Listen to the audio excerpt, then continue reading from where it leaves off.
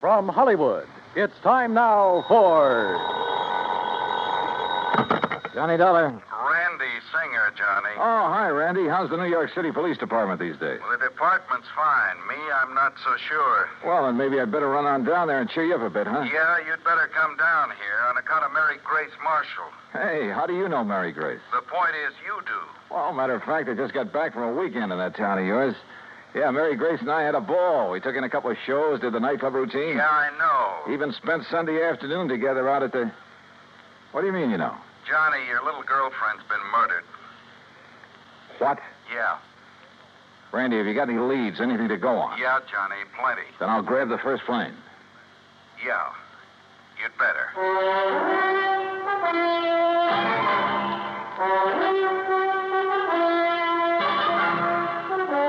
Bob Bailey in the exciting adventures of the man with the action-packed expense account, America's fabulous freelance insurance investigator. Yours truly, Johnny Dollar.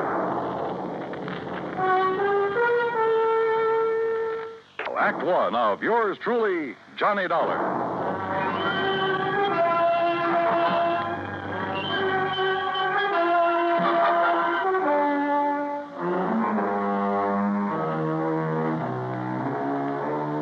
Expense account submitted by Special Investigator Johnny Dollar to the Mideastern Life and Casualty Insurance Company, Home Office, Hartford, Connecticut.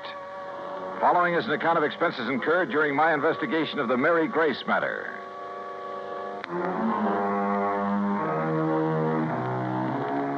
Expense account item 1, 10 cents, phone call to the airport to reserve a seat on the first plane to New York. Item 2, phone call to Ben Perrin at the Claims Department of Mideastern Life. Aaron here? Ben, this is Johnny Dollar. Oh, hello, John. Now, listen, I'm on my way down to New York at your company's expense, though the expense part is beside the point. What? No, just wait a minute. Mary Grace Marshall has just been murdered.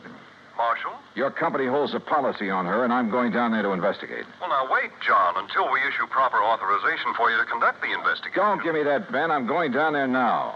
Well, then it's completely without sanction from this or any other office of the company. Okay, forget it. I was trying to save time, and I thought I was doing you a favor. Well, I suppose you are, but until a request for your services can be I routed through said the proper forget it. channels. Didn't you hear me? I gotta go. Gotta catch a plane. Well, for heaven's sake, man, what are you so up in arms about? Why you're so concerned about this particular... Because that girl was a personal friend of mine. A very dear friend. Oh. John, I'm sorry. I can see now why you're so upset. Yeah, I'm upset. By all means, go ahead, officially. And if there's anything I can do... Yeah, there is. You can stop all this yammering so I can hang up and get out of here. Goodbye. John. Yeah, what now? You really cared for that girl, didn't you? Yeah, Ben.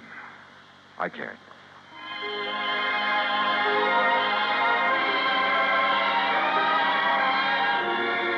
Expense account item 3, $9.20. Cab to the airport and plane ticket to New York. The trip down there gave me time to think. And thinking about it hurt. Mary Grace Marshall. Tall, brunette, and very beautiful. And as straight a girl as I'd ever known. There was a time a few years ago when I'd hoped she might marry me. But she wanted to stay with her successful career as a fashion designer. And she was right. I'm not the marrying type either. So we just remained friends. We had a lot of fun together. Theaters, dancing, an occasional nightclub. Sometimes the long hair stuff, a recital or the opera. And we'd go to the zoo or the circus, a boxing match or a baseball game. Or just go for a quiet walk in the park. And often just a long, quiet evening in her apartment over a tall, cool drink and good conversation. A goodnight kiss? Sure. But that was all. Now she was gone. And believe me, somebody was going to pay. Item 4, $6 even for a fast taxi to the 18th Precinct headquarters and Sergeant Randy Singer. Come on in, Johnny. Close the door. Sure. Hi. Better sit down, huh? Yeah. All right, when did it happen, Randy, and how? You said on the phone you have some leads. Clues all over the place. They all point toward one person. Oh. Toward the one person known to have been with her at about the time the coroner says she was killed. How was she killed? Struggle. Fell and struck her head on the base of the fireplace. Cigarette, Johnny? Oh, yeah, thanks. Incidentally, so far I've been able to keep this thing out of the papers. Oh, Hey, give me a light, will you? I seem to have forgotten my lighter. Yeah, you have. Here. Thanks. Now, the coroner says she was killed Sunday night, late, What? by somebody who must have spent several hours with her. You said late Sunday night. That's... Go on, Johnny. Hey, look, stop snapping that lighter and... Wait a minute, where'd you get that? According to all the evidence, it was left behind by whoever murdered Mary Grace Marshall. Here. Look familiar? Are you crazy? This lighter is mine. Yeah, Johnny. I know. And now, Act Two of yours truly, Johnny Dollar, and the Mary Grace Matter.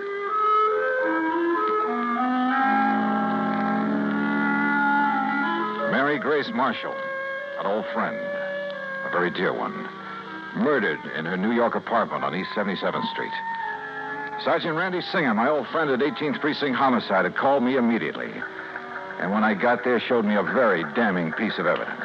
Presented to Special Investigator Johnny Dollar by the International... Sure, of course it's my lighter. And I must have left it in Mary Grace's apartment Sunday night.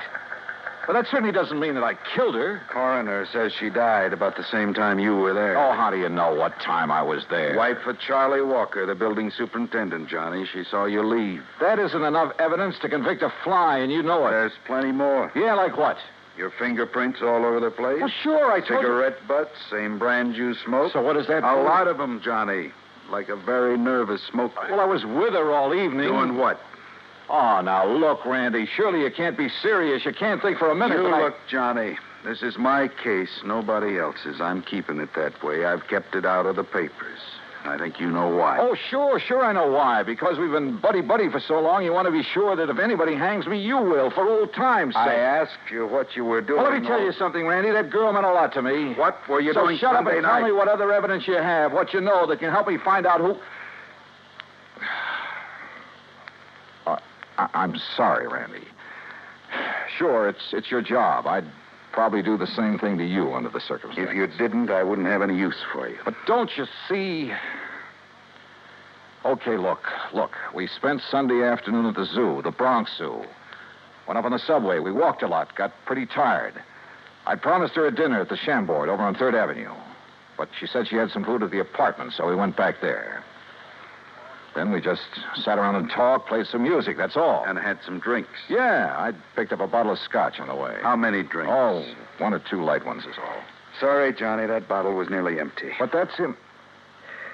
Who discovered the body? Mrs. Walker, wife of the apartment super. The one who saw you leave shortly after hearing the screams that made her... Screams?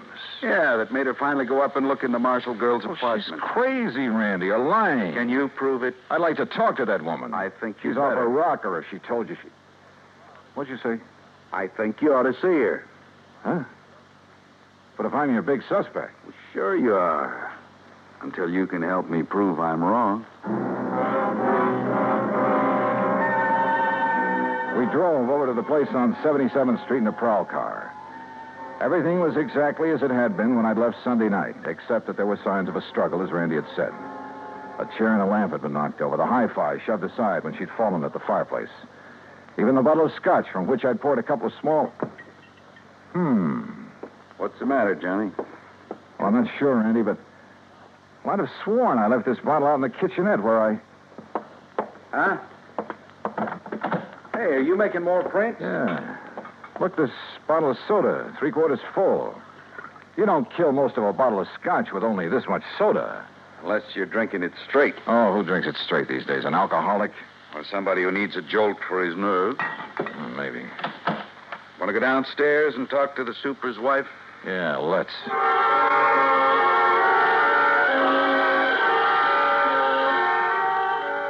The superintendent's wife turned out to be a living doll.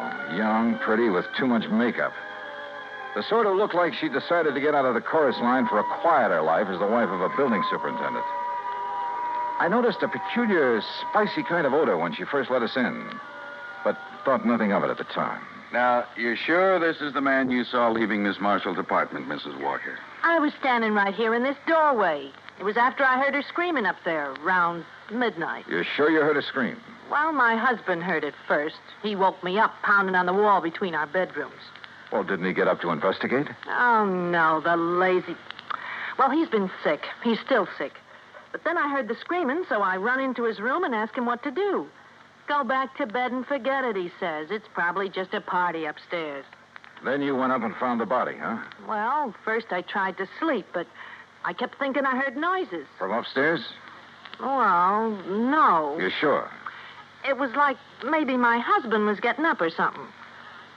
Go on. Well, finally, about 2 a.m., I went up to her apartment. When she didn't answer my knock, I let myself in. And there she was, dead. Who called the police, you or your husband? Him? Huh. Besides, I told you he was sick. He still is. I'd like to talk with him. Oh, sure. If he's sober enough. Come on. That was a funny crack. If her husband really was sick. She led us toward the rear of the apartment, and I mistakenly started to enter her bedroom. That peculiar odor again, only more pronounced. And believe me, it was an arpege. Here, mister, this way. Her husband's bedroom was pretty much of a mess, untidy, with pictures of bathing beauties, calendar art, and some striking pictures of Mary Grace Marshall plastered all over the walls. This room had an odor about it, too, of stale booze. Here you are, Charlie. No, I tell you, I don't want any more of that stuff. Well, you seem to think it'd make you feel better. I did? What did you... Oh, the cup again. That's right, Mr. Walker. And this is the guy I seen coming down from your girlfriend's apartment after all the screaming. His name's Johnny something. You actually heard screaming up there, Mr. Walker? Yeah, awful racket. Woke me up. Scared me. What do you mean? That poor girl up there, all alone. Only she wasn't alone. But then it stopped. I figured maybe I'd been wrong. Had a nightmare or something. Yeah, sure. A dream about her. You think about me for a change instead of dreaming about that dame. Shut up. Talking about her, dreaming about her, sneaking around to have a look at her when she came in and Shut up, out. I tell you. If you wasn't sick, I think you'd sneaked up there and done her in because you couldn't have her. Will you take her out of here? It wouldn't be the first time a drunken bum has killed somebody. Shut up! Shut up! Mrs. Walker, I thought I told you this man was supposed to be kept quiet. Oh, well, now, look, Doctor, Yet I walk in here and find this sort of thing going on. Go on, all of you. Out of here while I attend this man. Just a minute, Doctor. Out immediately.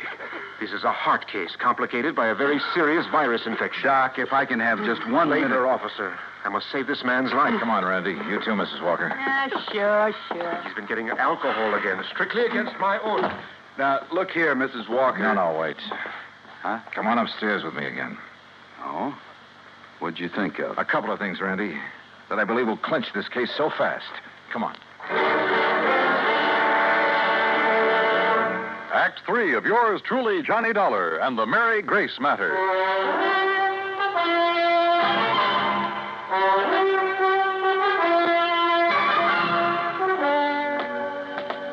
What do you mean, clinch the case, Johnny? Didn't you hear enough from Charlie Walker and his wife? Yeah, I heard plenty, Randy. Well, then what's the point of coming back here to the dead girl's apartment? Let me show you something here in the kitchenette. The scotch bottle. You shouldn't pick that up, Johnny. Print. Yeah, prints. And where your boys dusted over them to show them up. But look. Yeah? Right here they're smeared, see? By a piece of cloth. Sure, he tried to erase them when he killed that bottle. Now, come on back to the living room. And here, take a look at this. Well, what's the hi-fi set got to do with I it? told you Mary Grace and I sat here Sunday night talking and playing records. So? This record on the turntable is the same one we were playing just before I left her. Look at it. Dolorima by Vingetti. Never heard of it. We shut it off because it got too noisy in the death scene from that opera. Huh? Listen.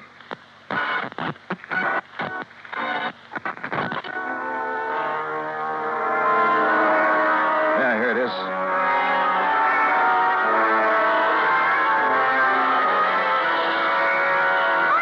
Holy. It sounds like somebody... Shut it off. I'll be darned. Sure. The screams that Walker and his wife said they heard. And that record's what gave him the idea. And now it's a matter of pinning it on him. All right, what have you got for his motive? Motive? Are you kidding? Didn't you see those pictures of all those beautiful those babes he has on the wall of his room?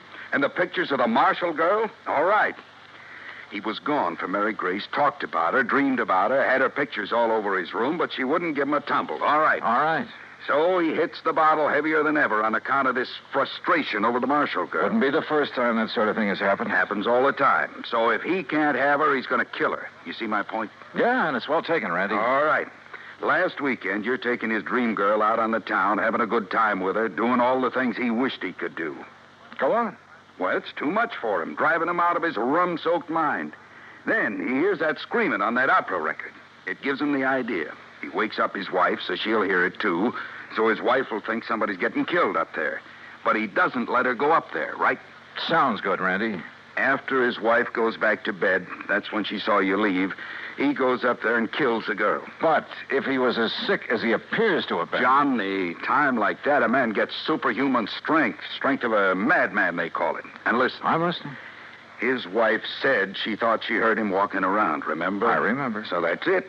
She finally got up, came up here, and found the body. So naturally, she tied it all in with the screams her old man woke her up to hear. And that suited him perfectly. She couldn't help but alibi for him. Come on, let's get downstairs again. Well, I realize, Johnny, it's all circumstantial, and I still have to pin it on him. Or her. But I'll hold him on suspicion. Or her. The same circumstances would work just as well for Walker's wife if she were the killer. Yeah, but what about the motive? Jealous wife. Jealous of somebody taking that drunken bum out of her hair? That funny odor I noticed about her when I first stepped into this place. I finally remembered what it is. Hey, I noticed that, like a cooking spice. Well, it is sometimes. Cardamom seed. Cardamom? Yeah, they used to call it the drunkard's friend. A man could booze all night, chew a couple of cardamom seeds, kiss his wife goodnight, and she'd never be the wiser. Well, I'll be. That odor was so strong in her bedroom that... Well, maybe she's the lush, huh? Hey. And tried to make the same thing out of her husband, on the excuse it would make him feel better. You mean he isn't a heavy drinker, Doctor? No, he is not. Doctor, you said he has a heart condition. A very serious one, complicated by a... Yeah, I know. Could he possibly have got out of bed, climbed those stairs Sunday night, struggled with, and killed someone? The odds against his surviving such a thing are 1,000,000 to 1. 100 million. All right, I heard it all. That means you're going to start accusing me of killing that girl up there. Mrs. Walker, I told you to stay out of your husband's room. Yeah? Well, he's dead, Doc. Dead? I don't know what you give him, but he's dead. Did you give him more liquor? No. But you gave him enough before I came to... Wait here, all of you.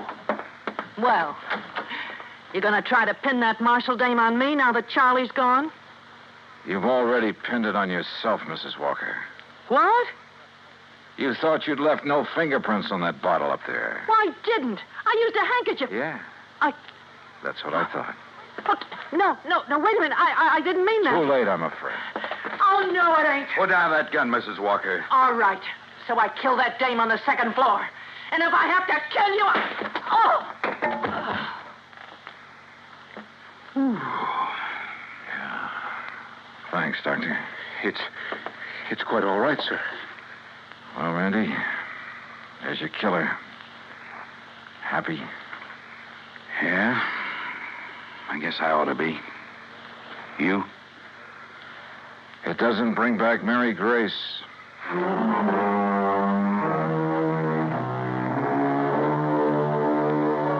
Expense account total, including transportation back to Hartford? No, wait.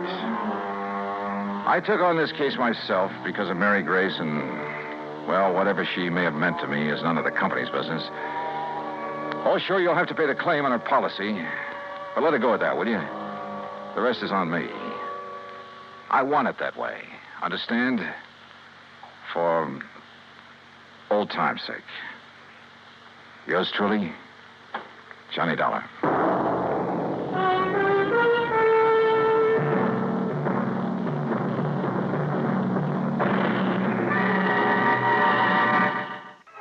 Be sure to join us next week, same time and station, for another exciting story of yours truly, Johnny Dollar. This is Dan Cubberly speaking.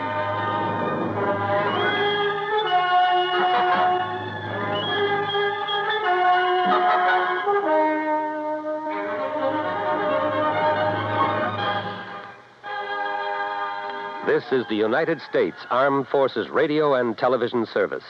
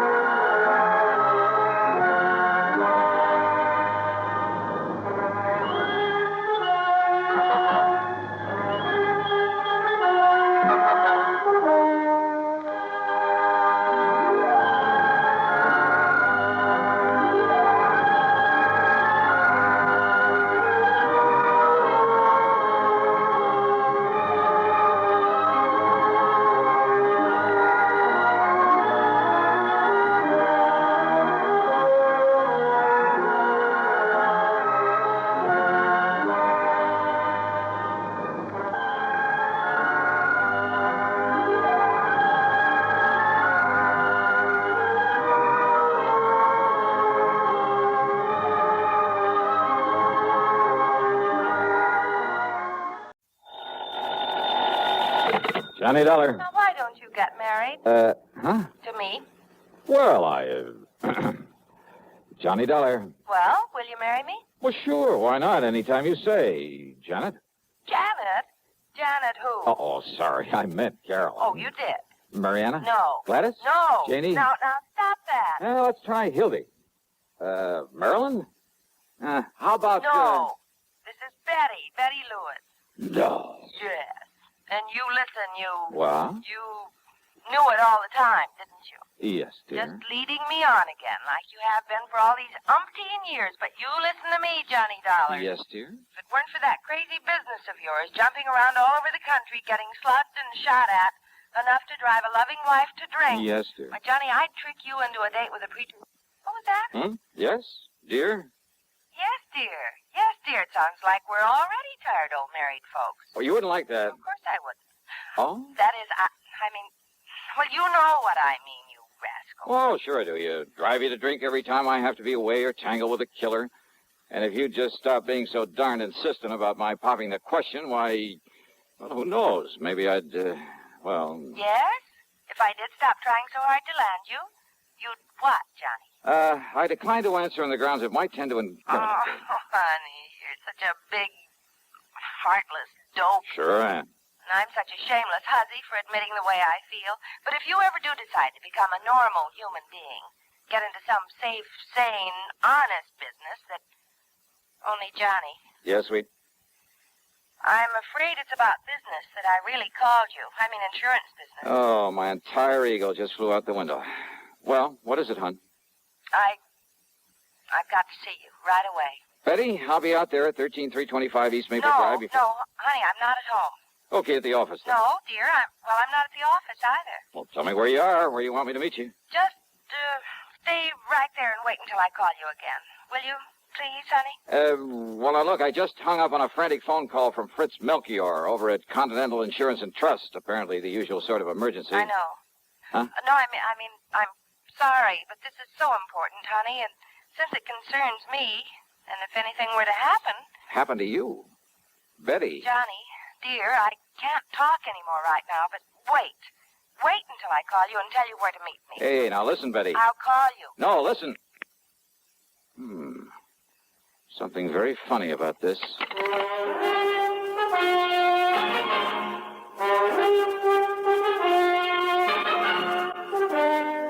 CBS Radio brings you Bob Bailey in the exciting adventures of the man with the action-packed expense account, America's fabulous freelance insurance investigator. Yours truly, Johnny Dollar.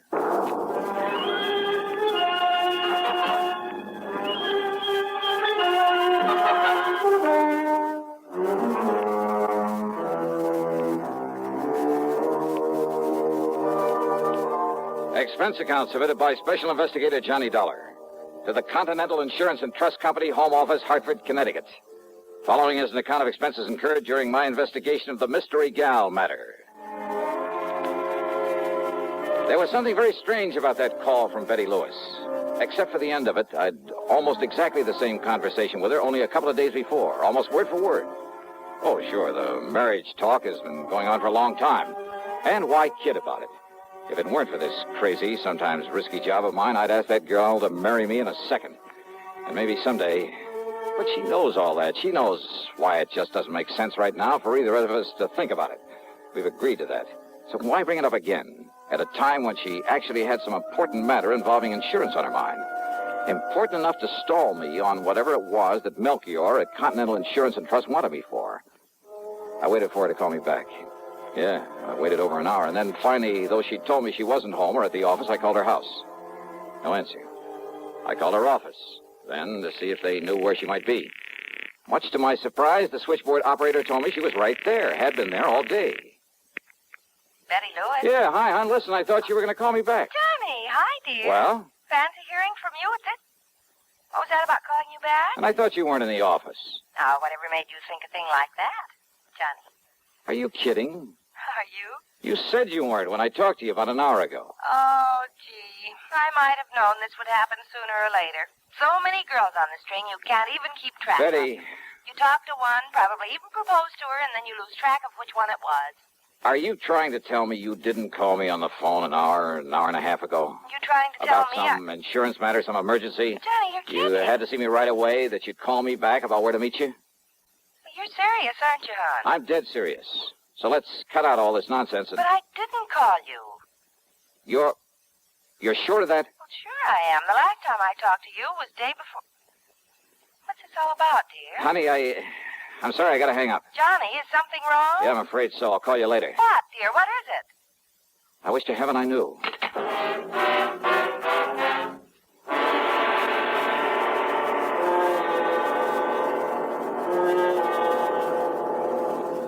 Pepsi-Cola refreshes without filling. Why? Because it's truly light. Charlie, you're forgetting something. Wait, Kay, there's more. Yes, ice-cold Pepsi is the delicious refreshment that goes great at a picnic or a party. But, Charlie... And Pepsi goes fast. People like it, so keep plenty handy. There. Oh, you did fine, except for one thing. Well, I mentioned lightness and how Pepsi refreshes and how fast it goes. You left out Pepsi sociability. You know the Be Sociable song. But, Kay, I can't sing. I can. Listen. Be sociable, look smart, keep up to date with Pepsi. Drink light, refreshing Pepsi. Stay young and fair and debonair. Be sociable, have a Pepsi. Well, at least I can say this. Pick up an extra carton of Pepsi today. Please do. And now, Act 2 of yours truly, Johnny Dollar, and the Mystery Gal Matter. Expense account item 1, $1.15 for a taxi to Fred Melchior's office at Continental Insurance and Trust. I didn't bother phoning ahead to tell him why I was so late in responding to his call for help. I found him literally pacing the floor. Oh, Johnny, thank goodness. Yeah, hiya, Fritz.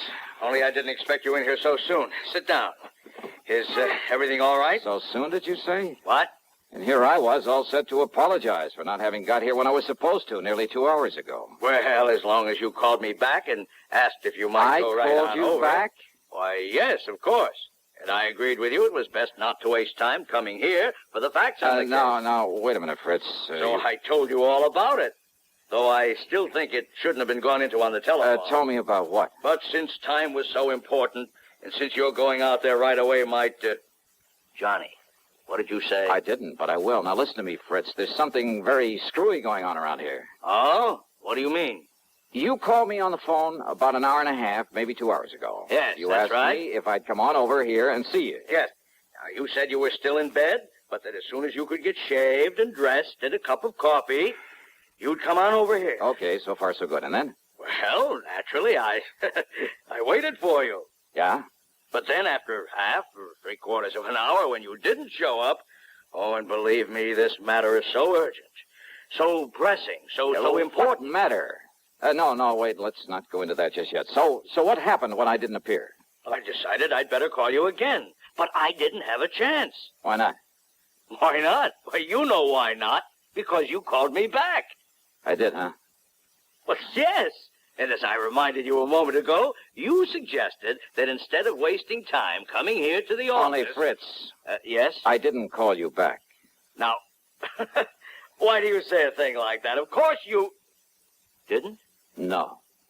But, Johnny... But it's pretty obvious somebody did. Oh, but I'm Yeah, sure. Somebody who tried to make you think it was me, who must have succeeded pretty well. But that's Johnny, I hope you're not joking. I am not. Because I am certain, absolutely certain. I mean, well, how could I mistake your voice after all these years? Well, looks like you did, though, doesn't it?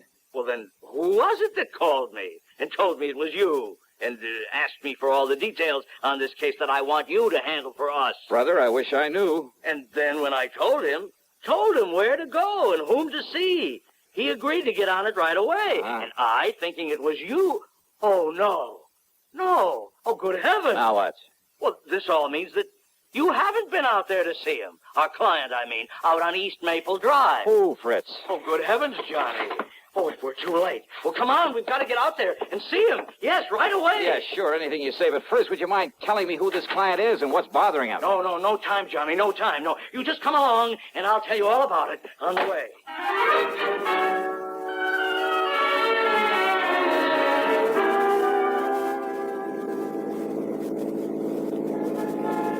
I hope you don't mind my driving so fast, Johnny, but time, time is of the essence. Time for what, Fritz? Now, why don't you just start from the beginning? Yes, I will. Now, when I called and I talked to you the first time... The only time, Fritz. Oh, all right, yes. It must have been somebody else who knew I'd called you before, who found out from me that... Well, now listen. I'm listening. Anyhow, when I talked to you, I told you I'd had a call from one of our clients. Yeah, only you didn't say who. Now, the call was from Mr. John Marshall Sawyer out there on East Maple Drive. Sawyer, the attorney? Yes, retired. Lives right across the street from a very good friend of mine. I don't know about that. I don't care. The point is that Mr. Sawyer, before he retired and came up here to live... Yeah, sure, the DA's office down in New York. That's right. Probably sent more hoodlums up the river than anybody else in the big town's history. Exactly. Including Andy Rinaldi. Andy the actor. That's right. Confidence man and suspected killer. Yeah, I had a hand in that case myself. I know. Andy the actor was a character right out of the old pulp magazine. Yes. And he was so clever at disguise, it's no wonder the police took so long to catch up with him. Yes. Now, hey, Johnny, one time he did such a perfect imitation of some big financier, looks, voice, everything, that one of the big banks handed him nearly $250,000 in cash and... Wait a minute. You thought that I had called you back? Yes, Johnny, yes. And Andy Rinaldi got out of prison only a few days ago. So that's who it was. So Mr. Sawyer thinks he may come here and try to get even with him. Andy disappeared, contrary to all the parole regulations and so on. But being such an actor, such a master of disguise, well, I suppose he figures he can make it just as difficult for the authorities to track him down as he did some years ago. And he's probably right. Oh, a con like that ought to be kept in the clink forever. Oh, of course, he's been reported here and there. Half a dozen innocent people have been picked up, all over. Why, as far west as Los Angeles. He's too smart to travel far. The longer the trail, usually, the easier it is to pick up. The point is, Mr. Sawyer was awakened last night by somebody prowling around outside his home, apparently just casing it. Well, it could have been a common burglar. He thinks it must have been Andy the actor. Did he notify the police? No, he wants you on the job. You know Andy, and you're on to some of his tricks. Well, maybe some of them. What's more, Andy may have reason to feel the same way about you as he does about Mr. Sawyer. That phone call to you, pretending to be me, somehow he must have found out you'd call me. But how, Johnny? But that girl who called me. Girl? Who? A perfect imitation of Betty Lewis. I'm afraid I don't understand. Hey, Fritz, you better step on it. You say a girl called you? Yeah, to stall me off. It had to be. To maybe keep you away just long enough for him to get out here. Come on, faster, Fritz. Anything you say, but listen, Johnny. The point is that if Andy comes around again The point tonight... is that he may have decided not to wait until tonight. What? Come on, let me take the wheel, Fritz. We got to make time. We made time, all right. But all along the way, I kept reminding myself that if those phony calls had been meant to delay me, they couldn't have hoped to keep me away for long.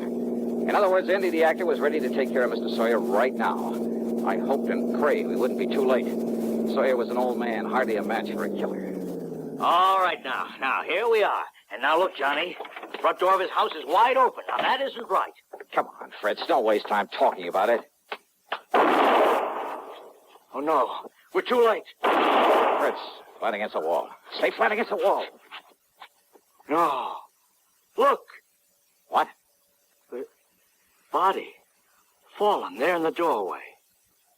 Yeah. Yeah.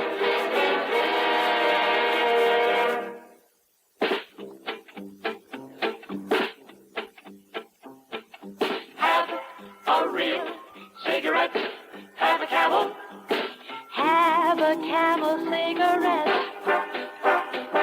Have a real cigarette. Have a Camel. Have a Camel cigarette. Best tobacco makes the best smoke. Have a Camel cigarette. Best tobacco makes the best smoke. Have a Camel cigarette. If you're smoking more these days, but enjoying it less, change to Camels. The Camel blend of costly tobaccos has never been equaled for real smoking satisfaction. Have a real cigarette. Have a Camel. Start to really enjoy smoking again. Now, Act 3 of yours truly, Johnny Dollar. It was not the body of Mr. Sawyer lying there in the doorway of his home. But then it was Sawyer who slowly stepped out onto the porch where Fritz and I were still flat against the wall. He stood there quietly for a brief moment, then handed the still-smoking .38 to me. Here, Johnny. Yeah. Thanks, Mr. Sawyer. Only one shot? The first one you heard was from his gun. I'm sorry about this, about killing a man, but I'm afraid he gave me no choice. It's Andy the actor, all right, Johnny. Yeah. Look, here, these false sideburns, the mustache. Is he still alive, Fritz? Yes, he's still alive. Thank you. Then you better call an ambulance and the police. Yes, sure. Well, Mr. Sawyer? Hey, and you know something? You may have saved my life, too.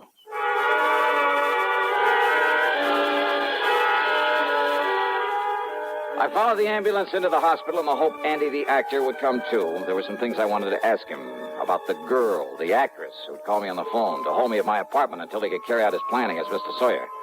But Rinaldi stayed unconscious, so I took a cab back to my place. That's item 3, $1.50. As I walked up to the door, a man from the phone company came around the side of the building. Hey, excuse me, aren't you Mr. Johnny Dollar? Yeah, that's right. Oh, I've been hoping you'd come home. You want to check your phone for me now? Oh, something the matter with my phone? Oh, there sure was. Oh? Yeah, somebody put a tap on that line of yours. You wouldn't have any way of knowing it, but so that's we it. have ways of knowing down at the phone company. Yeah, so that's how Andy and the girl, whoever she is, got to know our voices. Yeah, a lot of people think they can get away with tapping a phone line, Yeah, but sure. believe me, Mr. Dollar, they can't get away with it for long. They took off the line in the basement. Do you have any idea who might have done it? Yeah, and no. What? Well, Andy the actor, for one. What's but that? who the girl is? Hey, Mr. Dollar, what are you talking about? Oh, nothing you need to worry about. Oh, sure, whatever you say. But now, if you'll go inside and dial somebody and see if you get them okay, you see, I got a handset still hooked up to it. Yeah, I'll do that. Oh, and the cops have already been notified, so if they come around asking questions... Okay, thanks.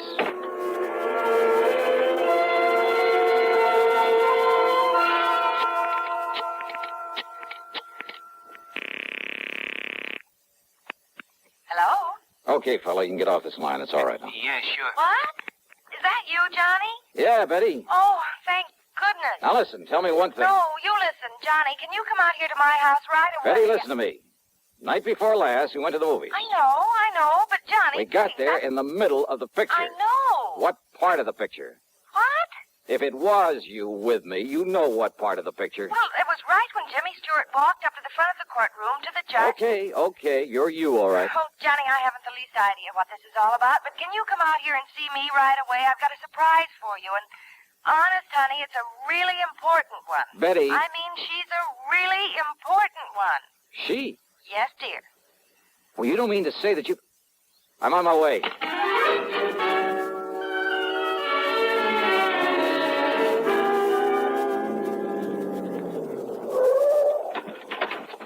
Hi, dear. Come on, into the house. Now listen, Betty, if this is some kind of a Oh, gag... honest engine, honey, cross my heart, but listen. Yeah? I came home from the office early. Uh-huh. I had to walk the last couple of blocks because I ran out of gas. Yeah? All of a sudden, you and somebody else came charging up in a car to that house across the street. You were here where then? That nice old Mr. Sawyer. You were right here? Yes, but I suddenly got too busy to call at you or anything. You see, I was just letting myself in through the back door. Okay, now, this surprise you talked see, about. I'd forgotten my key to the front door, so I had to sneak in the back one. I always leave that key under the mat. Honey, will you get to the point? But the key wasn't there. And the back door was already open. Oh, go on. I started in quietly, and then I heard a couple of shots over there at Mr. Sawyer's house. Yeah? And Johnny. Yeah. There in my living room, standing behind the drapes of the front window and with a gun in her hand, was this girl. The girl. Standing there watching across the street so intently that she didn't hear me come in. She started aiming the gun over at you and that man who was with you and Mr. Sawyer who'd come to the door. Yeah, well, listen, look, so let's go I sneaked inside up behind her and... Well, I'm afraid I kind of ruined one of my nicest vases on her head. And you've got her? You've got her inside? All tied up with all the clothesline I could find. Oh, honey, I love you dearly. Where is she? Here. Right here in the living room. Oh, great. What a girl. Holy, you must have really clouded her. Well, I did. But when she came to and started talking, well, honey, this burglar, or whatever she is, well, she started talking her head off, trying to tell me I didn't understand. Well, how could she with that gag? And you know something? She sounded so much like me, and I got so tired of listening to that voice.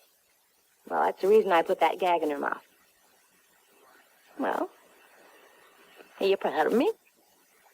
Don't you agree? She must have had something to do with it. Oh, Johnny. You know something? I love you, gal. Oh, no, that's what I like to... Oh, honey. Why don't you and I just... And you preach to me about getting mixed up with people like this? Had any sense, I'd turn you over my knee and I'd... Yeah, rascal. This is much more fun, isn't it? Mwah.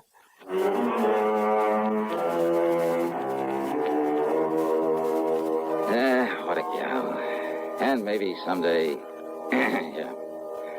Expense account total including... That's funny. Something or someone seems to have somehow diverted my attention for the moment from anything as trivial as an expense account. Trivial? Yours truly, Johnny Dollar.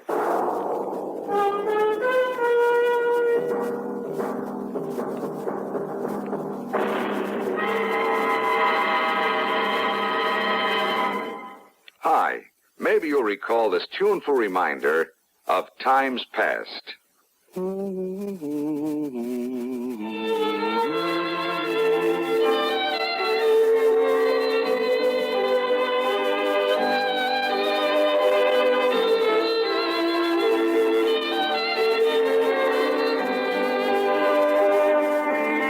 This is Dennis James with something else worth remembering. It's this.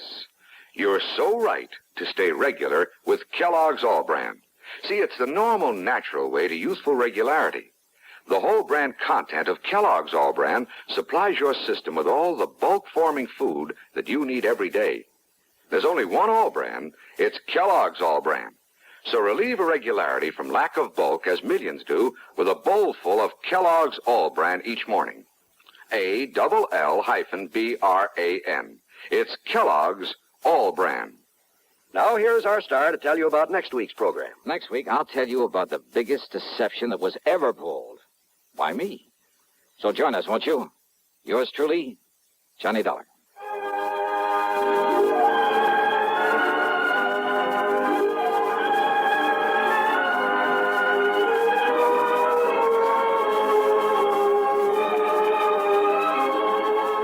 Yours truly, Johnny Dollar, starring Bob Bailey, originates in Hollywood and is written, produced, and directed by Jack Johnstone. Heard in our cast were Virginia Gregg, Jerry Hausner, Harley Bear, and Peter Leeds. Be sure to join us next week, same time and station, for another exciting story of yours truly, Johnny Dollar.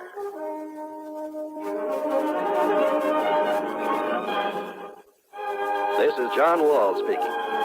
Suspense is next on the CBS Radio Network. You know, Dooley, I've been reading up on hypnosis. Come here and let me try it on you. I'm an officer of the law and don't approve of making a man divulge his secrets. However, I'll stand by in case there's criminology involved. I just want to clear up some of his problems, Officer Sud. But I haven't got any problems. I'm the soul of contentment. Maybe that's your trouble. You're too contented. Lie down, Dooley. You're going to sleep. I feel so good. He's under my influence. Now, little tyke, get up. Go straight to the beer of your choice. Astounding. He's heading for Utica Club. 'Cause Utica Club will still take the trouble to age beer the natural way. Utica Club, you see. He's got no problem. He's a happy, well-adjusted beer mug. Brewed by the West End Brewing Company of Utica, New York. Radio 59, WROW Albany. Johnny Dollar. Johnny, this is George Reed. Well, hiya, George. How's dear old Floyd's of England these days? If you read the Wall Street Journal, Johnny... If I what? What? Nothing. Just keep talking, plutocrat. Well, according to the financial reports, the leading insurance companies are doing better than ever. And I'm proud to say that Floyd's of England is among the leaders. Does that answer your question? So, as head of the North American office, the company has given you a big fat raise? No. And you'd like to celebrate by taking me out to dinner tonight? No such luck. Just name the time and place, and I'll... What'd you say? Listen, Johnny, you'll get far more than a free meal out of this, and you are available. Completely? All right. I have a problem, a rather unusual one. Have you ever handed me one that wasn't? Well, of course Well... Never. So what's it all about? Well, I fully realize you're somewhat averse to acting as a bodyguard. George. But I assure you, this situation is somewhat unusual. You said that. Therefore... And it doesn't change my feeling about these bodyguard assignments. At least come over here and talk about it, will you? Oh, sure, if you're willing to pay my taxi fare for nothing. For nothing, eh? That's right. We'll see. Oh, yeah, we'll see.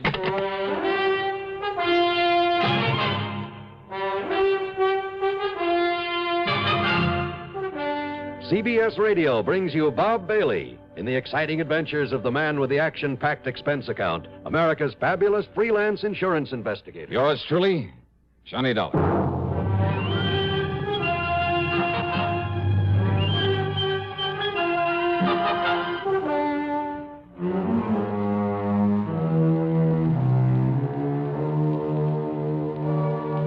Expense account submitted by Special Investigator Johnny Dollar. To Floyd's of England, North American Office, Hartford, Connecticut. Following is an account of expenses incurred during my investigation of the empty threat matter.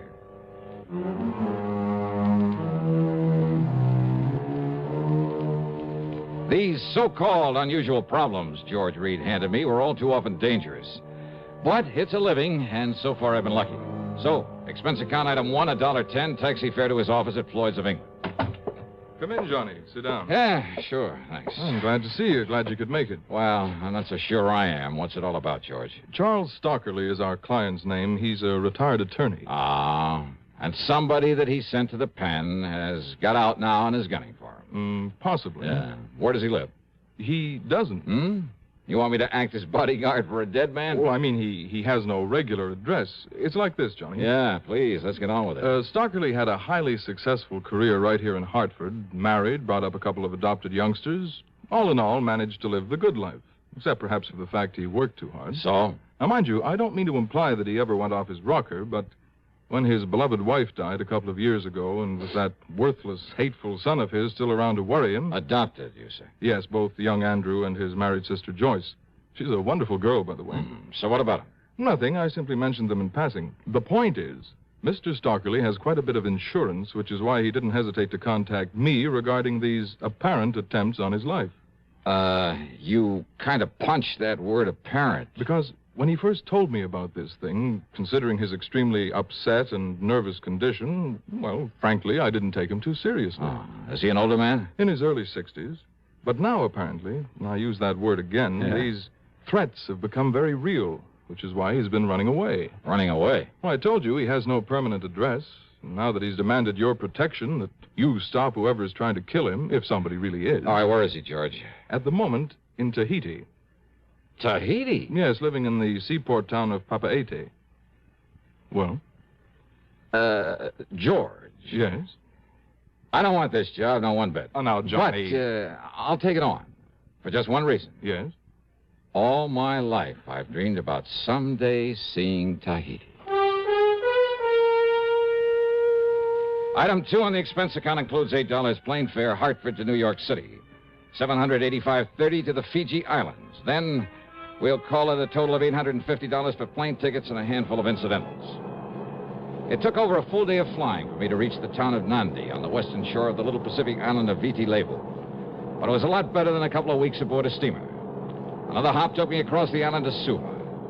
And there, well, it's picture postcard country, all of it. Vast, heavy tropical forests. Millions of beautiful blossoms everywhere. Picturesque South Sea villages full of thatched huts, palm-lined beaches, and the magnificent clear blue water breaking over reefs of coral. The people, fascinating, many of them East Indians, the women dressed in saris, the men wearing large white turbans. And there were plenty of the native Fijians with their wild, wiry, bushy hair that seems to stand on end. From Suva was an overnight flight to Papeete in a flying boat. A lot of travel time, a lot of expense, but certainly worth it. Tahiti, with its black sand beaches and coconut palms. Its tremendous carpet of tropical foliage and flowers, from the shoreline back to the mountains. The soft, almost caressing climate. Oh, yeah. It's really an ideal place to get away from it all. Sound nice? You want to go there? Well, it made me want to stay there. Yeah, it's the one place I found where I could really, completely relax. And I made up my mind to take the fullest possible advantage of it, job or no job. I learned that Mr. Charles Stockley, the man who'd sent for me, lived in a small bamboo house near the water's edge within easy walking distance of the hotel where I'd registered. But my nice, idyllic dream was quickly shattered when I found him there. When I found what was left of him. To paraphrase Gilbert and Sullivan, an announcer's lot is not a happy one. Well, not always. Want to know why? Tell you why. Take this safe driving business. Do you have any idea how many times my confreres and I have begged on bended microphone to have begged people not to kill themselves on the highways? Now, once and for all, let's get together on this. Let's understand one another. Unless you want a pack of frustrated announcers on your conscience, slow down and curb highway carnage. If you don't care about yourself, at least have a little consideration for us. Act 2 of yours truly, Johnny Dollar.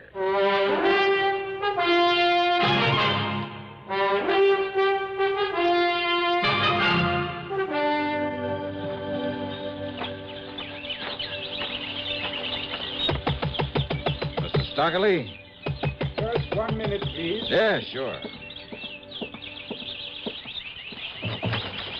Yes, Mr. Stockley? No, I am Dr. Bentley. Oh, well, I'm Johnny Dollar, a special investigator that Is that Mr. Stockley? Yes, it is. What happened? Who did this to him? Is he still alive? Yes, Mr. Dollar. He's resting as a result of a sedative I've given him. But he looks as though he... All right, what happened to him, Doctor? He was up on the side of Ka Abu Mountain gathering flowers on a long and treacherous ledge. Oh. When he noticed someone following him very furtively. Oh? Apparently, this someone did not wish to be seen by him. He kept getting closer and closer, but always in hiding. Go on, Doctor. Mr. Stockley realized it was someone there with no good intent. But as he sought to escape, stepping gingerly and carefully along the rim of the ledge... Yeah? He isn't certain exactly what happened. He's quite sure he didn't slip. Uh-huh. Rather that he was shoved by this, someone from behind a bush. He fell about 60 feet down through the tangled brush and remained there overnight. Now, if one of the natives hadn't found him early this afternoon... But he isn't sure he was pushed off there. Oh, he's quite certain of it. And that the man, the person he saw up there, wasn't just somebody else gathering flowers. Mr. Dollar, if it weren't for his exhaustion, and, of course, the sedative I have given him, he would have fled this island immediately. You see, he's a very nervous and, I might say, apprehensive man. Look, do you know of anyone who might want to harm Mr. Stockley? Oh, certainly not, sir. Mr. Stockley, in spite of his nervous affliction, a constant kind of fear, I would say. Yes, I know. Why, he is one of the most highly regarded... Well, I am certain that no one, white or native... Yeah, okay. Now, how long do you think he'll sleep? Oh, until sometime late tomorrow morning. All right, then I'd better plan on bunking down right here. Tell me, Mr. Dollar. Yeah? Do you think that he is possibly in danger from someone? Maybe. Maybe not. We'll see. Well, When I told the doctor my job, he was completely cooperative. Helped me improvise a bed near Mr. Stockley's, and he had some food brought in for me. That and his fee for the care of Stockley came to $9. I didn't get much sleep that night. Every completely harmless sound around that little shack got me up with a start. Had I known what the morning was to bring, I might have asked the doctor for a sedative for myself. Promptly at 5:30 a.m., Stockley woke up. He was so worried, nervous, and excited, I thought he'd gone completely off his nut. It's no use, Dollar. We got to get out of here. Yes, we must get away before he finds me again and kills me. So we left on the morning plane. But it wasn't until we changed at Suva, then at Nandi, and finally started that long leg of our flight across the Pacific towards San Francisco that he calmed down long enough to tell me what it was all about, after a lot of irrelevant chatter about his family. The death of my darling wife back in 1958 upset me terribly, Mr. Dollar. I confess I became a nervous wreck. Temporarily, that is. If it hadn't been for our adopted daughter, Joyce, a wonderful girl, I'd have lost my mind. What about your adopted son? Wasn't he any help? Andrew? Oh, never. I've given Andrew everything, Mr. Dollar. Too much. Education, money, investments that'll keep him wealthy for life. Bad mistake. He's never done a day's work in his life. Yeah, well, now... What's more, he's never shown the slightest sign of gratitude for love for his sister. I see. But Joyce, who asked for nothing in all her life, who worked to train herself, to support herself, and is now married to a fine young man. Mr. Stockley... Joyce has been nothing but a joy and comfort to me. About these threats now. That is why I never worried about the... Threats? Yes. They've been more than that. They've been attempts upon my life. Like the one you nearly witnessed there in Tahiti, where I thought I'd finally found safety. From whom, Mr. Stockley? From whom? From whom? At home in Hartford, when I tried to tell the police, they wouldn't believe me. I suppose perhaps because of my nervous condition, but it must be Harry Linker. Linker? Yes, Linker. Years ago, I had him sent to prison. He swore he'd get even with me. But look, don't they all make that kind but of what threat? did the police say? That he's reformed now, that it must be someone else. But I knew he'd come back to kill me, and he has. Oh, now listen. Christmas threats over the telephone, right after Martha died, as I was about to leave for Europe. Oh, and when you left, he stopped bothering you? Stopped. It was in Paris that I heard from him again. It was in Paris, Mr. Dollar, that I narrowly escaped being run down in the street and by an American car. But now look... So I fled to London. And I should have known better than to walk the streets there alone at night. But it was there that only the intervention of a bobby kept me from being murdered by him after another warning. But, Mr. Stockley... In Jakarta, more threats. I found a poisonous reptile in my trunk. In Stockholm, I found the scorpions in my briefcase just in time. Oh, now, please, look here, Mr. Stockley. I've run, but he's kept coming after me. He attempted to poison my food, I'm sure of that. Mr. Stockley. And there in Tahiti. Yes? Look, every one of those things could have been coincidence. Coincidence? So please, until we have some proof this man Linker is chasing you around... The doctor told me that unless I am able to stop this mad flight, I'll kill myself. Perhaps even deliberately. What'll I do? Where can I go? Well, right now, we're heading back to the States, back to Hartford. What if he's following us? Then maybe we'll find some proof against him. Proof? By having me killed? Look, you'd better take another of those pills the doctor left for you. And you'll stay awake to protect me? Yes, I promise. Coincidence? Why, sure it was. There at the San Francisco airport when the baggage truck ran out of control and almost hit us, almost hit him.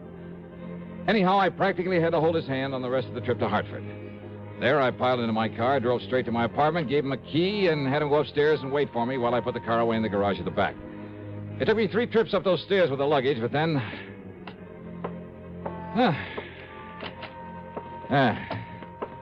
There we are, all set.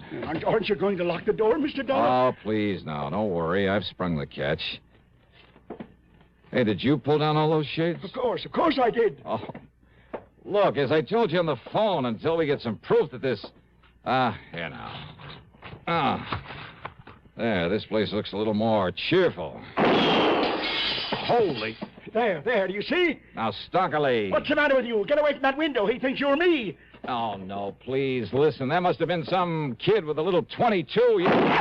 Oops. Now, do you believe me, Mr. Dollar? Yeah, you got a point.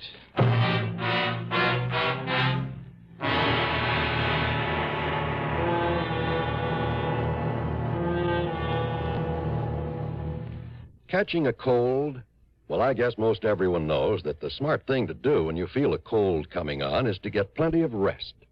But there are some days when no matter how miserable you feel, you just can't stay in bed. And if tomorrow is one of those big days and your cold is complicated by constipation, well, that's when you'll appreciate X-Lax most. You see, X-Lax has the qualities doctors consider most important in a laxative. It's gentle, effective, and close to natural acting. Taken at bedtime, X-Lax won't disturb sleep.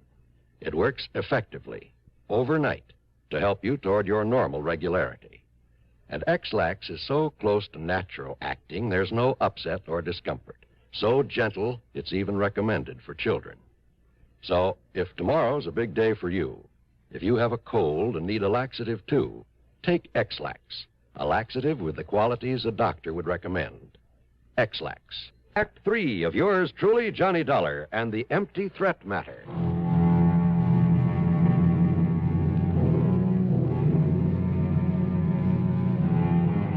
I carefully dug one of the 38 slugs out of the wall, wrapped it in a handkerchief, then put in a fast call to Bill Peters, who was not only a good doctor, but, well, I told him to pack a gun into his medical kit.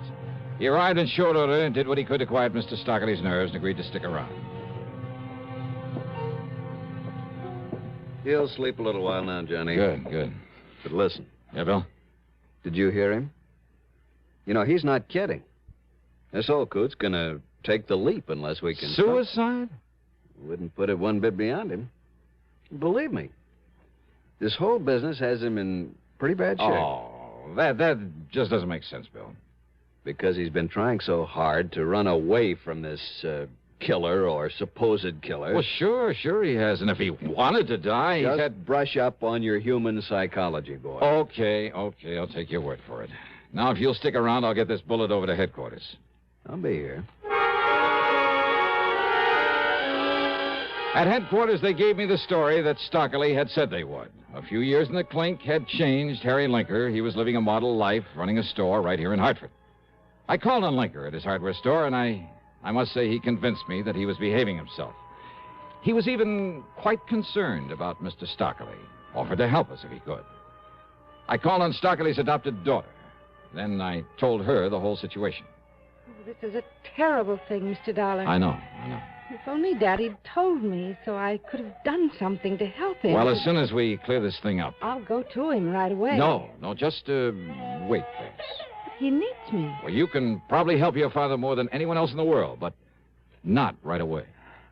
But you'll let me know the minute we can bring him here and take care of him. Yes. Now, you're sure your husband would agree to that? Of course. Yes, of course he would. Oh, good. That's all I wanted to know. You don't think my husband could be behind this? Why, Ed feels as much affection for Daddy as I do. You'd better answer that phone, hadn't you? Oh, yes. Excuse me. Hello? Why, yes, he's right here. Mr. Dollar. Oh, thanks. Johnny Dollar. I've been calling all over for you. This is Bill Peters, Johnny. Yeah, Doc. Listen, there was a phone call right after you left. Oh? Stockley was awake, and I made the mistake of letting him take it. Yeah? He listened for a second, got as white as a sheet, and then started yelling, no, you'll never get me. Go on, Bill. Then he slammed down the receiver and made a dive for the window. Bill! It's all right. I caught him in time. Oh. I gave him a stiff hypo, and, well, that's it. Johnny? Suicide. What's the matter with me?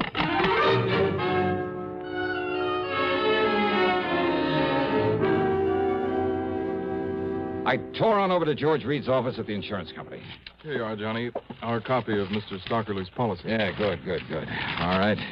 Now, let me see if As you'll note, his adopted daughter, Joyce, is the sole beneficiary. Yeah, I see. But Andrew, the adopted son, is specifically omitted. Irrevocably. So if you think he might have anything to gain by Mr. Stockley's death, you're wrong. Huh? Look. Here it is. The suicide clause. Well, of course. All right. So maybe Andrew couldn't get any of Stockley's money. But if that old man killed himself, neither could Joyce. And believe me, Andrew would love that. Oh? So, these attempts on the old man's life, were they Were they really? What? Or were they just part of a long, drawn-out, careful campaign to drive him off his rocker, make him kill himself? But if that's Can true... anybody prove that Andrew actually tried to kill him? No. In spite of all sorts of opportunity, and with plenty of money to follow him all over the world, to plague him, to worry him, All right. Where does he live, George? Andrew, I mean. Have you got his address? Well, yes, Then give it to me, quick.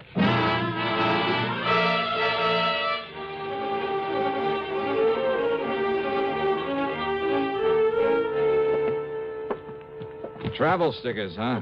On all this luggage. From all the places Mr. Stockerly has been. Yes, I suppose I should have taken them off my luggage. Mm-hmm. They are going to hang you, Andrew. Do you think for 1 minute that you or the police can ever prove I actually tried to kill my foster father? Because I didn't. Maybe they won't need to. Now, just a minute. Maybe this is one time I'd better take the law into my own hands. No, Dallas, stand back. Oh, yeah, I see. But you'd better let me have that gun, Andy, so the police can compare it with the slug I dug out of the wall. What? This is the gun you used to throw a couple of shots through the window of my apartment.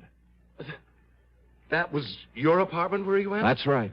But it was you who drove him over there in the car. That's right. But you left him there, and I thought... Just long enough to put my car away. And I'm the one who almost got nicked by those shots of yours. And I don't like that, Andy. Stand back, I say. You better give me that gun. No. Because if you try to use it now, you will be in trouble. Listen, Dolly. Yeah. Randy. Andy, jump.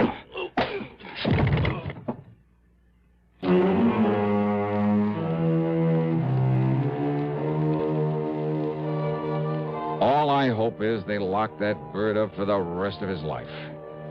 And that somehow Joyce and her husband can bring the poor old man back to normal. Expense account total, hold your hat. It's $2,561 even. Yours truly, Johnny Dollar.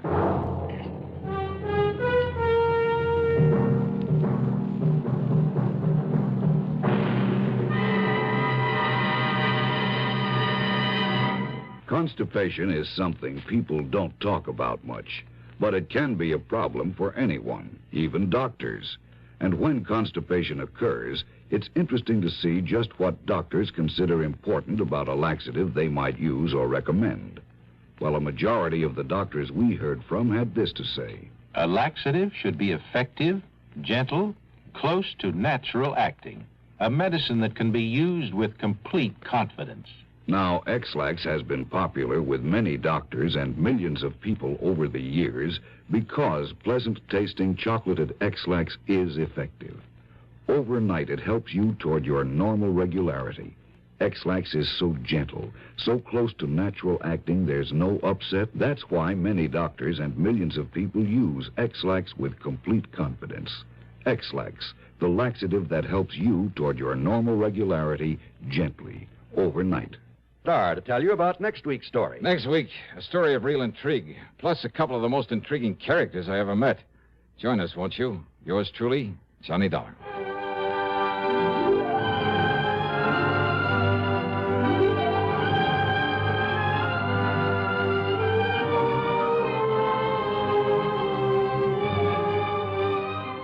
Yours truly, Johnny Dollar, starring Bob Bailey. Originates in Hollywood and is written, produced, and directed by Jack Johnstone. Heard in our cast were Virginia Gregg, G. Stanley Jones, Ben Wright, Ralph Moody, Harry Bartell, and Carlton G. Young. Be sure to join us next week, same time and station, for another exciting story of yours truly, Johnny Dollar. This is John Wall speaking. This is the CBS Radio Network. You're tuned to Radio 590 WROW in Albany, New York.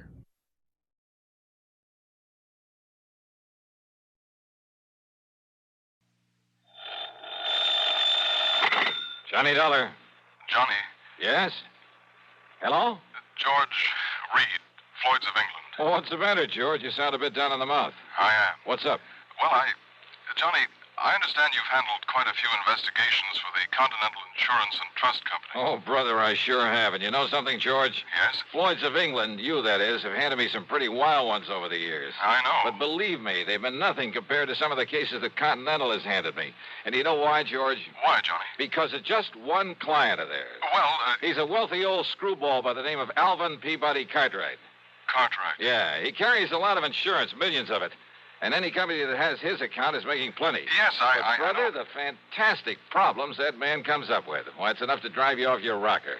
I mean, I'm always the goat. Yeah, I handled one crazy investigation for him only 3 or 4 weeks ago. So I understand. They told Continental that if they sent somebody else around, he'd leave him flat. Johnny... Actually, I suppose I shouldn't complain. Some of the biggest fees I've ever got have come out of his pocket. And you know something? Yes, Johnny? In spite of all his wackiness and these silly problems he hands me, well, over the years, I've really gotten to love the old character. And I mean, aside from those fancy fees I mentioned. Good, Yeah, I think I'd do almost anything, within reason, that is, if it were necessary to help out Alvin Peabody Cartwright. Anything? Sure, anything. Thank heaven for that.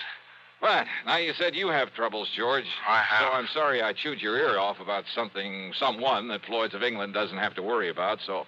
Don't we, Johnny? Huh? Well, of course not, because as long as he keeps his insurance with Continental... Unless... George. Unless... What, Johnny? Well, I mean, if he were to change companies for some... Oh, now, wait. Yes? George. I'm still here.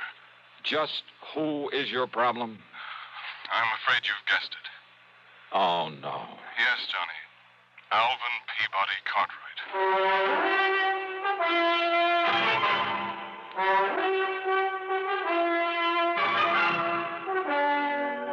CBS Radio brings you Bob Bailey in the exciting adventures of the man with the action-packed expense account, America's fabulous freelance insurance investigator. Yours truly, Johnny Dollar.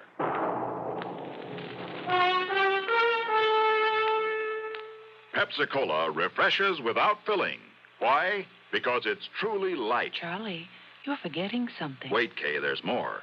Yes, ice-cold Pepsi is the delicious refreshment that goes great at a picnic or a party. But, Charlie... And Pepsi goes fast. People like it, so keep plenty handy. There. Oh, you did fine, except for one thing. Well, I mentioned lightness and how Pepsi refreshes and how fast it goes. You left out Pepsi sociability. You know the Be Sociable song. But, Kay, I can't sing. I can. Listen. Be sociable, look smart, keep up to date with Pepsi. Drink light, refreshing Pepsi. Stay young and fair and debonair. Be sociable, have a Pepsi. Well, at least I can say this. Pick up an extra carton of Pepsi today. Please do. And now, Act One of yours truly, Johnny Dollar.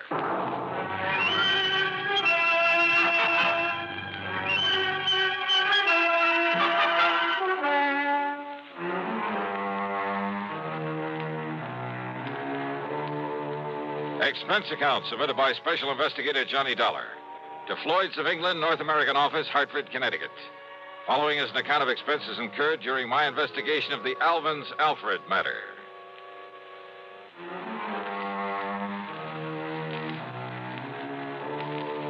The assignments George Reed usually handed to me were usually bad enough.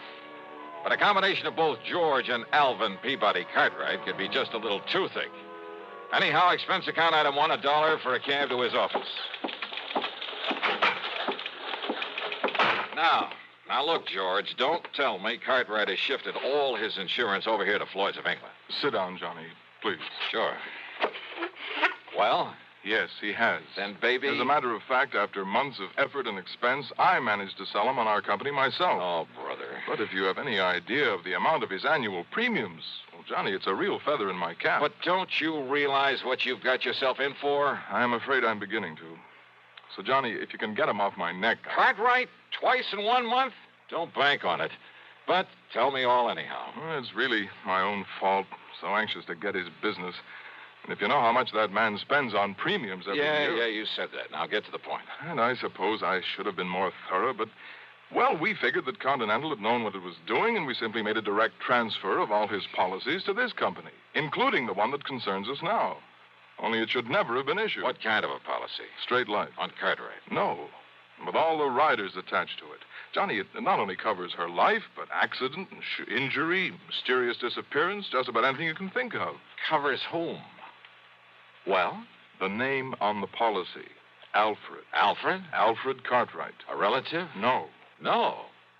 But if his last name No, is... Johnny. According to this policy, Alfred is a ward of Alvin Peabody Cartwright. That's funny. I never knew that Cartwright had a... Well, what's the difference? What's happened to this Alfred? According to Mr. Cartwright, it was an abduction. Oh, a kidnapping, huh? No, not exactly. Well, what do you mean? If he was abducted, that means he was... Wait a minute. Yes? A minute ago, you started talking about the insurance policy on her. That's right. And then you start talking about Alfred. Alfred is a she. Is a what? Hey, well, what do you mean about an abduction of her, it not being a kidnapping? Oh, I said not exactly.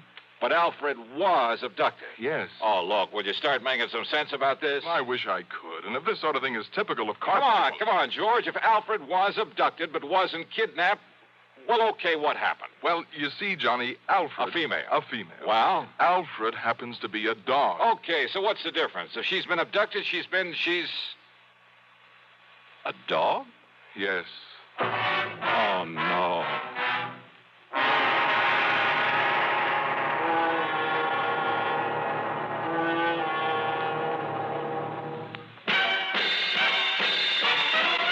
Are you smoking more now, but enjoying it less?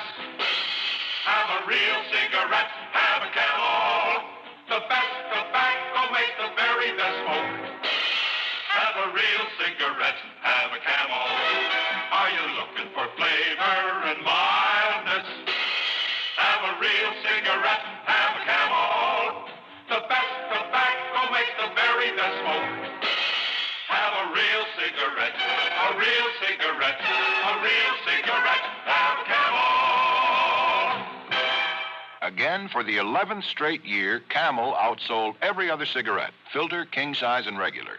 The best tobacco makes the best smoke. So if you're smoking more now but enjoying it less, change to Camels. Get more real satisfaction every time. Start to really enjoy smoking again. Have a real cigarette, a real cigarette, a real cigarette, have a Camel. And now Act Two of yours truly, Johnny Dollar, and the Alvin's Alfred matter.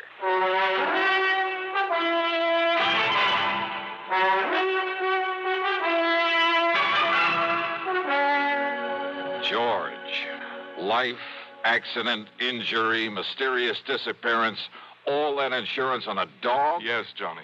A female dog? Yes. By the name of Alfred? Yes. A pet of that lovable old crackpot, Alvin Peabody Cartwright? His ward, Johnny. At least that's the way it reads on the policy, and that's why we thought nothing of it when the policy was transferred to us from Continental Insurance and Trust. Oh, brother. But why Continental ever wrote such a policy in the beginning? Oh, that part's easy, George. But the premium's only a drop in the bucket. I mean, compared to that on the rest of Cartwright's insurance. Now, listen.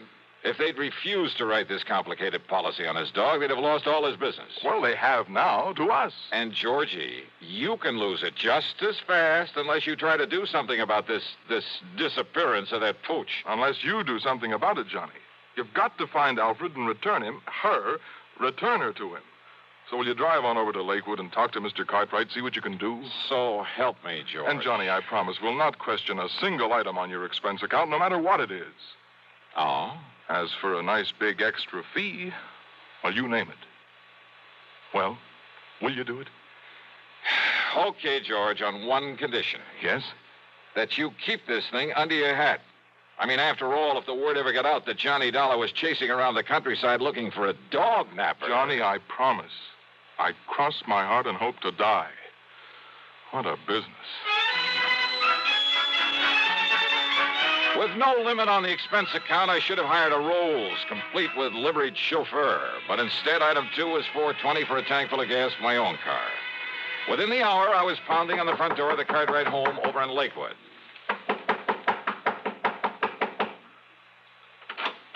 Hi, Mr. Cartwright.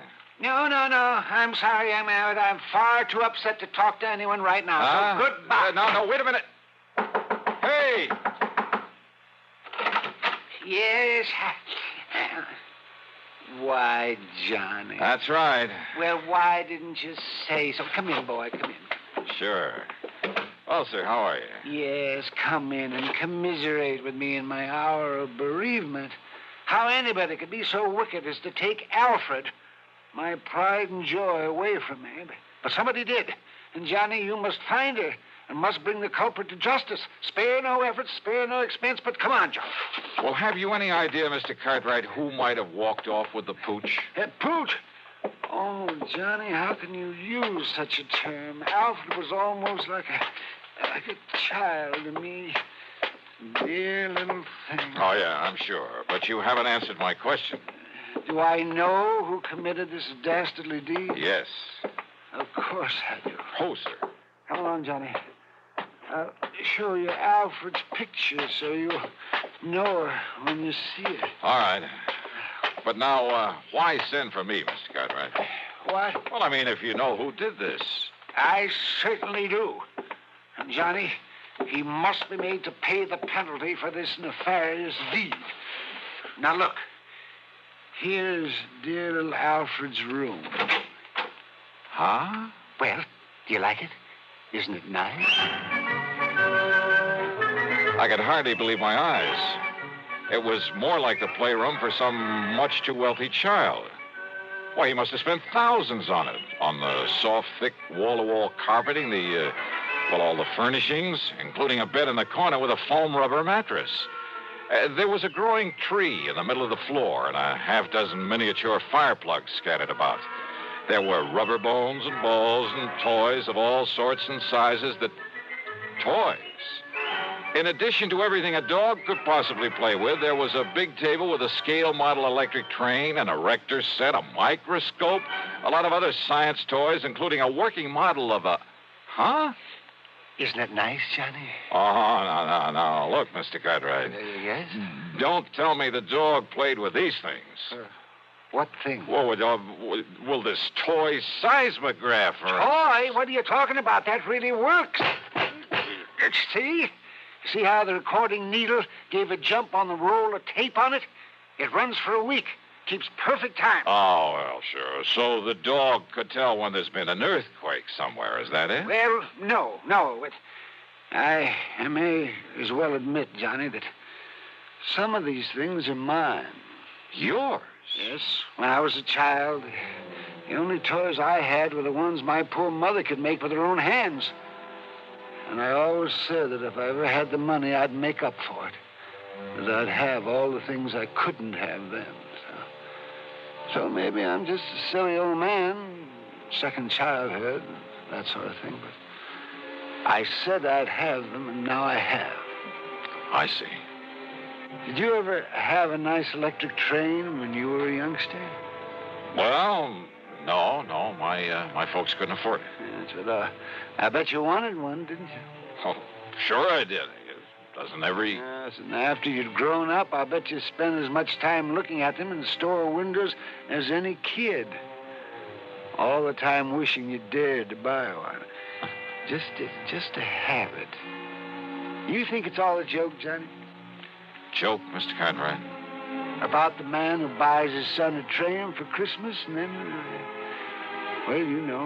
plays with it all Christmas morning? Yeah, maybe you got a point there.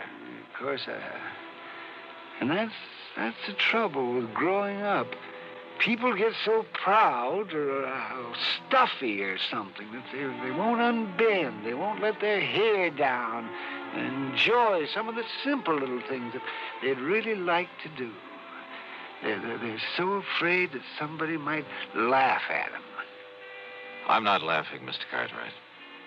And that's why I like you, Johnny, because you've sense enough to realize that, maybe an eccentric old character like me isn't so eccentric after all. That he's just become smart enough to get rid of a lot of nonsensical inhibition. Yeah, you have got a point there. Maybe you can understand why this same old man is so upset about losing a wonderful companion, his dog.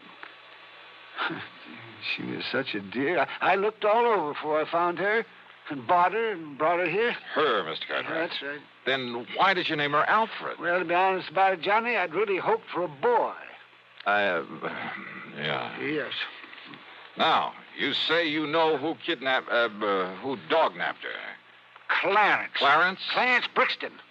A stupid day servant I fired yesterday. He was the only one that could have done it. Who would have done it? When did this happen? Last night, between 7 and 8. I'd gone over to visit the widow Parkins. Oh, a bit of romance in your life, Mr. Cartwright? Oh, Johnny, how can you say anything? Well, she is very nice. I mean, there was nobody here but little Alfred. I'd even locked her in. Oh, what about the house? Was it locked? Of course it was. But Clarence still had his key to it. And if you know this house, Johnny, and nobody could have broken in. Oh, I'm sure of that. Besides, there was no sign of anybody trying to. There was no footprints outside. There was no ladder marks. There was nothing. Even the stupid local yokel police agree that Clarence must have done it. Then why haven't they nabbed him? Because they believe his alibi. From that character, that wife of his. They live the other side of town, and she swears he was at home when it happened. And you're sure that only he had a key to this house? That's right, outside of my own. So he must have done it. Only the dumb police won't do anything because of his so-called alibi. And we got to break that alibi. That's right. But how? How, Johnny? Well, I got a crazy idea. Huh? Well, I thought I was the only one who got a crazy idea. Let me take a real close look at one of these toys in here. One of these toys? Yeah, that's right. It's a long chance, Mr. Cartwright. But let's see what happens.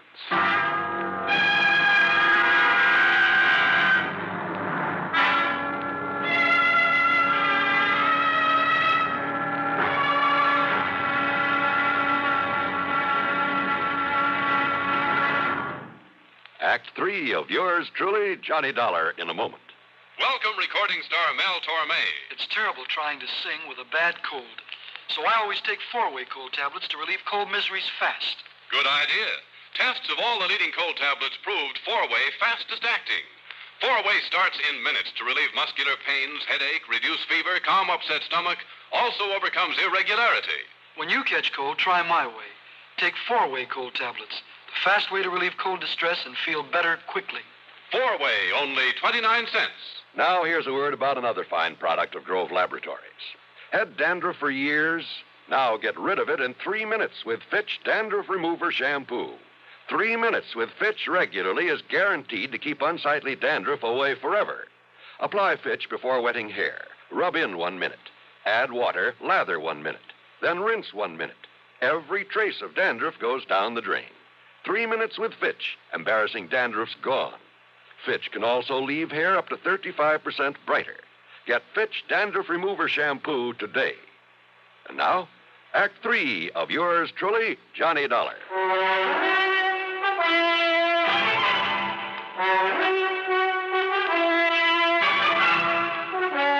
I got back into my car and drove to the address of Clarence Brixton.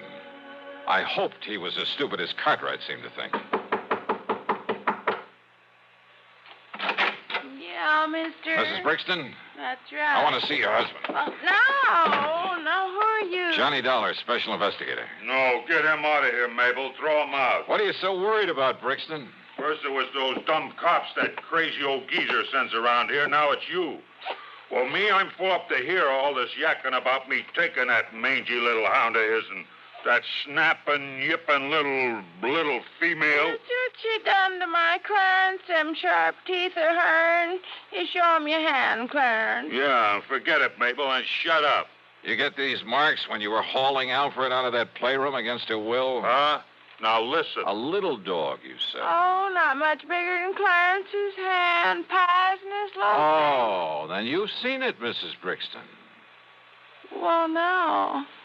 Now, Clarence told me about it. Yeah, sure, I told her. I see. Well, what do you see? And I hope it means the dog is still alive. After all, if you took the trouble to bring it here. Well, what are you talking about? You trying to say I stole the dog off of him? So maybe nobody did, wise guy. Oh, what do you mean by that? Ask me, that lousy pooch got out of there on her own free will, just to get away from that crazy Cartwright like anybody in her right mind. Oh, out of a locked room in a locked house? Sure. Cartwright always left the window open so she could sleep good. He left so the dog took off somewhere. A little dog jumped out of a third-story window? Why, it would have killed or crippled her. All right, so then he was wrong about when it happened. While he was out, he said. And he was out between 7 and 8 p.m. last night. And that's when somebody chased Alfred around until he caught her, then took her away. Prove it. Yeah, some big, clumsy ox like yourself, Clarence, who had a key, who knew the place, knew he'd better leave the place looking undisturbed before getting away. But he didn't. Yeah? Here, take a look at this. What's that, huh? From a working model seismograph there in that playroom. What? You see, Clarence?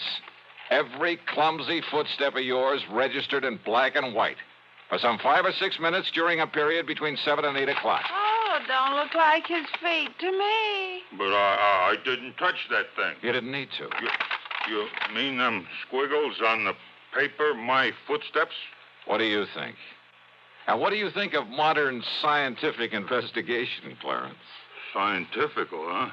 Gee. But listen, mister, please, it was only so Clarence could make like he found the dog and then take him back and then maybe get his job back. Yeah, could have worked, too, only... Only what, Clarence? Some local cops. They was a pushover. But then you had to come along. All right, Dollar. Well? Dollar, I give myself up.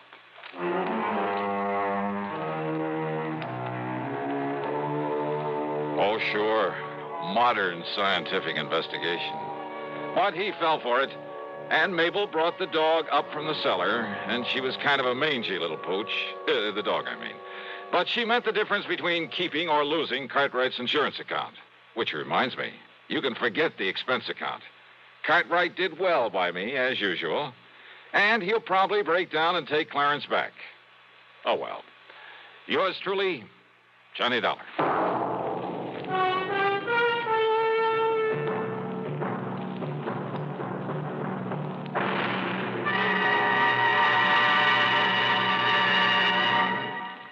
Our star will return in just a moment. Constipation can be a problem for anyone, even doctors. And when constipation occurs, it's interesting to see just what doctors consider important about a laxative they might use or recommend. Well, a majority of the doctors we heard from had this to say. A laxative should be effective, gentle, as close to natural acting as possible, and a medicine that can be used with complete confidence. Now, X-Lax has been popular with many doctors and millions of people over the years because chocolated X-Lax is effective. Overnight, it helps you toward your normal regularity. X-Lax is gentle. Next morning, it gives you the closest thing to natural action. And that's why many doctors and millions of people use X-Lax with complete confidence. X-Lax, the laxative that helps you toward your normal regularity gently, overnight. Is X-Lax in your medicine cabinet? Now, here's our star to tell you about next week's program. Well, first, a real hearty welcome to WATV in Birmingham, Alabama, and to KSOB in Cedar City, Utah. Glad to have you with us on the network. Next week, I run up the biggest, the fattest expense account you ever heard of. Join us, won't you? Yours truly, Johnny Dollar.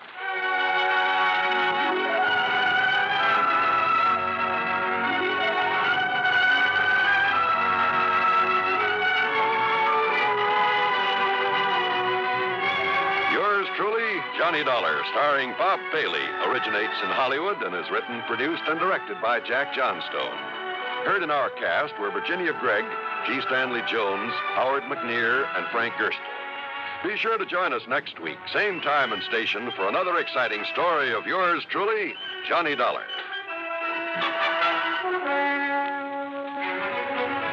This is John Wall speaking. Johnny Dollar. 30 days had September, April, June, and November. All the rest have 31? Except... Okay, except so. Today is February 27th, so this month we get cheated out a couple of days or two. So what, and who are you? Oh, now, Johnny, after all these years? Oh, sure. Sure. Pat McCracken, Johnny, Universal Adjustment Bureau. Right, and I... Hey, you mean I sound like that over the phone? Yeah, just like one of the pallbearers at your own funeral, Pat. Okay, let's get down to business. Yeah, why not? But what's the worry about February being a little short on days this year? And every year? Plenty, because of something that happened almost 6 years ago. A case that even the famous Johnny Dollar couldn't solve. Oh, look, if you ever start adding up all the cases I haven't solved. Hey, wait a minute. 6 years ago? That's right. Bernard Margot. That's right. Barney the Bum.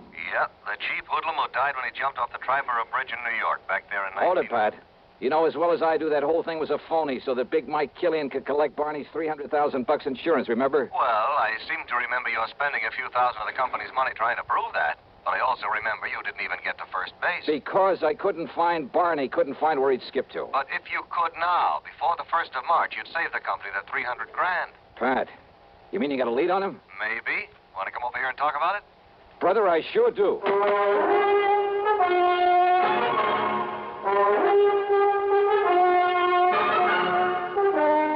CBS Radio brings you Bob Bailey in the exciting adventures of the man with the action-packed expense account, America's fabulous freelance insurance investigator. Yours truly, Johnny Dollar.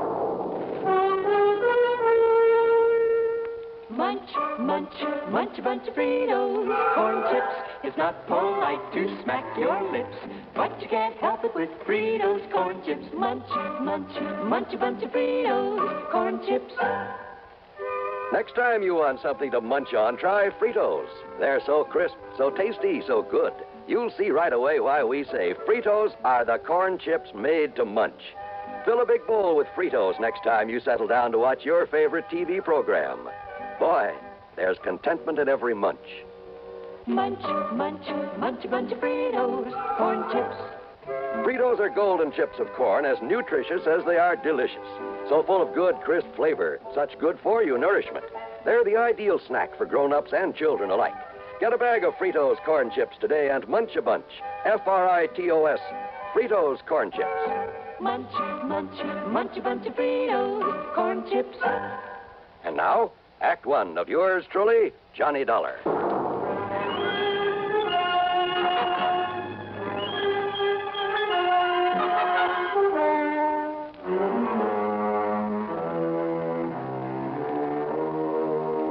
Expense account submitted by Special Investigator Johnny Dollar to the Universal Adjustment Bureau, Home Office, Hartford, Connecticut. Following is an account of expenses incurred during my investigation of the look before the leap matter.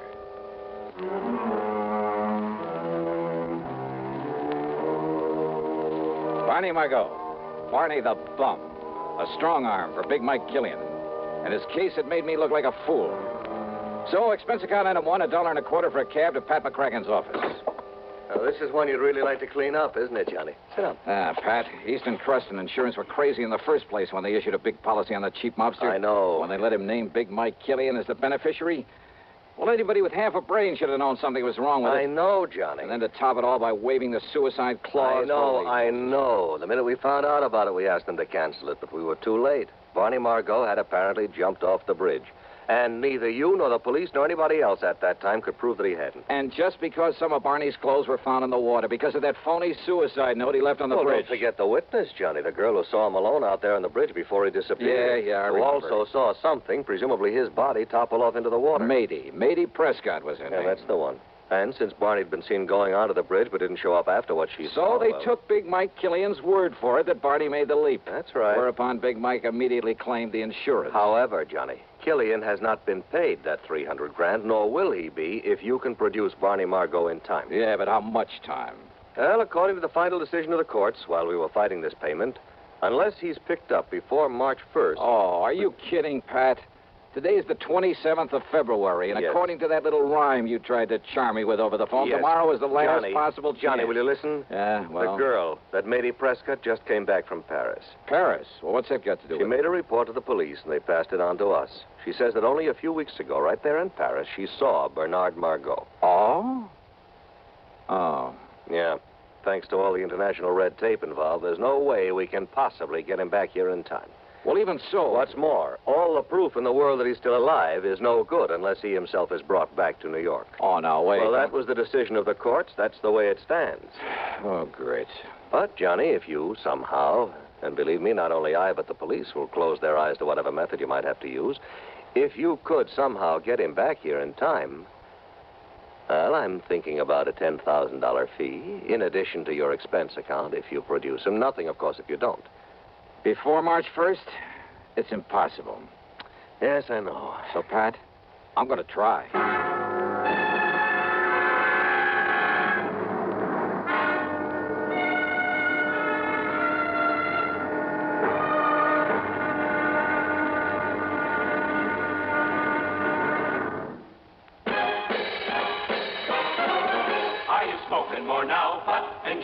it less.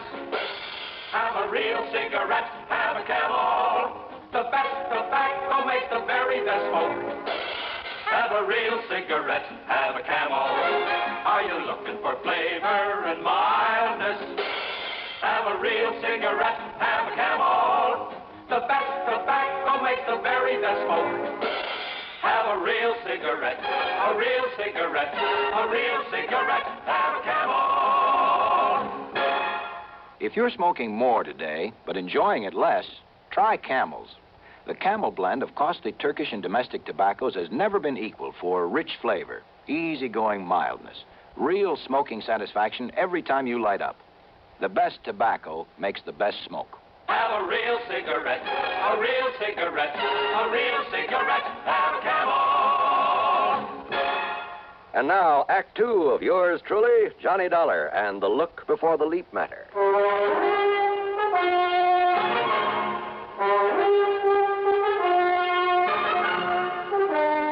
Item 2, 1050, taxi, a train to New York, and a cab to the 10th floor apartment of Miss Mady Prescott.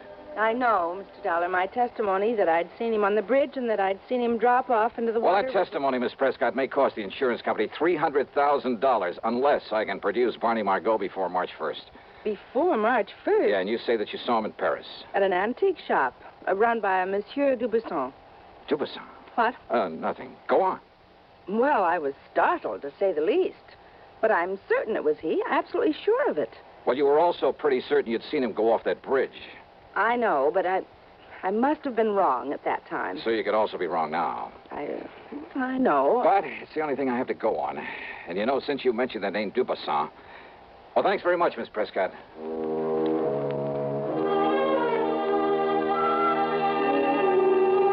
Dubuisson is a fence. They're in Paris. Exactly the sort of character Barney the Bum might tie up with. Perhaps even as a contact for Big Mike Killian. As I stepped into the self-service elevator to get back to the street, I wondered. But I didn't wonder for long about anything. Okay, Jimmy, push that stop button. Yeah, sure, Milford. Between floors. Yeah. All right, what's the idea? Johnny Dollar, huh? Maybe. So there's only one reason you'd be calling on the Prescott date. What of it? Big Mike didn't like you interfering when poor Barney died. He don't like it now. Oh, well, that's just too bad. In fact, he don't like you. Now, Jimmy, go. No! Yeah. Now, James, leave us dump this stiff in the basement. It was the building superintendent who found me there in the basement, got me back on my feet again. Item 3, 10 cents for a call to one of the transatlantic airlines. Item 4, $31 for a cablegram. Then item 5, $1 for a cab to the 18th Precinct headquarters, my old pal Randy Singer. Sure, Johnny. A couple of Big Mike Killian's boys. Must have been. You want me to have them picked up? No. Only I warn you, Killian will have an alibi for him, sure as gun. Don't worry about him. I'll take care of that pair myself. Well, now, Johnny. And, Randy, all I ask is that you stand by until I get back here from Paris. Paris? Somehow I got to perform a miracle. I got to bring Barney Margot back here before March 1st. Today's the 27th. That means I have until midnight tomorrow night. So long, Randy. Johnny, wait a minute. Sorry, but every second counts, and I just have time to catch a plane. Hey, Johnny, listen. So long, baby, and wish me luck. I'm going to need it.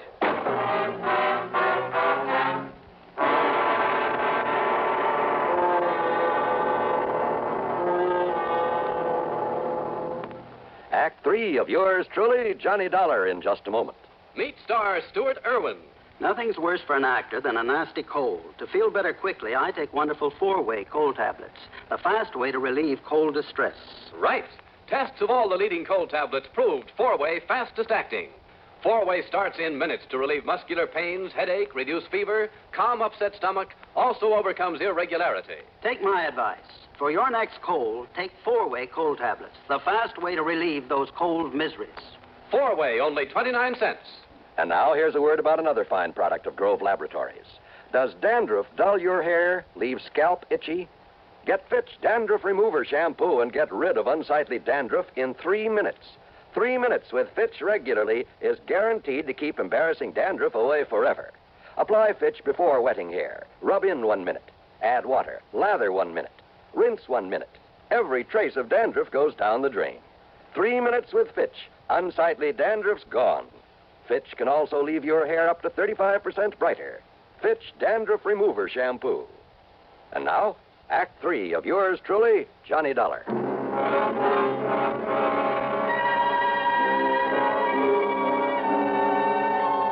Item 6, $420 for a plane ticket to Paris.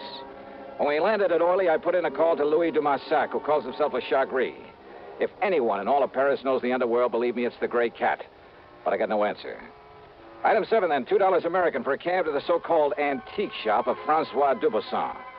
It was there that Matey Prescott swore she'd seen Barney Margot. I knew better than to expect any real help from him, but he was my only chance, and time was running out. Ah, bonjour, monsieur. Qu'est-ce que vous devez... Ah, Monsieur Johnny Dollar, the meddling American. That's right, Dubuisson. And to what does the fair city of Paris owe the honor of your presence, eh? Bernard Margot. Margot? That's right. I want to know where he is, where I can find him. Now, by what could you possibly think I might know this Bernard Margot? Oh, Doc, don't start beating about the bush. And do you think that I would tell you anything of him if I did? Now, look, Dubuisson. I have not forget the trouble you have made for me when you last come here. No. Maurice. Maurice. Monsieur. Oh, no, you don't. Just stay where you are, Maurice. Pardon? Monsieur Dollar. I suppose this gorilla's your bodyguard? Not at all. Well, if he tries to get rough, or you try any tricks, Dubuisson. You are a smart man, Monsieur Dollar, but also a fool. Yeah? Maurice, you have my permission to leave now to arrange the funeral of your friend. Ah, bien. You see, your alarm was for nothing. Okay. But now, about this Barney Margot. I told you I knew nothing of him. And even if I did, do you forget, monsieur, that you have no authority here in France? Now, you listen. In other words, why do you waste your time when you know that all you will learn from me is nothing? Threats, even the promise of a bribe got me nowhere. So I left him, and again I put in a call to Louis Dumassac, my underworld contact. This time, the line was busy. At least it meant he was home. So item 8, $3.20 American for a cab to the dingy little apartment at the far end of the Rue de Pas de la Mule. It's one of the most disreputable-looking buildings in the whole city. Dirty, squalid, falling apart at the seams. And, of course, Le Chagris had to live at the top of 4 long flights. When I finally got up there, feeling slightly winded, I noticed that his door at the end of the gaslit hallway was half open. And I could see him inside, lying on the floor, the telephone dangling beside him. Hey, Louis. Dumassac. Ah. Huh? Bien. Maurice. Vous, monsieur. Oh.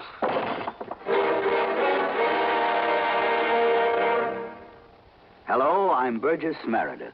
Did you know there are over 3 million persons in America who are hard of hearing and not doing anything about it? Maybe you or some member of your family is hard of hearing. Well, fortunately, I've never had this problem. Some of my friends and family have. Now, a few years ago, your excuse might have been that you didn't want to wear a bulky hearing aid. But today, it's a different story. I've just seen the new Super 60 hearing glasses developed by Mako Electronics. If I hadn't known they were hearing glasses, I would have guessed them to be regular eyeglasses. It's a wonderful way for any hard of hearing person to conceal a hearing loss. There are styles for both men and women. For an interesting free booklet on hearing glasses for yourself or a friend, stop in at Mako or write to Hearing Glasses, CBS, 485 Madison Avenue, New York. Don't wait until your hearing gets worse. It may be too late. Send for your booklet today. Write CBS, 485 Madison Avenue, New York. And now, Act 4 of yours truly, Johnny Dollar.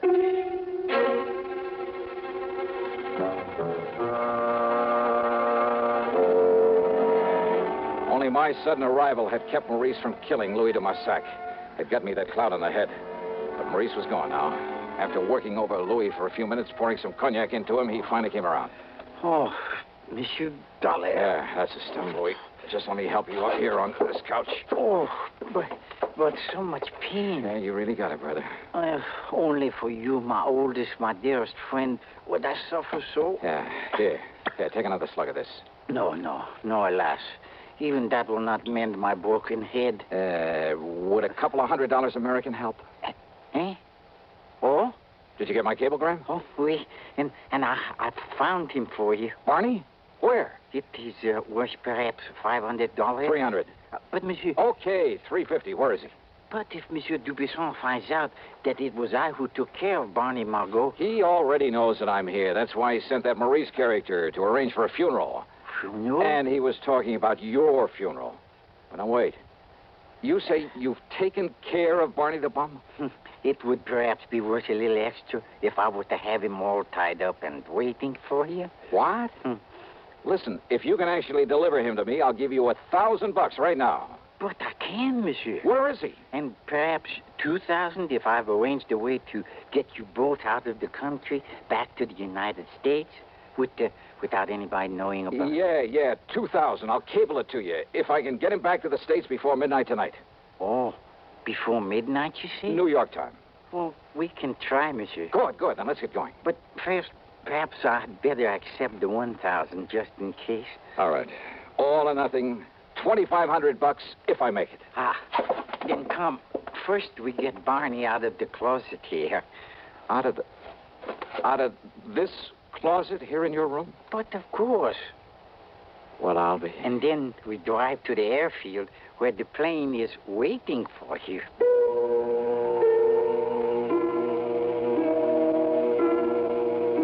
Believe me, we'd never have gotten away with a thing like this back in the States, or anywhere else I can think of, or without the help of the Chagris. After making sure that Barney was securely bound and gagged, we piled him into a car that DeMarsac said was his, only I doubt it. We headed westward through Versailles to the city of... Well, maybe for diplomatic reasons, I better not mention the name of it.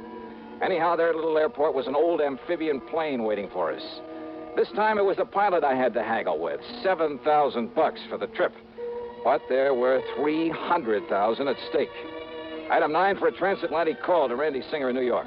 No, listen, Johnny. This is too wild, too crazy. You got the ID for this plane? You've written it down? Sure I have, but Johnny... And all you have to do is get us a clearance to land, if we make it. You're out of your mind. This stunt could cause an international incident that even the United Nations couldn't... You want Barney the Bum, don't you? Well, of course we do. Then I'll lay him right in your lap if you'll hang up the phone so that we can make our takeoff. Johnny, listen to me. Randy, I haven't got any more time to talk, because if I don't get Barney back there before midnight tonight... No, Johnny, no, listen... See you in New York. I hope.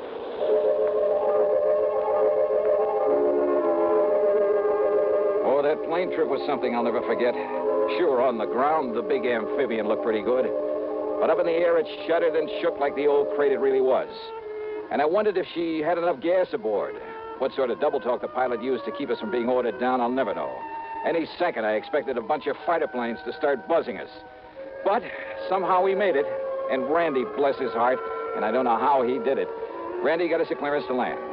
Matter of fact, he even had an escort waiting for us to haul Barney off to the clink and take me back to the office at headquarters. Yeah, by some miracle, it all worked out. Except for one thing. But so help me, Johnny, if you ever again try to pull a thing like... falling asleep again, huh? Just like you did all the way in from the airport. Well, I can't say that I blame you. Mission accomplished, all that sort of stuff. Mission accomplished, Huh? Did you happen to notice what time it was when we sat down at the airport? Sure, right after midnight, 12:07. Just exactly 7 minutes too late. Too late? Rolling in the courts, don't you get Johnny. it, Randy? In order to save the company paying off that 300,000 clams, I had to get him back here before midnight. Last night, February 28th, before the 1st of March. Oh, now, so wait. the fortune I've run up in expenses has to come out of my own pocket. Johnny. And I thought I was going to make myself a cool $10,000 fee. Listen. You were right, Randy. I should have known better. It was crazy. The whole idea was completely crazy right from the beginning. Johnny, will you listen to me? If I had any sense, I'd blow my brains out 7 minutes after midnight. That's right, February 28th. So you've forgotten just one little thing. Yeah. This just happens to be 1960. So what? I had to get that punk back here before the 1st of... Yeah. Leap year. Randy. That's right. So today just happens to be the day before the 1st of March, February 29th. Oh, no. You mean I made it after all? You mean I... Oh, no. It's a fact, Johnny. Fact.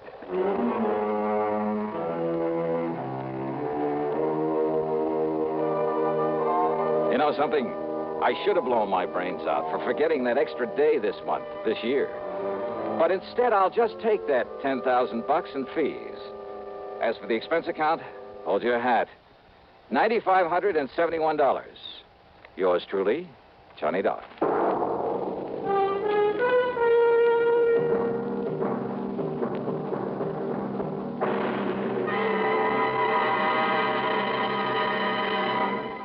Our star will return in just a moment.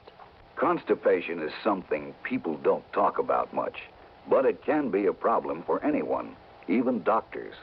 And when constipation occurs, it's interesting to see just what doctors consider important about a laxative they might use or recommend. Well, a majority of the doctors we heard from had this to say. A laxative should be effective, gentle, as close to natural acting as possible, and a medicine that can be used with complete confidence. Now, X-Lax has been popular with many doctors and millions of people over the years because pleasant-tasting chocolated X-Lax is effective. Overnight, it helps you toward your normal regularity. X-Lax is gentle. Next morning, it gives you the closest thing to natural action. And that's why many doctors and millions of people use X-Lax with complete confidence. X-Lax, the laxative that helps you toward your normal regularity, gently, overnight. Is X-Lax in your medicine cabinet? Now, here's our star with something to think about. On account of its Brotherhood Week, Johnny?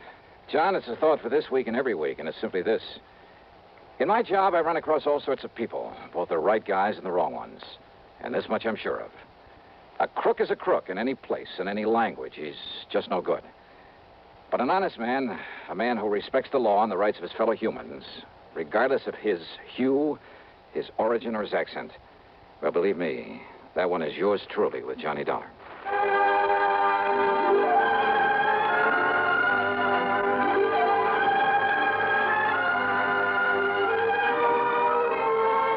Yours truly, Johnny Dollar, starring Bob Bailey, originates in Hollywood and is written, produced, and directed by Jack Johnstone. Heard in our cast were Virginia Gregg, Lawrence Dobkin, Forrest Lewis, Frank Gerstle, Herb Vigran, and Tony Barrett. Be sure to join us next week, same time and station, for another exciting story of yours truly, Johnny Dollar.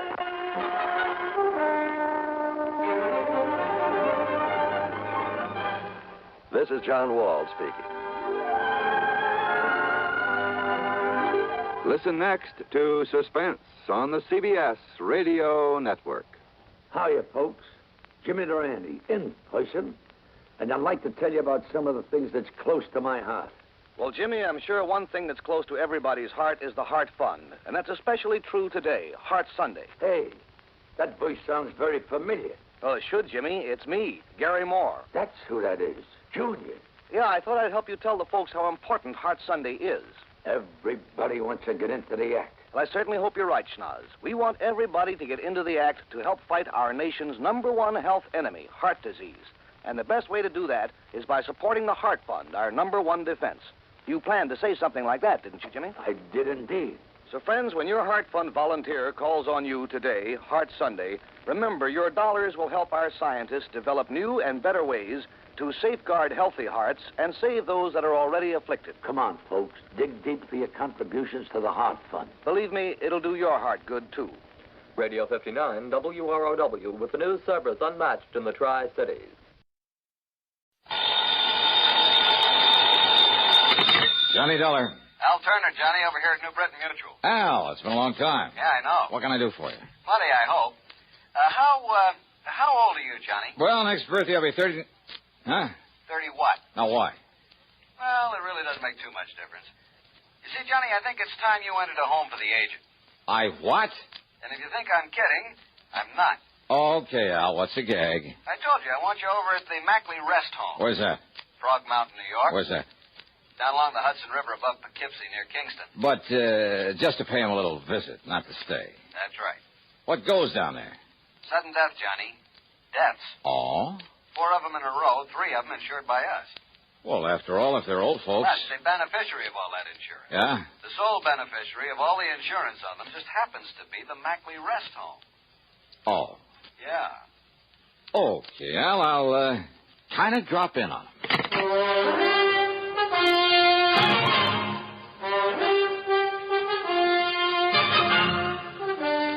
CBS Radio brings you Bob Bailey in the exciting adventures of the man with the action-packed expense account, America's fabulous freelance insurance investigator. Yours truly, Johnny Dollar.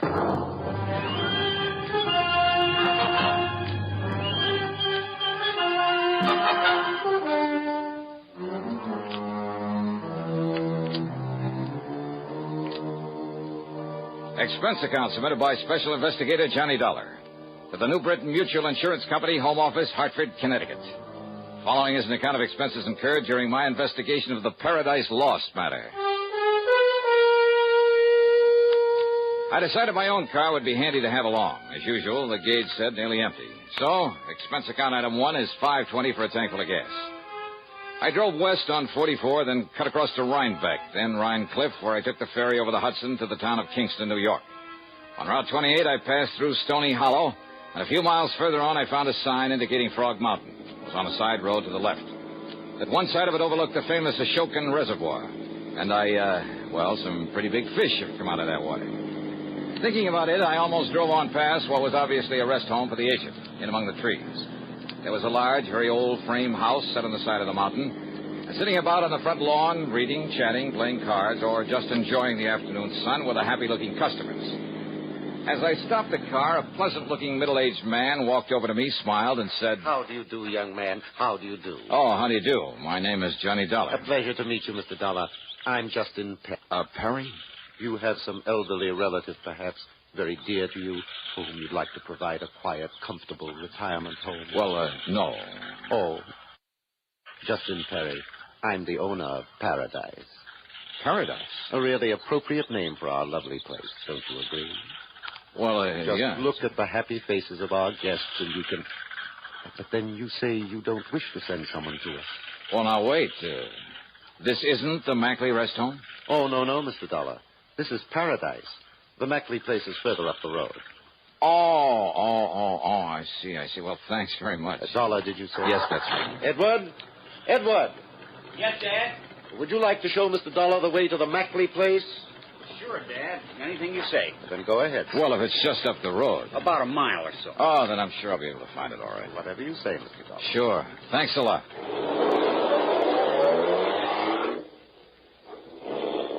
A very nice spot. And some of the folks on the lawn waved cheerily as I drove on back up the road toward the mountain. I wondered if the Mackley place would be the same. It wasn't.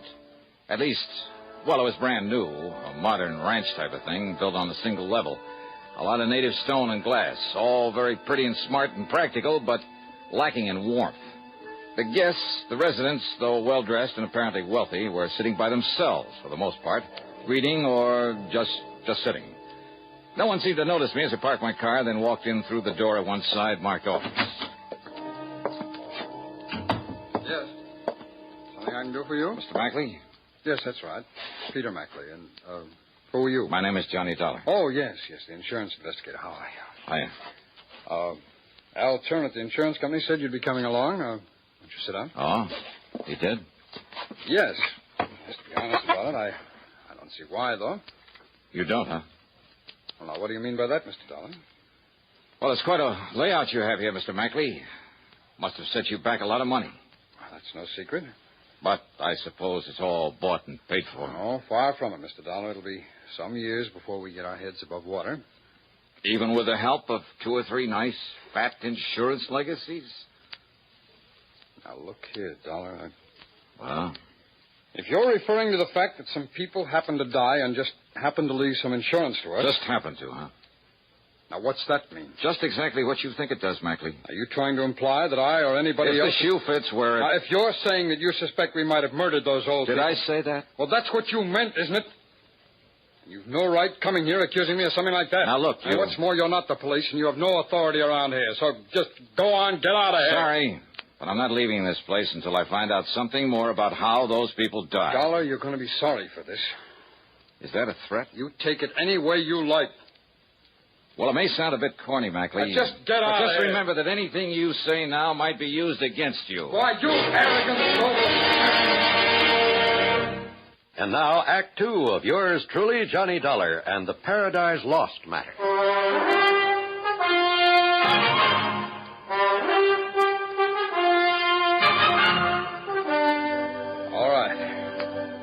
All right, Mr. Dollar.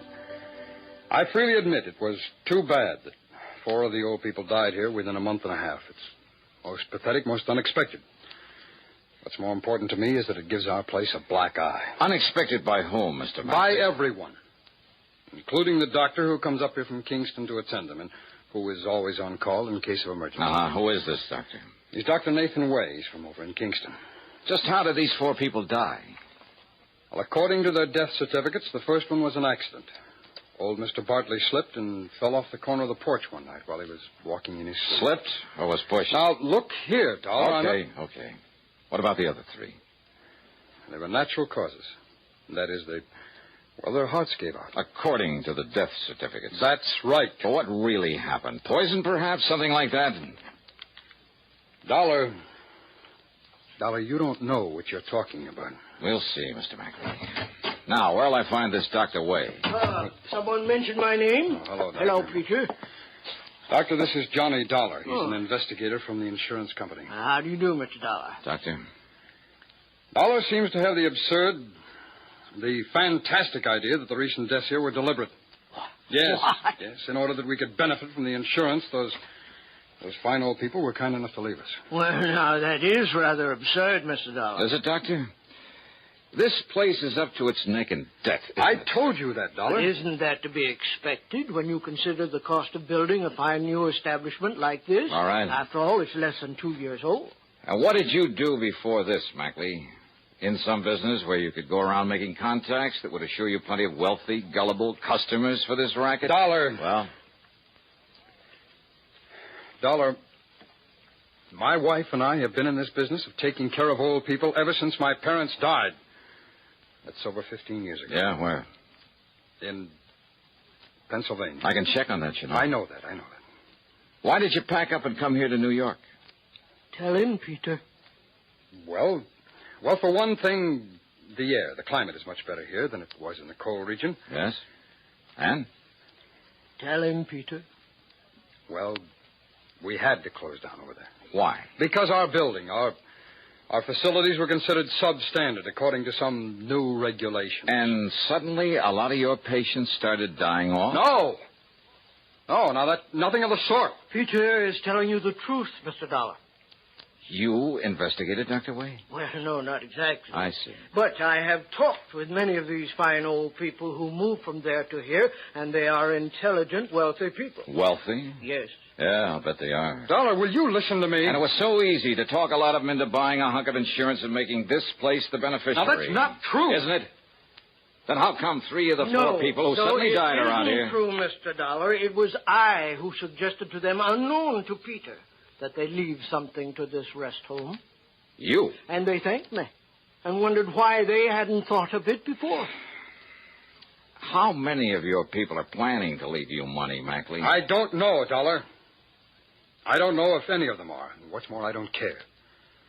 My wife and I knew the financial responsibility we were taking on in the beginning. And unless we lose our reputation, our clientele, through more of these unfortunate deaths... Oh, sure, they're bad for business, aren't they? Yes, they are. Exactly, Mr. Dollar. But as long as the insurance money keeps rolling Dollar, in... will you stop it? No. Now, Dr. Way. Mr. Dollar, I'm afraid these accusations... Tell me this, Doctor. You issued the death certificates, huh? I did. For all of them. You made autopsies on them all, huh? Why, good heavens, no. Why not? The accident in case of Mr. Bartley was all too obviously an accident. Was it? As for the others, well, after all, they were well along in years. Oh, so you gave them a quick once-over, scribbled down natural causes and let it go at that. And that's why I want those bodies exhumed and autopsies performed. Mr. Dollar. First, though, I'm checking up on you. Well, by all means, do. I want you to. Oh, I will. Meantime, if you like, I'll drive back to Kingston and arrange for the bodies to be made available. Yeah, you do that.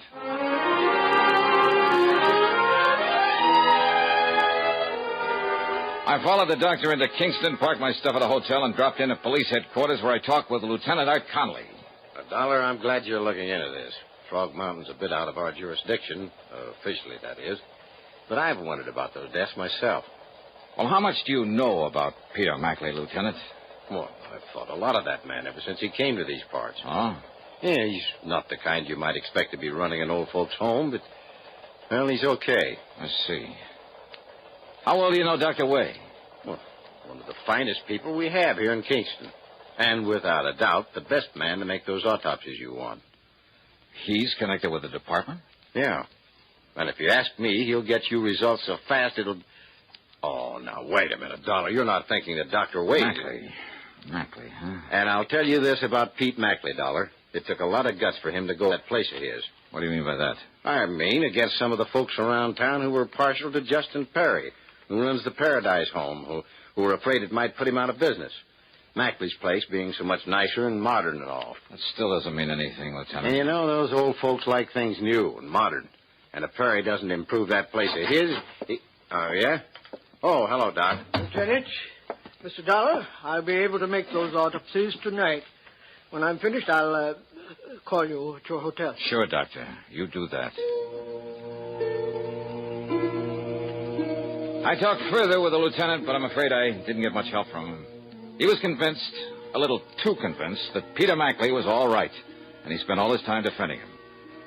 A late dinner at the hotel was item 2, $4.25. Item 3 was 35 cents for a magazine. I went up to my room, sprawled out in a big overstuffed chair, put my feet on the windowsill, and promptly went to sleep.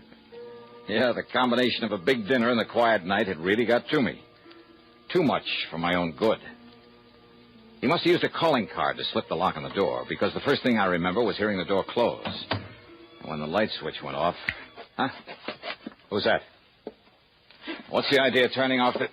Oh, no, you...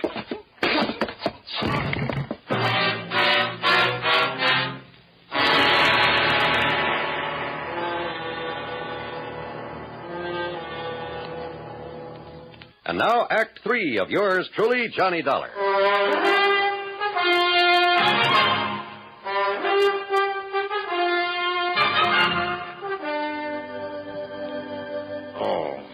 Easy now, easy. Another piece of tape to hold this bandage on your head. You'll be... Doctor.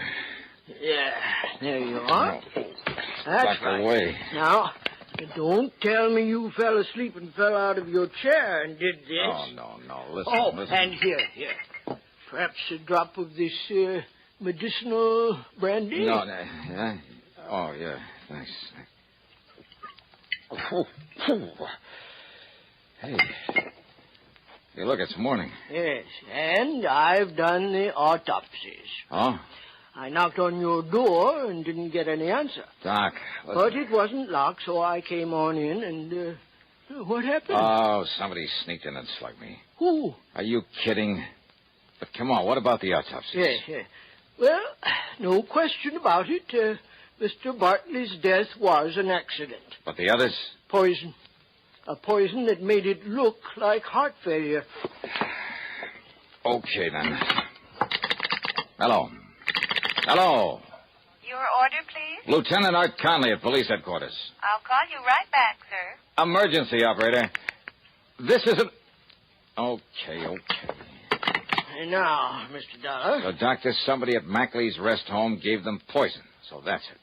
But the only medicines those people get are the ones that I myself prescribe. And I have never prescribed even the most minute dose of sodium therapy. Lieutenant Johnny Dollar. I'm glad you called, Dollar. Doc told me the result of his autopsy is on his way over to see you. Then you know. But I still refuse to believe that Peter Mackley... No? Then why did he come here and try to put me out of the picture? What? I don't know what scared him off before he could finish the job, but I'm thankful something did. When? Last night I was asleep. Oh, well, then you're wrong. It wasn't Peter Mackley. No? Knowing that sometimes you have to suspect even your best friend on a case like this, I had Mackley here at headquarters all night. So, Dollar... Doctor. My prescriptions? Yes. I've been thinking about that. They're always made up at Pearson's drugstore by Mrs. Pearson herself. Then she is going to have some visitors. What? Come along, Doc.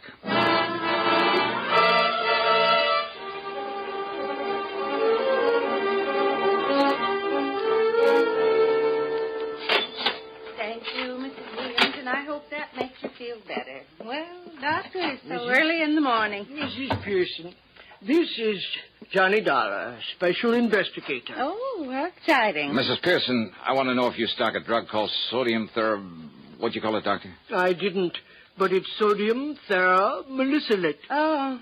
But I doubt very much. Yes, I do.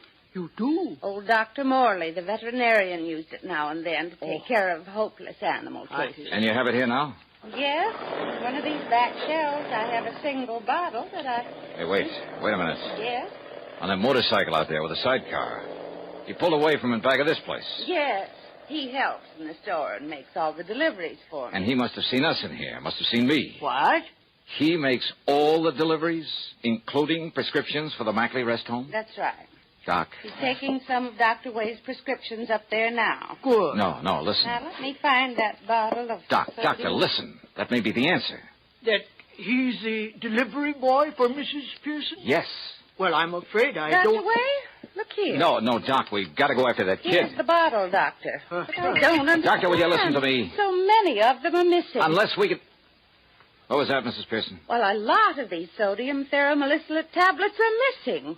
Then that's the answer, Doc. He's the answer. Come on.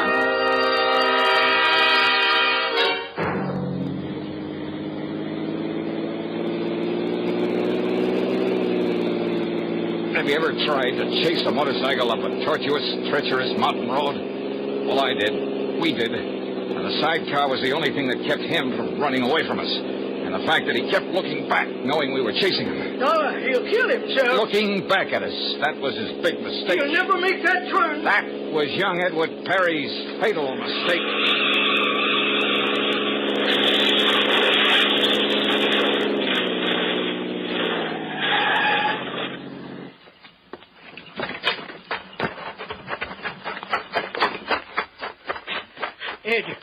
Edward. He's still alive, Doc.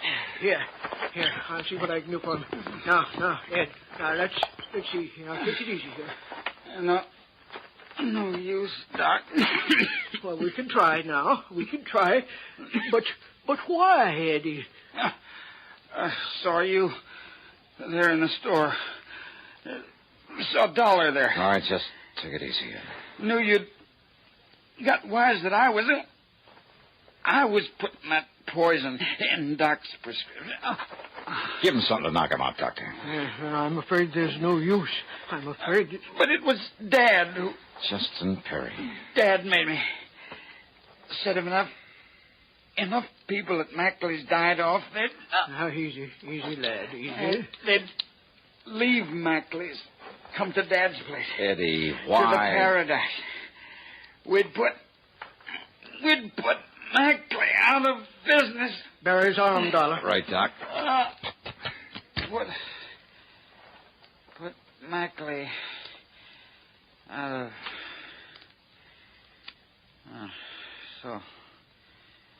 So long, Doc. Doctor. It's all over.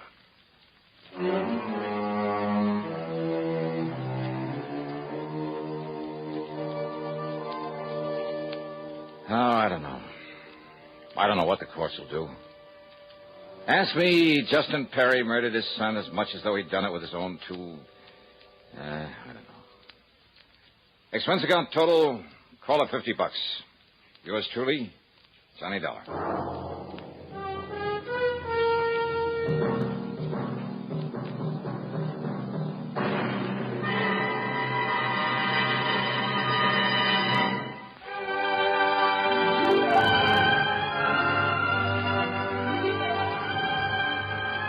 Yours truly, Johnny Dollar, starring Bob Bailey, originates in Hollywood and is written, produced, and directed by Jack Johnstone. Heard in our cast were Virginia Gregg, Harry Bartell, Edgar Barrier, Sam Edwards, Stacey Heiress, Junius Matthews, and Forrest Lewis. Be sure to join us next week, same time and station, for another exciting story of yours truly, Johnny Dollar. This is John Wall speaking. Johnny Dollar has come to you through the worldwide facilities of the United States Armed Forces Radio and Television Service.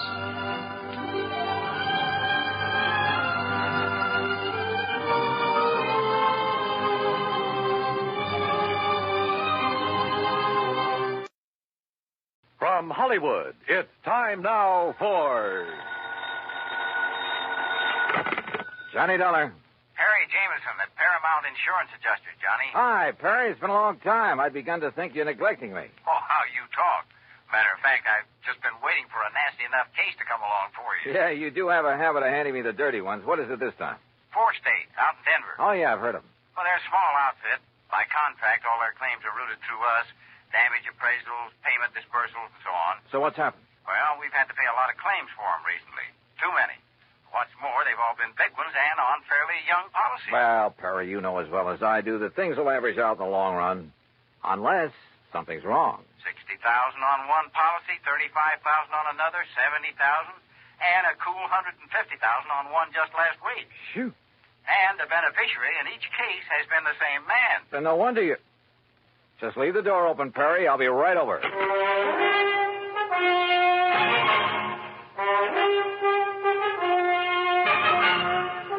Bob Bailey in the exciting adventures of the man with the action-packed expense account. America's fabulous freelance insurance investigator. Yours truly, Johnny Dollar.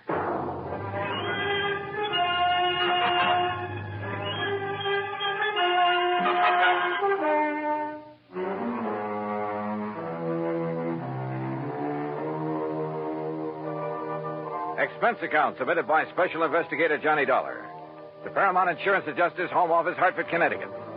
Following is an account of expenses incurred during my investigation of the Denver dispersal matter.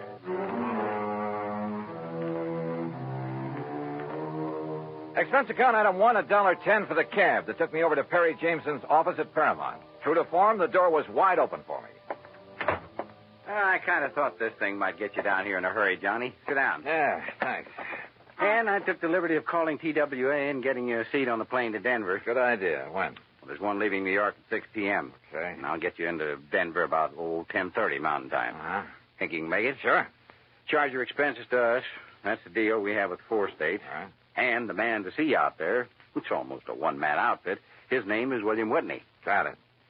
Now, look, Perry, I've been thinking on the way over here. Woo, wonders will never cease. Thanks, pal, but how well do you know this man, Whitney? Maybe he's in cahoots with this big beneficiary, this Don Ricardo? That his name? Yeah.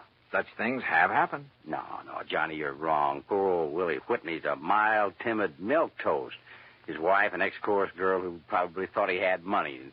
Well, you can be sure she's the one who wears the pants in the family. Well, Willie would cringe at the thought of hurting a fly. Well, it was an idea. I don't blame you, but no, forget it. Well, what makes you so sure something's wrong? Well, I didn't say I was, but $215,000 to one beneficiary in a period of only 3 months.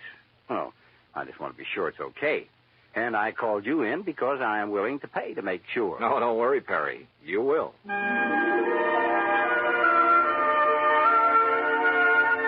Expense account item 2, $141 even, plane fare and incidentals, Hartford to New York to Denver. Originally Indian country, the mile-high city is now a maze of oil refineries, steel companies, grain mills, chemical and manufacturing plants. A huge downtown shopping area and beautiful tree-studded residential sections. No wonder it's one of the big insurance centers. Item 3, $2 even for a cab into town where I park myself at the world-famous Brown Palace Hotel. Item 4, 10 cents phone call to an old newspaper pal from back east who is now working on the Denver Post. Pete Packard. Johnny Dollar, Pete Packard. Okay, what's the story? Johnny Dollar, well, hey, how are you, Key? Great. You gonna be here long? We gotta get together. Where you staying? The Brown Palace. Now, look, you want us to dig up a couple of dates? We'll go out on the town. Remember the last time we tied one on together? Ooh, are you kidding? I had such a headache the next morning, it hasn't left me yet. Well, hey, look, listen. Keith, I get away from the desk at 2 a.m. No, you look. Huh? I'm out here on a job, insurance investigation. Did you ever hear of a man named Don Ricardo? You know Don Ricardo? No. What do you know about him?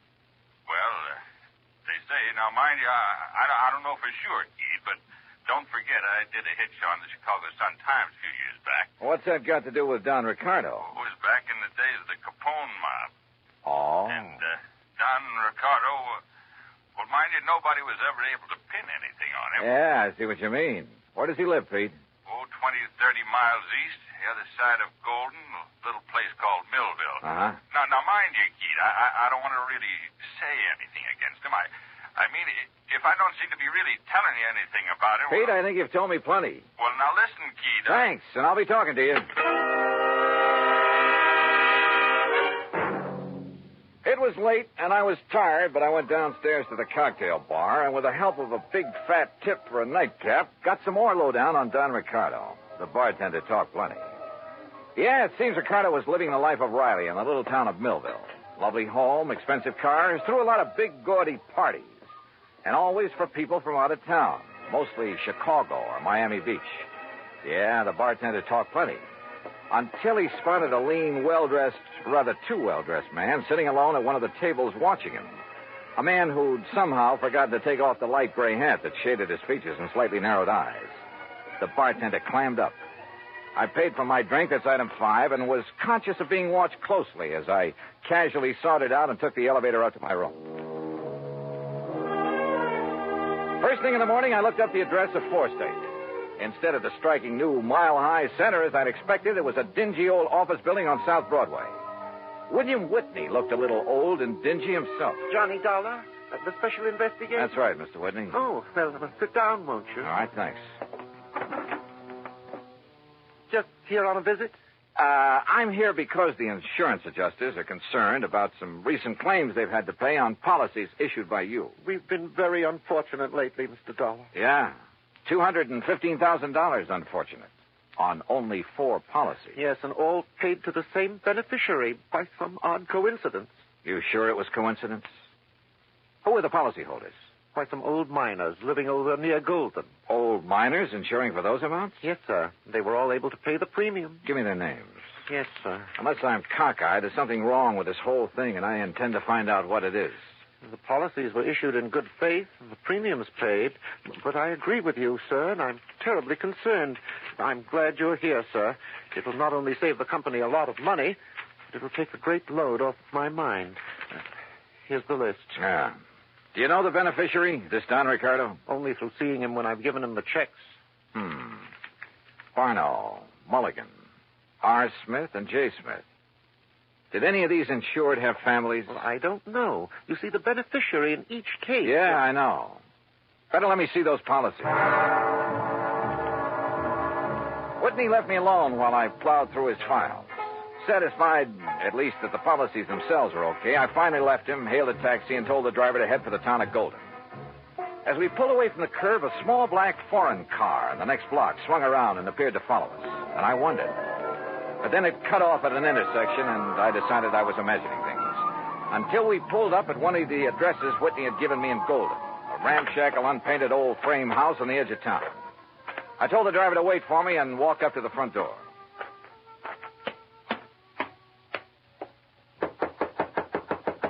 It looks to me like that house is empty, mister. You sure you give me the right address? Yeah, this is the address, all right. But I guess that... Huh? Hey, that door open by itself? I don't know. Hello? Hello? Anybody? No!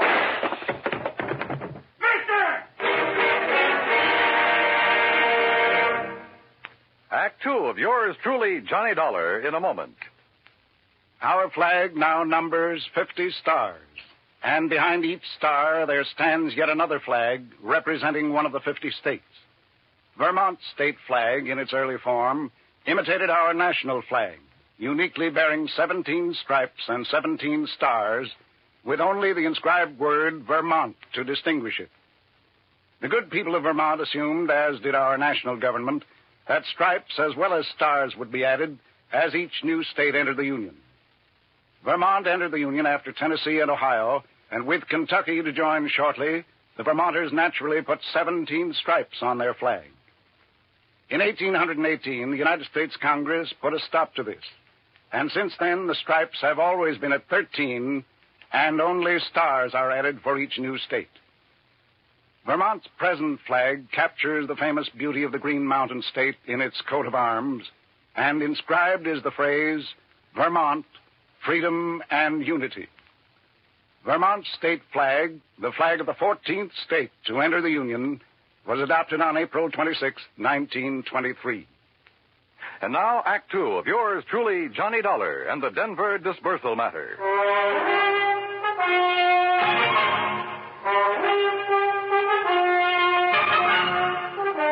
The old house at the edge of Golden, Colorado looked empty, but I knocked anyway.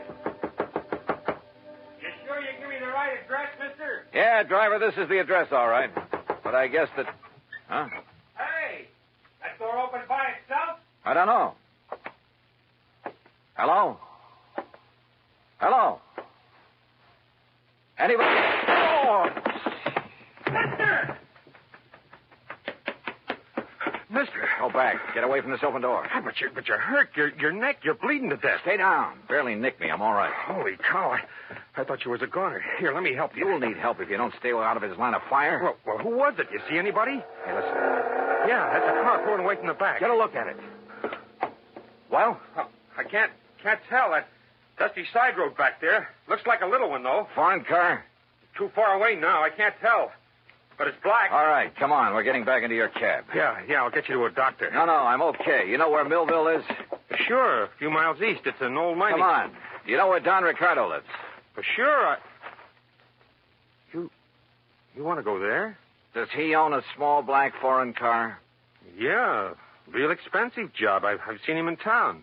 But, mister, Come on, because I'll lay odds he's the one who fired those shots. You mind if I drop you off a few blocks away from his place?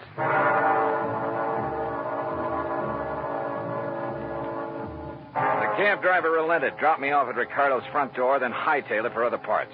It was a nice home, very modern, seemingly out of place in what had once been a prosperous mining center, but was now a little more than a ghost town. Yes? Mr. Ricardo? That's right. Who are you? I think you know, but I'll tell you anyhow. I'm Johnny Dollar, insurance investigator. Oh, come in, Mr. Dollar. We can sit in the den. Would you like a drink? No, thanks. Well, what happened to your neck there? It's been bleeding. We'll get to that later. I've been rather expecting someone like you to call in view of my good fortune in insurance money lately. Sit down. You sure you wouldn't like a drink? Tell me one thing. Yes. Who paid the premiums on those 4 policies that netted you a couple of $100,000?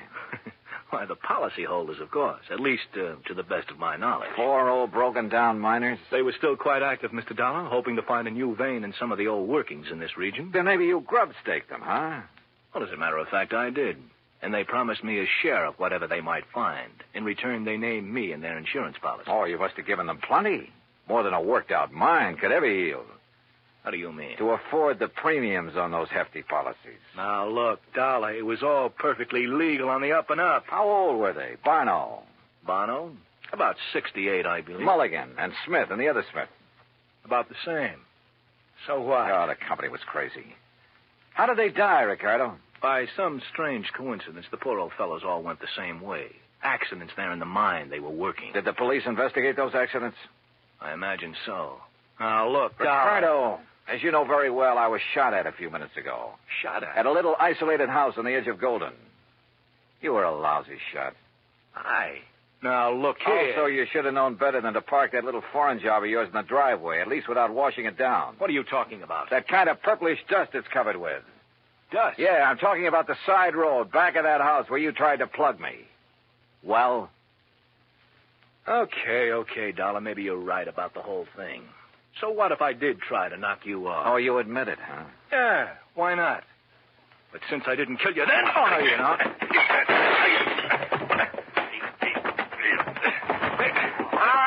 All right. Put him up. Face the wall, Ricardo. Hands off of me. Come on, get your hands Officer, off. I've never seen a prettier uniform in my life. What is this? We've been waiting a long time to nail you, Ricardo. Get him out of here, boys. All right, take it easy. Pete! So help me, Keith, I knew if anybody would bring Ricardo out in the open, you would. You mean to say that... Yeah, I figured I'd better bring these state police out here. Oh, Pete, you're a doll. Now, let you and me go out and tear the town apart, huh? Later. After I finish this job.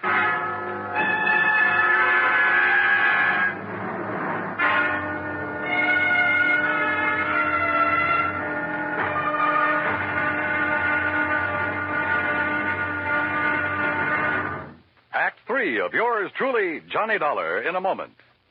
Over 150 years ago, the Swiss poet Henri Amiel wrote, "Heroism is the brilliant triumph of the soul over fear. Heroism is the dazzling and glorious concentration of courage."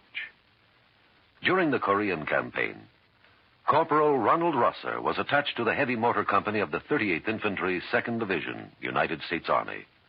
Rosser, a veteran of World War II, rejoined the Army and shipped to Korea when he heard that his brother had fallen in the winter assault of the Chinese Communists.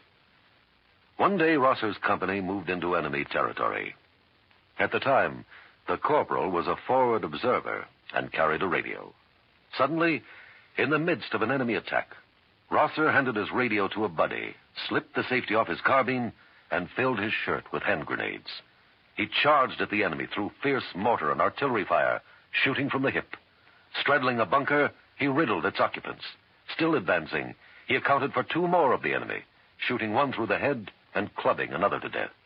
Continuing his one-man charge, he jumped into a trench full of enemy soldiers, opened fire, and forced his way relentlessly down the length of the trench, killing right and left with grenades and carbine fire. Out of ammunition, he returned to his company, where he replenished his supply. Then he charged the enemy again and again. Finally, he returned to his own area, and taking the radio back from his friend, he moved out with his company. Corporal Ronald Rosser was awarded the Medal of Honor for his action. Action which had shown the enemy that his personal code of conduct wouldn't let them push around either his kid brother or his country. And now, Act 3 of yours truly, Johnny Dollar, and the Denver Disbursal Matter. It took hours, even with Pete Packard's help, when he finally had to go back to his job at the Denver Post. But there in Don Ricardo's house, carefully hidden away under a drawer lining and a sideboard, I found what I was looking for, a handful of canceled checks.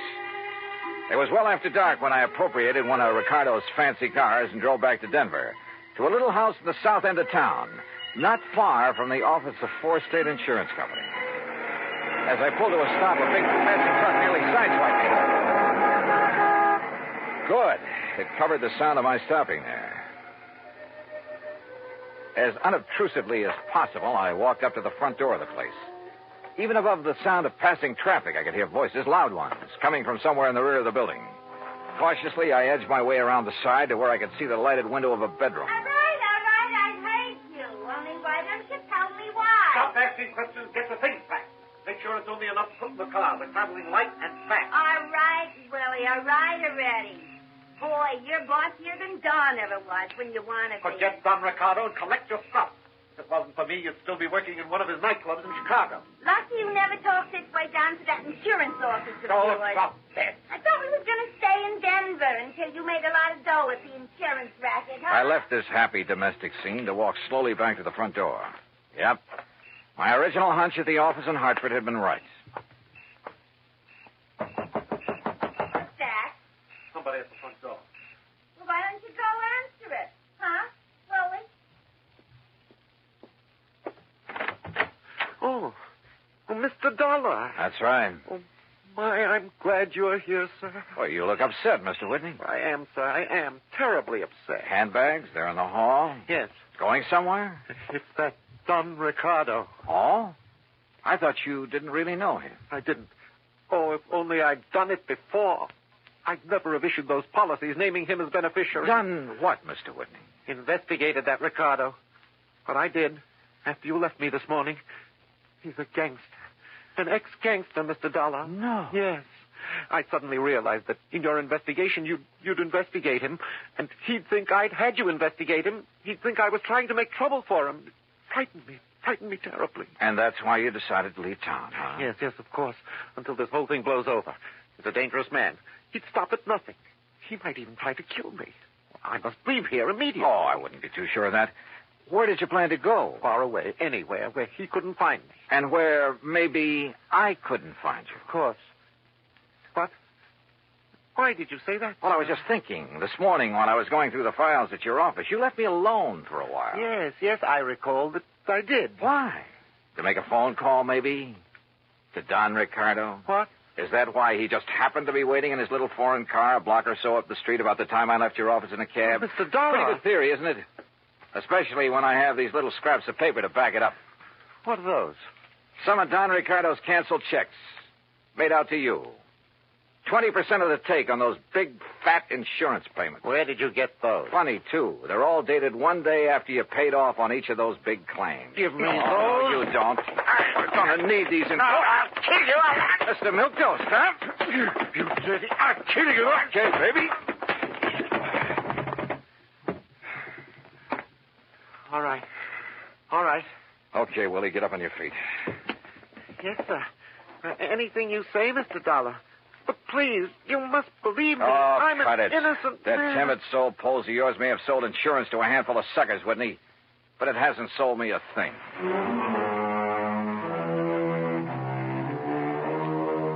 Oh, I suppose you find them in every trade. That still doesn't justify their even being alive, though.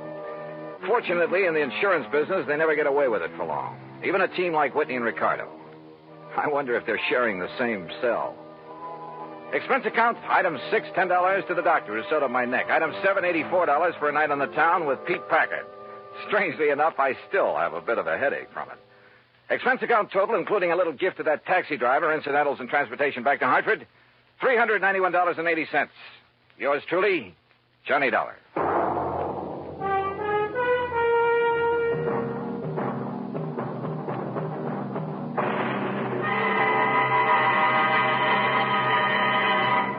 Our star will return in just a moment.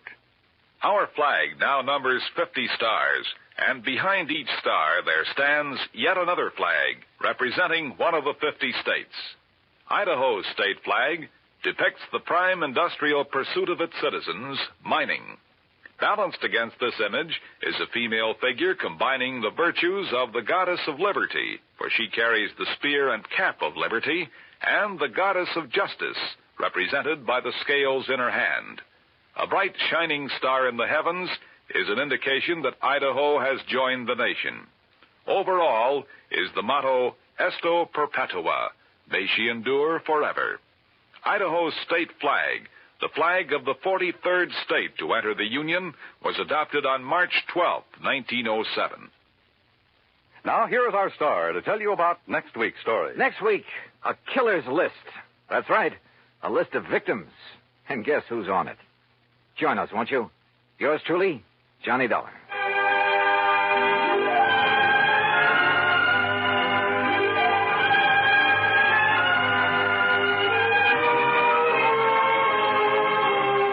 Yours truly, Johnny Dollar, starring Bob Bailey, originates in Hollywood and is produced and directed by Jack Johnstone, who also wrote today's story. Heard in our cast were Virginia Gregg, Forrest Lewis, Barney Phillips, Edgar Beria, Frank Gerstle, and Peter Leeds. Be sure to join us next week, same time and station, for another exciting story of yours truly, Johnny Dollar. This is Dan Cubberly speaking.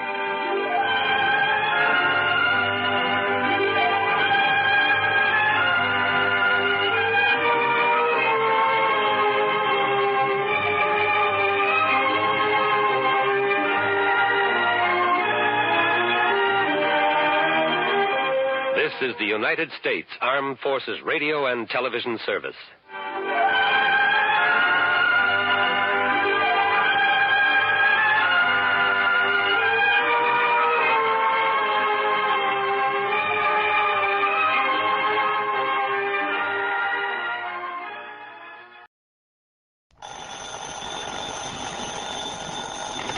Johnny Dollar. Byron Kay, Intercoastal Maritime and Life. Why? How are things in dear old Boston? Here in Boston, fine. But Cod Harbor, something else again. Cod Harbor? It's a little fishing village up north of here, up near Gloucester. Yeah, I know. I handled a case up there a couple of years ago. Oh, yes, that's right. It was for Meg McCarthy, a big, blousy, brawling old gal who ran a joint she called Meg's Palace. Well, it's Meg McCarthy. After that dingy dive she was running burned down, she took the insurance money and moved away. Johnny, listen. It was Meg McCarthy who called me. Oh? Yes.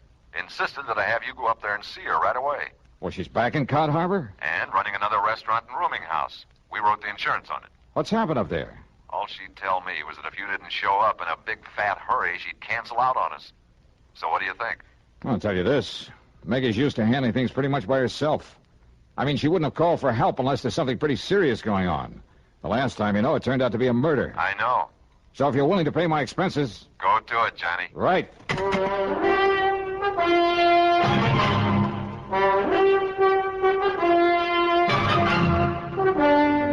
CBS Radio brings you Bob Bailey in the exciting adventures of the man with the action-packed expense account, America's fabulous freelance insurance investigator. Yours truly, Johnny Dollar.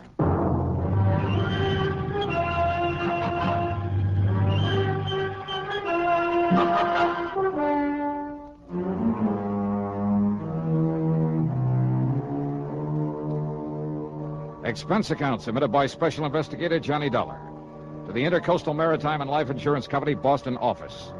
Following is an account of expenses incurred during my investigation of the Silver Queen matter.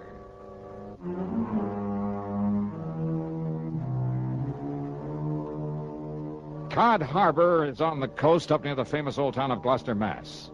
Transportation facilities are practically nil, so I decided to go up there in my own car.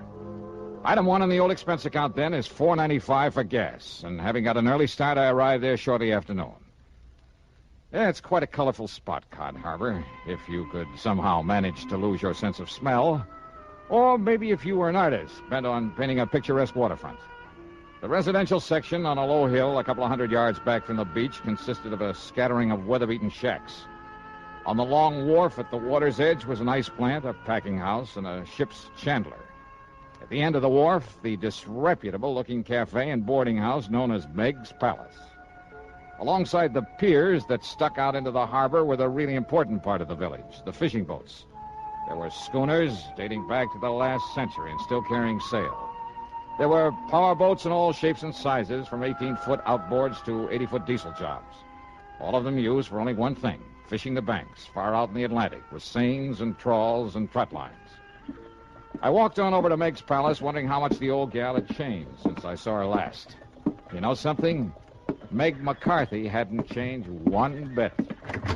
And you just listen here now to me, you lop-eared bladders. Craig, put down that blaster skin and leave me explain. Explain, huh?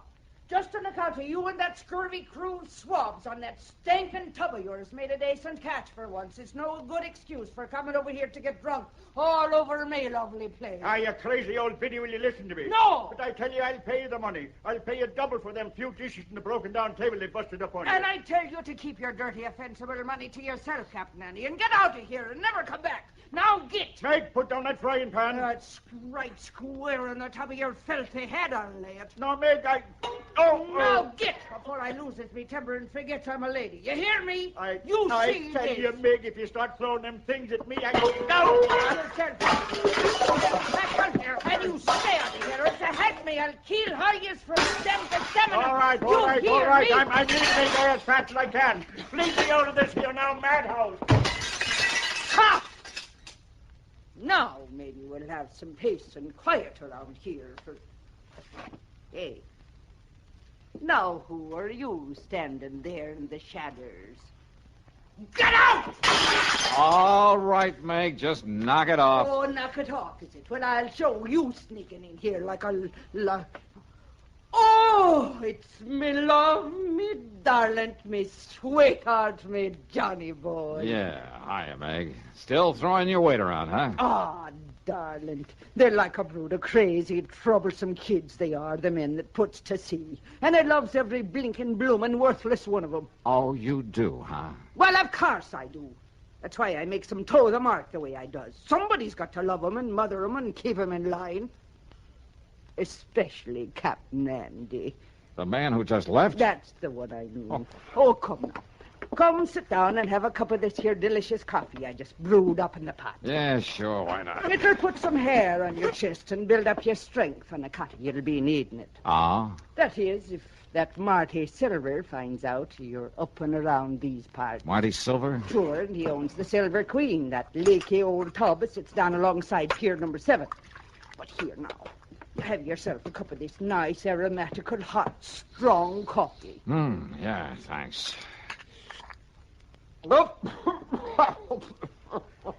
Holy, what are you trying to do, murder me? Hey? Good grief. Well, now, just a minute, me fine young, fair-feathered friend. Is it a snide and despairing remarks you be making about me lovely coffee, You is it? call it rat poison coffee? I'm most certain. No, just you look here, you hairy-brained young incompetent. No wonder there's trouble up here in Cod Harbor. Oh, is that so? Well, if you think I'm going to let you sit here and make degrading remarks about me cooking... Okay, Meg, okay. Stop waving that coffee pot and settle down. Just you listen, you swab-headed young whisker Forget it, snapper. will you? Pipe down. Quiet, will you? Now, sit down. Yes, darling. All right. Okay. Oh, Johnny, Johnny, you reminds me so of me dear, dead, departed, overbearing husband when you talks up to me like that. Oh, I'm sure. And I tell you, if I was a few years younger and maybe a mite prettier looking in the face, oh, I tell you, there wouldn't dare another girl so much as set her eyes on to you. Oh, that's true, Johnny. Okay, Meg. But now what about this Marty Silver? Captain Marty Silver, he calls himself. And he sailed in here a few days ago from up to Gloucester, he says, in that tub he calls the Silver Queen. Says he wants to sell the old wreck. Aye, and that he will, Meggie. And who invited you in here again, Captain Andy? There's already 2 or 3 suckers bidding up to buy the old wreck from him. He's pushing them hard to make a sale, he is. Then Andrew P. Hogginham, you keep them from buying it until Johnny Dollar here gets through his investigation. Investigating? Well, now, where's your manners? Shake hands with him. This here's Mr. Johnny Dollar, me lover boy from way back. Hiya, Captain. Lover boy? Him? That pasty-faced landlubber like him? Just you mind your manners, Andy, and get out here and don't let none of them boys buy the Silver Queen. Not yet. Now, look here, Meg. Go on with you. Or do I got to throw you out again? Well, whatever you say, Meg. But I warn you, woman, if you're being untrue to me in favor of this here Johnny Dollar... Ain't he handsome, Johnny boy? And we don't make it generally known, but Captain Andy is me very own fiancé. No. Yes, sir. And all this time I thought you only had eyes for me. Oh, well, now, Johnny... Okay. Now, just tell me about this Captain Marty Silver. Well, now, listen, darling. If Marty Silver finds out that I sent for you... If he finds out you're here to investigate him... Investigating for what? Come on, Meg, you're beating around the bush. Oh, it's because I hate the word. Because I'm afeard of it. What word? Murder. Oh, well, I can't say that I... What? Yes, Johnny. Murder. And now, Act 2 of yours truly, Johnny Dollar.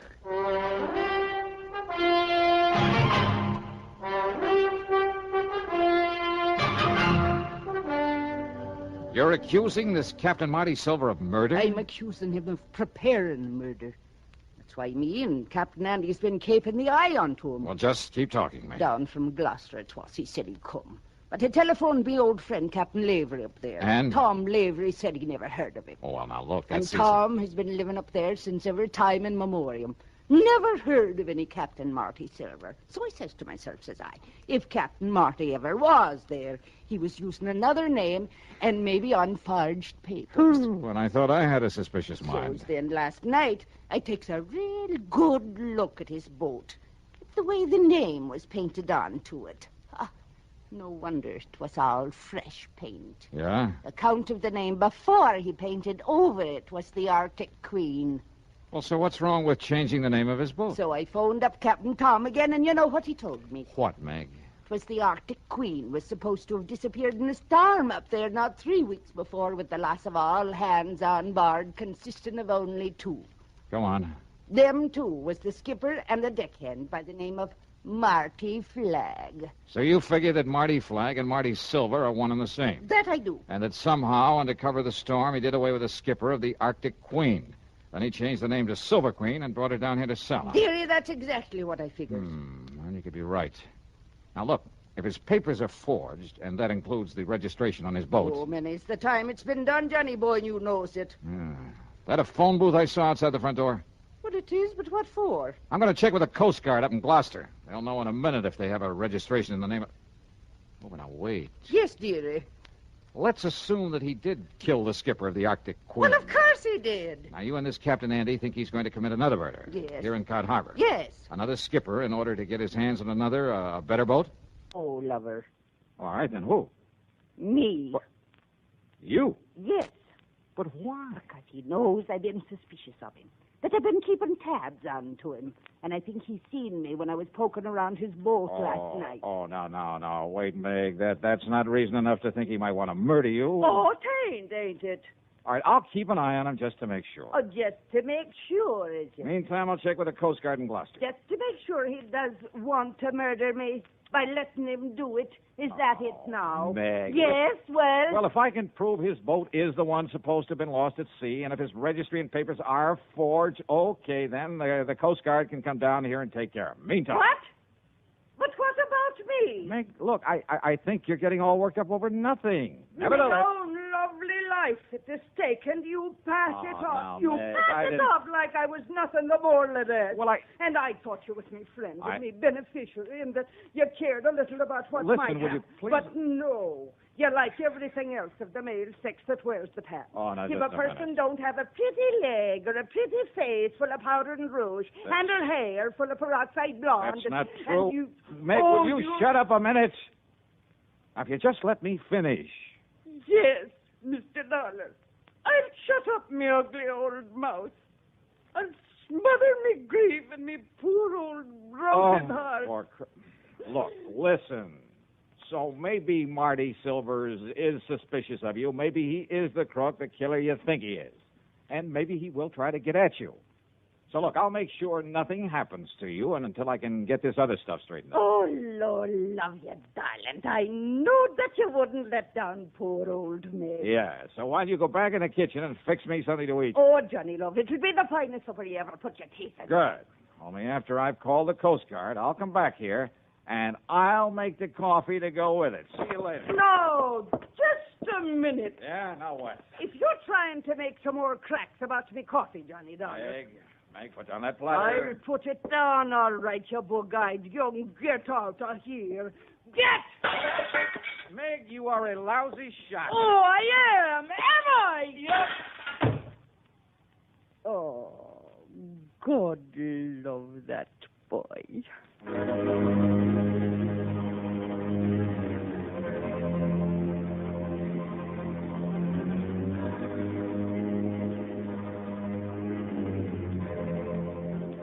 My call to the Coast Guard proved that Meg was right, 100%. They'd never heard of a Captain Marty Silver, had no record of him whatsoever. As for the boat, well, it was pretty obvious now that he must have killed the skipper of it in order to steal it, bring it down here to sell. I promised them that I'd do nothing to alarm Silver to scare him away, but that I would keep tabs on him until they could come down here and arrest him. But I had to break that promise because of what happened exactly 2 minutes later. Yeah, right after I hung up that phone.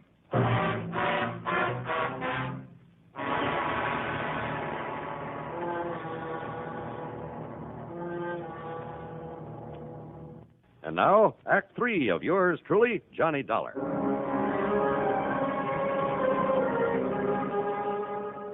I left the outside phone booth and walked back into Meg's Palace Cafe. It was still cluttered with the pots and pans and crockery that she loved to throw at anyone who happened to disagree with her. In this case, it was Captain Andy and me, her lover boys. I heard a lot of activity off in the kitchen where she'd promised to cook me something to eat, and I hoped she'd hurry because I was hungry. But then I heard a door slam somewhere in the back and footsteps on the boardwalk that I knew led down to the piers. I wondered if she changed her mind about fixing that meal for me. But when I got to the kitchen... Meg, what's happened? What happened here? Oh, Johnny boy. Thank heaven you got here and scared him away. Who? If he hadn't heard you coming in the front, he would have killed me for sure. Marty Silver. Oh, he must have been hiding away here in the kitchen. He must have heard everything me and you were saying about him. All right, here now. Let me help you up in this chair. It's all right, darling. I think I can make it. But when I get a hold of that... There you are. But I thought Captain Andy said that Silvers was down at the dock trying to sell that boat. Hey, wait, listen. Yes. Stay right here, Meg, while I get in the back of that door. What? What is it? Oh. Out of my way, Dollar. Meg, I just seen Monty Silver coming up. Meg, who done this to you? Marty Silver, Captain. I'll kill him for this. Oh, Meg, me pet, are you all right? Yes, I'm all right. But where was you when Marty Silver come in here and attacked me? Like you told me to. I went back to the dock to keep an eye on him. He was right here in the kitchen. And when I went out to phone the Coast Guard... Oh, Maggie, darling, did he hurt you bad? I told you I'm all right. But if Johnny hadn't come back in here... Oh, I'll kill that dirty rotten... Captain, you said you saw him leaving here. That I did. Where'd he go? Down to the dock, to the Silver Queen. But he may have ideas for taking off, getting away from here. Well, of course, you barnacle-brained pair of... Look. Ah, what? Look there, out of the window. Yeah, you're right. Of course I'm right. That's the Silver Queen headed out to sea. Come on, Captain Andy, we're going after him. But he's got a start on us, a head start. And with the darkness and night coming on... Well, standing here talking about it won't get us anywhere. Come on.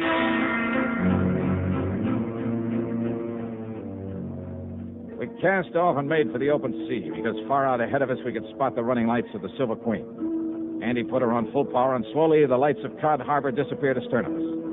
I stood alone up at the bow, staring into the blackness of the night. You keep your eye on those running lights, Johnny. We lose them, we lose the Silver Queen. I think we're gaining on them, all right. Not very fast. Don't worry, boy. There's nothing out of Cod Harbor can outrun this boat of mine. Anything you can do to give us some more power? No. Oh, yeah. There, maybe it is. Come on back here, Johnny. Take the wheel. All right, you are. You see him? You see his lights from here, all right? Yeah, I see him. And then you take the wheel. All right, I got it. What are you going to do? I'm going to lift this engine cover and... There. Now, I'll get to this carburetor and see if I can keep her wide open, Johnny. That she is. Oh, that slowed us down. Just keep an eye on the Silver Queen. Good, that's it. That's the best I can do with it.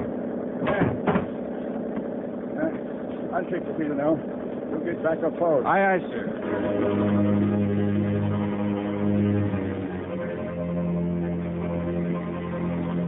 As we slowly but surely pulled up on her, I could see the vague shape of Captain Marty Silver at the wheel. I could see him turn and look back at us now and then. Just a few more minutes and we'd overtake the Queen. But if Silver had a gun, I eased my .38 out of the holster, made sure I had a full load, just in case.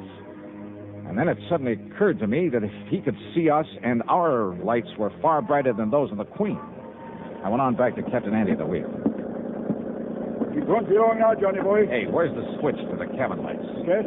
If Silver is armed, then when we get up close to him, he'll be able to pick us off like ducks in a shooting gallery. You're right. The switch is right there inside the... No, look. Silver has turned them off. Turned off all these lights. We lose him. We'll never catch him now. Won't we? Hey, doesn't the spotlight work? Sure it does. Turn it on. I'll put on the other light. Good. Hey, where's the switch for this spotlight? Here. Running lights. Now the cabin lights. The switch, Captain. Now we're just as black as she The switch for the... Oh, here it is. Now swing that lighter on, Johnny, so you cover the whole horizon with it. Right. When you get it on him, Hey, what's that? It's coming about. He's going to run us down. I see him. Shove the wheel hard to port. Give it a gas. Yes, I am. If he's got us in a turn, we're losing way. Come on, faster, Captain. As soon as we get back on the straight course, keep the searchlight on him, square in his face. Maybe you can find it.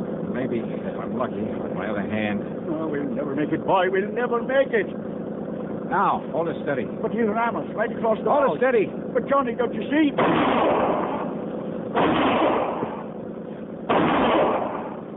You hit him. He's hurt. Yeah. Now, more power, Andy. He's let go of the wheel. Hey, he's reaching for the Andy. gun. Maybe the Queen will well away from power, I tell you. Full power. Oh, no, we're too late. Too late.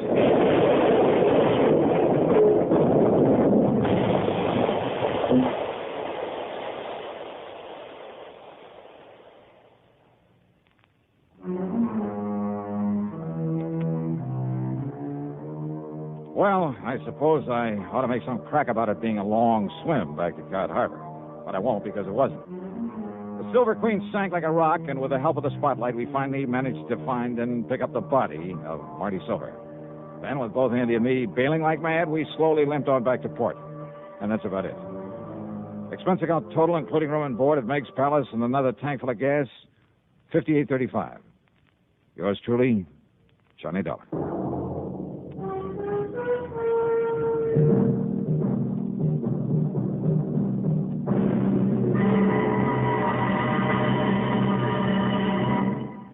Now, here's our star to tell you about next week's program. Next week, murder. A real weirdie. Because there was no one there to commit it. Join us, won't you? Yours truly, Johnny Dollar.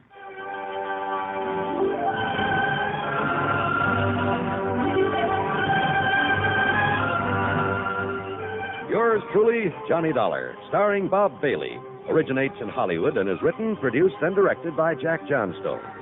Heard in our cast were Virginia Gregg, Olin Soule, and Ralph Moody. Be sure to join us next week, same time and station, for another exciting story of yours truly, Johnny Dollar.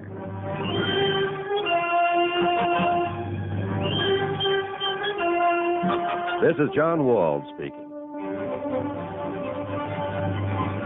Johnny Dollar has come to you through the worldwide facilities of the United States Armed Forces Radio and Television Service.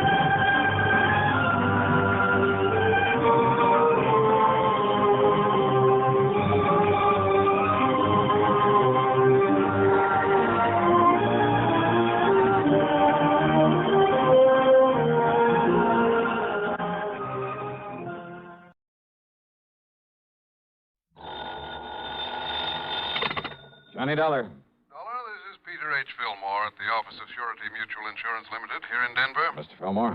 Dollar, I want you out here. I've just uncovered a racket that has been costing our company a lot of money. What kind of a racket? Robberies, grocery store robberies, whole series of them. What's being taken, cash or goods? Cash, on Saturday nights, with most discouraging regularity. But, Dollar, with all the facts I can give you, well, I see no reason why you shouldn't be able to round up the gang that's doing this in short order. You think there's a gang involved? That's my conclusion, and I'm certain you'll agree with it when I give you the information I have. I see. Which means there may be some danger involved in this investigation. Oh, that's the understatement of the week. However, I understand you're quite used to that sort of thing. Oh? And in view of the importance to our company of putting a stop to these robberies, of bringing the criminals to justice... Now, Mr. Fillmore... Well, we shan't quibble over your expense account, or even any extraordinary expenses you may incur. Now, look. And, Dollar, there will also be the customary fee. The commission for any recovery of actual money you may be able to effect. Listen, would you please? More than ample compensation, I would say, for the fact your own life may be endangered. So, Dollar... Mr. Fillmore, Dollar, I'll can't... expect you out here on the first possible plane flight. Goodbye, sir. Huh? Oh, sure. Goodbye. Maybe forever, huh?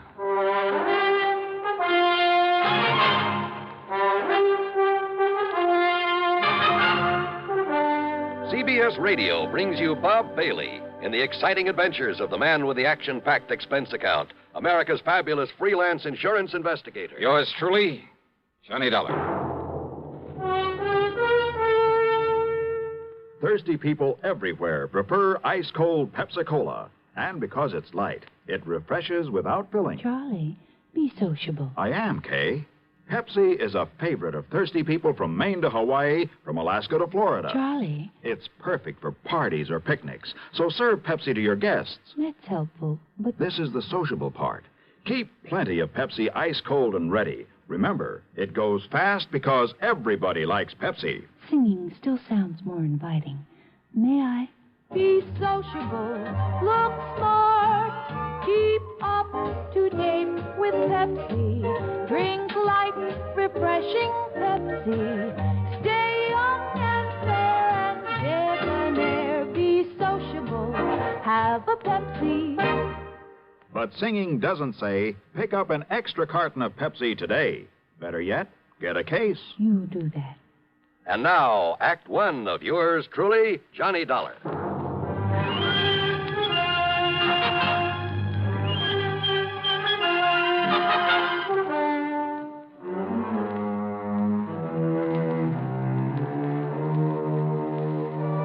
Expense account submitted by Special Investigator Johnny Dollar to Surety Mutual Insurance Limited, Denver office.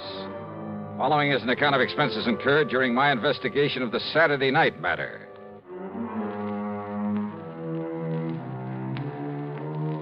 After including an extra box of 38 shells in my luggage, I spent item 1, $77, plane fare, Hartford to Denver, Colorado. Item 2 is $1.95 for a cab to the office of Surety Mutual and Mr. Peter H. Fillmore. Here in Denver, no dollar, all over the state, in a regular pattern.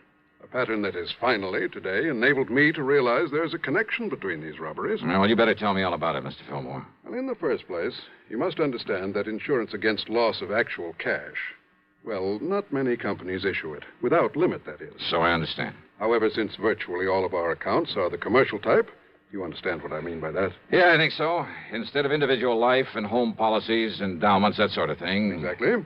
Manufacturing plants, merchandising organizations, that sort of thing. Including a great many stores, both large and small, including 50 or more grocery stores, supermarkets. I see. Dollar, it was my own idea to insure them against unlimited loss by robbery. And I must say it's increased our number of clients considerably. Yeah, I think so. But don't the premiums for that kind of protection have to come pretty high? Oh, very high. As a result, the company has shown a very nice profit over the past couple of years. But, of course, if these robberies continue... Yeah, you say there's been a definite pattern to them. Yes. To begin with, Dollar, every one of them has occurred on a Saturday night. When the markets are likely to have more cash on hand than usual, huh? Exactly. How many robberies have there been? So far, 8. Well, that's about time you were catching up with them. Exactly. So, on with the pattern. The robbers have forced their way in at gunpoint, just as the owner, alone, was about to lock up and leave. In each case, there have been 2 of them, wearing nylon stockings over their faces by way of disguise. One of them, tall and husky, the other one, short and thin. That's about as much description as we've been able to learn from the store owners. And don't forget, Dollar, there's been no real coordination of police effort in these robberies. Because they've all occurred in different towns. Exactly. And that brings us to the important part of the pattern, which I only realized this morning. Whereupon I called you immediately. Well? The first was right here in Denver. The next in Pueblo, then Colorado Springs, Aurora, Lakewood, Englewood, Greeley. Last Saturday, a week ago tonight, the Casey Market over in Boulder was robbed. True to pattern. I'm afraid I don't quite see it. Denver, the largest city in the state. Then Pueblo, the next largest. I'll take your word for it. Then Colorado Springs, next in size to Pueblo. Then Aurora. And so on down the line? Exactly, Dollar. Exactly. And the last robbery was in Boulder? Just a week ago. So there may be another one tonight. All right. If you know the population of the various towns in the state as well as you seem to, you ought to be able to tell me where they'll go next, whether it's tonight or next Saturday or whenever. Well, that's just the trouble. What? Until I get the latest population figures, well, I don't know. It'll be either in Wheat Ridge, barely northwest of Denver here, or in Grand Junction. How far away is that?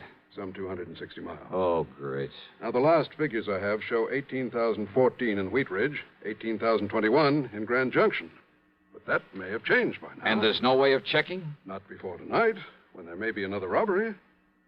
Yet somehow you must decide on one of those towns and be there to prevent it. I must decide? Of course. And I'm certain you realize how important your decision is. Oh, sure. Very well, then, Dollar. Which is it? Wheat Ridge or Grand Junction? Oh, come on, man. There isn't much time. Well, let me see if I have a quarter in my pocket. Hmm? Yeah, here we are. I'm afraid I don't understand. Pretty important decision, huh? It certainly is. Okay, then. Heads, I go to Wheat Ridge. Huh? Tails, I go to Grand Junction. What? Can you think of a better way?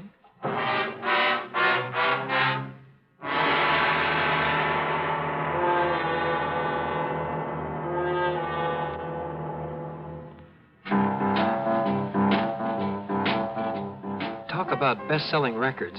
Here's a familiar tune about America's best-selling filter cigarette, Winston.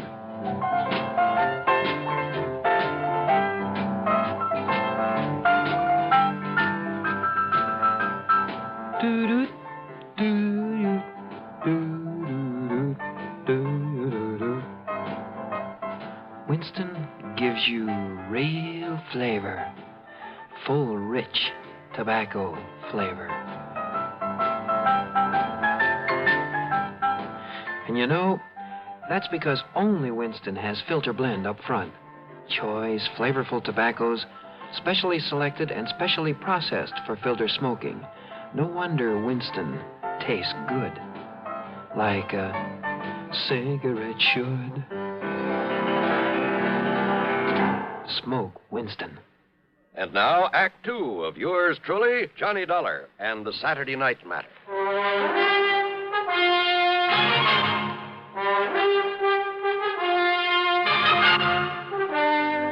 Now, Dollar, do you mean to say you think you can determine which city this gang of grocery store robbers will hit by the flip of a coin? This is ridiculous. I asked you, can you think of a better way? Well? All right, Dollar. Okay, then. But don't you see, if you go to Wheat Ridge, they strike in Grand Junction. Be kind of too bad, wouldn't it? Exactly. We'd have to pay off another big insurance claim. Perhaps thousands of dollars. And, Dollar, I'd hold you responsible. Me? Yes. Responsible for what, Mr. Fillmore? Huh? And I take it you're Johnny Dollar. Now, look here, Dollar. Right? This is the most... Easy, PH. Dollar, this is Albert Berry, my assistant. How are you, Johnny? Al? Albert is the one who really built up this plan of mine for insuring the stores against loss of cash. I see. And if you want my opinion, PH, and I've said this before, we'd better stop issuing any more such policies right away. No. Cancel those that are outstanding. Give them a rebate and forget this whole thing. No, Albert. Admit that we're beaten by a bunch of crooks? You know I wouldn't. Yes, I know you wouldn't. But I still think you should. If we have to face any more of these losses... Let me worry about the losses. You just keep running up your nice big commissions on those policies and be glad you're getting them. No, sir. Well, what do you mean by that? I mean that I won't let you. PH. Well? PH, I'd rather leave the company than have to continue feeling responsible as I do. Responsible? For what? Don't you understand, sir? I'm the one who sold the policies. And if any more of these robberies occur... Oh, don't worry, my boy. They won't. Thanks to my perceptive mind, little ingenuity, my own deductions... Dollar here is going to put a stop to them. Well, I knew you were sending for Mr. Dollar, but how will you know where the gang plans to operate next? Well, of course he will. At least, well... Very easy, Al. Look here. What? Tails. Okay, that means that I'm about to head for, Yes? Where? Dollar, good heavens, Just man. keep your shirt on, Mr. Fillmore. What if these criminals... If they hit the other town on the list, they won't stand a chance of getting away with it there either. How can you be sure? Just leave it to me, huh? Dollar. Now, I'll see you later. I gotta get busy. The coin had come up tails. That meant I was to head for Grand Junction. Yeah, I know it's crazy, but that's the way it was. Since it was afternoon, I'd have to make good time to get there before dark. So, expense account item $350 deposit on a rental car. But first I drove to Wheat Ridge, to the police headquarters there. I talked with the Sergeant Keesley. Oh, sure. The supermarket's just a couple of blocks south of here. You must have passed it. Yeah, I did. Well, don't worry, Dollar. If they hit again tonight and that's their target, they won't stand a chance. We'll have that place so well covered. Good. Well, now, wait. What if they pick Grand Junction? You want me to phone the boys in the department over there? No, that won't be necessary. I'm heading on over there right now. Good. That's better than me trying to explain this complicated pattern you've stumbled on. Yeah. Your man there in Grand Junction is Lieutenant Dick Speidel. Okay. You tell him you've talked to me, and he'll do anything you want. Good. He's a nice, cooperative guy, and he knows his way around. First, we can't be sure they'll operate again tonight. Maybe they'll skip a week. We'll still be ready for them if they follow their pattern. So will the boys in Grand Junction. Okay. Thanks, Sergeant. I'll be in touch. I picked up Route 6 and headed on west.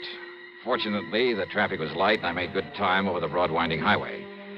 And I'll say this, it's a mighty beautiful drive through that country. More than once I spotted clear, cold streams where I knew darn well there were plenty of fighting trout to be taken during the season. And maybe with luck, I'll be able to go back someday and wet a line, there in the shadow of one of the imposing mountain peaks. I stopped at Glenwood Springs long enough to gas up and grab a sandwich. That's item 4, 5 1/4. Then drove on, hoping an early sunset wouldn't spoil the view of the scenery.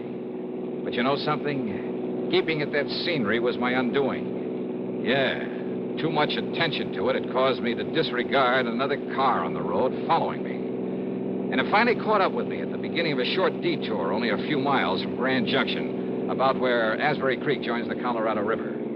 The highway was wet from the melted snow. It slowed down to cross a narrow temporary wooden bridge when the other car pulled up to me, then swung into my left rear and threw me into a skid. Hey, what the devil?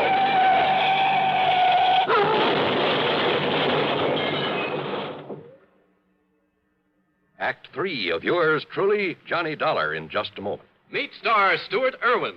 Nothing's worse for an actor than a nasty cold. To feel better quickly, I take wonderful 4-way cold tablets, the fast way to relieve cold distress. Right. Tests of all the leading cold tablets proved 4-way fastest acting. 4-way starts in minutes to relieve muscular pains, headache, reduce fever, calm upset stomach, also overcomes irregularity. Take my advice. For your next cold, take 4-way cold tablets, the fast way to relieve those cold miseries. 4-way, only 29 cents. And now here's a word about another fine product of Grove Laboratories. Had dandruff for years? Now get rid of it in 3 minutes with Fitch Dandruff Remover Shampoo. 3 minutes with Fitch regularly is guaranteed to keep unsightly dandruff away forever. Apply Fitch before wetting hair. Rub in 1 minute. Add water, lather 1 minute. Then rinse 1 minute. Every trace of dandruff goes down the drain. 3 minutes with Fitch, embarrassing dandruff's gone. Fitch can also leave hair up to 35% brighter. Get Fitch Dandruff Remover Shampoo today. And now, Act 3 of yours truly, Johnny Dollar. Things were a little vague after my car got pushed off the road on the way into Grand Junction. I remember lying there in the wreckage, cold, terribly cold, but unable to move. Then the state highway patrolman who came along pulled me out from under the steering post, and I remember passing out again when the warmth inside their car hit me. I remember being wheeled along on a stretcher through a long corridor, the smell of antiseptics, then the sight of a hand with a hypo in it poised above my left arm. Nothing but shock, I'm certain of it. This will help him to sleep, and in a few hours he should After that, a soft, warm, comforting darkness. Oblivion. Then, when I finally came to and there was sunlight streaming in through the hospital window... Just take it easy, Dollar. What? Take it easy and get some rest, and you'll be all okay. I'm Lieutenant Dick Spidle. Oh. Lieutenant. Sergeant Keesley over at Wheat Ridge called about you. Yeah, well, Just look, wanted to make sure everything was all right over here. You're in Grand Junction, you know. Did they nab the gang behind the market robbery last night, was it? No trouble at all over there. Nothing happened. But I sure wish you hadn't skidded off the road Skidded? before you could get Listen, to me. there was another car. It came up behind me. Yeah, I know. So far, we haven't been able to get a lead on it. What if they didn't hit the market over there? Yeah, Dollar. It was the Bluebird supermarket right down the street from here. Over $3,000. Yeah? Well? A set of tire marks, same as from the car that ran you off the road, but that's all. Oh. Except for one thing. What's that? What? Now, look, you're in no shape to worry about this thing now. You said except for one Doc says thing. You need a lot of rest. What is it? But when you're up and around What is again, it, Lieutenant? Well, when Barnaby Schultes came out here from the west and opened that market... Yeah? Well, always when somebody comes here with a lot of money, I run a check on him. And?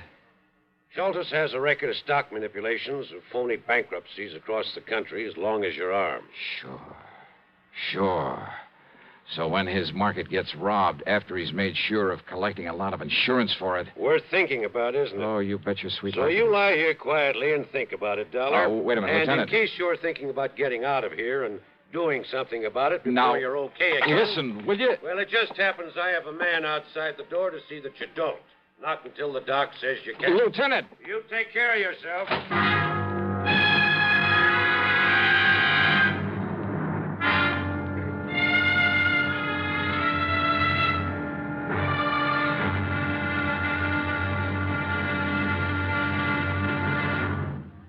Munch, munch, munch a bunch of Fritos, corn chips. It's not polite to smack your lips, but you can't help it with Fritos, corn chips. Munch, munch, munch a bunch of Fritos, corn chips. Fritos are the perfect after-school or between-meal snack. Golden chips of corn just made to munch. A nutritious treat for children and grown-ups alike. Fritos corn chips are full of such good, crisp flavor, such good-for-you nourishment. There's contentment in every munch. Munch, munch, munch a bunch of Fritos, corn chips.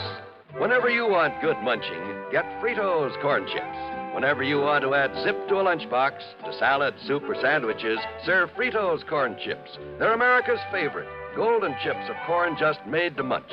F-R-I-T-O-S, Fritos corn chips. Munch, munch, munch a bunch of Fritos, corn chips. Now, Act 4 of yours truly, Johnny Dollar.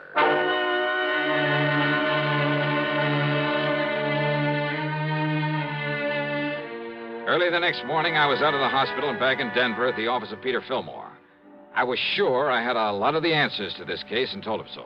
Yes, go on, Dollar. Well, sure, it's an open invitation to robbery. Well, don't you see, the market owners could arrange these robberies themselves. Not only collect the insurance, but get a cut on whatever was taken. Good heavens. Yeah, sure. And look, didn't you tell me the owners couldn't seem to come up with a very good description of the crooks? Couldn't or wouldn't? They've done it themselves. Every man has a price. No, that isn't the answer. Well, not all of it. Each one of them arranging himself wouldn't account for a whole string of them in various different towns. So it means that somebody's been getting to them, that somebody's been running a robbery ring. But that means... Why, don't you see, Dollar? That means the ringleader must be someone who knows exactly which of the markets has bought this type of insurance from us. To quote you, Mr. Fillmore, exactly. So you'd better start thinking of somebody right here in your own office. Exactly? Sure. No, I mean... You mean exactly, because he could clean up on this operation both ways. By getting a nice fat commission on all the policies that he sold. But the only and then man... by arranging the robberies, then taking a cut on them. But good heavens, I simply can't believe that... Al Berry, collecting both ways. Real smart about it, too. He told you he wanted you to give up this silly insurance, but he knew that you wouldn't. Albert. But even if you did, he wouldn't care, because he's already cleaned up enough to walk out of here a rich man. And you'd better not move, either one of you. Albert. Well, hi, Al. I heard everything, Dollar. Good for you. You shouldn't have made it so obvious that you went through my files before I got here this morning. Well, now, that's right, I did. To see how your list of policies compared with the markets that have been held up. It was a dead giveaway, Al. Was it? I mean, you're pulling those jobs in the same order as the insurance you sold. Starting with the biggest accounts in the biggest towns and working on down. Pretty stupid, Al. All right, Dollar. Oh, no. Ever seen a gun with a silencer? Now, look, don't be silly, please. Do you think I'd be foolish enough to have come over here alone, knowing what I know about this? What are you talking about? The police. What else? Oh, sure. Standing right outside the door, waiting. That's right. Don't try to be cute, Dollar. It won't work. Huh? That's right. No, listen, Sergeant. Just relax, Al. Enough to let that thing drop out of your hand. Gently. Thanks, Sergeant.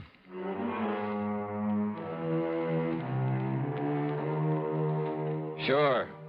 In the hope it might make things easier for him, Al produced the punks who'd been working with him, who'd actually pulled the jobs.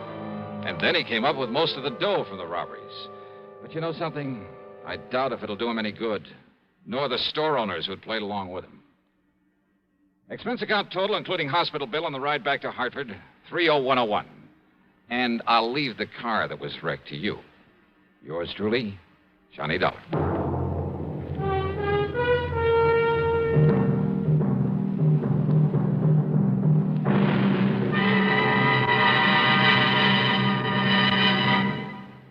Our star will return in just a moment. Constipation is something people don't talk much about, but it can be a problem for anyone, even doctors. And when constipation occurs, it's interesting to see just what doctors consider important about a laxative they might use or recommend. Now, a majority of the doctors we heard from had this to say. A laxative should be effective, gentle, close to natural acting. A medicine that can be used with complete confidence. Well, pleasant-tasting chocolated X-Lax is effective. Overnight, it helps you toward your normal regularity. X-Lax is so gentle, so close to natural acting, there's no upset. That's why many doctors and millions of people use X-Lax with complete confidence.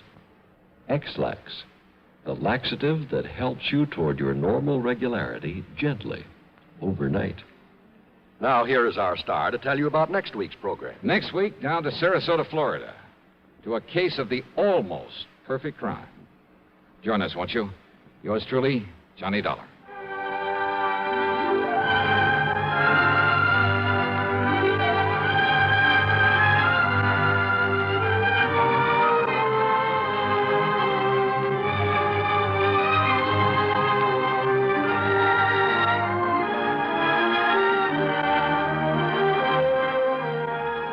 Yours truly, Johnny Dollar, starring Bob Bailey, originates in Hollywood and is written, produced, and directed by Jack Johnstone. Heard in our cast were Bartlett Robinson, James McCallion, Forrest Lewis, and Russell Thorson. Be sure to join us next week, same time and station, for another exciting story of yours truly, Johnny Dollar.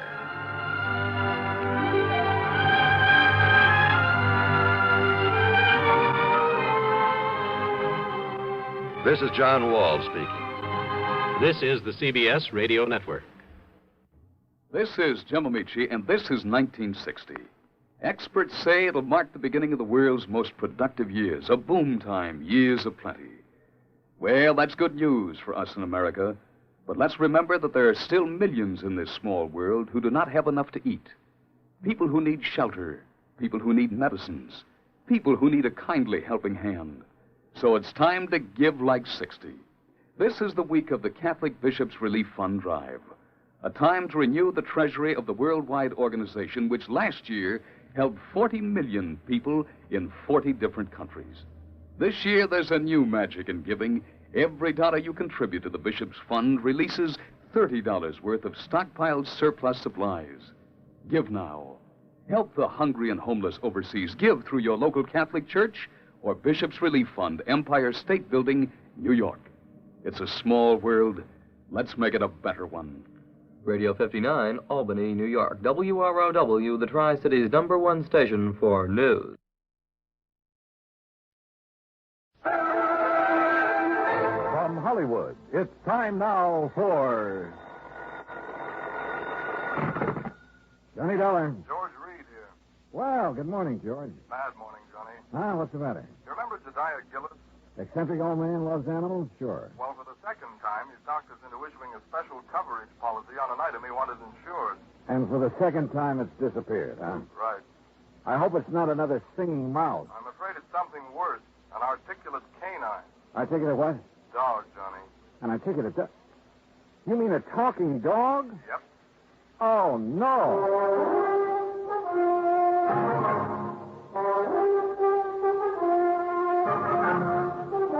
Bob Bailey in the exciting adventures of the man with the action-packed expense account. America's fabulous freelance insurance investigator. Yours truly, Johnny Dollar. I didn't know about mice. I do know about dogs. And I've never heard one yet that could say anything but rough. Well, maybe you haven't, but Michael Murphy has. Michael Murphy? Iron Mike Murphy, vice president of Milford Steel. Oh, what's he got to do with this? Well, he's the former owner of the articulating canine. Gillis bought the dog from him? According to this application, he did. When did it happen? Well, about 3 weeks ago. First I heard of it was when Gillis called from New York asking for the coverage.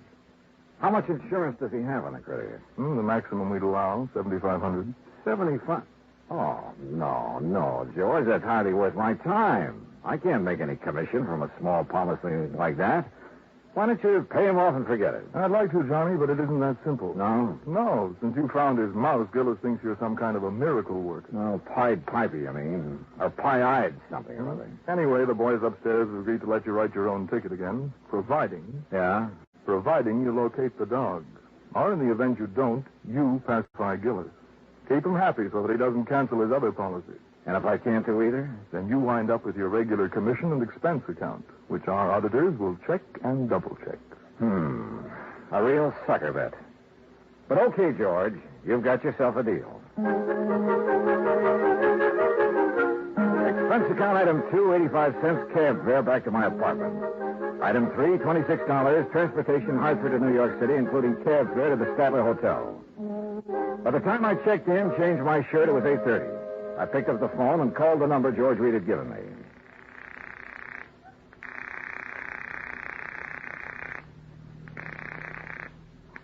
Hello? May I speak to Mr. Gillis, please? Johnny Dollar. Dad told me you were coming. Well, hi. Hi, is that all? I guess this is Marion. Yeah, I know. I had a hunch your father was staying at your place. Do you have my address? Sure have. 514 East 51st Street. Apartment 4C. Oh, yeah. Now, you get right over here before everyone leaves. Everyone? Who all's there? Well, just friends. It's a celebration. What kind? I'll tell you when you get here. Now, hurry. Right. Expense Advance account item 4, $1.70 taxi from the Statler to the East 51st Street address. The entrance to the building faced toward Beekman Place, and one side of it looked out over the East River. I could hear the noise from apartment 4C before I stepped off the elevator. Marion had a good many friends, which figured because of her blonde hair, gray eyes, and a few other... Well, yeah. I pressed the buzzer and waited.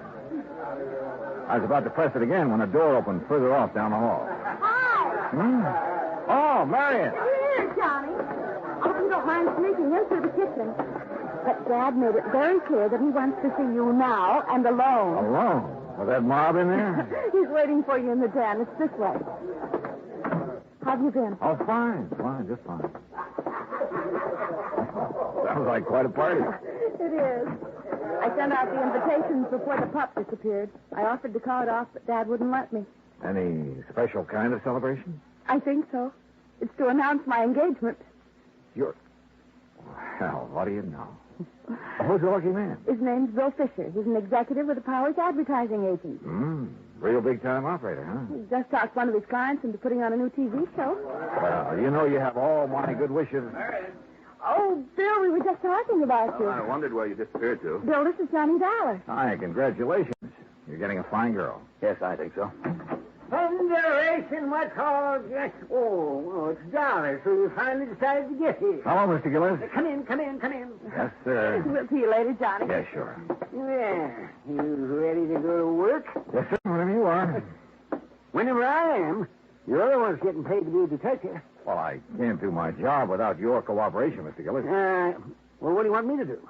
Just answer a couple of questions. Just answer, well, didn't that sweet pea of an agent tell you all you need to know? Well, he couldn't.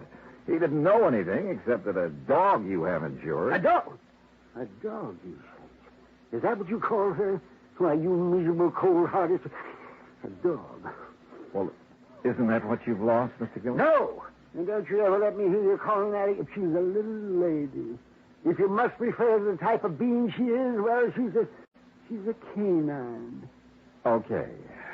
Do you mind telling me under what circumstances the canine disappeared? I wouldn't mind at all. And please call her Ming Toy. Beg your pardon? Ming Toy, that's her name. Ming Toy Murphy. What's the matter, you dog? Are you deaf? No. Isn't that kind of an unusual name for a dog? A canine? Oh, you think so? Shows how stupid you are. She's a Chinese. Chinese? Yes, a Pekingese. A Pekingese. And being as the first owner's name was Murphy, the whole thing, Ming Toy Murphy, just fits her to a T. Yeah.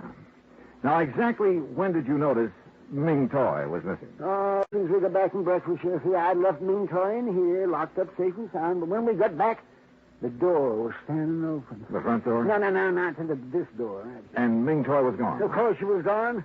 That's what all this fuss is about. But the front apartment door was closed. It was, and if somebody's come in here and stolen her, they'd have had sense enough to close the front door when they left. You're, for sure somebody did steal. I don't know what to think. All I know is Ming Toy missing. Canine animals like her don't grow on trees. Oh, well, you mean because of her, special talent? Well, now you're getting it, my boy, yes. Because she can talk. Oh, now, Mr. Gillis, can you honestly say you've heard her speak? Speak, why, man, all dogs can speak. But Ming Toy talk. Just like a human being, I suppose. Yeah. I see you don't believe me. Well, you just march yourself over here to this tape recorder.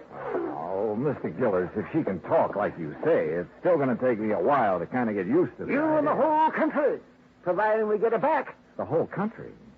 TV, boy. What? Television. A new show called The Big Shock. The first one's on tomorrow night. What's the matter? Don't you read the papers? Anyway, they started advertising about 2 weeks ago.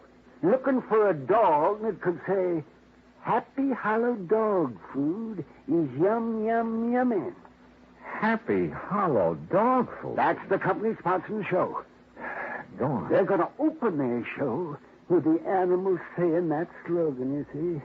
And today I was going to take Ming Toy down there and let her say it and collect the $50,000. What's $50,000? The $50,000 they're offering to give for a dog that can say, Happy Hollow Okay, dog Mr. food. Gillis. All right, I know. Yes, well, anyway, when I first heard about this, I remembered Mike Murphy had said something to me over a year ago about having a canine in his kennel that could talk some.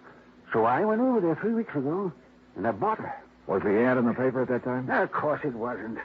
Well, how did you know it was going to be? Marion told me. How did she know? That dressed dummy she's fixing to marry.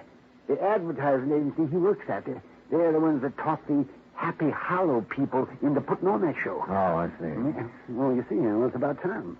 I also see that you don't exactly approve of Fisher for a son-in-law. Oh, no, I wouldn't say that. I don't approve. I don't disapprove of him. If she wants to marry a stuffed shirt, that's her business. Let me play this tape recording for you. You're going to hear the sweetest little voice this side of China. Ah, now then, me little pet. You Get see, yourself set and ready we for the made trial. this at Mike Murphy. All right, girlie. Now talk to me. Pretty now. Talk pretty. Hello! Hello, everybody! See? She said hello. That's a dog? It's canine. Be quiet. Be quiet. Very good, lad. Now tell me, how are you feeling these fine days?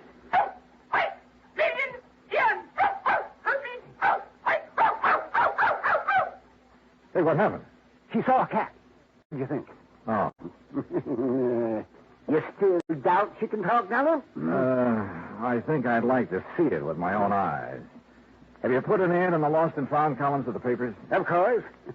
What about the people in this building? Well, I had Morris. He's the super. Put a note. Super? The janitor. They call him supers in the city. So what's the matter? Don't you know anything yet?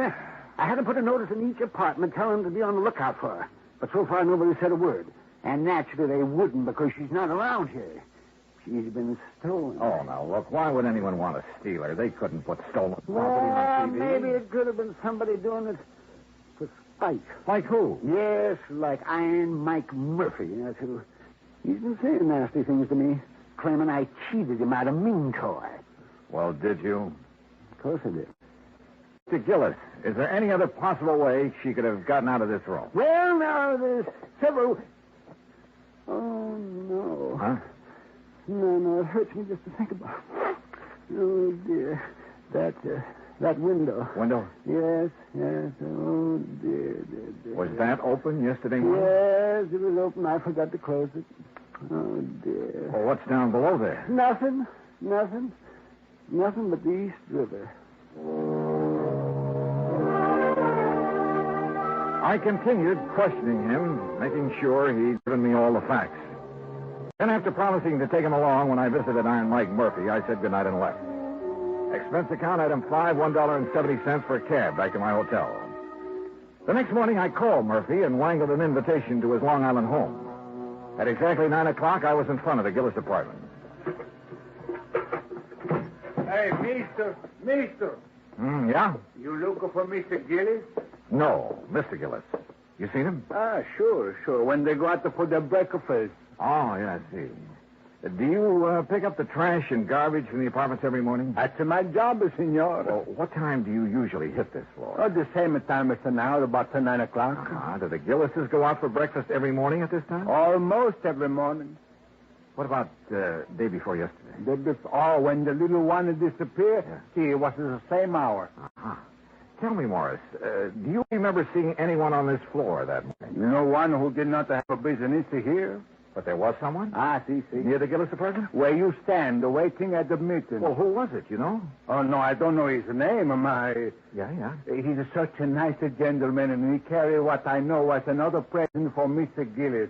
I told him they were out for their breakfast, and he went away. You still haven't told me who it was, Morris. My heavens, senor. Who else would bring Mr. Gillis such a pretty box or such a beautiful gift? Who else but the gentleman she's soon to marry?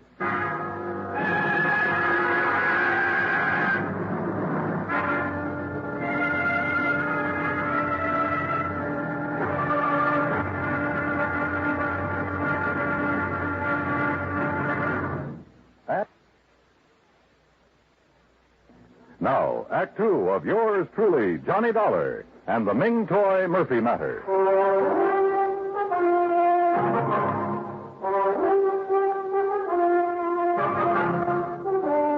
People in love above usually keep odd hours, so I wasn't surprised that Morris, the janitor, had seen Marion Gillis's fiancée outside the apartment the morning the dog, canine, had disappeared. I thanked Morris for his help, went back downstairs to my cab, where I saw that Gillis was walking toward me from First Avenue. Morning, Dollar. Hi, John. Morning. Sorry we're late. Got to gabbing over that second cup of coffee. Better not let your doctor hear you say that. No, Marion, be still. Yes, you ready, Dollar? Ready and waiting, Mr. Gillis. And then let's go. I got a few things I can't wait to say to Mr. Iron Mike Murphy. Now, remember, Dad, no excitement. I'll remember. Marion, Yes? are you going to be busy around noon? No, I don't think so far. Just thought we might have lunch together. 21? Anywhere you like. Say 12:30? Perfect. See you then. According to Mr. Gillis, Iron Mike Murphy didn't know that Ming Toy was missing, so it was going to be interesting to see his reactions when we told him. The Murphy home was spread across a couple of acres near Great Neck. The main house was a large two-story brick affair with a tack room, swimming pool, and the kennels behind it.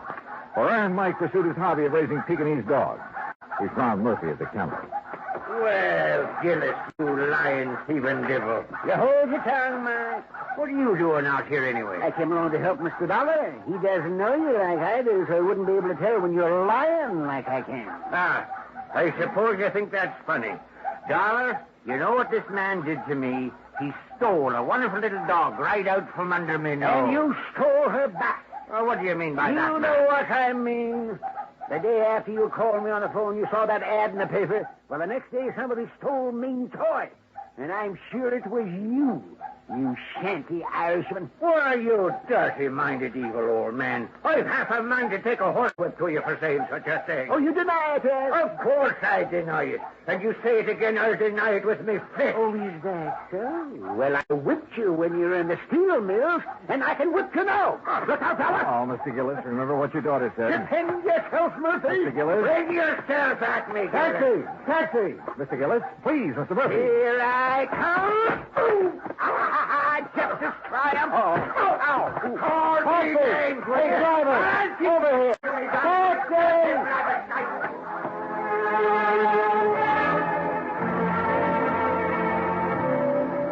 When it was over, Mr. Gillis had a black eye and Murphy a bloody nose. Gillis and I went back to town. Cab fare $12. That's item 6. After seeing Mr. Gillis safely to his apartment, I went across town to the 21. Marion arrived. We were shown to a table, and I told her as quickly as I could what had happened at the Murphy home. Johnny, you know Father isn't supposed to get excited. I know. He knows. And I tried to stop him, but he went... So upset over losing Ming Toy or anything else. Well, especially something as strenuous as a fight. Well, it might prove to be too much. Oh, he's all right, believe me. Well, I'll call him in a few minutes to be sure. Marion, this morning while I was waiting for you to come back from breakfast, I had a talk with Morris, the super at your apartment. No? Yeah, he... Marion, darling. Oh, well, I told Bill to join us, Johnny. I hope you don't mind. No, of course not. Sit down. No, thanks. Johnny's been out all morning with Dad. Oh? Hunting for the dog, huh? That's right. Any luck? I'm not sure. Excuse us, Bill. But what does Morris have to say, Johnny? Oh, it wasn't important. Don't try lying to me, Johnny Dollar. I know you too well. Now, you tell us, what did Morris have to say? Bill, the morning the dog disappeared, you were at Marion's apartment, weren't you? Of course he wasn't. Bill? Day before yesterday? No. You sure? Positive. I was in my office all morning. What time did you get there? You remember? Yes, we've been very busy lately getting the big shock ready for the air. It was about 8:45. Your secretary will swear to that? Naturally. Johnny, what's this all... Excuse me. Where are you going? I'll make a couple of phone calls. Be right back. I called Bill's office, spoke to his secretary, and of course he had lied. Instead of going back to the table, I took a cab to my hotel, made a couple of more phone calls, and waited. About 40 minutes later, Bill Fisher called and asked me to meet him in a bar near Rockefeller Center. You like a drink, Johnny? No, thanks. Not right now. No? I figured you'd be thirsty. You've been such a busy little boy. What do you mean? You know what I mean. Calling my secretary, then calling the Happy Hollow people to find out whose idea it was to advertise offering $50,000 for a talking dog. Oh, I wouldn't be ashamed of having that idea if I were you. It's a good one. Except for one thing. It was meant strictly for the publicity value. Nobody ever heard of a dog that could really talk, so I guaranteed them their $50,000 would be safe. Go on. See, it was tough enough getting the Happy Hollow people to put a show on TV in the first place. They really don't have that kind of money. And if they'd had to pay out the $50,000 on top of everything else, well, that would be it. We'd lose their account. I'd lose my job. Uh-huh. So what did you do with Ming Toy? Well, naturally, since she could talk, I had to get rid of her. You understand that, don't you? How did you get into the Gillis apartment? That was easy. I'd been there the night before. When I left, I slipped the latch so the door wouldn't lock. When they went out to breakfast the next morning, I went in. I was going to put her in that box and carry her out, but she put up such a fuss, I just tossed her out the window. Into the river? Yes, Dollar, into the East River. Well, what can I do about it? After all, Ming Toy was only a dog. It wasn't like she was a person. Well, what can I do about it? I'm not sure. But whatever it is, I hope it's plenty. I left him there and walked down 6th Avenue. When I reached the corner of 51st, I called Marion and asked her to meet me in a little park near her apartment building. Somehow I told her, as simply and directly as I could. Well, it's kind of funny, isn't it, Johnny? I don't know. Isn't? Sure. If I hadn't met Bill, none of this would ever have happened. Dad would still be feeling chipper. I might have been engaged to somebody else. Maybe even a nice guy like you. And why do things like this have to happen? I don't know, Marion. I just don't know. We were about a block away from her apartment when we heard the ambulance. We watched her turn into 51st Street, then stop. Then we were running. Johnny, it's Dad, I know it. No, you don't know any such thing. Oh. All right, folks, all right. Now keep back. Give the men room to work. Johnny, they're not going into the building. No, they're doing something out there in the middle of the street. Officer, what's happened? It sounds like a little girl's caught down there under the street. Under the street? Yeah, lady, in the drain pipe that goes down to the river. Are you sure it's a little girl and not a dog? You kidding? Dogs can't talk like that. Like what? Well, it sounds like she's trying to say something about a dog food being yum, yum, yummy. Get your father, Marion. Yes, oh, yes. Excuse me. Hey, come back here. I joined the power and water men who had lifted up a manhole cover and put down a ladder. It didn't take us long under the street, just a couple of minutes. Then we climbed back out again. Johnny! Dollar, where is she? Where's my baby? She's still down there, Mr. Gillis. You left her. Dollar, she's not? No, sir, she's fine. Then why didn't you bring her back? Well, maybe you better look for yourself, Mr. Gillis. All right, I'll do just that. Dad, you can't. You just try stopping me, won't you? Come on, Dollar. Come on. Candy. Careful now, Mr. Gillis. Yes. Watch your step here. Don't you worry about me. You just look out for yourself. Yes, sir, I am.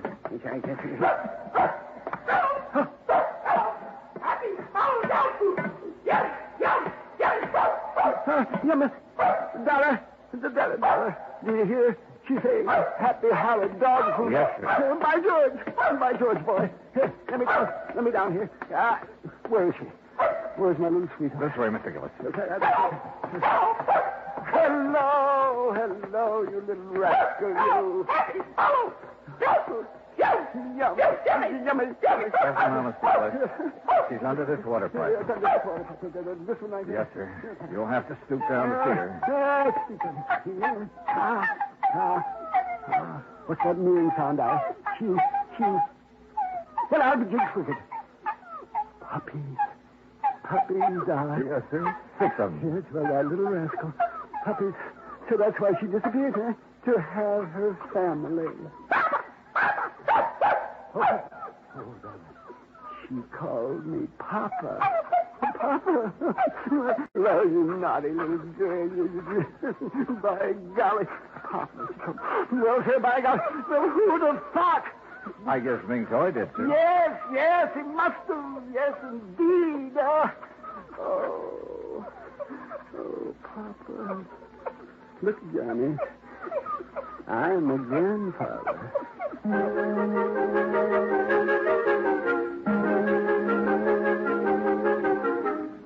I never did tell Gillis exactly how Ming Toy had been helped out of the apartment.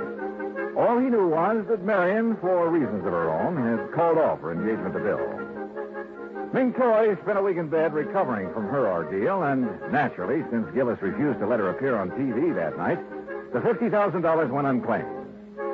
And, alas, the long-suffering public has yet to hear the dulcet tones of a talking dog named Ming Toy Murphy. Expense account total, including hotel, incidentals, and transportation back to Hartford, $225.70. Yours truly, Johnny Dollar.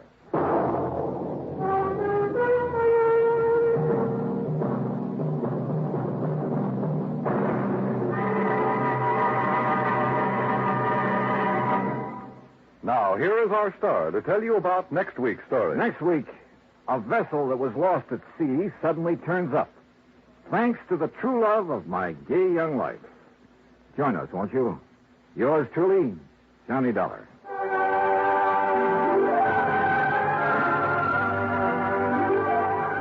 Yours truly, Johnny Dollar, starring Bob Bailey, originates in Hollywood. Written by Charles Smith, it is produced and directed by Jack Armstrong. Heard in our cast were Virginia Gregg, G. Stanley Jones, Herb Ellis, Joseph Kern, Jay Novello, Bill James, and Howard McNear. Musical supervision is by Amerigo Marino. Be sure to join us next week, same time and station, for another exciting story of yours truly, Johnny Dollar. This is Dan Cubberly speaking.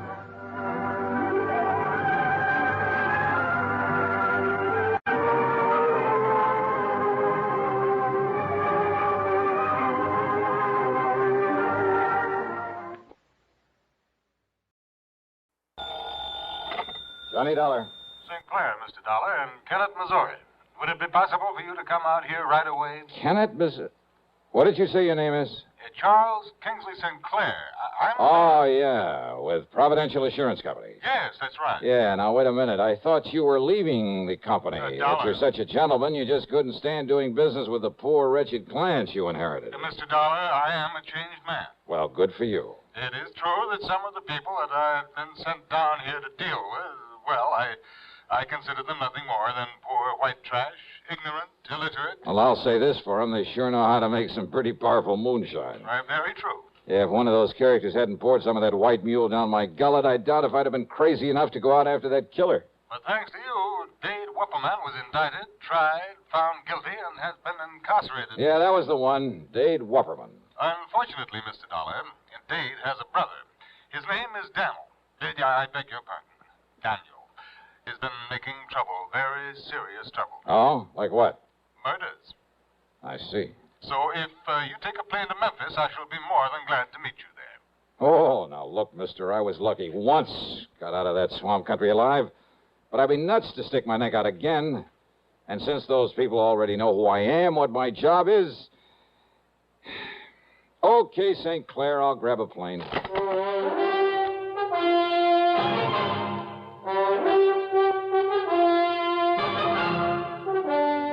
CBS Radio brings you Bob Bailey in the exciting adventures of the man with the action-packed expense account, America's fabulous freelance insurance investigator. Yours truly, Johnny Dollar.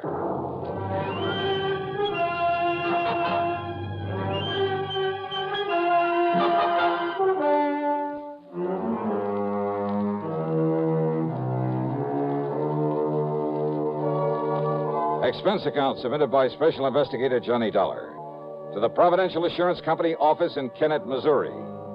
Following is an account of expenses incurred during my investigation of the deadly swamp matter. Item 1 is 7645 plane fare Hartford to Memphis.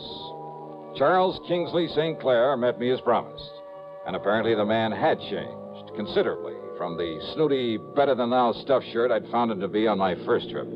Yes, Mr. Dollar, in spite of my earlier feelings about the clients my predecessor had left me... Yeah, I know, Mr. St. Clair. But those moonshiners and such existing in that 20-mile swamp are hardly typical of the folks living around Kennett, where your office is. Oh, I realize that now, and I shall stay in Kennett, try to justify the company's confidence in placing me there. Very good. Nevertheless, when I came to this part of the country, the swamp people were the only ones with whom I had to deal. They were the only ones to whom he had sold insurance, and when I saw the horrible, dirty, squalid way in which they lived in those broken-down shacks full of vermin. Kind of turned your stomach, huh? Quite frankly, it did exactly that. That's why I requested transfer to our New England offices. But now, of course, I plan to stay down here. Now, when you came here before, you taught me a great lesson in how to deal with them, how to understand them. Yeah? By having my car wrecked for me, by getting shot at and nearly drowned in that swamp. But you succeeded in enlisting the help, the cooperation of the good ones among them, and earning their respect. Well, I had to do something to get out of there alive. The point is that you did. You have friends among them now, and you'll be willing to help you again. Yeah, well, that's something that...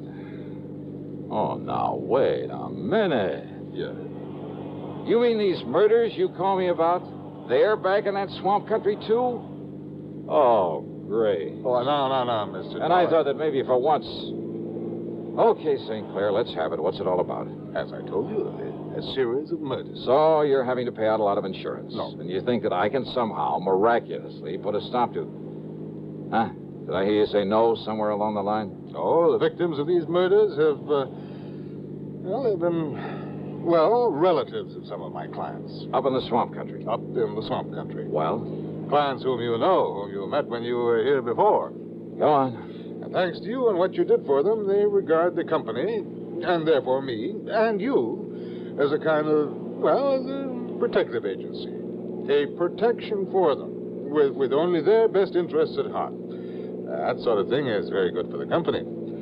Yeah. Shall we stop for some lunch? Yeah, sure. Go ahead and stop if you like. But if you think you can talk me into meddling into these murders when it's a job for the law... but it's not for the law. What do you mean by that? Well, as I told you before, these people living far beyond any town or city limit, they're pretty much a law unto themselves. Well, yeah, that I know. And the local police leave them alone. They have no jurisdiction. So what about the state authorities? Well, that region of the big swamp pretty much straddles the state line. Oh? Neither state wants it. And I can't blame them. In any event, when a murder occurs, by the time jurisdiction is established... Miss Dollar... Well? Do you remember the beneficiary of the policy you came down here to pay off with the insurance money? A Eupha Crump. That's right. Yeah, real sweet, pretty young kid. Yes. St. Clair, I'll never forget the look in her eyes, the almost childish, unabashed gratitude when I gave her that money.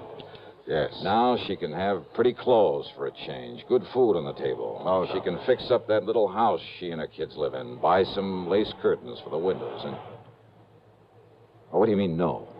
Eupha was the latest victim of this killer. Well? Come on, St. Clair. Tell me what you know so I can get to work on this thing.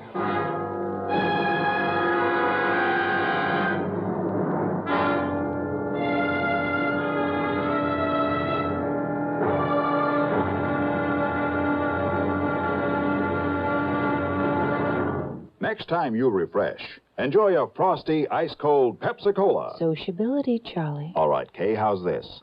Pepsi is light, refreshes without filling. You like to refresh? Have a Pepsi right now. Well, offer it to everybody, Charlie. I will. Enjoy Pepsi at the fountain.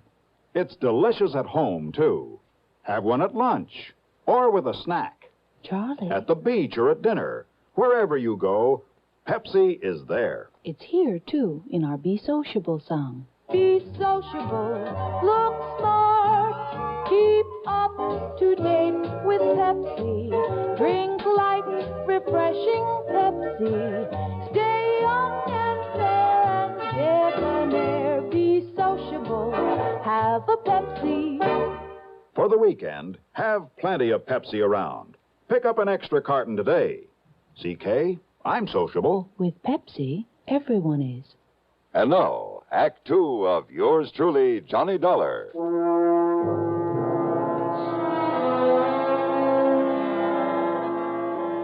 Eupha Crump. Yeah, what a name. But that cute, intelligent little girl, really out of place in the swamp country. Well, regardless of how you or I or the law might feel about it, her inheriting that moonshine still, when her husband was killed a while back, had meant something to provide for both her and her children. And the insurance she received on top of it. And she planned to marry Cass Dingle, the character who'd befriended me, who'd helped me run down her husband's killer. Cass, who was going to leave this desolate country, get out in the world and make an honest living for her. Yeah, but it was Cass who'd sacrificed his life out there in the swamp in order to save mine. No, Mr. Dollar. What? Cass Dingle is still alive. But I myself saw Dade Wupperman shoot him in the back. Yufa somehow nursed him back to health. They were married according to whatever rites the swamp people observe, and they were very happy.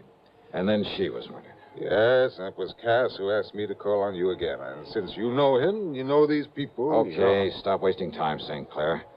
Get me on up to Kennett where I can rent a car and get on this thing. Now, if you'll drop me at my office, I'll be more than glad to let you have this one. But about some lunch. Lunch? Forget it. Let's get going. Item 2, $4.70 for a tank full of gas there in Kennett. And I headed west a few miles, then due north into the swamp country.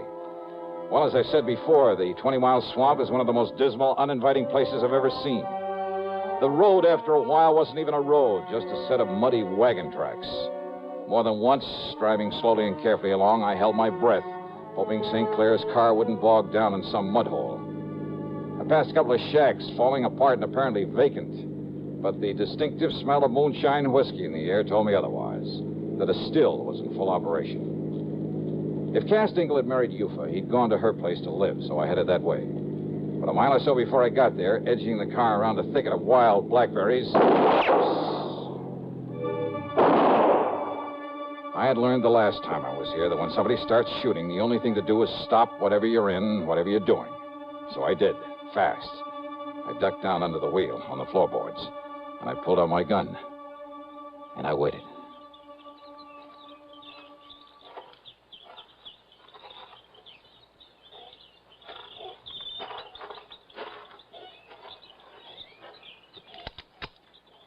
Miss Johnny? That you, Miss Johnny? Who are you? It's Cass, Miss Johnny. Cass Dingle. Oh. Good. Only what was the idea of pulling off a couple of shots? Howdy, Miss Johnny. I'm glad you come, sir. Yeah. I knew maybe a shot would make you stop the car, Miss Johnny. And that way you wouldn't go on up to the house in the still. Yeah, well, that's where I was headed to look for you. It's much better you hide this car back in my old cabin. You remember where it is? Little turnoff right up ahead, isn't it? Yes, sir. Now, you do that, and I'll cut through the swamp and meet you there. Sure, whatever you say. I'll meet you there. I should have got there in 5 or 6 minutes at the most. The car bogged down in a sticky black mud hole. By the time I pulled enough twigs and branches under the wheels to get traction, make the turnoff, and pull up in front of his place, more than half an hour had passed. Because of his shortcut through the woods and the swamp, I'd expected to find Cass out in front waiting for me. But he wasn't, though the door of his cabin was ajar. Now, if I'd had any sense, I would have stopped for a minute, and I'd have given some thought to that. But I didn't. And believe me, it was a mistake. Come in, mister.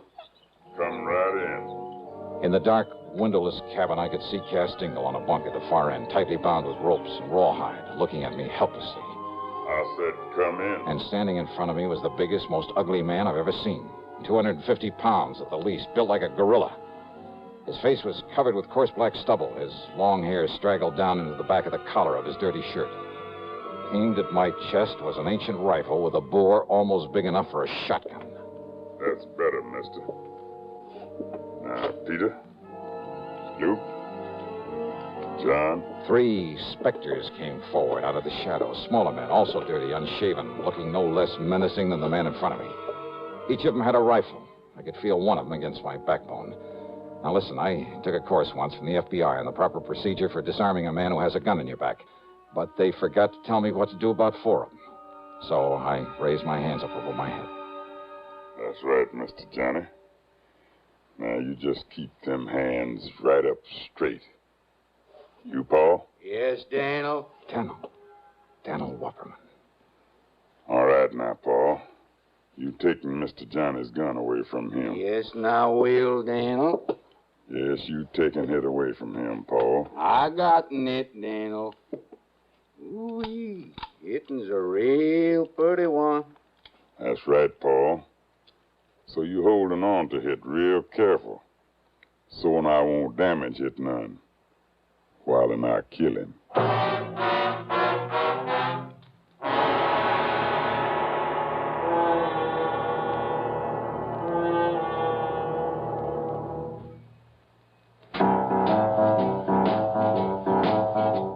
Talk about best-selling records.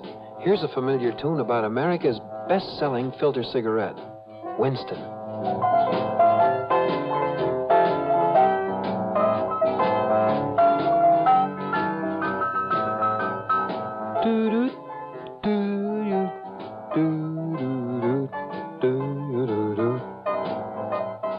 Winston gives you real flavor, full, rich tobacco flavor.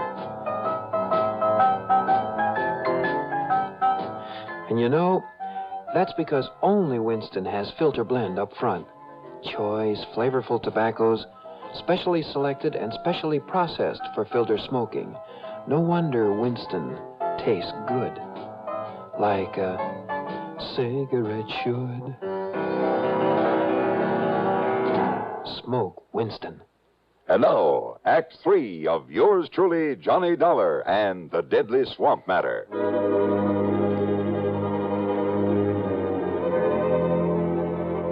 I've been in some pretty tough spots in this crazy job of mine, but nothing ever quite like this. 4 men, like 4 vicious animals, who crawled up out of the muck of the 20-mile swamp. Armed with ancient rifles I was sure they knew how to use and use well. For a man living and moonshining in this godforsaken country depended on his gun for survival. Survival. It was obvious by the way the guns were aimed that survival was the one thing they didn't plan for me. Like 4 vicious animals, I said. Stupid, maybe? Enough to be tricked somehow? Yeah, but how? And there wasn't anyone within miles to give me a hand. Except for Cass Dingle, tied down in the bunk at the far end of the cabin, helpless. If only he were bright enough to... Then the ugly giant in front of me talked again. That's right. Daniel Wupperman, and I'm going to kill you, Mr. Johnny. Right now, for it being that you sent my brother Dade up into prison. He was a killer, Daniel. The same as you are. That's right. So one more killer, namely you, it ain't going to make me no worse than I am. Why, Daniel? Because you had no business to come here to begin. We don't like that here in the swamp. No, I mean, why these other killings? Why murder Yufa, Cass's wife? Why you do that, Daniel? Because it was her insurance money, Mr. Johnny, brought you here the first time. Then you put my brother in jail. So you murdered her, a harmless young mother, just to get me back here. That's right. Now I'm going to kill you. You stand away from him backing him. This charge going to go right on through him. Yes, Daniel, but now you no, should... No, Daniel, no. It's all wrong you killed Mr. Johnny. You shut up, Cass. Maybe Cass, he thinking what I thinking, Daniel. Mr. Johnny, he from the outside. You kill an outside man. Maybe the police, they moving in on us. They coming here in the swamp because he from the outside. You stop thinking, Paul. Move away now so I can kill him. No, Daniel. Shut up, Cass. Now, Mr. Johnny. No, Daniel, you kill me instead. Now you kill my wife, if I don't care. You kill me instead, Daniel. I'll kill you, Cass. Soon I kill Miss Johnny. Miss Johnny? It's all right, Cass. No, Miss Johnny, that ain't... What? I mean, I talked long enough. What can you say, Cass? Must be nearing to 5 o'clock by now, Miss Johnny. 5? Shut up, Cass, and what do you mean by that? Miss Johnny, no. Oh, yeah, you're right. What do you mean about 5 o'clock? Yeah, Cass, they ought to... I mean, it's about time. What do you mean, Mr. Johnny? What, nothing, not a thing, Daniel. I just whistle. That's all. I mean, what do you mean about 5 o'clock? You tell me. Tell me. Tell me. Because it's nothing you can do anything about. Because if it is 5 o'clock, then by the time you can pull that trigger. You tell me. All right. If I'm not safely out of this swamp by 5 o'clock, this place will be so full of state police. Well, would you like to look at my watch? No, you keeping your hands up over your head. Oh, sure. Because you lying, Mr. Johnny. Am I? You lying to me. Just keep on talking, Daniel. You'll give more time. But if I were you... I said I gonna kill you, Mr. Johnny. And no scheming words out in your mouth gonna... You, Paul. I ain't heard nobody out there, Daniel. You go out, you go look out along the slough and the bayou. Yes, Daniel. You see anybody, any boat, you shoot off that gun. You, Peter, you go on back the road and look. And you, John, you go look up by Cass Still. You don't see no one, you come back here and help me bury Cass and Miss Johnny in the ground. Now you go. Yes, Daniel, come on, you. And the three of them, like so many shadows, slipped off into the growing darkness. Cass Dingle's stalling, his talking as though something would happen at 5 o'clock, had gained time for us.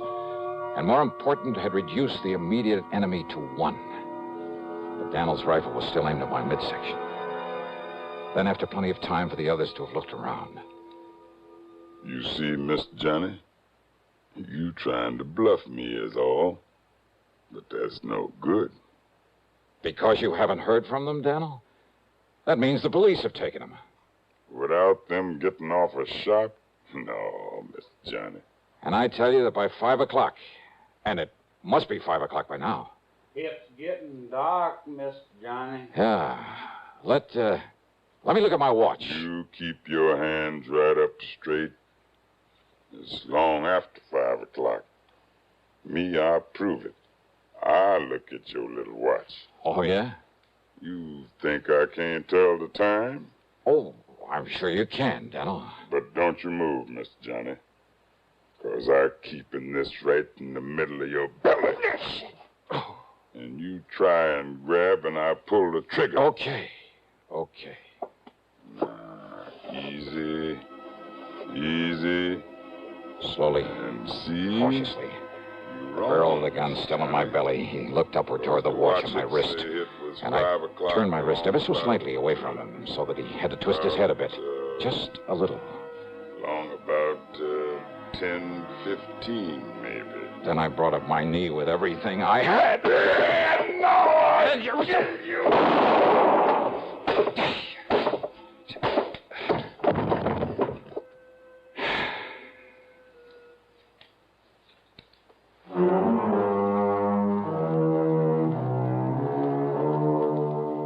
I knew the sound of the gunshot would bring the others back to the cabin. After all, they certainly hadn't found any sign of those mythical state police out there. So after setting Cass free, I lay down just inside the door looking very dead. And then when Paul and John and Peter came in one at a time, Cass, who was standing back at the door, quietly and carefully took care of them with the help of the butt of Daniel's gun. So now 4 more of the swampers have left that region to spend a long, long time behind the bars. Expense account total, including the trip back to Hartford, $161.60. Yours truly, Johnny Dollar.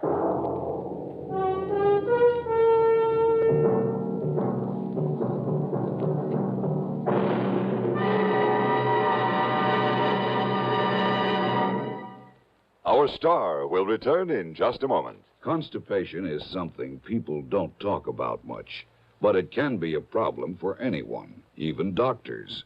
And when constipation occurs, it's interesting to see just what doctors consider important about a laxative they might use or recommend.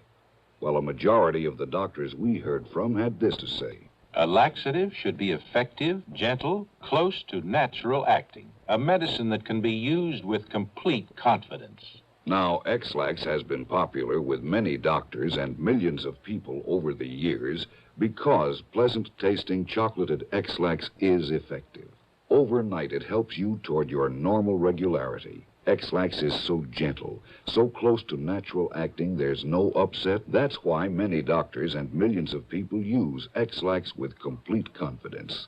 X-Lax, the laxative that helps you toward your normal regularity gently, overnight. Now, here is our star to tell you about next week's program. Next week, a thrilling, hair-raising chase out on the open sea. Join us, won't you? Yours truly, Johnny Dollar.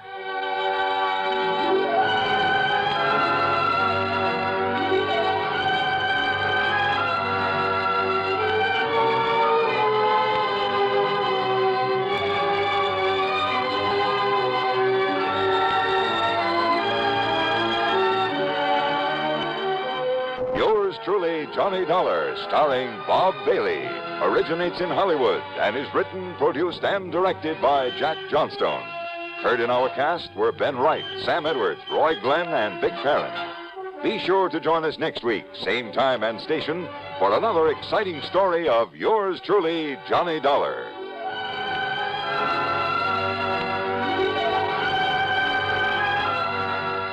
This is Hugh Douglas speaking. Another gripping drama of suspense, next on the CBS Radio Network. Who was the first to conquer space? It's incontrovertible that the first to conquer living space is the Castro convertible, who conquers space with fine design, who saves you money all the time, who tops in the convertible line. Castro convertibles. If you'd like furniture that combines beauty, comfort, and utility at an amazingly low price, then the place for you to go is Castro. At Castro, Route 9, a half mile south of the Latham Circle, you'll see the world's largest and most beautiful display of convertible furniture. There are hundreds of exquisite sofas, love seats, and sectionals, ranging from early American and French provincial to ultra-modern. Each converts to the most comfortable bed, and each is priced amazingly low because Castro is America's largest manufacturer of convertible furniture, selling direct to you.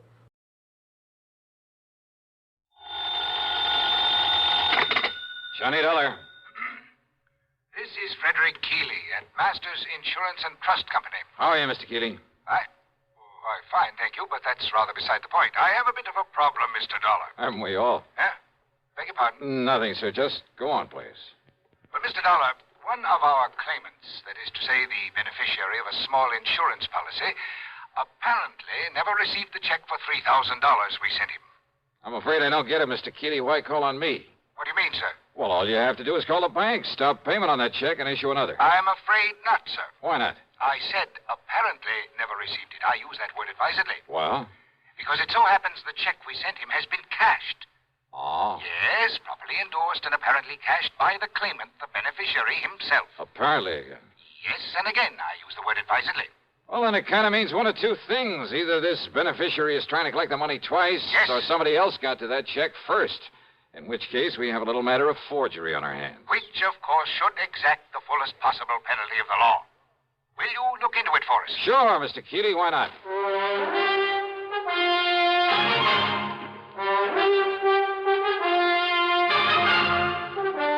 CBS Radio brings you Bob Bailey in the exciting adventures of the man with the action-packed expense account, America's fabulous freelance insurance investigator. Yours truly, Johnny Dollar.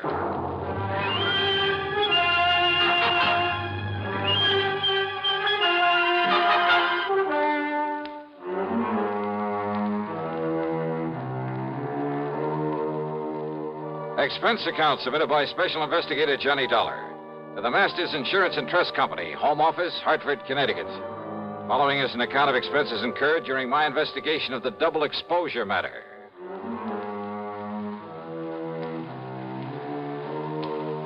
Expense account item 1, $1.20 for a cab to Keeley's office on the 10th floor of the Star Record Building. He's a man of about 60, I'd say, short, stout, and rather pompous in his manner. Or maybe self-important is more like it. No, I'm sure you realize as well as I do that a $3,000 claim is relatively small, relatively unimportant. I use that word advisedly. Well, that means I can't expect much of a commission. Huh? What's that? Nothing, sir. Go ahead, please. Yes. The fact remains that if the claimant, the beneficiary, thinks he can get away with collecting twice on the policy... Seems to me he'd have to be pretty stupid to try a thing like that. Oh, you're right. You're entirely right, sir. Exactly the way I feel about it. And Peter Upman is not a stupid man, so far as I have been able to determine. Upman? The beneficiary.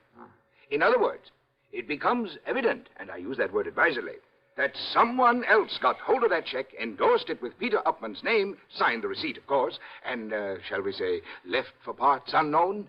In other words, we are faced with a case of forgery. Yeah, I think I suggested something of that sort. Why, yes, of course you did. And forgery is a serious matter, sir. I'll go along with you on that. Not only in this particular instance, because of the relatively small amount involved, and I use that term advisedly. Oh, I'm sure you do. But because it could lead to other attempts where perhaps much larger amounts could be involved. So you want me to see if I can run down this forger for you? No. No? Why do you say that? If we are to believe the People's National Bank over in Milford. Milford, Connecticut? That's right. If we are to believe them, the personnel concerned, their actual photographic record of the transaction, there was no forgery. But I thought you just finished saying... What's that? Mr. Dollar, according to them, and I have no reason to doubt them in the least, Peter Upman himself appeared, endorsed that check, cashed it, and left with the money. However, I have here a properly signed deposition to the effect that Upman not only never cashed that check, but that he never saw it. Oh, no, this doesn't make sense. We have no reason whatsoever to question the validity of this deposition. You're sure of that? I am certain of it. But you can't be. That is why I have called upon you. Somehow, Mr. Dollar, you must bring the criminal, whoever he is, to justice. Will you do it, sir? Well? Yeah, sure. Why not? And I use that term advisedly.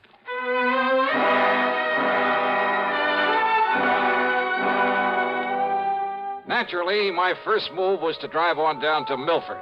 On the expense account, that rings up item 2, $5.25 for a tank full of gas for my own car. The People's National Bank was closed for the day, so I registered at the Milford Arms, ate some dinner. That's item 3, another $5.25. That is, including a couple of drinks beforehand. Then I drove over to the address of Mr. Peter Upman. Pete, living alone in a small apartment on East Willow Drive, turned out to be about 33. He was tall, husky, good-looking. The football type with a big shock of red hair. Very nervous, though. The kind who doesn't stay put anywhere for very long. Yeah, sure. Come in, darling. Sit down, sit down. Okay. How about if I pour us a drink or something? How about it? No thanks, Upman. Upman? Sure you don't mean Mr. Upman? Now, don't be so formal. Just call me Pete. Sure you couldn't do with a little drink just to sort of celebrate. How about it, huh? Celebrate what? Celebrate what? You said the insurance company, didn't you? That's right. Then produce, man, produce. Just don't keep me hanging here. Only I'll sit down, too. Come on, man. Come on, let's have it, huh? What are you talking about? The check. What else? Old Aunt Lizzie's insurance. Don't tell me you came all the way down here from Hartford without bringing me another check for all that lovely money, that $3,000. Now, don't tell me that. Oh, another check, huh? Why, sure. What else? Hey, now, look. What I mean is... Yeah, what do you mean, Pete? I mean another one to take the place of the one the company was supposed to send me, but I never got it. That's what I mean. They said they sent it to me, but, man, I never saw it. Oh, they sent it all right, and they got a receipt for it. That's what they say, man. That's what they've been saying to me ever since I put in that claim for it. Now, look. Maybe the Upmans are kind of funny about some things, but they aren't liars, see? And I'm telling you, I never got that check. Pete, that check... You don't believe me? You asked that lawyer, that Alfred R. Price. He took my statement and made me swear to it. And I don't swear to something unless it's true, see? That's all very well, Swear to something isn't true is a one-way trip to the jailhouse, and, man, that's not for me. I'm beginning to wonder... Sure, that's the fastest way to get yourself into trouble, but... Look, Dollar. You be careful what you say. Yeah? I'm a nervous man, darling. Sometimes I got a pretty quick temper, and if somebody's trying to pull a fast one on me, well, don't try it. I don't care who you are. Just don't try it, Dollar. Maybe it wouldn't be very healthy for you. See what I mean? Is that supposed to be a warning, Pete? Warning? No. No, man, I don't fool around. That's a threat. Pepsi-Cola refreshes without filling. Why? Because it's truly light. Charlie, you're forgetting something. Wait, Kay, there's more. Yes, ice-cold Pepsi is the delicious refreshment that goes great at a picnic or a party. But, Charlie... And Pepsi goes fast. People like it, so keep plenty handy. There, Oh, you did fine, except for one thing. Well, I mentioned lightness and how Pepsi refreshes and how fast it goes. You left out Pepsi sociability. You know the Be Sociable song. But, Kay, I can't sing. I can. Listen. Be sociable, look smart, keep up to date with Pepsi. Drink light, refreshing Pepsi. Stay young and fair and debonair. Be sociable, have a Pepsi. Well, at least I can say this. Pick up an extra carton of Pepsi today. Please do. And now, Act Two of yours truly, Johnny Dollar. Trying to reason with Peter Upman didn't work. He was much too anxious to use his fists. And from the looks of him, he might have done very well with them. He maintained he'd never received the insurance check, that he wanted the money, wanted it fast, and that's all there was to it. That I had my choice of getting it for him or else.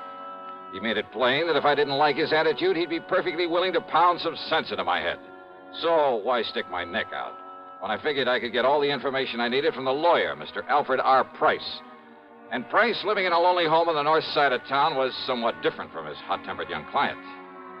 I'm afraid you'll just have to forgive Peter his somewhat belligerent attitude. He comes from a very wealthy family over in New Haven. I was their attorney for many years. They tried to spoil him, make him the same lazy, indolent sort that his sister and his two brothers are. One of those things, huh? But Peter would have none of it. He was determined to make something of himself entirely on his own. I see. As a result of his stubbornness, his defiance, and his father's unreasonable attitude, well, his father blandly told him he was cutting him off without a penny. Well, how do the other kids feel about him? Well, there's no love for him, believe me. But how's he made out? Very well, Mr. Dollar. He owns a little electronic shop. More important, he's the only member of the family who has any real knowledge of the value of money, simply because he's the only one who's gone to work for it. Which explains, I suppose, why he's so anxious to get his hands on the $3,000 insurance that his aunt left. Oh, he can use it, too. That is, if he hasn't already got it and is simply trying to bluff his way into another $3,000. No, don't you believe it, Mr. Dollar. Peter could no more think of such a thing. Well, you seem pretty sure of that. Well, I've known him since the day he was born, and have liked him in spite of his hot temper. And I'm absolutely certain he would never attempt anything out of line. Well, you're pretty convincing, Mr. Price. Well, after all, I'm a lawyer, Mr. Dollar. But the fact remains the company sent him a check. It was properly endorsed. The money was paid out. But not to him. Well, how can you be sure? Because he says it wasn't. And that's good enough for me. But in that case... Have you talked to the people at the bank, to the teller who made the payment? No, I haven't. Have you seen the photograph of the actual transaction as it took place? So you're the second one to mention such a photograph. Very ingenious device there at that bank. I suggest the first thing in the morning you go down there, see it, talk with the president, Mr. Oliver, and then see what you think. So first thing in the morning, I was at the bank talking with Mr. Barton Winfield Oliver, the president. Yes, a very ingenious device, Mr. Dollar, when it works properly. Oh, what do you mean by that, Mr. Oliver? It's called a photo register. One of the very first models to be installed in a place of business. Actually, it was an experimental model. Well, just what is it? What does it do? Comparable devices, much improved, of course, are in use throughout the whole country now. What does it do, sir? It automatically takes a picture of everyone who steps up in front of the teller's cage. Oh, yeah, I think I've heard of such things. Of course. Yeah, aren't they used in a lot of supermarkets, places like that, to make a photographic record of people who cash checks in them? Yes. And as a result, the incidence of bad checks in those places, why, they're almost a thing of the past. All this means that you have a picture of the man who cashed that insurance check. Yes, I have. May I see it, please? Well, yes. Because if it is a picture of young Peter Upman, I don't care what his lawyer says. Here you are, Dollar. This is photographic proof it was he who... Huh? Yes. Oh, now, wait a minute. Well, that was an You mean to say this is the best that fancy machine of yours can do? It was an experimental model. Why, this could look like almost anybody. In the beginning, it was very good. Made very clear pictures. Well, it certainly doesn't anymore. But only the head cashier and I know that. Huh? The general public don't. They think it operates as well as ever. So it serves its purpose. Yeah, how? Because anyone thinking of trying anything is Scared by it. Oh, great. Then this photo doesn't really mean a thing. Oh, sure, in a way it does look somewhat like Peter Upman. Same build, same general sort of face, even the same shock of hair. But it's so blurred, so indistinct, like a double exposure. Yes, I know. But when Mrs. Eberhardt says that it was Peter... Who's Mrs. Eberhardt? She's one of our oldest, most trusted employees. The teller who waited on him. Oh, let me talk to her, please. Certainly. Mrs. Eberhardt, will you close your cage for a moment and come here, please? Certainly, Mr. Oliver. That's the one? It is. She's been with the bank much longer than even I have.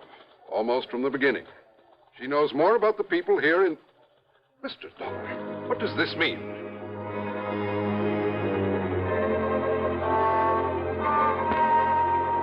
I casually pulled my gun out of its holster, and I held it casually in front of my chest, waiting for Mrs. Eberhardt to come over. Because I'd had a real good look at her when she turned to answer Mr. Oliver. And suddenly I began to see things a lot more clearly.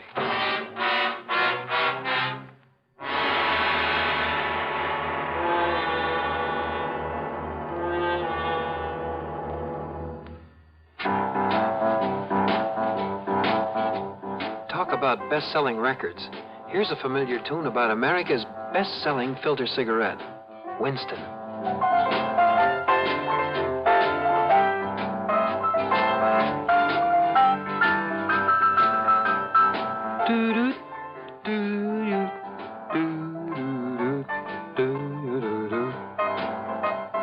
Winston gives you real flavor, full, rich tobacco flavor.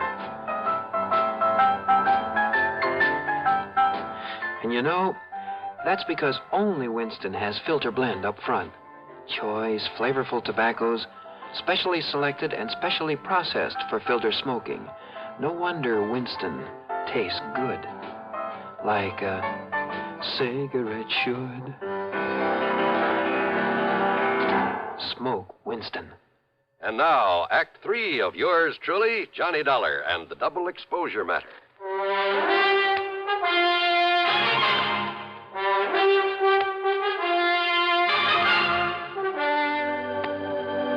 Dollar, that revolver. Just take it easy, Mr. Oliver, and don't mention it to her when she comes over here. But good heavens, man. Wait now. Here she comes. Yes, Mr. Oliver, you wished... Oh, I'm so sorry, Walter. Okay, Abby. Only I'm not Walter, I'm Jim. Oh, yes, of course, Jimmy. Right over here, Mrs. Eberhardt. I know, Mr. Oliver. I can... Oh, dear, these chairs are all over the place. Abby, I want you to meet my friend, Mr. Johnny Dollar. Oh, Mr. Johnny... Oh, I am so sorry. I didn't mean to bump into you, Mr. Dollar. That's all right. But how do you do? Oh, and I see you smoke a pipe, too, just like Mr. Oliver does. Yeah, you'd better take a real close look at this, Mrs. Eberhardt. What? The way you look real close at all the money you handle there at the counter, at the deposit slips and so forth. A real close look, huh?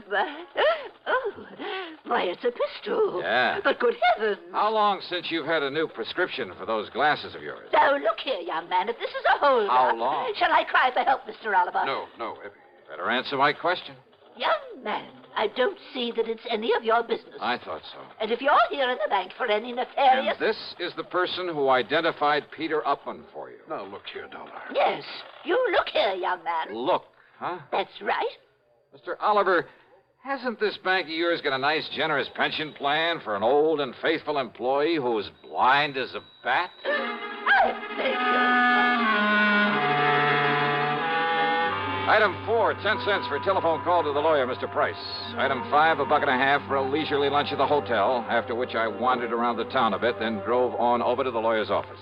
I tried to call you at the hotel, Mr. Dollar, but they told me you'd left. Yeah, no, I was out taking a little walk. Look here. Do you think these will be of any help to you? Who knows, but I certainly hope so. Now, this is Janet Upman. I believe she's about 31 now. Oh, quite a dish. Yes, she's quite a dish. I bet that Mink set her back a lot of money. Now, this is Edward, Peter's older brother. Not very bright. Kind of bald, isn't he?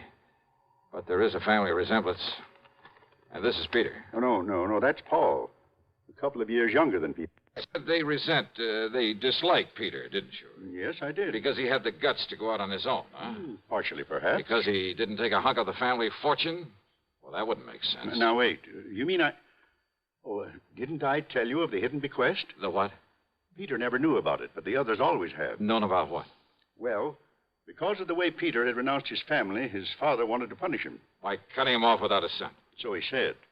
But in a late codicil to his will... Oh, Peter will get some money, huh? Over $1 million, Mr. Dollar, in a few months, when he's 35. I see. Provided he keeps out of any serious trouble. The money the others were left. Millions, Mr. Dollar. I'll bet they've been going through it like a tornado. Yes, I'm afraid so. All right, then, Mr. Price. If I can bluff my way with this picture from the bank, and if you're any kind of an actor, well, let's get busy.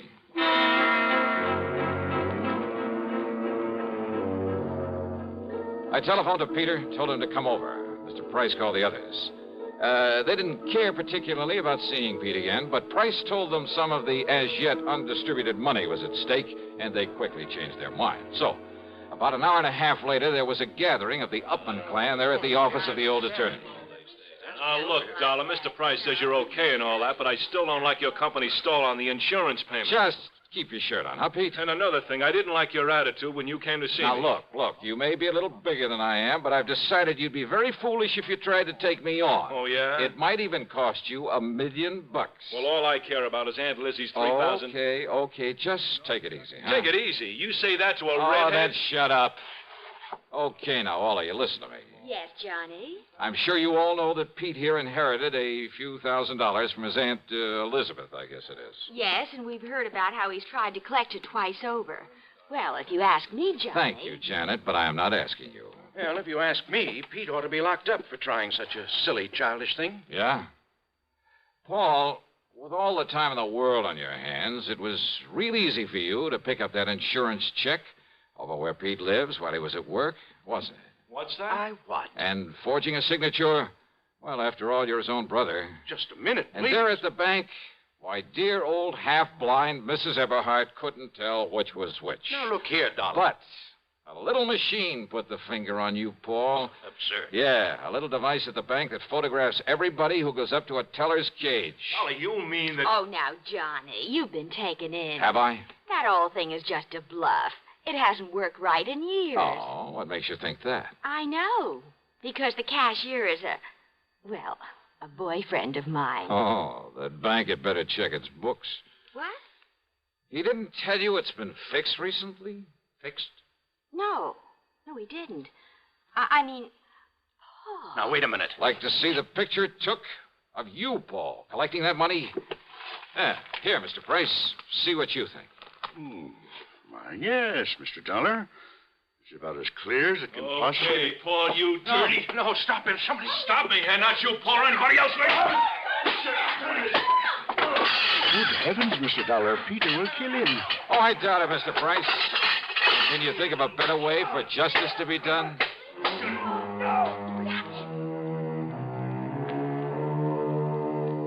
Yeah, Peter paid Paul on this one, but I mean royally.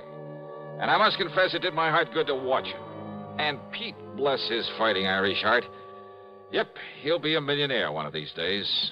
He's earned it. Expense account total, including hotel and food, $17.20. Yours truly, Johnny Dollar.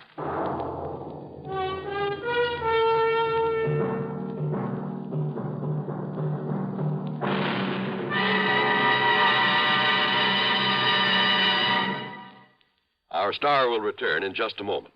Constipation is something people don't talk about much, but it can be a problem for anyone, even doctors. And when constipation occurs, it's interesting to see just what doctors consider important about a laxative they might use or recommend. Well, a majority of the doctors we heard from had this to say. A laxative should be effective, gentle, close to natural acting. A medicine that can be used with complete confidence. Now, X-Lax has been popular with many doctors and millions of people over the years because pleasant-tasting chocolated X-Lax is effective. Overnight, it helps you toward your normal regularity. X-Lax is so gentle, so close to natural acting, there's no upset. That's why many doctors and millions of people use X-Lax with complete confidence. X-Lax, the laxative that helps you toward your normal regularity gently, overnight. Now, here is our star to tell you about next week's story. Next week, a story of a deadly swamp and 4 dedicated killers. Their intended victim? Well, join us, won't you? Yours truly, Johnny Dollar.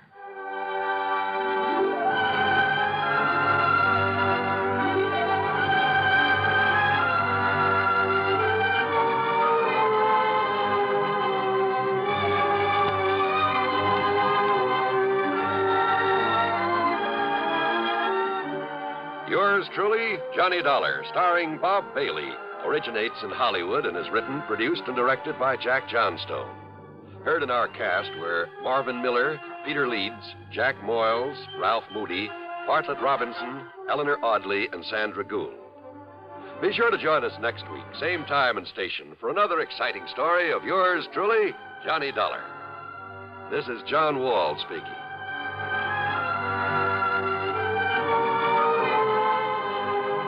Silent death stalks a ship's corridor as suspense follows on the CBS Radio Network. One more pitch may do it. Judy Wood has been pitching a great game all afternoon. She's just about the best softball pitcher in the Women's League. Okay, she's ready. Strike 3! Man, oh, man, what a pitch! Man, oh, Manischewitz, what a wine! At the ballpark, not everybody gets the big cheers. But at home, everybody's wine is always cheered. It's Manischewitz. Man, oh, man. Man, oh, Manischewitz, everybody's wine because it tastes so good. Have you tried new Manischewitz fruit wines? It's just like drinking fruit itself. Serve them anytime. Manischewitz fruit wines, 100% pure, specially sweetened. Blackberry wine, cherry wine, Loganberry wine. Man, oh man, Manischewitz, everybody's wine because it tastes so good. Manischewitz Wine Company, New York. Radio 59, WROW, Albany, New York. From Hollywood, it's time now for... Johnny Dollar. Paul Brennan, Inter-Allied Insurance Company, Johnny. Oh, hi, Paul. How's the world doing by you? Oh, I got troubles. Oh, like what? Like Albert W. Winkler. Winkler? Who's he? Maybe you mean who was he? Well, which is it? Well, that's the trouble, Johnny. We don't know. Huh? Well, he's disappeared, and with him a hunk of emerald worth exactly 100,000 clams. Wow. Well? Sure.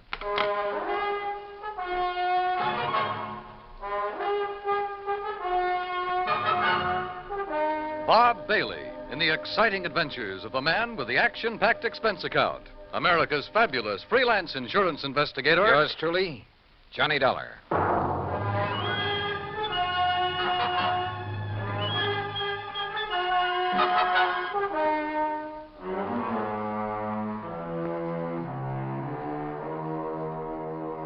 Expense account submitted by Special Investigator Johnny Dollar to the Inter-Allied Insurance Company, Dawson Building, Hartford, Connecticut. Following is an account of expenses incurred during my investigation of the Blooming Blossom matter.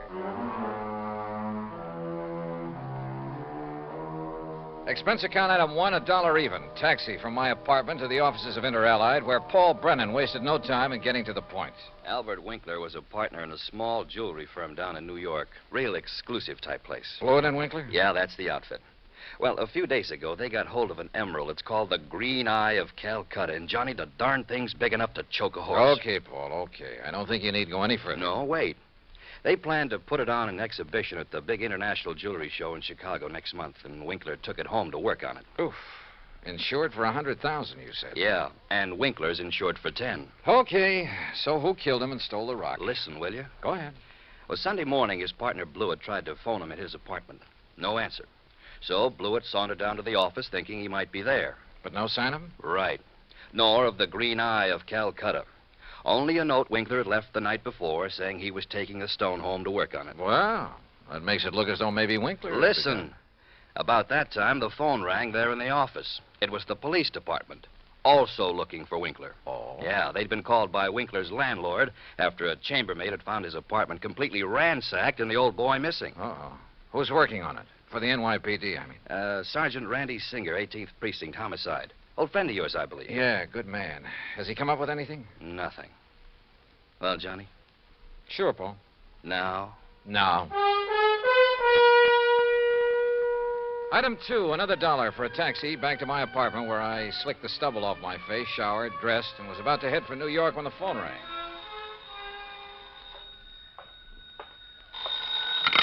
Johnny Dollar.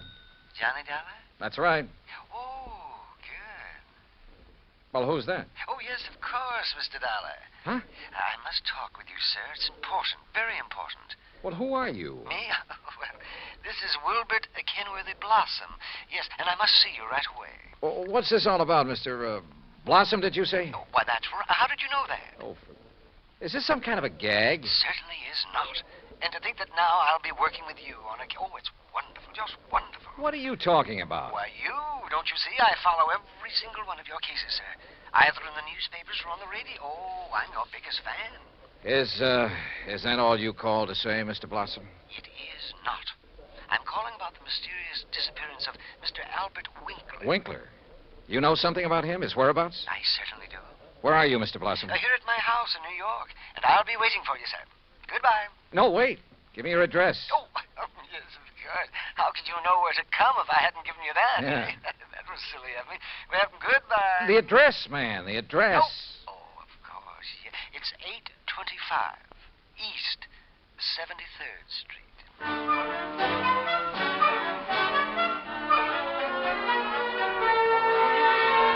Item 3, $9.20, transportation and incidentals to New York City and 825 East 73rd Street. It turned out to be one of New York's famous old brownstone houses, well preserved and reeking of an era long past, when the city's wealthy and elite had built row on row of these monuments to a now forgotten financial aristocracy. Oh, come in, Mr. Dollar. Come in. I'm Wilbert Kenworthy Blossom, and I cannot tell you how thrilled I am to be working with you on this. I don't know how to describe it, but I'll try. The inside of Blossom's home was unbelievable. Ornate pre-Victorian furnishings, heavy velvet draperies, huge lamps and chandeliers, gilt-framed mirrors, even an ancient horsehair sofa. It was also filled with dusty piles of newspapers and magazines, hundreds of old books. Travel books, Mr. Dollar, and mysteries. Oh, I just love mysteries. One corner of the high-ceilinged living room was piled with old trunks and handbags, an old carpet bag even.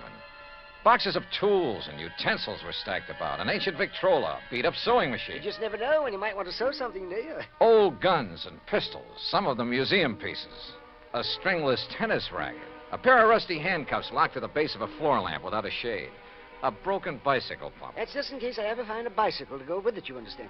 Yes. Against one wall stood an old metal cabinet loaded with rusty surgical instruments and a worn-out catcher's mitt.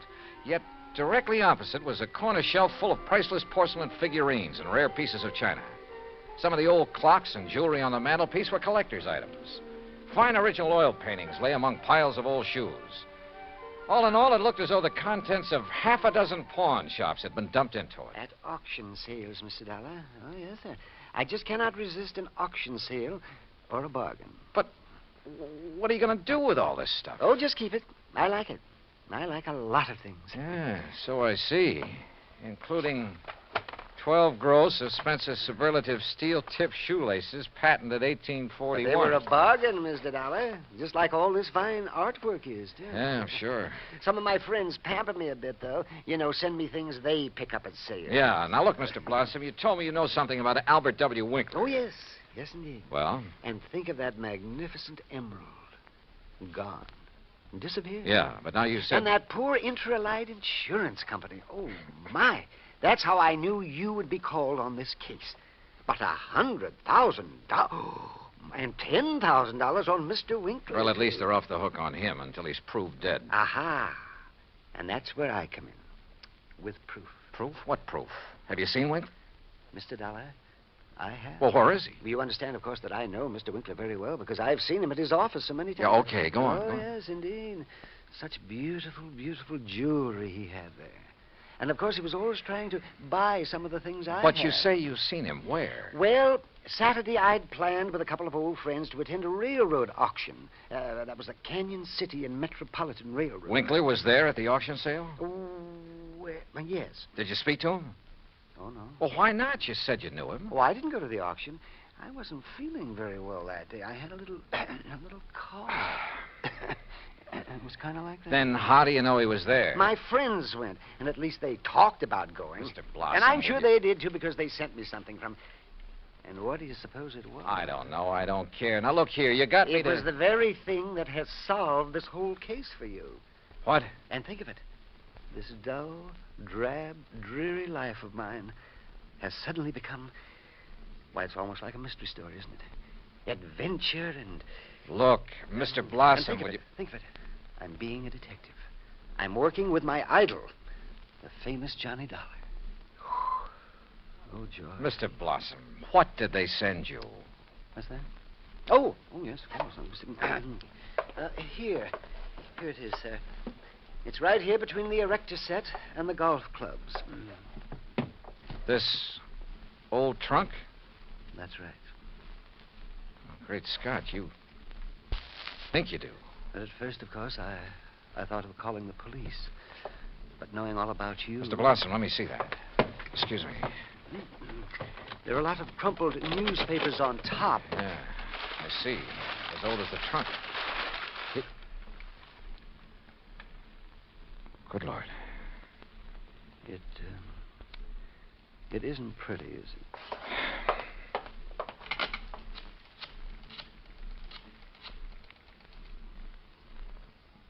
Sergeant Randy Singer, homicide. Randy, Johnny Dollar, get somebody over to 825 East 73rd Street right away, will you? Body of Albert Winkler.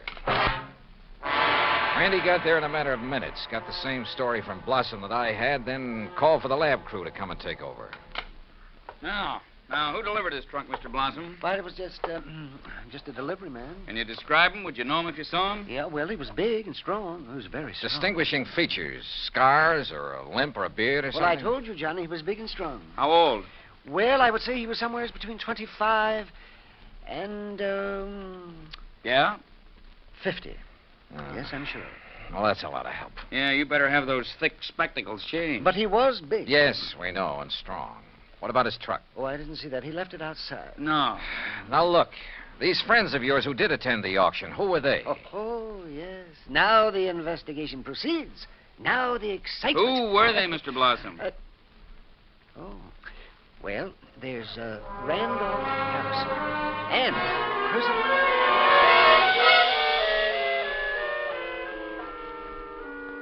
Randy Singer took down the names of Blossom's 3 auction-minded friends. The lab crew arrived. Randy took off to dig up Blossom's friends, and I took a cab. That's item 480 cents to the apartment of Elwood Blewett, Winkler's partner in the jewelry business.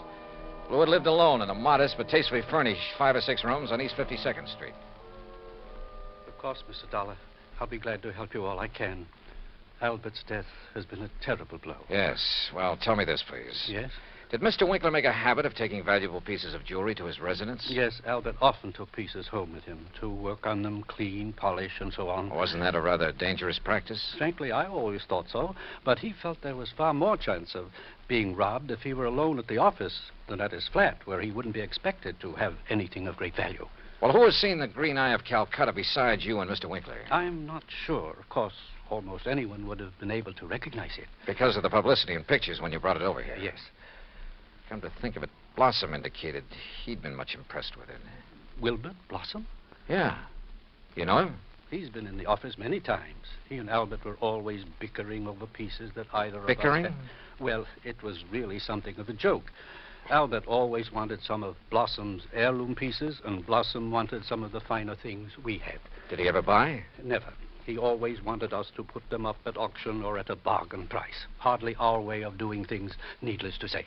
When did you last see Blossom? Why, last Friday. I was busy with an important client, and from the back room where Albert worked, I remember hearing Blossom insist that Albert show him the emerald. What did he? I don't know. The silly argument got so noisy that I closed the door on them. Oh, now wait. Certainly you aren't thinking that perhaps Wilbert Blossom... I'm not quite certain what I'm thinking, Mr. Blewett. Item 5, 10 cents, phone call to Randy Singer. No, not a thing, Johnny. One of the 3 names on Blossom's list is in Europe. The other 2 did go to the railroad auction, but purchased nothing. Randy, do a couple of things for me, will you? Like what? Phone whoever is stationed at Winkler's place that I want to look it over.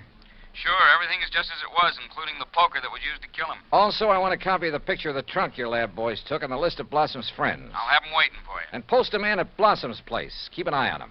Yes, right away. Johnny, have you learned something? No, just, just for his protection, say. I'll talk to you later. Yeah, but...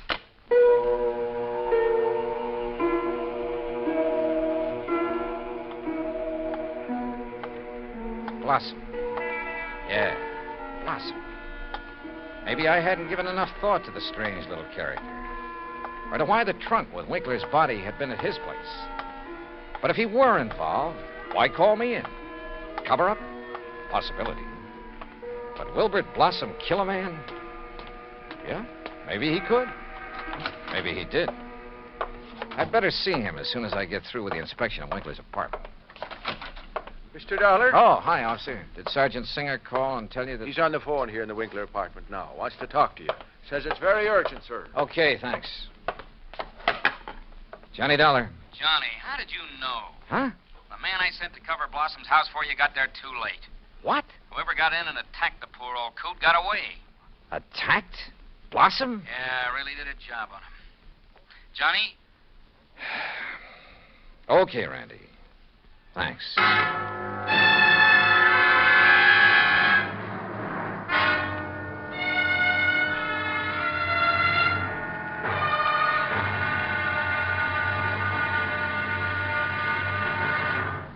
Act 2 of yours truly, Johnny Dollar, in just a moment. Democracy. As everyone knows, democracy means many things. Self-rule of the people, a higher standard of living, freedom of speech, press and religion, rights and privileges, liberty. But the most vital promise of democracy is mankind's right to dignity. For it is through the dignity of man that democracy has given mankind its greatest legacy of freedom. Now, Act 2 of yours truly, Johnny Dollar, and the Blooming Blossom Matter.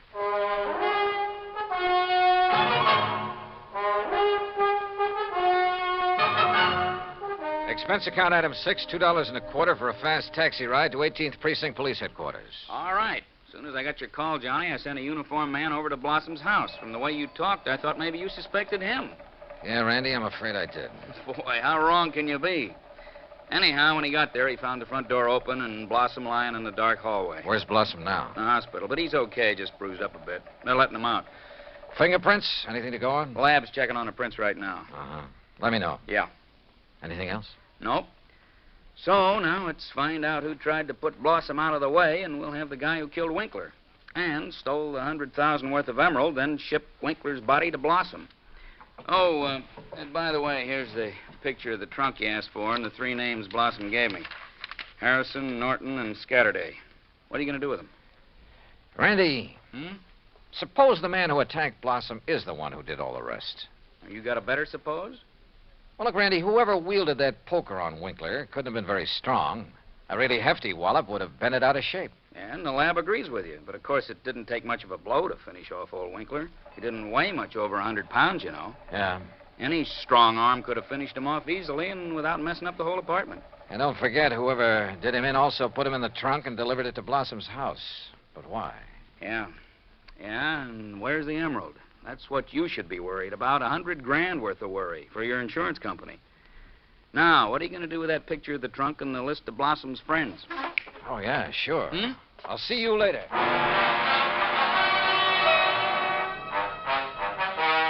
Item 7, $5.50 for a taxi to the warehouse of the Canyon City and Metropolitan Railroad over in Jersey.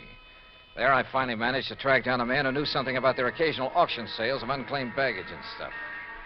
Insurance investigator, eh? That's right, Mr. McKinney. One of those boys with a fancy expense account, eh? Well, that's a matter of opinion.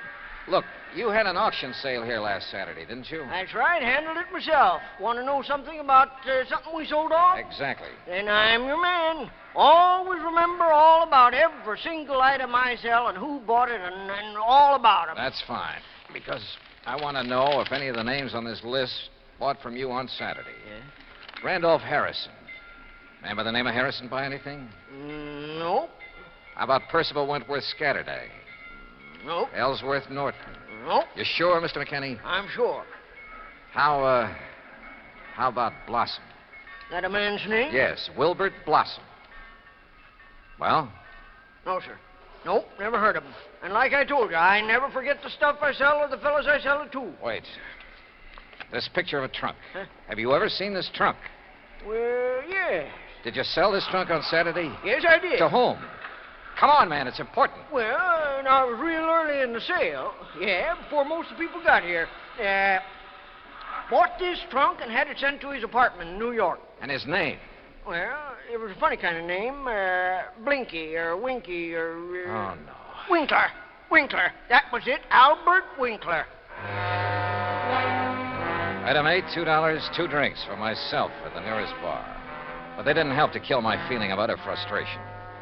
Item 9, $5.50 taxi back to 18th Precinct headquarters in New York for want of a better place to go. Oh, it's about time you got here, Johnny. Oh? We matched up the prints we found after Blossom was attacked. You know who made them? Yeah, here's his card. Carlo Bernasconi. Any reckon? Couple of a dozen arrests, only one conviction. Anything to do with jewelry? Better. Accessory to a hijack operation a couple of years ago. He drove the truck. Hey. Sure. Got a mugshot of him? We got him. Downstairs. Come on, I'll take you down. Randy, what's he look like? Like you'd expect the truck driver to look. Big husky brute. Has he admitted anything? Well, the threat of a murder charge made him talk, all right, but none of it makes any sense. Of course it doesn't. But he's our boy, all right. He killed Winkler, beat up Blossom. I thought your lab decided whoever killed Winkler was a small fella. Yeah. So the theory about the same man killing Winkler and beating up Blossom doesn't work. But, Johnny, holy... Come on down. Let's talk to this Bernasconi. After I make a phone call. Huh? Who to? Yeah? Get me a man named McKinney, Canyon City and Metropolitan Railroad warehouse over in Jersey. Make it fast, please. Yes, sir. Hey, you been over there, Johnny? Just before I got here. Did you find out anything? No, but I'm going to now. Like what? Randy, for the first time, this whole thing is beginning to make sense. Here's your party. Mr. McKinney? That's me. This is Johnny Dollar, remember? Sure do. Good. And say, Now... I've been reading in the paper since you left here about that body found in the trunk over there in New York. Yeah, well, look. Is that the same trunk you was over here asking about? Yes. Now, you told me that trunk was... As accurate as if it was in the police files. Well? Height, 5'9", maybe 9.5. Go on. Weight, between 155 and 58. You see, when I was young, I worked with a carny show guessing weight and height, and if I didn't guess it right... Yeah, okay. Now, how about the color of the eyes? Well, I noticed them because of the way he squinted through them thick, old-fashioned steel glasses. Thanks, Mac. I'm sending you a 10-spot on the next mail. Well, now. Well, Johnny? Come on, Randy. Let's go down and see this Bernasconi. You find something out new? Yeah, and I don't like it. I don't like it.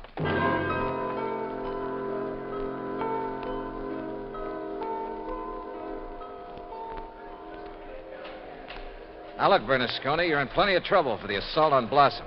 Maybe even more. But I'm the man who can save you from a murder rap, if you'll answer a couple of questions. Sure. I told the cops. All right. Did you pick up and deliver a trunk yesterday morning? Sure, I told him. For a guy named Winkler. You got the trunk from Winkler? Sure, at his apartment on East... What did he look like? How tall? Maybe 5'8" or 10. What? Johnny... Slight build or heavy or what? I'd say about medium.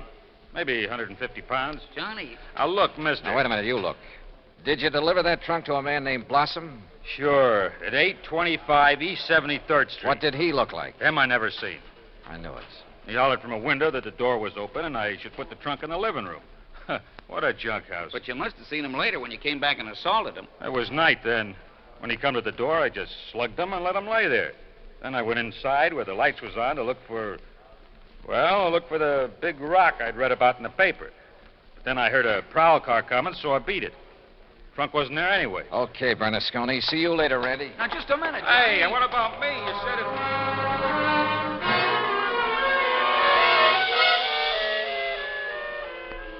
Item 10, 90 cents, taxi to Wilbert Blossom's old brownstone house on East 73rd. Come in, Johnny. Thanks, Mr. Blossom. All recovered from your beating? Oh, of course I am. Here, sit down. You said you wanted to help me on this case. Oh, yes, indeed. Why, this chance to work with a man I consider the finest insurance investigator in the world. Yeah. That's why I called you when I got the trunk with Mr. Winkler's body in it. Mr. Blossom, why don't you tell All the my truth? drab, dull life, I wanted to be a detective, an investigator. And this was my chance. My chance. Tell the truth, did you say? Mr. Blossom, listen to some facts for a minute and see what conclusions you draw from them. Oh, deductions. Like a detective. To begin with, this house of yours so full of, well, junk. I told you, Johnny, I like things. I like things. But it also has a lot of fine paintings, sculpture, china, jewelry. Oh, I like all sorts of things, especially if they're fine and rare. And bargains. Like the Green Eye of Calcutta? Oh, the most beautiful emerald in the world. And I would conclude that you'd do just about anything to have that stone. Yes, sir, Johnny. I'd reach the same conclusion. Okay. Now, when Albert Winkler and the emerald disappeared, it was in the papers that Inter Allied had written policies on them. Conclusion? Yes, sir. I would deduce that you would be called in. Wouldn't it be smart, then, if the killer was afraid I'd eventually get around to him anyway? Wouldn't it be smart for him to call me in and offer to help me? As a cover-up for what he'd done? Oh, yes. Yes, indeed. Or at least he'd think it would. Oh, yes, I guess he thought it would. Another thing, Mr. Blossom. Oh? What is it, Johnny? The body was packed in the trunk with old newspapers. Like these you keep piled around. Oh, why, yes. And I would deduce... So obvious that both Randy Singer and I overlooked them completely. Oh, well, there's so many things piled around here. You couldn't be expected to... Johnny. Yeah? What really made you decide that... Well, I'd like to know. All right. Albert Winkler was a frail little old man, about 4'11", not much over 100 pounds. Yes, he was. But the man who bought the trunk and had it sent to Winkler's apartment, who gave his name as Winkler, that man was about 5'9", 155 pounds. And he wore thick, old-fashioned steel-rimmed glasses. But, Johnny, I can't see without them. Then there's the truck driver. The man who ordered the trunk delivered to this house gave his name as Winkler, too. But Winkler was dead by then. Dead from a blow inflicted not by some big bruiser, but by somebody of, say, your build. Oh, that awful truck driver who thought the emerald would be in the trunk and came here to steal it and who beat me up. I suppose you want the emerald. Yeah.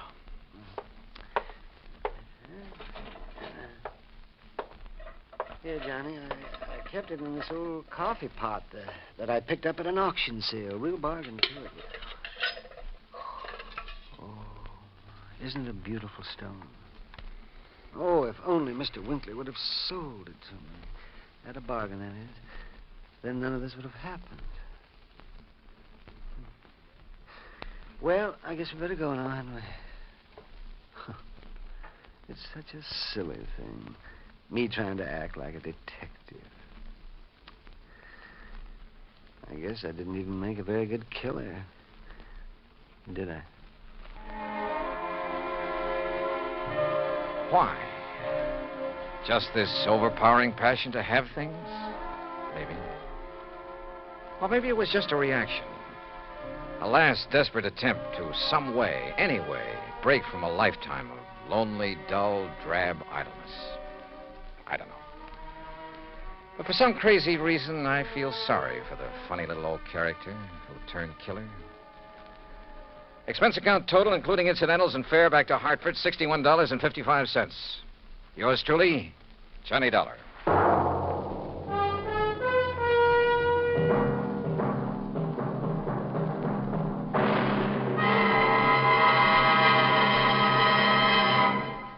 Now, here is our star to tell you about next week's story. Next week, A case so simple, so easy, so obvious, that it proves almost impossible to solve. Join us, won't you? Yours truly, Johnny Dollar.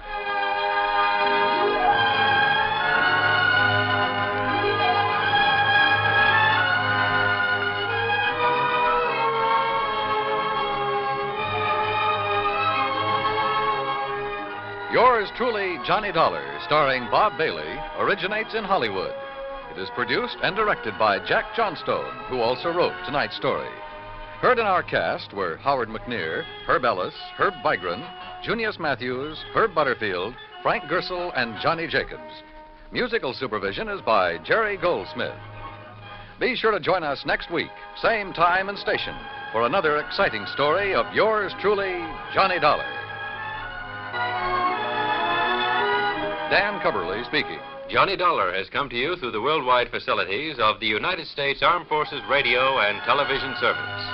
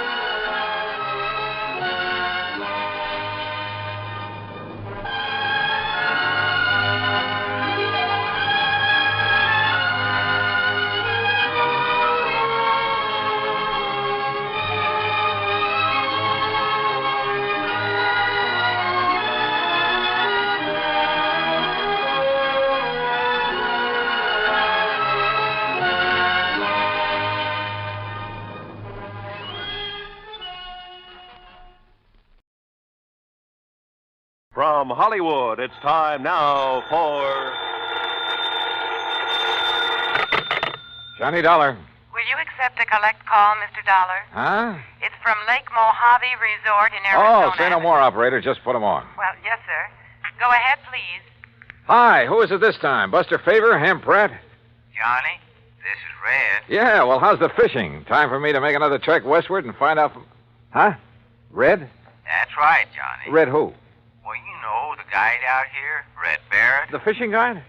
Oh, yes, sir. Who claims to know Lake Mojave like the back of his hand and every good spot there is in it? And I do, Johnny. That's a fact. Then I repeat my question. How's the fishing? Just as fine as ever, if you know where the good holes are, that is. And you do? Yes, I do. So you think it's high time I fly on out there and wet a line, is that it? No, sir, that's not what I'm calling you about, Johnny. Well, what is it? I don't rightly think I ought to tell you over the phone, Johnny. But I think you better come here just about as quick as you can. But unless I know why... I'll tell you when you get here. Well, look, I usually do my traveling on expense account for an insurance company. And you can this time. Huh?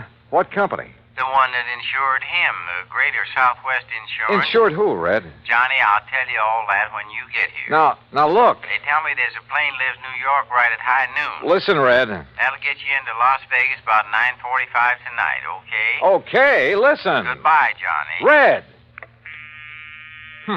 Crazy old coot. He thinks for 1 minute that I'm going to get on.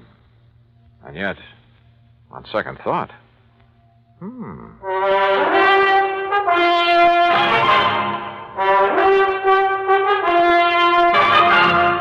Bob Bailey in the exciting adventures of the man with the action-packed expense account, America's fabulous freelance insurance investigator. Yours truly, Johnny Dollar.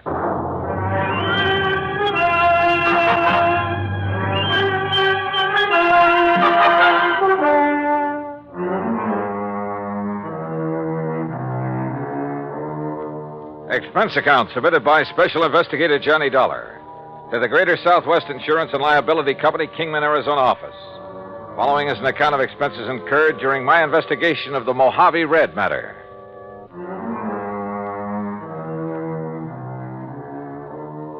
Expense account item 1420, phone call to the Kingman, Arizona office of Greater Southwest Insurance and Liability. On the theory it might be well to check with their agent, Jake Kessler, before going off half-cocked. Hi, Johnny. Haven't seen or heard from you since 2 years ago when you came out here to investigate the murder at the old Midas Touch mine. Yeah, I remember, Jake. Now listen. Yeah? Is everything going along okay these days? What? Well, I mean, no trouble with any of your clients, that sort of thing, huh? Why, not a bit, Johnny. Why do you ask? Just wondered. Well, if I did have, you know who I'd call. No problems at all, huh? I told you, not a... Hey, just what do you got stuck in your craw, Johnny? Nothing. I just... Well?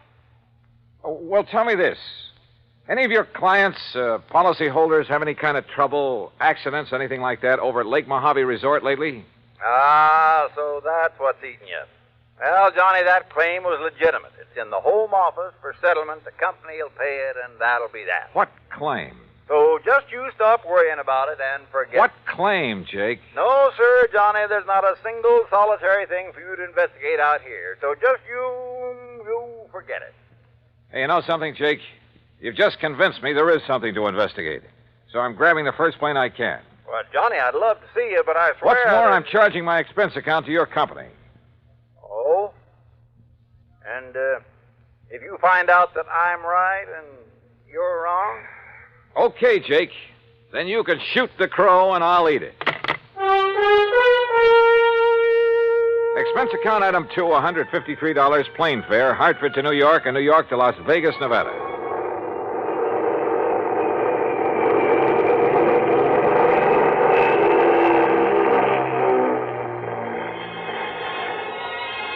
It was 9:45 on the dot as the big mainliner slowly circled down out of the clear, starlit sky.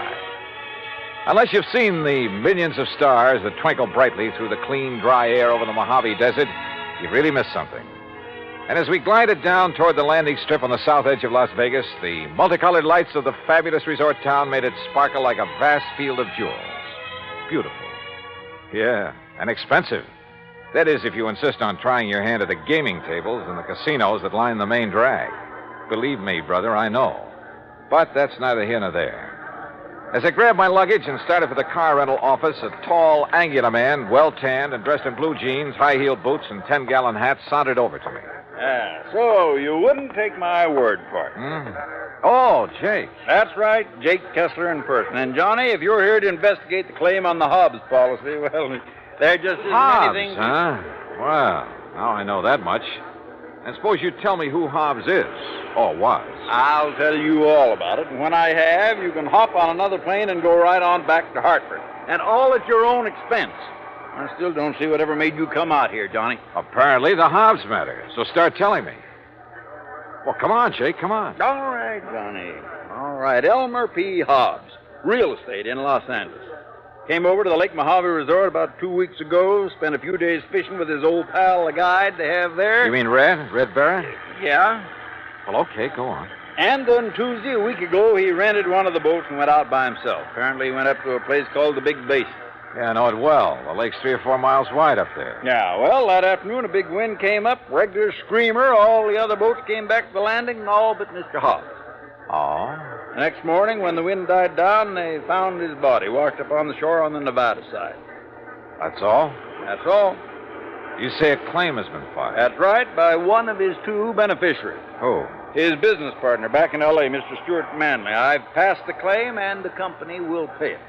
No investigation of any kind? Oh, of course there was, Johnny. The Kingman Police, the Sheriff's Office, and the County Coroner. Accidental death due to drowning. So that's it, Johnny. Now you just make your reservation back to Hartford at that window right over there, and you are paying the freight. Oh, not so fast, Jake. I'm sticking around. Well, now you can see for yourself there's no reason for you to be here, much less at company expense. Well, after all, now that I am here, it'd be kind of silly not to run down to the lake. Well, if you mean just to do some fishing on your own time. You want to drive me down there? Johnny. Yeah? Johnny, do you know something about the Hobbs case that I don't? And the police and the sheriff. Jake, I don't know a thing about it. Okay, Johnny. How do you want me to fix that crow you're going to eat?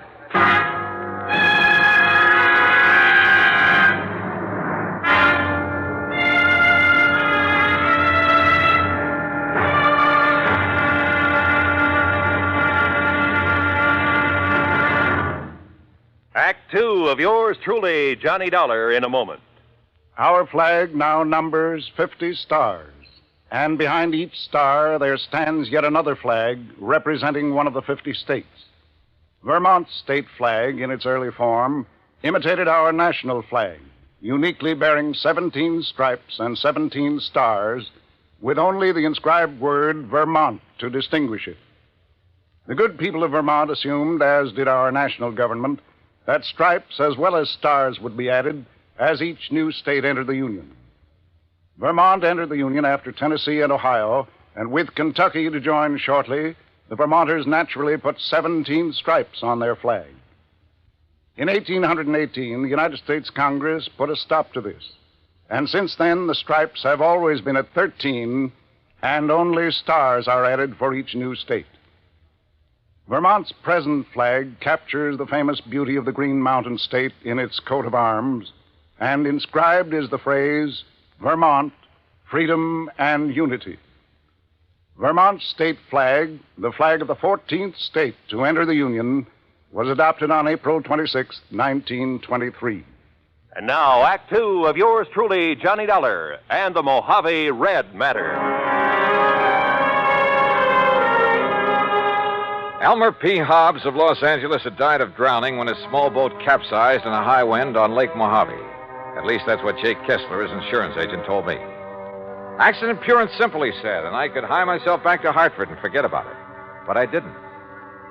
Simply because of the phone call I'd received from old Red Barrett, fishing guide at Lake Mojave Resort. I persuaded Jake to drive me over there on the excuse that as long as I was nearby, I might as well do some fishing. So he dropped me off, and since it was after midnight, went on back to Kingman. I wandered on down to the dock and boathouse. Hello? Who's that? Ham? Huh? Johnny? Johnny Dollar? Yeah. Johnny Dollar? Hi. What are you doing here? Hiya, Ham. Hey. You know darn well what he's doing here, Ham. The fishing has never been better. Only how'd you get the word? And how are you, Johnny? Oh, just great, Buster. Did you stop by the office, let Marilyn fix you up with a room? No, because as I recall, old Red usually sleeps here on the dock. Oh, Red.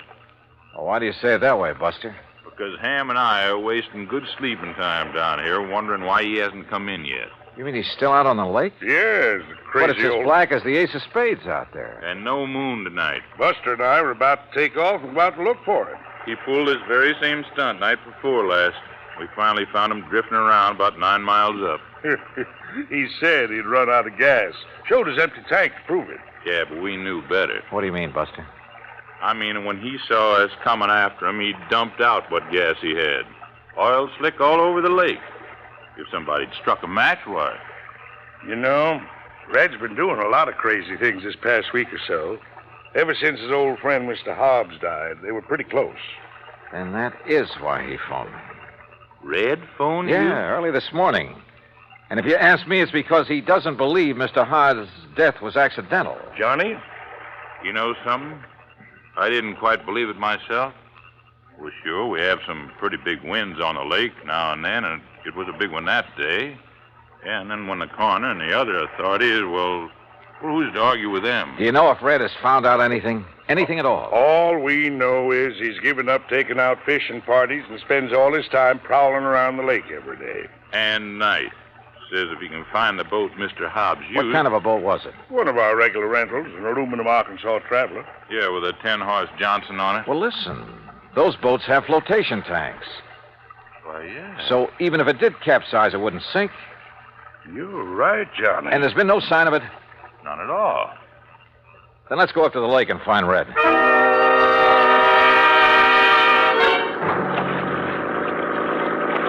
Except for the stars far overhead, the night was black as ink. And the 50-horse outboard skimmed us along at better than 30 miles an hour. Believe me, it was a strange feeling, almost like flying through space. How Buster found his way around the islands, rocky points, and reefs, I'll never know, but he did. Throw your flashlight over to the left, Ham. You ought to be about even with Sculptor Rock. Yep, there it is. And we're coming into the big basin.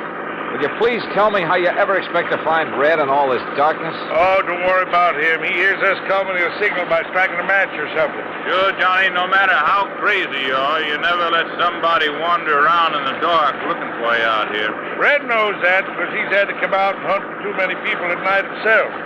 Ham, look. Yeah? On the east shore. I'm swinging over there. Hey, you're right. There's a fire on the beach. Yeah, it must be Red. What's he doing out here? We'll soon find out.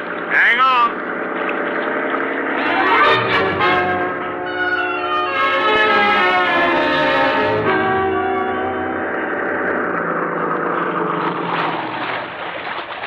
Well, all I have to say is you took long enough to bring Johnny up here. Red, you old reprobate, what under the sun are you up to this time? I just told you. I've been waiting for you to bring Johnny.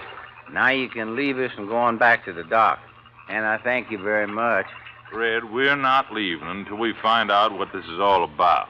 And if I tell you, will you promise to leave us alone? Sure. We'll promise anything. Oh, you see, I need Johnny's help. Yes. Well? Because with him to follow up what I found today, well, Johnny, you and I are going to prove that my old friend Mr. Hobbs was murdered. Act 3 of yours truly, Johnny Dollar, in a moment.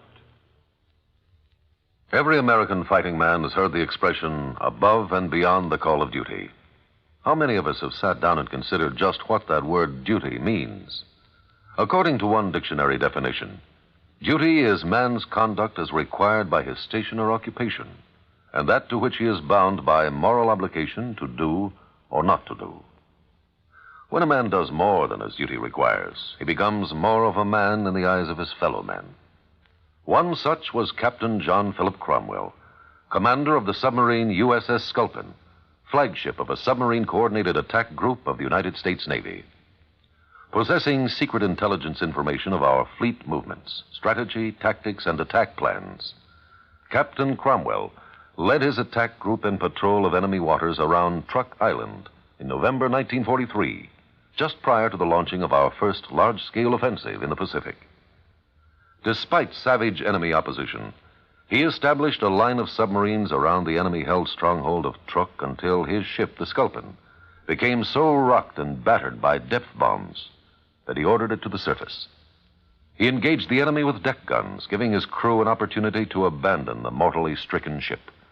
Determined to sacrifice himself, rather than risk capture and the subsequent danger of revealing the secret plans to the enemy, Captain Cromwell remained aboard the Sculptor as she plunged to her death.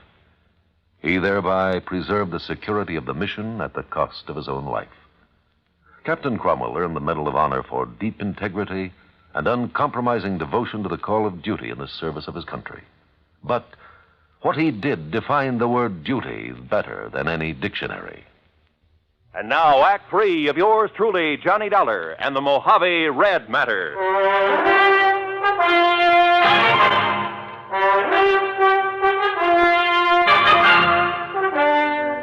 I'll tell you this, Johnny.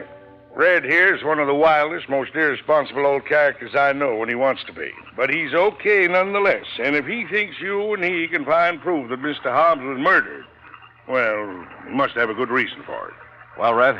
Oh, now, Ham, do you think a man like Elmer Hobbs, knowing the lake the way he did, would ever let the big wind catch him off guard up here in the basin? No, I don't, Red. I know that's the way Buster felt about it, too. Well, I said that to you myself, Red. But now, what's this proof you have of murder? Well, Ham and Buster, aren't you going on back now that I've told you why I wanted you to bring Johnny here? Was there any harm in our knowing what you found, Red? After all, we might be able to help you and Johnny. Yeah, I thought about that, but you see, I might just possibly be wrong about... Well, I might just be wrong, and I wouldn't want to be ashamed in front of a lot of people. By a lot, you mean 3.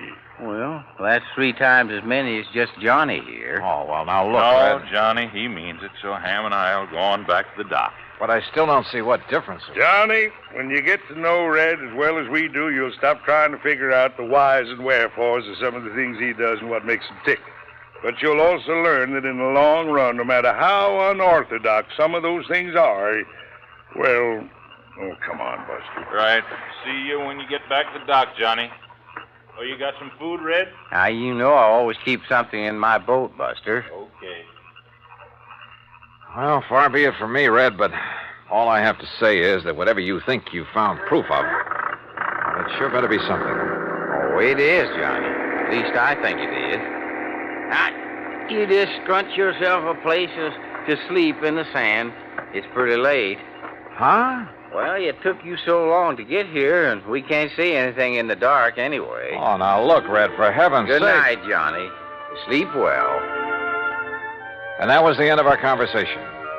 And I began to wonder if Jake Kessler hadn't been right in the first place. If I hadn't come out here on a wild goose chase after all. But the more I wondered and thought about it, with nothing but the warm desert night about us, the twinkling stars, the magic sound of fish jumping in the lake, the sleepier I got. So I slept. The smell of bacon frying over the campfire awakened me, although the sun still hadn't shone over the mountains that border the eastern side of the lake. Douse your face in the lake, Johnny. Then grab yourself some of this bacon and eggs. I did as I was told. Then, squatting in the sand in front of the fire, stuffed away a hearty breakfast of bacon, eggs, and pancakes made from sourdough.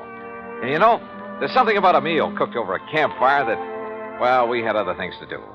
So we climbed into Red's old aluminum boat and slowly drove up the lake, staying close to shore. Finally, we reached a small rocky cove. Right here is the spot, Johnny. This little cove. The spot for what, Red? You know, you still haven't told me. You see there? You see where somebody has climbed up the rocks? No, but I'll take your word for it. Well, he couldn't have climbed up off of the water, so he must have climbed out of a boat. So? And there's footprints leading away across the desert. And, Johnny, they aren't Elmer Hobbs' footprints, no, sir. So somebody climbed out of a boat here for one reason or another and took a walk into the desert. The man who killed Elmer Hobbs. What makes you think so? Look down over the side, in the water. Yeah, a boat sunk down there. That's the boat that Elmer had. Can you see it clear? Yes, very. Then you can see it wasn't damaged enough to sink it. Not that boat. You're right, Red. Particularly since it has flotation tanks. But it's down there. It's sunk. So you better strip to your shorts, Johnny. Yeah. I'll go down and take a look. Me? I already have. But I want you to look, Johnny. And remember, I knew everything that Elmer had in his boat when he left the dock. Remember that. Okay. And you're sure the footprints leading into the desert couldn't possibly have been made by Mr. Hobbs? That I'll swear to, Johnny, by all that's good and holy. All right. Now then. Now, slip in easy so you won't disturb the water too much. I took a deep breath, surface dived, and swam down to the sunken boat. And the water was clear, and I could see plainly. And I saw that Red was right. I bobbed back to the surface. Did you see him? The cut? Yeah, Red. Those flotation tanks were slashed open with an axe or a sharp, heavy tool of some kind. But Elmer had no axe on that boat. So it was somebody else, Johnny. Somebody who murdered him. Yeah. And then sank the boat. Red, I'm afraid you're right. Elmer Hobbs was murdered.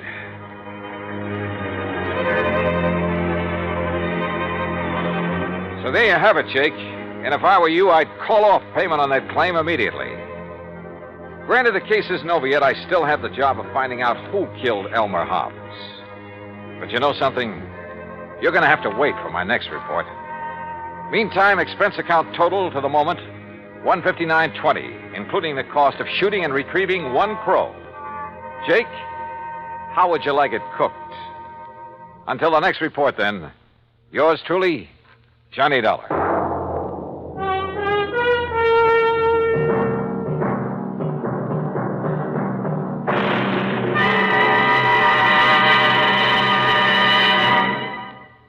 Our star will return in just a moment. Our flag now numbers 50 stars, and behind each star there stands yet another flag representing one of the 50 states. Oklahoma's state flag depicts an Osage warrior's circular buckskin shield from which hang 7 eagle feathers. Across the shield is the Indian's calumet, or pipe of peace, crossed with the white man's peace symbol, the olive branch. On the shield are small crosses, the Indians' graphic sign for stars, indicating lofty ideals or a purpose for high endeavor. The background of the flag is a field of blue, the blue of the Oklahoma sky, signifying loyalty and devotion.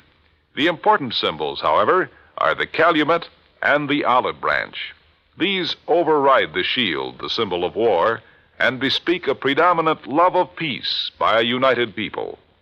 Oklahoma's state flag, the flag of the 46th state to enter the Union, was adopted on April 2nd, 1925. Now, here's our star to tell you about next week's story. Next week? Well, after all, the case isn't really closed. But it will be next week, believe me. Join us, won't you? Yours truly, Johnny Dollar.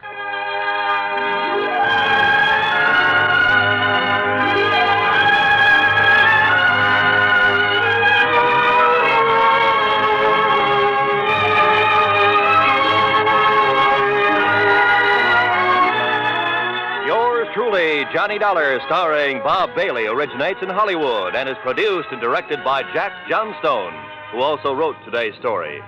Heard in our cast were Lucille Meredith, Horace Lewis, Harley Bear, Alan Reed, and Barney Phillips. Be sure to join us next week, same time and station, for the conclusion of this exciting story of yours truly, Johnny Dollar. This is Roy Rowan speaking.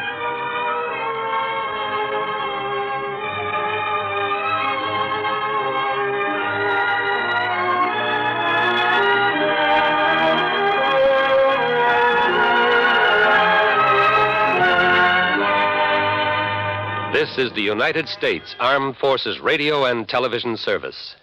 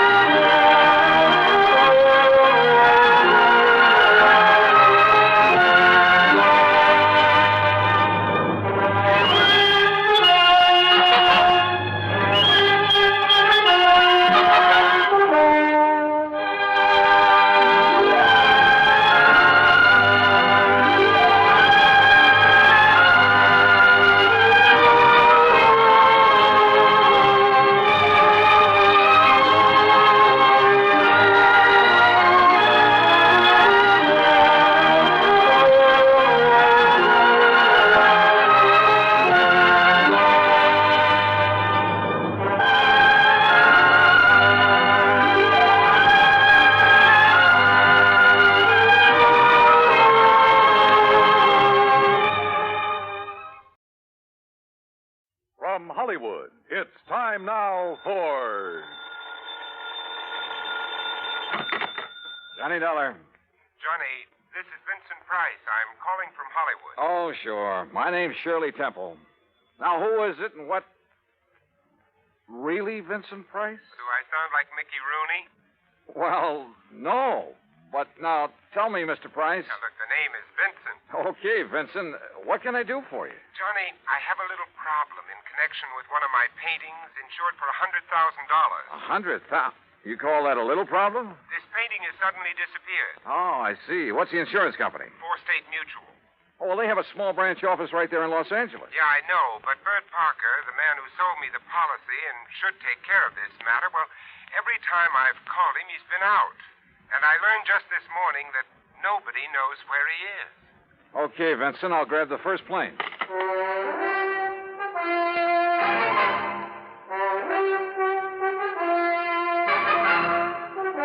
Bob Bailey in the exciting adventures of the man with the action-packed expense account. America's fabulous freelance insurance investigator. Yours truly, Johnny Dollar. And now, Act One of yours truly, Johnny Dollar.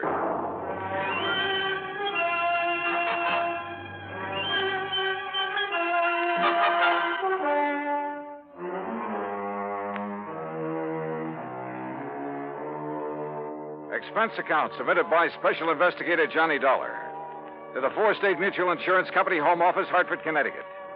Following is an account of expenses incurred during my investigation of the Price of Fame matter.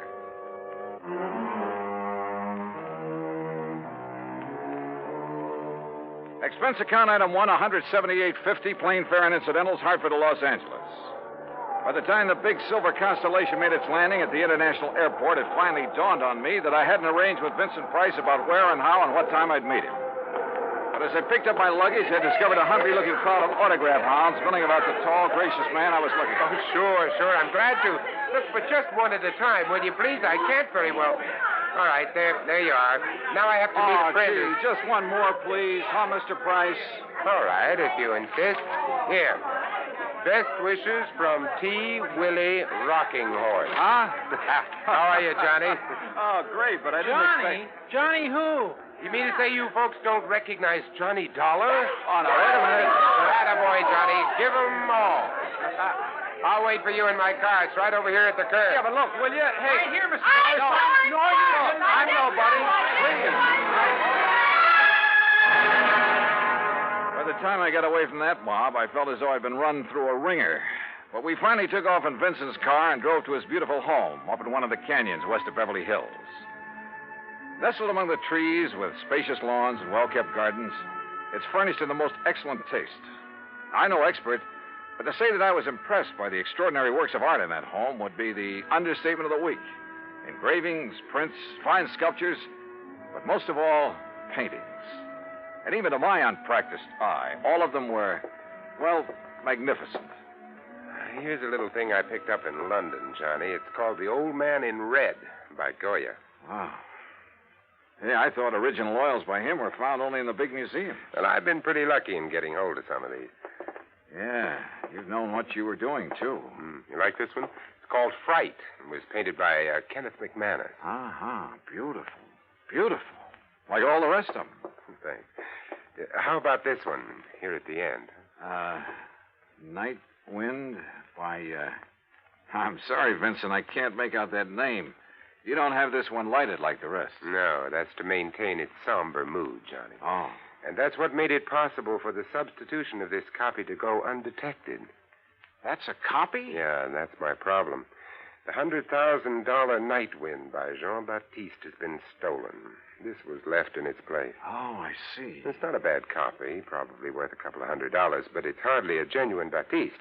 Well, when did you discover this substitution, Vincent? When I returned from a lecture tour early last week. Oh, that's right. You've been traveling all over the country lecturing on art, Well, let's haven't you? call it talking about art, huh? Tell me, have you notified the police about this? I suppose I should have. Well, I felt that was Bert Parker's job. And you haven't been able to reach him over at 4th State Mutual? As I told you on the phone, he hasn't been in his office for some time. Vincent, have you any theories about who might have done this? Yes, I'm afraid I have. Why do you say it that way? Very few people knew I'd gotten hold of this Baptiste, only some close friends and a couple of art experts. So? And the place was not broken into during the time I was away. Of that I'm sure. Well, go on. Well, the family and servants kept very close track of anyone who entered the house while I was gone. You have a list? Yes, I do have a list. Here. Good. Alfred R. Hawkinson. That's an electrician who came to do some wiring. He wouldn't know a Rembrandt from a Mickey Mouse. Ann M. Schumann. A music teacher. Loves music, hates paintings. What about delivery boys, people like that? Oh, they never get beyond the back door. Go on, read on. That next one is Ben, the gardener. You can forget about him. And Bert L... Huh? Yeah, Bert Parker. He was here twice. What for? Well, ostensibly to check on some of the paintings he'd insured. The first time, on the 11th, Mrs. Price was with him while he poked around. On the 15th, she had to leave to keep an appointment. And just when he left the house, nobody seems to know. Oh, brother. Are you thinking the same thing I am? Now, look, Johnny, I haven't known Bert very long, and, well, he seemed like such a harmless little old fuddy-duddy. As for his knowledge of art... Yeah, I wondered about that. Well, he was perfectly satisfied to take my evaluation on the 2 or 3 things he'd insured. So... Well, Johnny, I may be all wrong. Vincent, a thing like this may only happen once in 1,000 years. In any event, the company will certainly make good your loss. Well, with a work of art, it isn't really the money that counts. And, Johnny, listen. Look, I may have jumped to a completely unjustified conclusion about Bert Parker. Oh, yeah? Sure. Well, let's go down to his office and see. We'll return to Johnny Dollar and the Price of Fame matter. That's Vincent Price in just a moment. And now, Act Two of yours truly, Johnny Dollar, and the Price of Fame Matter. A priceless original oil painting, stolen from the home of Vincent Price, famous radio and picture star. One of the few people who'd had the opportunity was the man who'd sold him the insurance on it, Bert Parker. Together, we went to Parker's office at 4 State Mutual in downtown Los Angeles.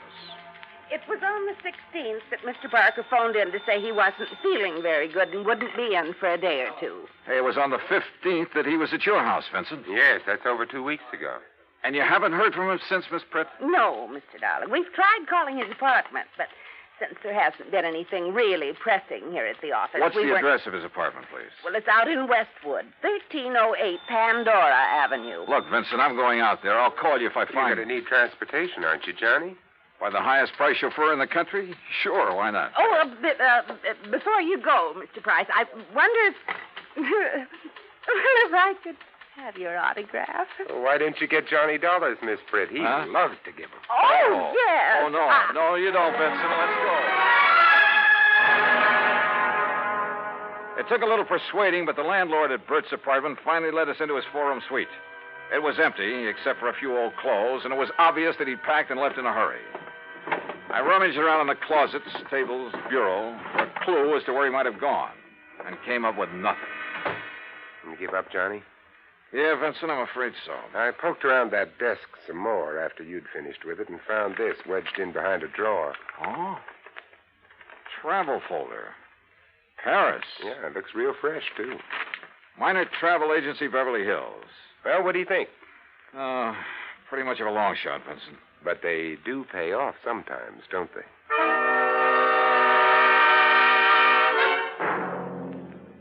Planned the trip for myself, yes, sir. First class all the way. What was the departure date, Mr. Miner? 16th, first class, straight to Paris. Oh, brother. Paris is a pretty big place. Did you make any arrangements for him for after he got there? Only for when he arrived. Reservations at the Louvois. What? The hotel, Louvois. The Louvois, perhaps. That's what I said. First class, too. Said he wanted something not too far from the Montmartre. Montmartre, if you don't mind. That's what I said, yes. Now, can I fix you gentlemen up with some plane reservations, too? Well, suppose you give me the same flight he took, and I'll stop at the same hotel when I get there. Hey, wait a minute, Johnny. You're not going to leave me out of this. Well, look, I'm still playing a long shot, Vincent, a very long one. What's the difference? Also, I don't know if my expense account will get by the home office. Expense account, forget it. I'm having a ball. Mr. Miner, start making those reservations.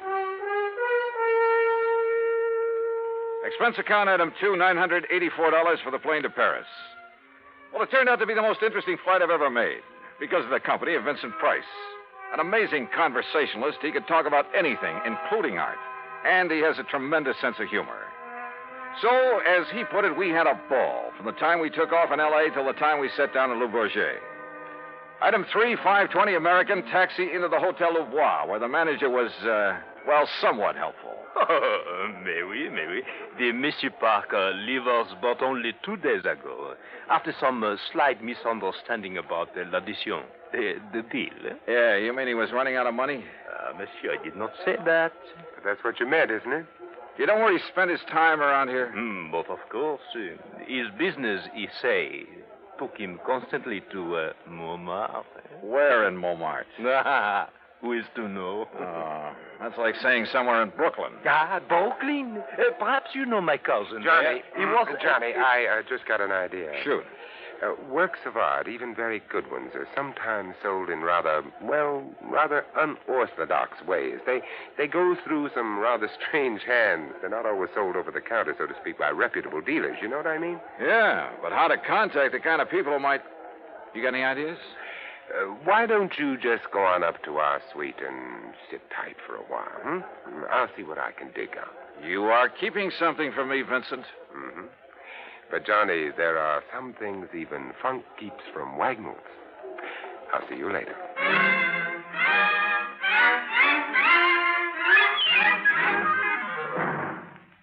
Act 3 of yours truly, Johnny Dollar, in a moment. And now, Act 3 of yours truly, Johnny Dollar, and the Price of Fame Matter. All of gay, romantic Paris just outside the door, and time on my hands. So what did I do? Took Vincent Price's advice, went back to my room at the Hotel Louvois, and waited. 2, 3, 4 hours. Finally, shortly after 8 p.m., Vincent came in bearing a couple of packages. Sorry to have made you wait, Johnny, but I think I'm on the trail of something. Looks to me like you've been on a shopping spree. Props, Johnny, for you. Have you found out where Bert Parker is? No, but I think you will. Here, try this on. Huh? What's this all about? A 10-gallon hat? Yeah, I had to guess at your size. Where in Paris did you find this? Try it on. Oh, what do you... Holy... What am I supposed to be, a refugee from Texas? Exactly. You made it in oil wells. Your name is Matthew. Huh? You're over here to see the sights, all the wild nightlife you've heard about, the Folie Bergère, Rue Blondel, Place Pigalle. Here, try on this shirt. Oh, brother. Look, I don't know what this is all about, but hadn't we better get something to eat? Try it on. If you don't take me to one of the world-famous restaurants in this town... Maybe tomorrow. Huh?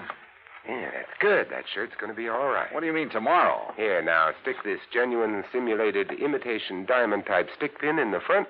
Wait a minute, I'll do it for you. Yeah, what the Sam... There you are, and with this big hunk of glass on your finger. There, now, look at you. Oh, you look. I'm hungry. Well, maybe you'll even get food where you're going. Now, where do you think I'm going in this rig? To a little joint on the Rue Blondel called the Bal Macabre. Now, what am I supposed to do there, if I go there? Sit around. Look prosperous. And see what happens. Oh, Vincent. Remember, you made it in oil. Millions. Yeah, but Vincent... Also, you're interested in art, and your name is Matthew. Look, will you? On your way, Johnny. The taxi that's waiting for you out front knows exactly where to take you. The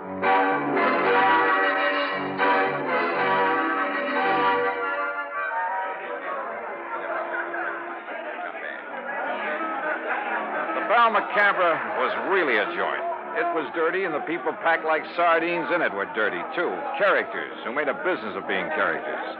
And everybody screamed at everybody else. Except, that is, for the wormy little man who sidled up to the postage stamp-sized table on which my glass and a bottle of wine were balanced. Pardon.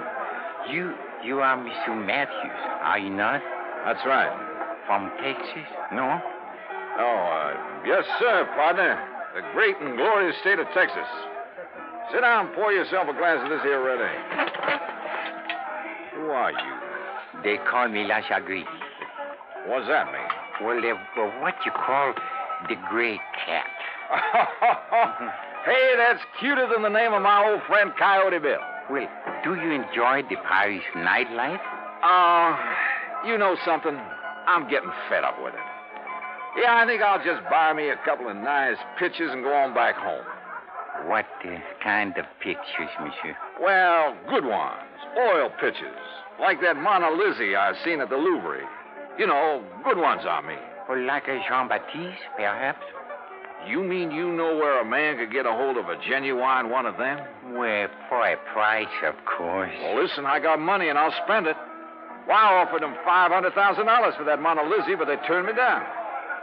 But if I could get a hold of a genuine Baptiste, well, partner, you just name the price. Oh, well, I'll make no promises, mon ami. But I do have a friend, and for a slight consideration... Name your price and take me to it. I will be waiting for you at the corner with the taxi. That is what you call okay? Okay. I shall be waiting. I'll be there, partner. You bet I will. And I'd certainly like to know how Vincent set this up.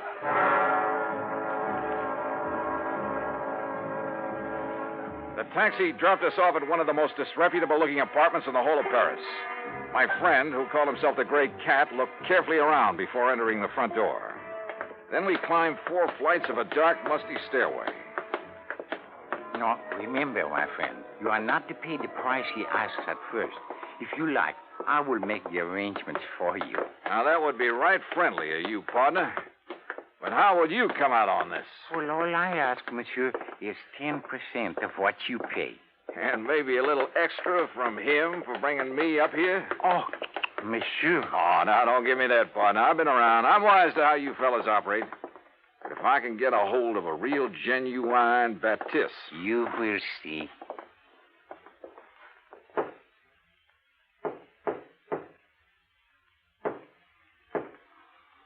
Yes?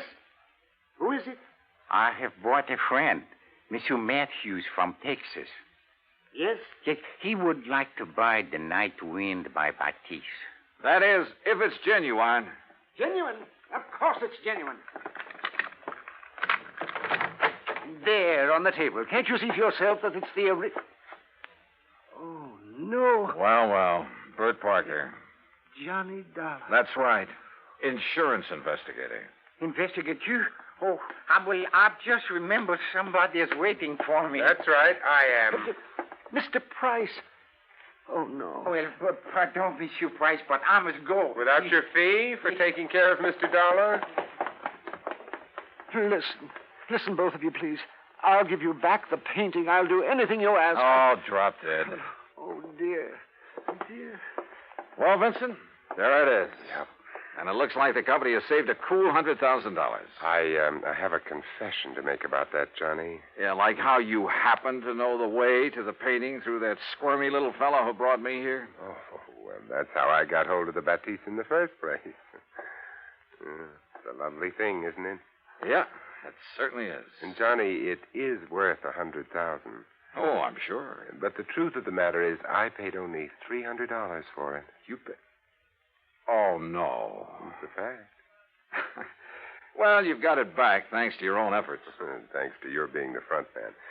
If I'd tried to get it back myself, these people would have run like scared rats. Oh, sure. Just tell me one thing, will you? Why aren't you an insurance investigator? Well, you know, it's every man to his own. Well, after all, why aren't you an actor? Let's get out of here.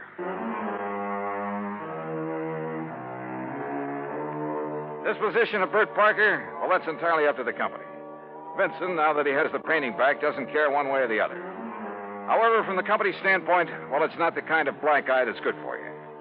Expense account total, including incidentals and transportation back to the States, $2,341. Remarks? Well, to Vincent Price, my eternal thanks. Not only for the help on this case, but most of all because it's given me a chance to really know him.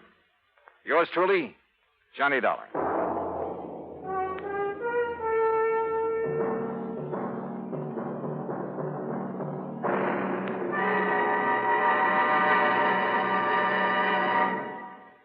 Our star will return in just a moment. Now, here's our star to tell you about next week's story. Next week, the heart of sunny southern Jersey, and a case that took a very sudden, very strange twist. Join us, won't you? Yours truly, Johnny Dollar.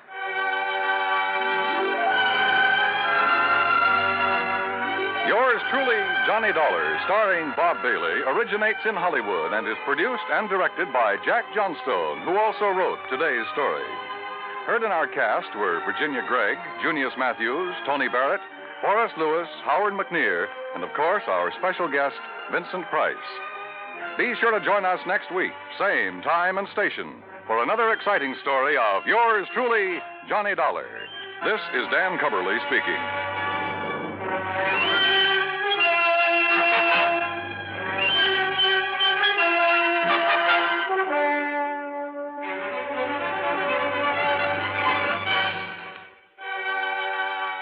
This is the United States Armed Forces Radio and Television Service.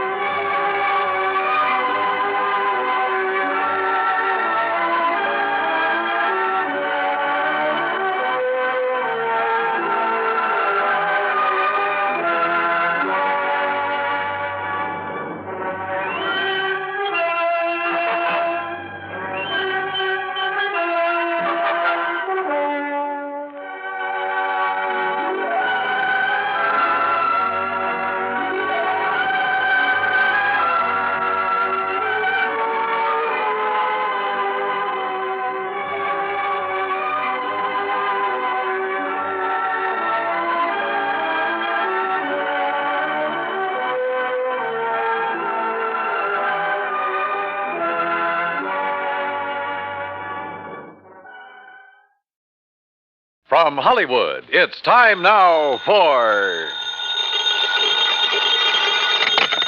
Johnny Dollar. Pat Cummings, Inter-Allied Life. Hi, Pat. What's new with you?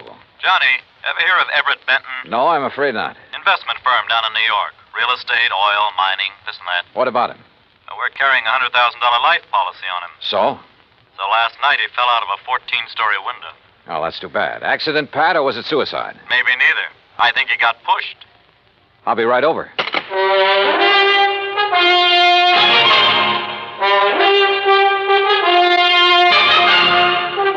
Bob Bailey in the exciting adventures of the man with the action-packed expense account, America's fabulous freelance insurance investigator. Yours truly, Johnny Dollar.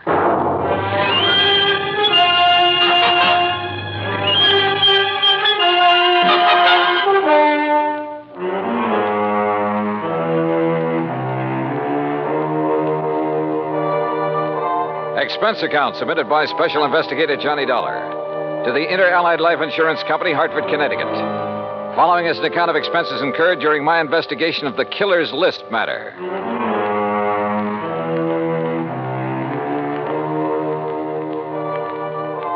Expense account item 1, $1.20 for a taxi from my apartment to the offices of Inter-Allied. Pat Cummings looked worried and got straight to the point. I don't know, Johnny. Maybe Benton wasn't pushed out that window. But there's something about this deal that just doesn't smell right to me. What can you tell me about this man, Benton? Everett Benton, 45 years old, doing very well in business, so far as we know. Last night about 10 o'clock, he fell or jumped or was pushed out of his office window. This policy on him, who's the beneficiary? His wife, Claire. What's she like? About 12 years younger. Redhead. I see. Yeah. Well, what do you think? I think I better have a talk with Mrs. Benton. Item 2, $14.40, transportation and incidentals to New York City. The Benton's apartment was on East 67th, very fashionable, very expensive. And Claire Benton looked right at home in her surroundings. Do you mind if I fix us a drink, Mr. Dollar? Not at all, Mrs. Benton. It's been a pretty wearing day. I imagine it has. Police, questions, reporters. You yeah, know. I'm sorry to be throwing more questions at you at a time like this. I'm used to it by now. Here's your drink. Thanks. Cheers. Yeah, cheers. You know, you certainly seem to be bearing up very well. Yes, I suppose so. Mr. Dollar, I think it would save time and embarrassment if we had a few things understood. Such as? You've heard of the ideal marriage. Well, Everett's and mine was not it. Oh. Naturally, I'm very sorry he did what he did, but... Well, we weren't exactly happy together. I take it you think he committed suicide, Mrs. Benton. Is there any doubt about that? Apparently not, in your mind. None at all. If it was suicide, why did he do it? I wouldn't know. Everett hadn't confided in me for some time. We haven't been very close recently. Oh, Mrs. Benton, just suppose it wasn't suicide. Everett had no enemies that I knew of. I see. About the insurance policy. Yes, about the insurance policy, Mr. Dollar. $100,000, isn't it? That's right, when you get ready to file a claim. I intend to in the morning. I see. Oh, and one other thing. It just so happens that I have an alibi for last evening. Oh? And it's the nicest kind of alibi there is, Mr. Dollar. What do you mean? It's airtight. And that was Claire Benton. Very calm and collected. And incidentally, anxious to collect. I thought her over all the way to the office of Detective Lieutenant Tovich of Homicide. That's item 3, $1.60 cab fare. Yeah, I talked to her, Johnny. She's a hard one to figure out. Well, what do you think, Tovich? Did he jump or get pushed? You got any ideas? How about financial troubles? He was in the investment business. Have you looked into that? According to his lawyer, his affairs are in good shape. Oh, he'd made his share of poor investments over the years. Wildcat oil leases, stuff like that. But in general, he was doing okay. He was worth a lot of dough, Johnny. Okay, let's assume he was pushed out that window. What was he doing in his office at 10 p.m.? I've wondered about that, too. Any indication anybody was with him? No. The night watchman was in another part of the building when Benton came in. Let himself in with his own key. There could have been somebody else with him, all right. But who? Claire Benton says she has an alibi. Yeah. Don't know as I care for it much, but I haven't been able to break it down. Who is her alibi? Larry Santis. Santis. Runs a supper club over in the East 50s. Yeah. The Ace of Clubs, he calls it. Larry Santis. Thanks, Tovich.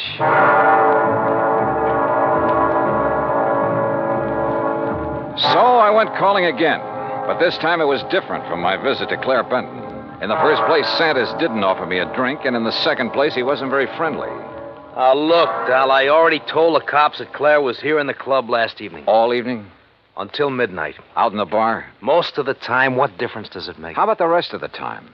We were talking here in my office. Just the two of you? Just the two of us. Now, look, Dal, What it boils down to is you've each got alibis for one another, huh? That's right. Now, look, nosy boy, Claire didn't kill Benton. At the moment, I wasn't thinking so much about her. Well, wait a minute. If you're trying to pin this on me... You and Claire have been pretty friendly, Santas. She benefits to the tune of $100,000 by Benton's death. Look, Dollar, you're blowing smoke in the wrong direction. I like the arrangement the way it was. Why should I try to change it? Well, that's a good question. So just let it drop. You get me? You got nothing to worry about, Santas. If you've got nothing to hide. I don't want this kind of publicity. It's bad for my business. You know what's wrong with you, Dollar? You got nose trouble. Yeah, occupational disease. You better just get over it. Sometimes it turns out to be fatal. Act two of yours truly, Johnny Dollar, in a moment. And now, Act two of yours truly, Johnny Dollar, and the Killer's List Matter.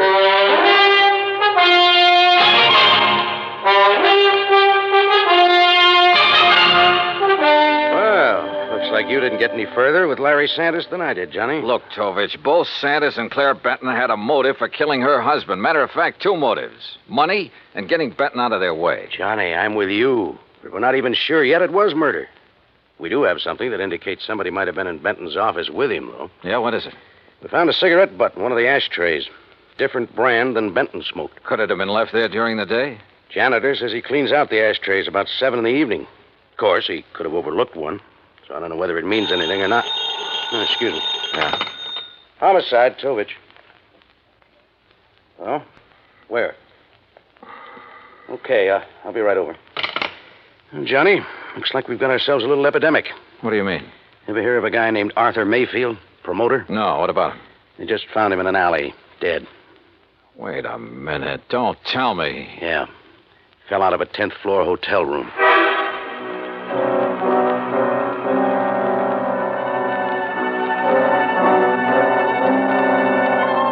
Lieutenant Tovich and I went over to the West Side Hotel where Mayfield's body had been discovered. There was nothing in his room to indicate anyone had been there with him. As a matter of fact, there was nothing couriered. Item 4, $1.80 cab fare to Claire Benton's apartment. Mr. Dollar, I really don't see the point of this. I've told you twice that I did not know this Arthur Mayfield. Did you ever hear your husband mention his name? I've never heard the name until now. From you. Mrs. Benton, mind telling me where you were last night around midnight? I take it that's when Mayfield died. Approximately. I suppose you have an alibi. You suppose correctly. You know something?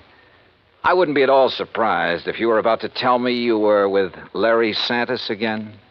You know something, Mr. Dollar? That's exactly where I was last night. I know, Tovich. I know it could be just a coincidence that two guys fall or jump or get shoved out of windows within 24 hours.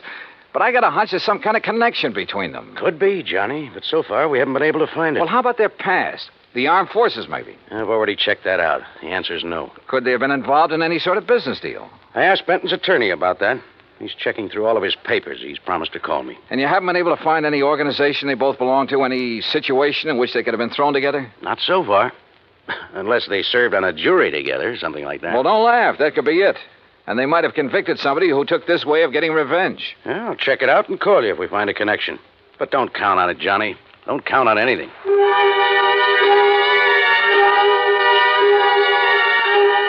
I went back to my hotel room and stretched out on the bed while I rehashed the whole deal in my mind. I thought about Claire Benton and Larry Santas. I didn't trust either of them. But as Tovich had pointed out, it was another thing to prove it. Okay, coming. Yeah? Mr. Dollar? That's right. You're investigating the murders of Benton and Mayfield? Well, I don't think they've been officially described as murders. No, but they are, Mr. Dollar. I'm certain of it. Who are you? My name is Alvin Whiting. I have some information that may be of value to you. May I come in? Come in. Thank you. If you don't mind, I'd like to look out the window a minute. You're being followed?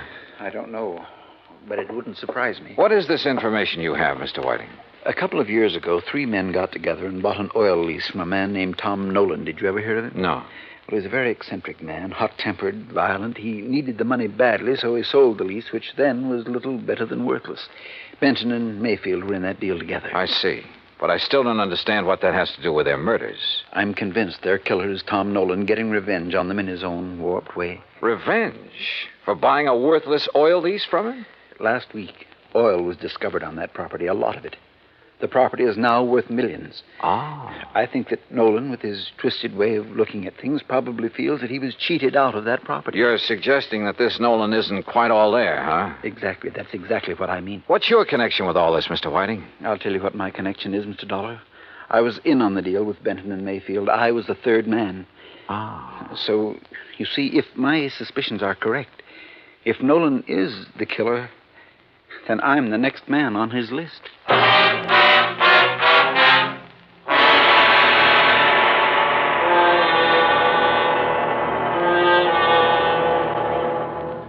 Act 3 of yours truly, Johnny Dollar, in a moment.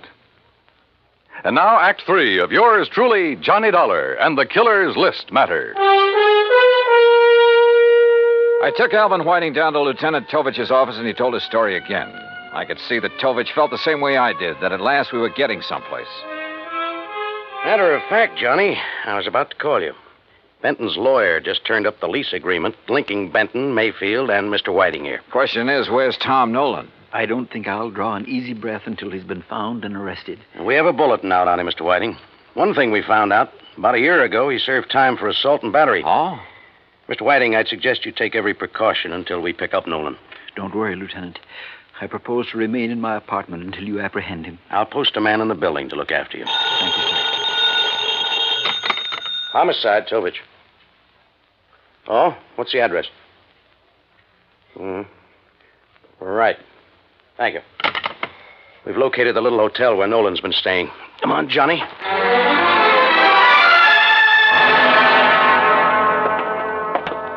That's Mr. Nolan's room at the end of the hall, Lieutenant. Okay, clerk. Is he in? I don't know.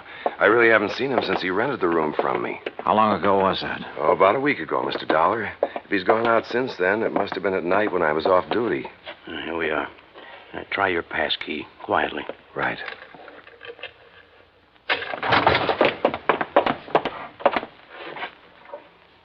Well, gone. Bag and baggage. Yeah. Room's been used recently, though. Hey, in this ashtray, cigarette butt. Same brand we found in Benton's office. Doesn't prove anything, but it might tie in. Yeah, Tom Nolan could be our boy, but where is he? You say he rented the room from you, clerk. What did he look like? Oh, middle-aged, as I remember. Bushy hair, sort of a wild look to him. Fits the general description Alvin Whiting furnished us. And the mugshot I pulled out of the files.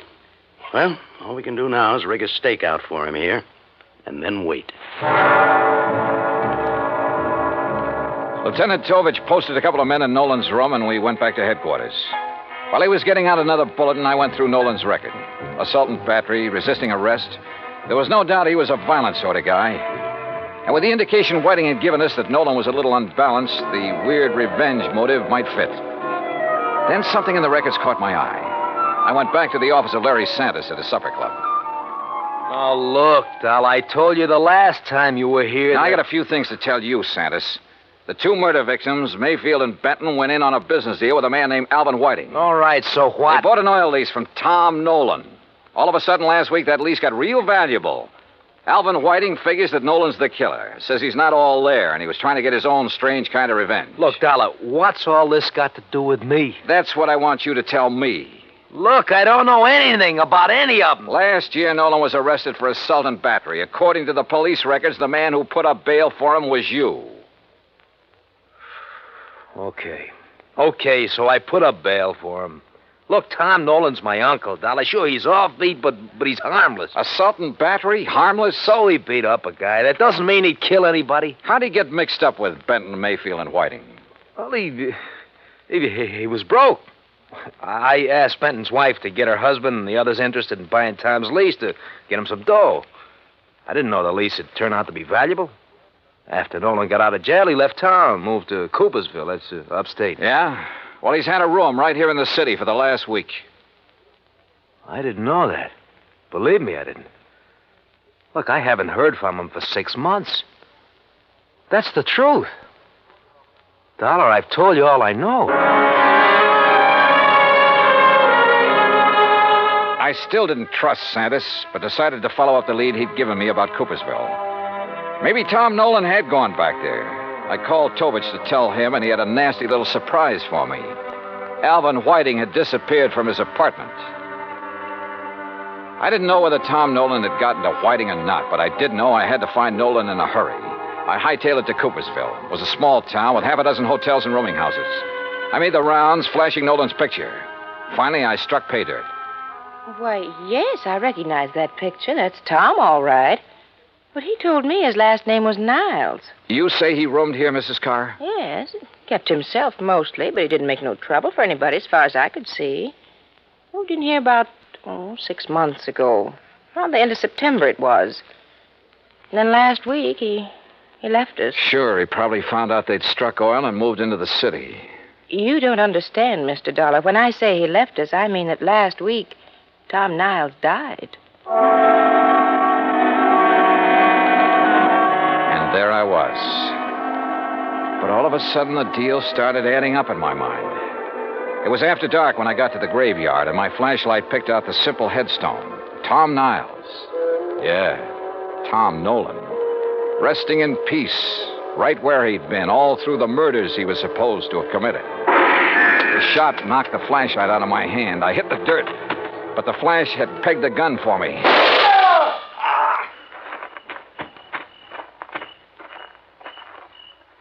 Well, Alvin Whiting. Oh, Dollar, my arm. Oh, don't worry. I'll get you a doctor, Whiting. I want you to be in good shape to stand trial. How'd you work it?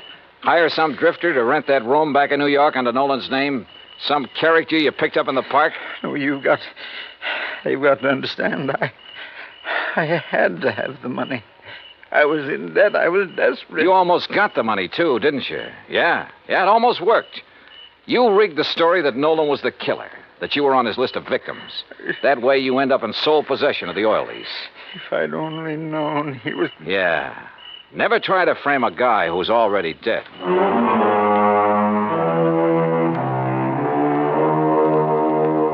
Expense account total $146.50. Remarks? I turned Whiting over to the police and he made a full statement. Yeah, his motive was money. He was in the hole, gambling debts and bills, high cost of living, you might say. But I guess he knows now it's still a real bargain compared to the high cost of dying. Yours truly, Johnny Dollar.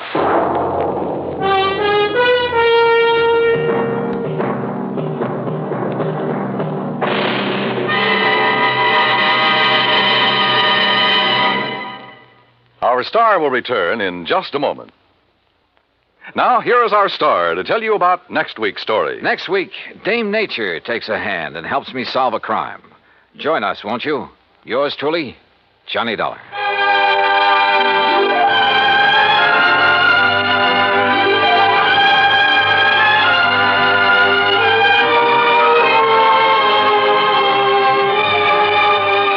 Yours truly, Johnny Dollar, starring Bob Bailey, originates in Hollywood and is produced and directed by Jack Johnstone. Today's story was written by Robert Wright. Heard in our cast were Virginia Gregg, Lillian Bayef, Jack Edwards, Jack Moyles, Tony Barrett, Parley Bear, and Carlton G. Young. Be sure to join us next week, same time and station, for another exciting story of yours truly, Johnny Dollar. This is Dan Cumberly speaking.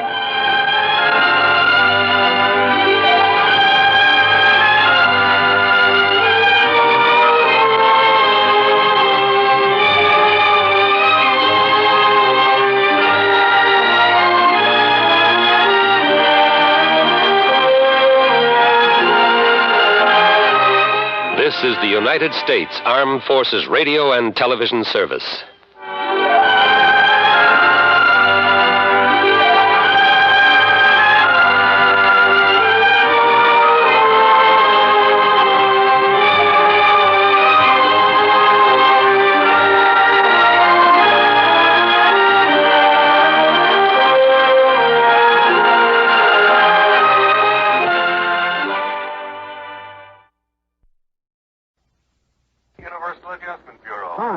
you've been neglecting me. Yeah, but think of all the trouble it saved me. Huh? Now, what's that supposed to mean? Well, I haven't had to bleed over one of those fancy expense accounts of yours for nearly a month. Oh, Pat, you've cut me to the quick. Oh, sure.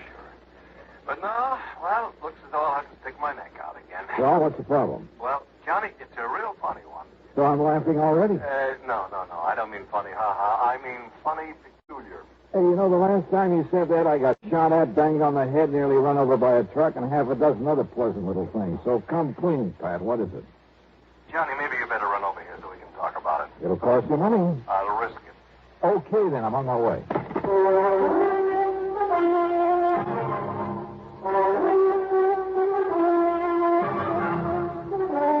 Bob Bailey in the exciting adventures of the man with the action-packed expense account. America's fabulous freelance insurance investigator. Yours truly, Johnny Dollar.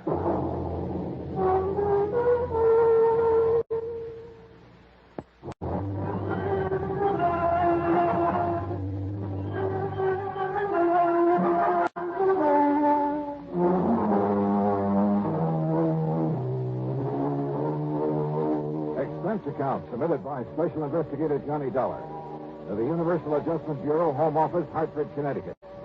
Following is an account of expenses incurred during my investigation of the Wayward Sculptor matter.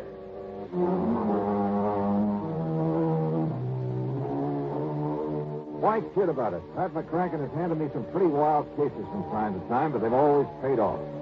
So expense account item one, $1.20 for a cab to his office at Universal Adjustment Bureau. Well, all right, sit down, Johnny. Make yourself comfortable. Yeah. Hiya, Pat. Cigarette? Oh, thanks. Here you are. Oh. Thank you. Well, Johnny, you know that one of our big problems is discouraging and prosecuting insurance fraud. Not only against us, but against the companies we serve. Well, I should hope so. Now, what I've called you about is something that's been going on for a long, long time. Okay. What kind of fraud is it this time? We never know. Huh? Look here. Yeah?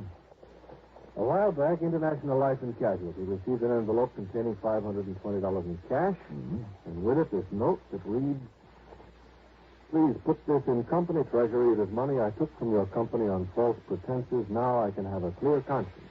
And it was signed Debtor. That's spelled D-E-T-T-E-R. Funny. Yeah, that's what I said to you over the phone. Here's another one. $800 enclosed. The sender identifying himself only as a sorry sinner. More conscience money, huh? Yeah, that's right. People who collected on fraudulent claims or felt they didn't deserve the money they collected. I see. And, Johnny, there have been dozens of them over the years. Most of them have been small amounts, under $1,000. Some of them only $5 or $10. In other words, not worth investigating to see what fraud they perpetrated and when. Yes, exactly. But now, look here. This list of payments anonymously received, all of them from the same person. $833.34 received on July 21st, 1956. Right. $833.34 on August 21st, 1956. Yeah. Same thing, September 21st. Same thing, the 21st of every month since. And no letter with him? Only with the first one. Here. You read it to yourself. Lucent Trust and Insurance Company, gentlemen. This is only a beginning against the amount paid out on me last month. Be assured I shall make full restitution if it takes 5 years. Oh, good for him. Or her. I hope it keeps coming in. No, Johnny, I want to know who's sending this. Well, now, Yes. Not only the law, but company policy demands that we prosecute anyone perpetrating a fraud. If you can. All the other conscience money has been in single payments. No way to trace them whatsoever. Also, the amounts have been, well, negligible. Have all these come from the same post office? They've all come from New York City, but from as many different post offices as the number of payments that have been made.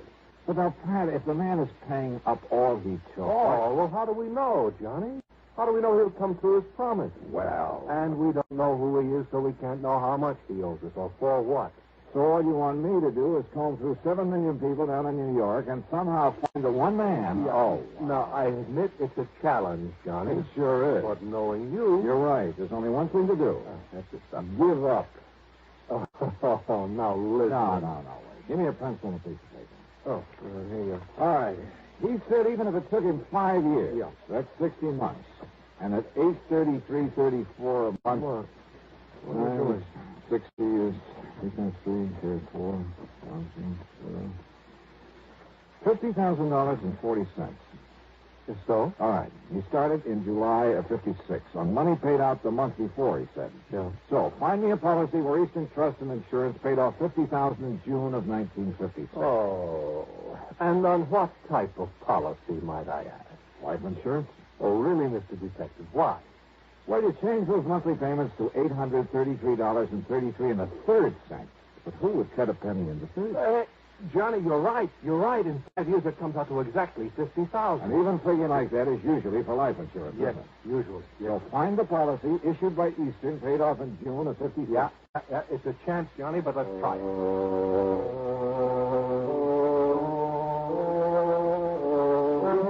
And then suddenly it all began to look too easy. In June 1956, the total number of $50,000 benefits paid came out to just exactly 1. On the life of Henry Davidson Pollock, a once famous sculptor. Beneficiary, his wife, Sarah Norton Pollock. And it gave her address in New York City. So Pollock didn't really die at all, but she collected his insurance. Now, conscience-stricken, she is paying it back. That's what it looks like. But it's still fraud, so go to it, Johnny. Right. Expense account item 2, $8.25, train to New York in a cab to the apartment house at 614 East 49th Street. Failing to find Mrs. Pollock's name on the mailboxes, I got hold of the building superintendent. Mrs. Pollock?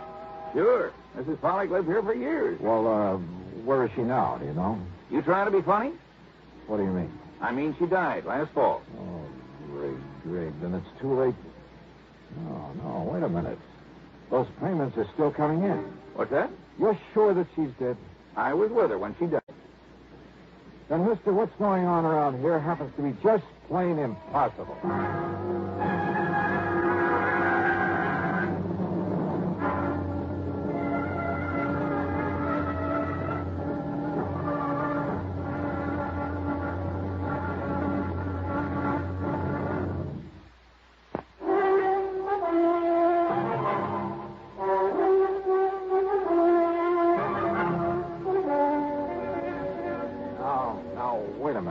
Talking about the same person, the same Mrs. Pollock. Mrs. Henry Davidson Pollock. That's it. The widow of the sculptor. That's the one, all right. And he lived here in this apartment, too. That is, before he died. That was back in 56. Left all his money, all his insurance to his wife, though goodness knows why. How did he die? In that big plane crash out over the desert. Don't you remember? Not a single survivor. What kind of a man was he? Oh, kept to himself. Didn't like people much. And his wife? Okay, I guess. She was a lot younger than him. Spent all his money all the time, and he didn't like it. Man like that shouldn't be married. Oh, but he must have thought a lot of her to leave her everything. He just didn't like being married, tied down. Let it interfere with his work. So his death got him out of it and give her some money to spend before she died. But somebody's been paying that money back. Well, now, you think maybe she suffered a change of heart? Something like that? You think she realized she never deserved what he left her? Is that what you're thinking? Well, sure, that might have been a possibility. Except for one thing. The money's still coming in. Oh? Hey, is there anybody to whom she might have turned over that insurance? Her give anything to anybody else? Not her, mister. And you're absolutely sure that she's dead? I carried her in off the street after the car hit her. If you don't believe me, ask a doctor. Dr. Jules Maitland over on Park Avenue. Ask the police. Yeah, maybe I will.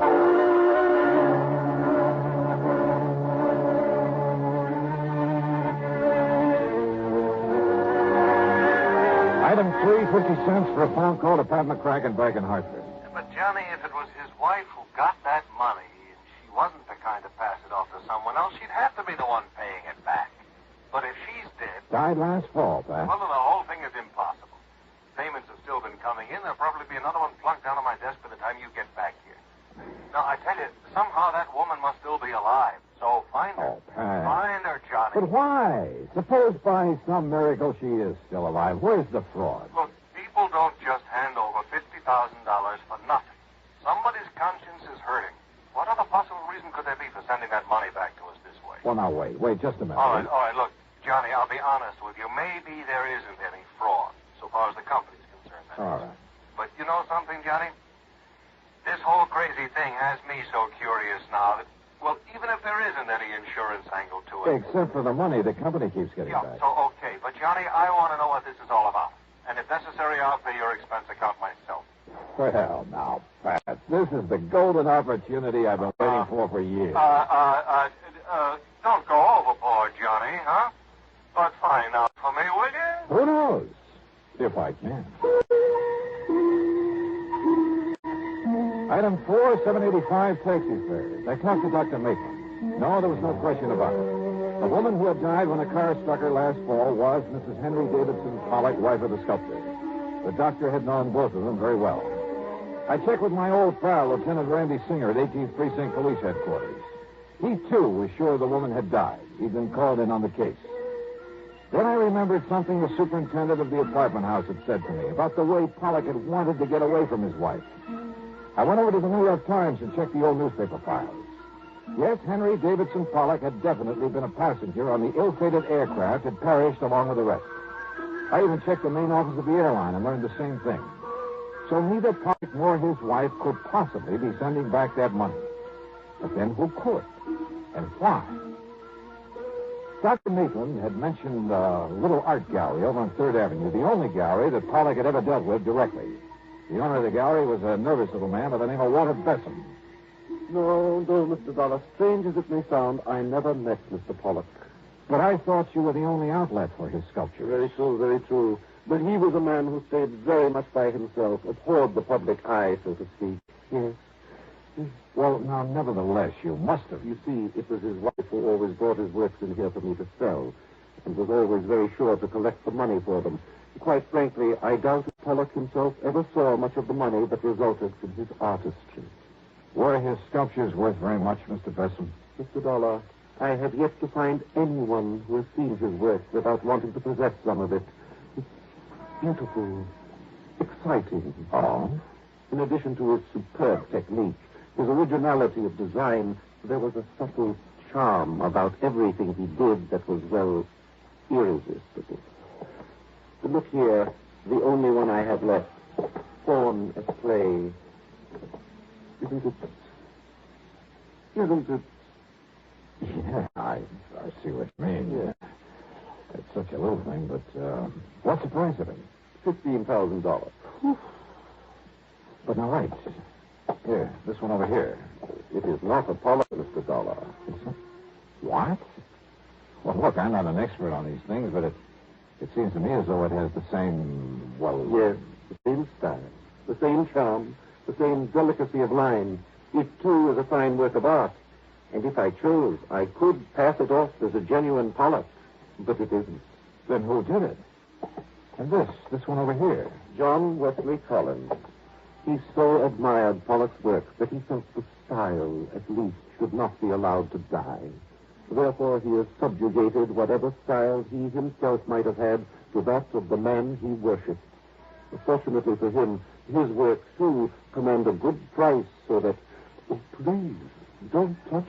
Oh, sorry. How long has this man Collins been doing this? Well, something over 2 years. Thanks, Mr. Besson. I think you've just helped me solve a $50,000 insurance fraud. What? Mr. Besson, I'll see you later.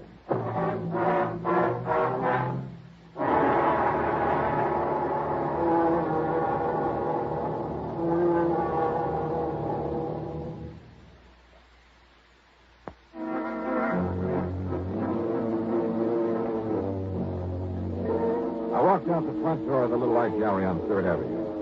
Over my shoulders, I closed the door. I could see the owner, Walter Besson, make a dash for the little office inside and grab a telephone. I sneaked back in, stepped over behind a rack of picture frames and canvases and listened. Henry, this is Walter Besson. Listen. No, listen. Something has just happened that... Well, there was a man here, Johnny Dollar, some kind of insurance investigator, so you... No, you mustn't. But if he comes back here... Very well, I'll unlock the back door for you. But are you sure you... Hello, Henry? Henry?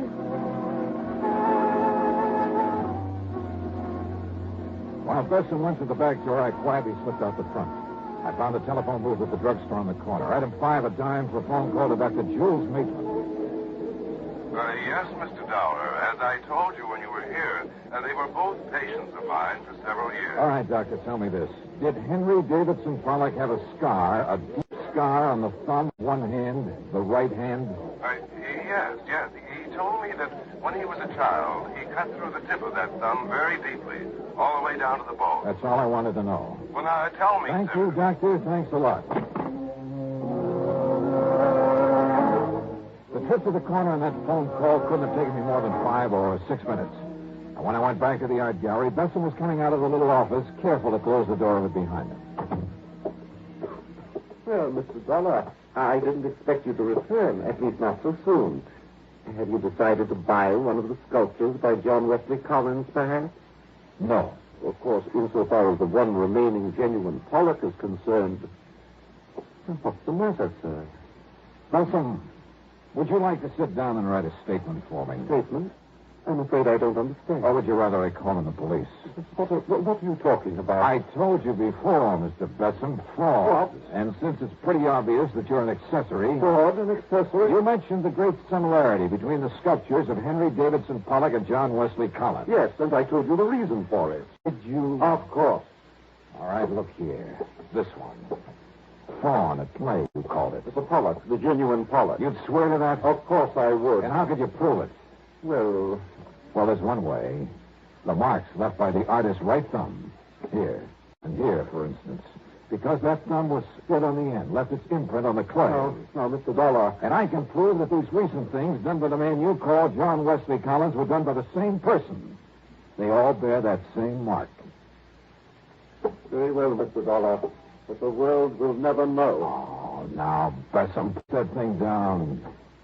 Yes, put it down, Walter.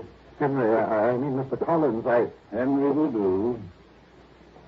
Mr. Dollar, I suppose I should have known that sooner or later.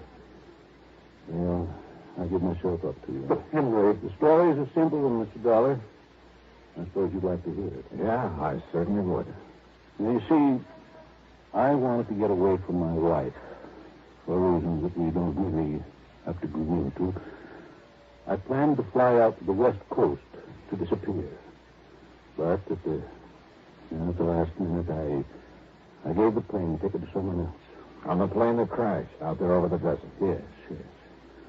Then, knowing that my wife thought me dead, and realizing I could become lost in this tremendous city as well as anywhere else in the world, But I'd forgotten about the insurance. So then, anonymously, of course, I started paying it back. I see. All of this was very wrong, I know. Well, I'm afraid it's something for the courts now, Mr. Pollard. Mr. Dollar, the works of John Wesley Collins have sold very well, at good prices. Only this morning, listen, I was able to mail the whole balance of the $50,000 to the insurance company. Do you think that will help, sir?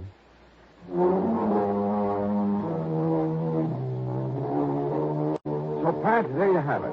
And you can take whatever action you may think is necessary. Pollock is waiting for the company or the courts or whoever. And Walter Besson is too scared to go anywhere. As for the expense account, I think the company can afford it. The total, including the trip back to Hartford, is $26.15. Yours truly, Johnny Dollar.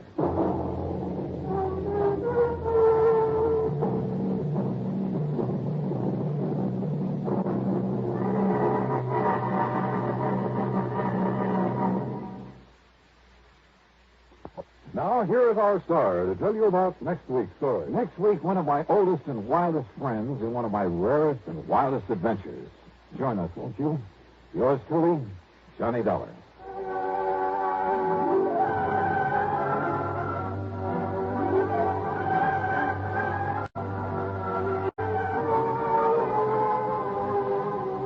Yours truly, Johnny Dollar, starring Bob Bailey, originates in Hollywood and is written, produced, and directed by Jack Johnstone. Heard in our cast were Herb Vigran, Edgar Barrier, Carlton G. Young, Will Wright, and Lawrence Dobkin. Be sure to join us next week, same time and station, for another exciting story of yours truly, Johnny Dollar. This is Dan Coverly speaking.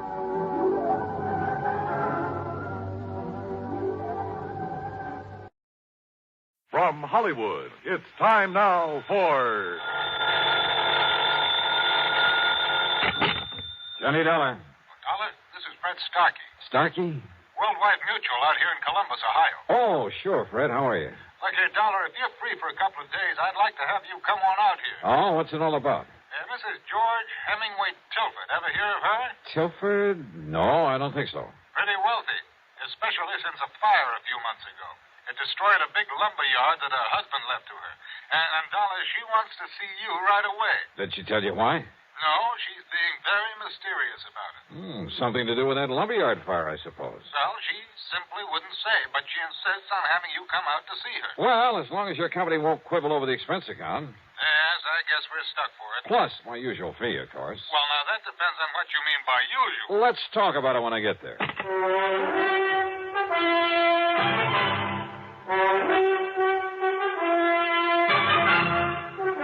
CBS Radio brings you Bob Bailey in the exciting adventures of the man with the action-packed expense account, America's fabulous freelance insurance investigator. Yours truly, Johnny Dollar.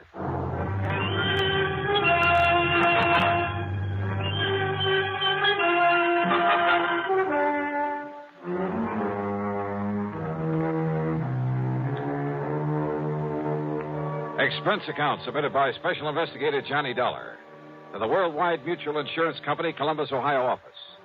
Following is an account of expenses incurred during my investigation of the loss by a hair matter. Expense account item 1, $41.75, plane fare from Hartford to New York to Columbus, Ohio. It was after 2 a.m. when the big silver bird dropped me off at Port Columbus Airport. Item 2, $2.50 for a taxi into the Deschler Hilton. There was no time to rouse Fred Starkey out of bed, so item 3, $14.20 for a nightcap, a comfortable room there in the hotel, and a kind of brunch late the next morning. So late, as a matter of fact, that I had to wait for Starkey to come back from his lunch before I could see him at the office of Worldwide Mutual. See him and ask him questions. Sorry, Dollar, but you just won't say. Yeah, well, now look, Fred, I like to know something about a case I've come this far to handle. I'm not even sure there's a case here. Well, you told me that she owned a big lumber yard that had burned down some months ago. Exactly 9 weeks ago. All right, how much insurance? Dollar, it was a total loss. It cost the company $330,000. Wow, wait. Fortunately, it was underinsured. Underinsured? Well, these days, the ground alone out there is worth that much. Out where? It's near Minerva Park. Arson by any chance? No. No sign of it whatsoever. She, possibly need the money? Hardly. Her husband left her over $250,000 in securities when he died a couple of years ago. No. Nothing suspicious at all, huh? Except that suspicious mind of yours. Now, listen, Johnny, I didn't say her wanting to see you has anything to do with that fire. That was your idea. Maybe she just wants a look at you. A great admirer of yours, I understand. Oh, sure. Well, do you always expect to find arson, fraud, or murder, some sort of crime whenever somebody calls on you? No, not always.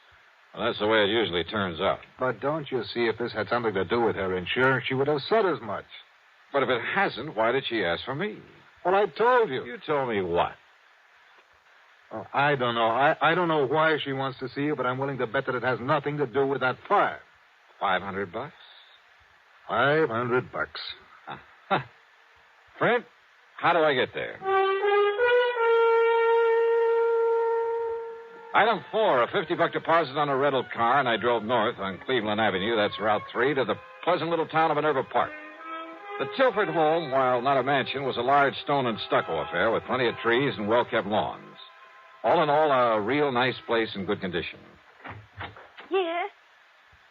Oh. The surprise was the widow Tilford. In her middle 60s, I guess, but with a sparkle in her eye that made you feel she ought to be 25 years younger. She was dressed in well-tailored sport clothes. Her hair was gray, but cut in a short bob. And her subtle use of makeup made her look like a million. Johnny Dollar. Mrs. Tilford? That's right. And, Johnny, I'm such a fan of yours and that radio program that I hear every Sunday on WBNS that, well, I'll break down and confess that about a year ago I wrote and asked for your picture. Oh? And you wrote me the nicest letter when you sent it. Oh, of course. Grace Tilford. That's right. And when you started off the letter with Dear Grace, why, it made me feel almost young again. Oh, you know something? I think you are pretty young, Mrs. Stilford. Oh, one look at you, Johnny, and I wish I was. But with this old heart of mine hitting on only about one cylinder... Come in. Yeah, sure. And now listen. We're going to bypass the living room and sneak into the library. Sneak in? Yes. So that we can talk alone for a little while. You see, your 3 suspects are there in the living room. You see? Just, what do you mean by suspects? Right in here, Johnny, and they won't disturb us. Okay. Now, sit down and be comfortable. Thanks. Now, Johnny, I suppose you're curious about why I sent for you. Yeah, well, according to Fred Stargazer... Oh, Mystery's right. Was right. But, Johnny, I've solved it. Oh? Yes. The mystery of why my lumberyard burned down a few weeks ago. You mean it was set? That's exactly what I mean. I had no proof in the beginning, no reason to think it was set, but I have now. By whom, Mrs. Stilford? Oh, I wish you'd call me Grace, Johnny, just to flatter me a bit. Okay, sure. But who set the fire? All right. You said 3 suspects out there in the living room. That's right. Would you like to go in and meet them? And then pick out the one it is?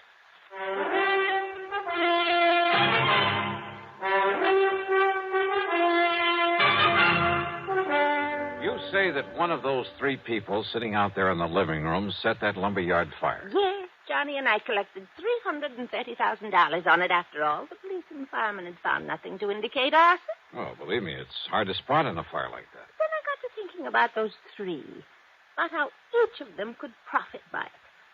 Possible that all 3 could have had a hand in it? Oh, those 3 get together on anything, trust each other. Oh, never, never. Okay, then. Then a couple of days ago, I learned something. Proof that one of them did it. Which one? Well, if I know you, you're clever enough to find out. But if you already know, and suppose the one who did it knows that you know. Oh, not a chance. Oh, at least I don't think there is. And at least none of them has made any move against But me. if one of them... you better tell me which one. Well, now, Johnny, do you ever tell who's the guilty one on your radio program right at the beginning? Oh, now, let's face it, this is a little bit different. If you're holding out just for the sake of a big dramatic climax. Well, yes and no. Oh, come on. Now, listen, Miss Telford. Grace. All right, Grace. But now, please, listen to me. You listen, Johnny. I said I have proof, but I have to be absolutely sure. And there's where you can not only help me, but you'll know exactly how to proceed, how to take him in, or her, without danger to the rest of us. Listen, will you? If the guilty one knows that you know, you might be in pretty serious danger. Even with you around? Yes, even with me around. Well, I'm simply not going to tell you until you've met them and drawn your own conclusions. Okay, then let's get in it. All right. The middle-aged man is Harry W. Shelder, my husband's business manager before he passed on. He's not only very clever, but his sole interest in life is in money. I see. He did very well for my husband, but I've always felt he was really looking out for himself. But why set off the lumberyard? Because replaced by homes and stores and supermarkets, it could be worth millions, he said. Ah, and you refused to do that? Yes. The lumber company had been in our family for generations. Gave me all the money I could want, so I wouldn't change it. But if it just happened to burn to the ground? Exactly. All of my objections would be wiped out. Then if he's the Now, one... Wait, Johnny. Then there's Michael Tilson. Oh, the younger man I noticed in there. Our adopted son. After college, business college, he tried to make his way, but not very successfully. Actually, he's been living on our bounty the past few years. A ne'er-do-well, Grace? Oh, well, he's not very good at anything. His ideas for that property aren't so ambitious as Harry Shelder's, but he's wanted me to sell it out to one of the development companies. And why? Because my husband's will provided that in the event of my death, he'd get half the income from it. I see. So he was bitterly opposed to my keeping it as a lumberyard. Well, motive for one, motive for two. And who's the third? The girl I saw in there. Nancy Willard, my niece. Ever since her parents died, quite penniless, by the way, we've taken care of her. It's simply out of pity, Johnny, not love. And, although I may change it now, she's heir to the bulk of my estate. Well, offhand, I'd say that Michael is the least suspect of the three. Let's go talk to them. But I'll leave you alone with them. I want to clean up before dinner and wash my hair. It's a mess. Looks great to me. What? Like this? Okay. You gals have to have something to fuss about, I suppose. Now, let's go in and see those folks.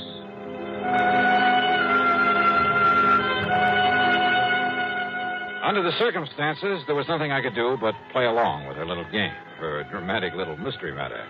But not for too long. On the excuse she had to go up and wash her hair, she left me with them there in the living room.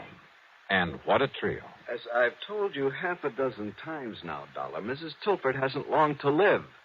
According to her doctor, not more than 5 or 6 years at the most. Don't you see what I mean? Maybe, Mr. Shelter. Go on. As long as she's alive and lets me handle things, she can make millions with that property. And you? Well, of course, I get a percentage of the capital gains I achieve for her. And I say those fancy plans of yours are too much of a gamble, Harry. Just wait, I Michael. say play it safe. Let somebody else take the risk. That's all. Then all we have to do is... all Mother has to do is sit by and share in the profit. A small share instead of all the profit. With you running things, I'd want a pretty good accounting, Harry. You think you could handle a project like I have in mind? One like I have in mind. Nothing to it. I wouldn't trust your judgment or you, as a matter of fact. Oh, now stop it, kids. What kind of people will Johnny Dollar think we are? Sorry, Johnny. Oh, I find this all very interesting, Nancy. Don't you see, Dollar? Listen to me. No, you listen, Michael. Every time we get together this way, it's the same old thing. I've said it before, and I say it again. Let Auntie Grace handle things her own way. Of course. You're well provided for without even having to lift a finger. That's right, Harry. I'm not one of the hired help. Nancy, I resent that. But she does have a point there. Sure, so go ahead and resent, but... Oh, now, look, it's cocktail time, so let's have Haskell bring in the drinks and talk about other things, or just get quietly loaded. Haskell! Mrs. Haskell! There's no reason why one of us can't bring us. Don't bother, Harry. Yes, you called to me, miss? Bring in the portable bar and plenty of ice cubes. Yes, Mom. I'll be after getting it for you right away. Where's my aunt? About to get under the hairdryer last time I was up the stairs. Tell her to come down and join us. Yes, Mom, that I will. And while we're waiting, let's try to be civil to each other. To say I didn't particularly like these three would be an understatement. And I could picture any one of them having set that fire. For the next few minutes, they simply sat and glared at each other until we heard Mrs. Haskell come running clumsily down the stairs. Miss Nancy, Mr. Shelter, Mr. Michael. Haskell, I thought you were going to bring... Haskell, what's the matter? It's Mrs. Tilford up there in her room. Well? She's dead.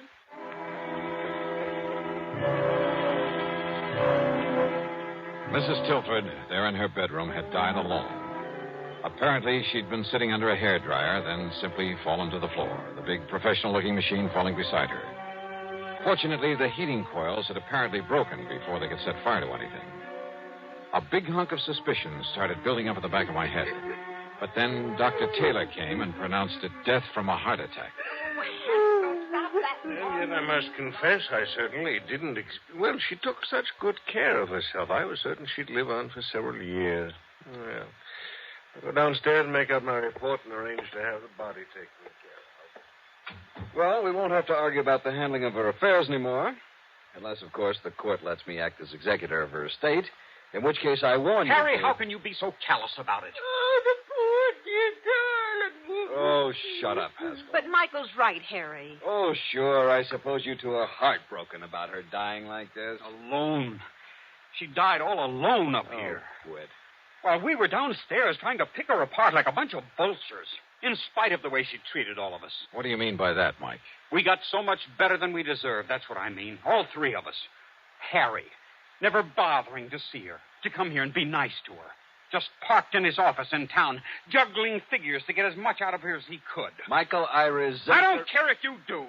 Heaven only knows how much you've cheated her since Father died. Only your foster father, remember? And Nancy, sitting around here, sponging off her, sweet-talking her, waiting for her to die. Look who's talking. With all the things she's done for you, Michael, you haven't even had the decency to come and visit her now and then. Yes, I know. When was the last time you were here? A month ago, 6 weeks ago, the last time that Harry was here. Is that true, Mike?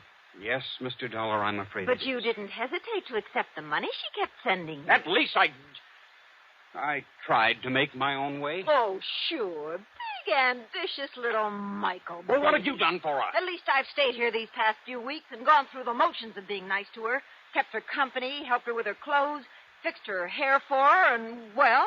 Is that true, Mrs. Haskell? Yes, sir. Fixed her hair for her. Big deal. Miss Nancy even bought her that big hair-drying machine. Oh.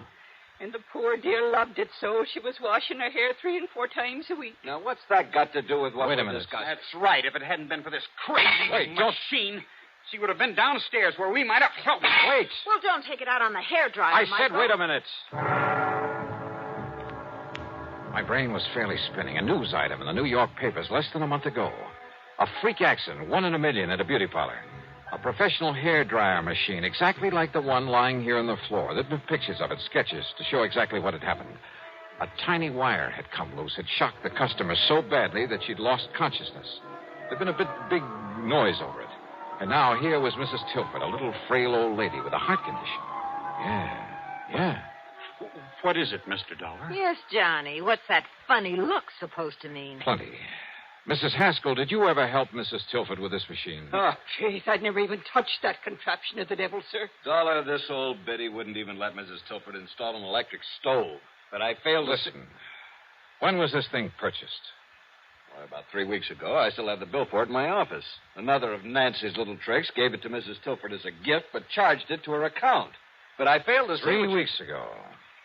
So when I find the wire on it, it was cut instead of simply broken off when it fell. Mr. Dollar? Yeah, and I'm glad you didn't kick this thing anymore, Mike.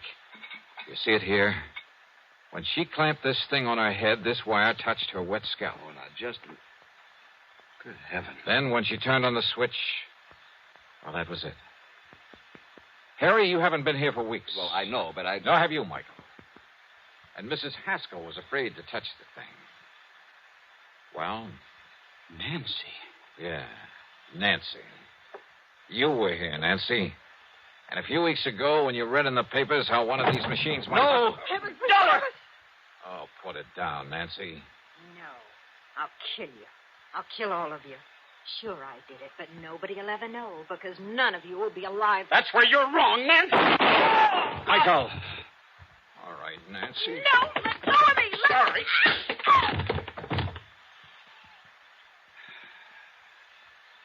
Learned a little lesson in clean living from this, Harry? Yes. Yes, Dollar. I'll call the police.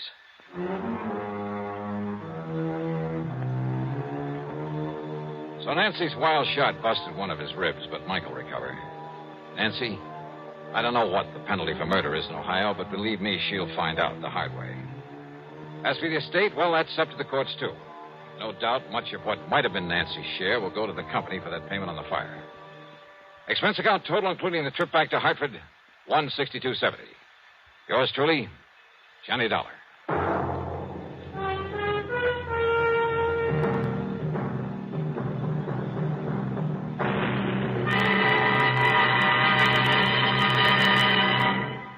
Our star to tell you about next week's story. Next week, a night in Paris that brings me fun, romance, and a quick brush with that old character known as Death.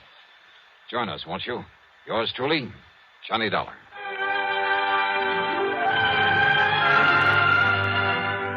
Yours truly, Johnny Dollar, starring Bob Bailey, originates in Hollywood and is written, produced, and directed by Jack Johnstone. Heard in our cast were Virginia Gregg, Ellen Cleve, Shirley Mitchell, Ben Wright, Sam Edwards, Harry Bartell, and Lawrence Dobkin. Be sure to join us next week, same time and station, for another exciting story of Yours truly, Johnny Dollar. This is Jim Matthews speaking.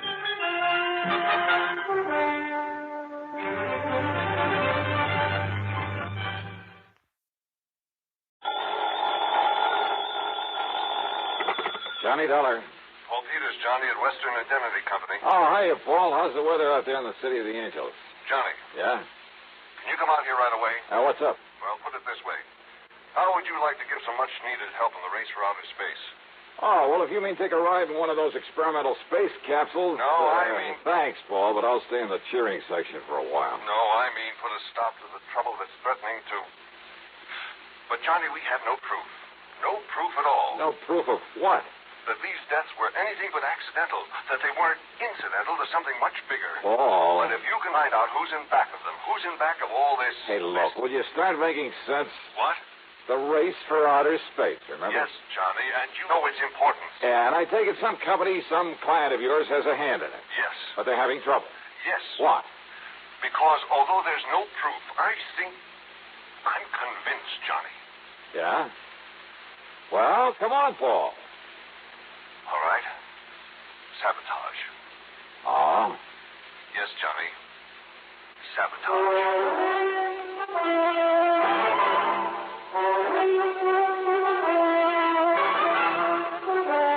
CBS Radio brings you Bob Bailey in the exciting adventures of the man with the action-packed expense account, America's fabulous freelance insurance investigator. Yours truly, Johnny Dollar.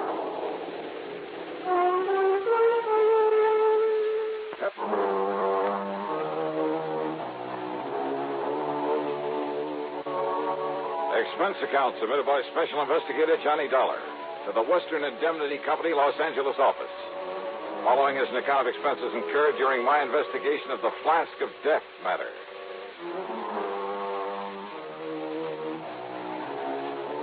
Expense account item 1, $180.40 for a plane to New York, then one of the big jets to Los Angeles. Item 2, $570 for a cab to Paul Peters' office on Wilshire Boulevard on the strip they call the Miracle Mile. I've arranged a rental car for you, Johnny, so you can get on up there right away. On up where, Paul? And you still haven't told me what this is all about. Look here at this detailed map, just above Santa Barbara. Here. Hey, looks like that road runs off into the ocean. On a high bluff overlooking the ocean is the Bar Manufacturing Company. Bar? From the names of Doctors Joseph L. Barham and Ralph T. Barnwell. They're a couple of top-grade scientists. So what do they build? Spaceships? Ostensibly, they make small aircraft components. But actually, well, after they were dropped from governmental service, they begged and borrowed a lot of money to set up a little plant. And they've developed a capsule they're sure will enable a man safely to return from outer space. Kind of competing with the government, aren't they? Barham and Barnwell are determined to prove that private enterprise can accomplish more than a lot of inter-service wrangling can. More power to them. And if they can prove their rescue capsule works, they'll make millions, Johnny, literally millions. I should think so. Naturally, we, as their insurance company, will benefit, too. So far, though, it's cost us a lot of money. Oh, how, Paul? Insurance policies on a couple of their key men who died recently under most peculiar circumstances. Yeah, how? During the testing of this device, but nobody seems to know exactly how or why those men died. Now, if you can find out for us... Yeah, well, I can try. Barham and Barnwell don't want you up there poking around, Johnny, but I've insisted on it, so they're expecting you. I see. So will you get on up there right away? Sure, why not?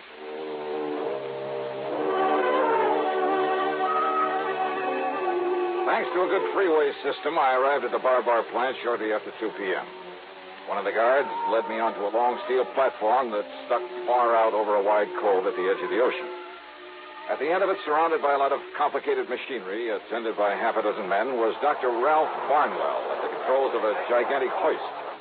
A long, heavy steel cable on it was pulling something out of the deep waters of the cove. Much to my surprise, Dr. Barnwell didn't seem to resent my presence at all.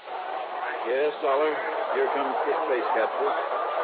This time the test has to be successful. Say, tell me, Dr. Barnwell. Twice before it was plunged, fired into this deep hole at the edge of the ocean under conditions simulating a return from outer space. Everything within the capsule functioned perfectly. The tests were a complete success, except for one thing. Yeah, what's that? For no apparent reason, for no reason at all.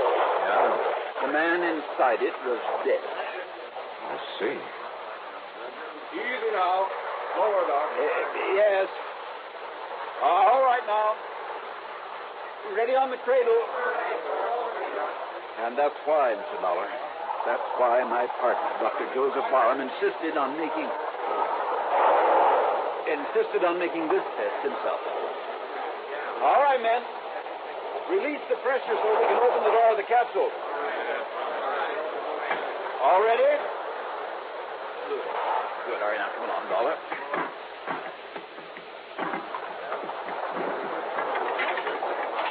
Open it up yourself, Doctor?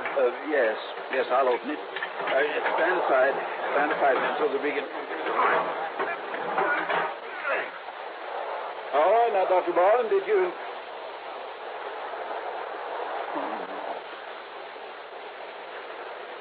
Joseph. You, Doctor. Like the others, sir. Dr. Barham's dead.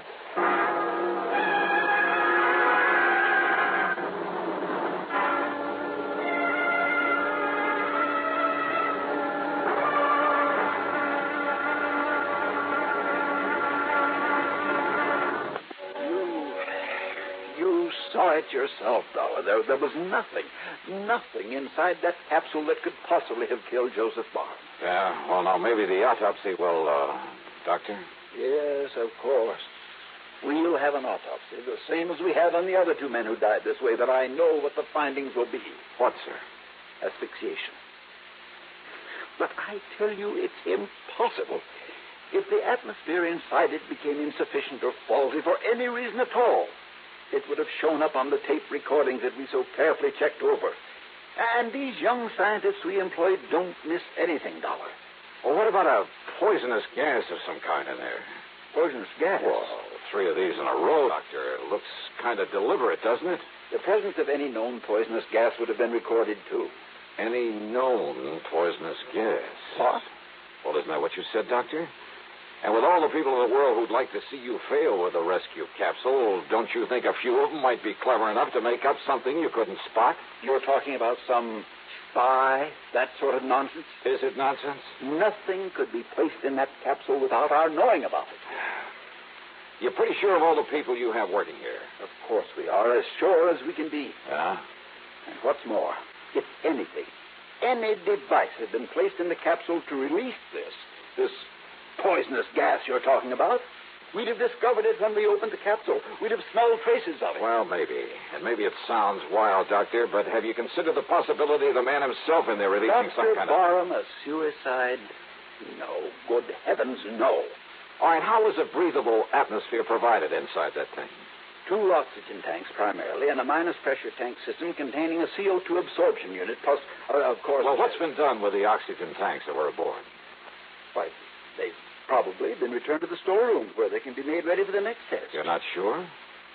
I tell you, Dollar, the presence of any poisonous gas... Any known poisonous gas, remember? You know that rescue capsule inside and out, don't you? Every square inch. Even the most minute detail. Well, I know nothing about it, but, Doctor, that might be an advantage in my investigation.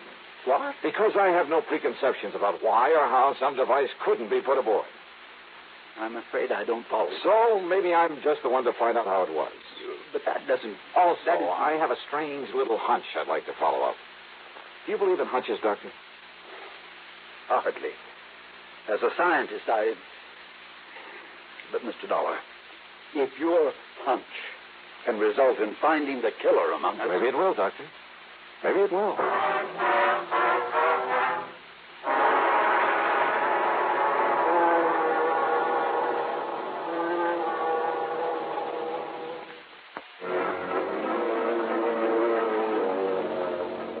My hunch was a long shot, and I knew it. But my hunches usually pay off. Dr. Barnwell promised no interferences and gave me a pass that would get me by his security guards to any department or laboratory in the place. I talked with some of his bright young scientists and engineers and other technicians, not because I expected to get anything from them, and I didn't, but to hide my real purpose. Then I wandered into the storeroom where the oxygen cylinders were kept. I talked to a rather dull-witted character named Pete Prosser. Just about to empty out these here little oxy bottles and go home. Say, didn't I see you up there on the dock with Dr. Barnwell this afternoon, Mr. Dollar? Yeah, that's right, Pete. And, aren't you the one who opened some of the valves on the outside of that capsule just before Dr. Barnwell opened the door of it? Well, release valves, they call them, Mr. Dollar. Yeah. I open them up real slow so as to let the inside pressure get what you call equalized with the outside air. Or to release whatever was inside that killed him. Oh, what you say, Mr. Dollar? Pete, where do the oxygen bottles come from that are used to provide an atmosphere in that capsule? Right here in my storeroom, Mr. Dollar. Oh? You fill them up yourself? From a master cylinder of the stuff, something like that, huh? Oh, no, sir. I only issue them out when I get the orders, Mr. Dollar. I guess they don't think I got brains enough for anything much else. But I really have, Mr. Dollar. I got a lot of... Well, who does fill them up for use? Well, now, that's a funny thing, Mr. Dollar. I don't exactly know. You don't know? But it must be some of the scientists they got all around here. For all I know, Mr. Dollar, is they're always full and ready when I get the orders to deliver Flask number so-and-so and so-and-so up to the dock. I come down here and get them and then help install them. Ah. What happened to the bottles that we used this afternoon? Well, the first thing we done, Mr. Dollar, was check them out up there on the dock. Check them out? Sure, Mr. Dollar, to be sure they still had pressure in them in case their running out was what killed poor Dr. Barham. But it wasn't. On account of they still had plenty of pressure. You emptied them up there? Oh, no, sir, Mr. Dollar. That's what I was going to do when you come here just now. You see them here on this rack? Yeah. What have you hooked them up to? That pipe through the ceiling there. What's that? Oh, that's the exhaust. You see, I just put this valve, and they empty out in the air where they can't cause no explosion or No, wait. Close that valve. Oh, sure. Only we can't fill them up fresh if we don't empty them first. Hey, Pete, well, listen, Pete. Yes, sir, Mr. Dollar. Well, I've kept you after hours, and I'm sorry for that. Oh, that's all right. So, why don't you run along and I'll take care of emptying these flasks for you, huh? Well, now, that's real nice of you, Mr. Yeah, Dollar. sure. I'll see you in the morning. Yes, sir. Well, good night, Mr. Dollar, and thank you, sir. When he was gone, I tore over to one of the laboratories I'd visited earlier. There I borrowed a couple of healthy-looking white mice. Then back to the storeroom. I hooked a tube onto each of the oxy bottles and slowly fed the contents, supposedly pure oxygen, into the cage with the mice. Well, for a while, they cavorted about very merrily, and I wondered if for once my hunch had been a wrong one. But then, suddenly, the mice keeled over, lay there, gasping for breath. And by the time I could shut off the valve, both of them were stone dead.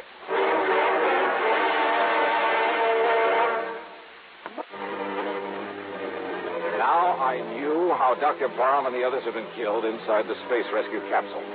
But by whom? And more important at the moment, why?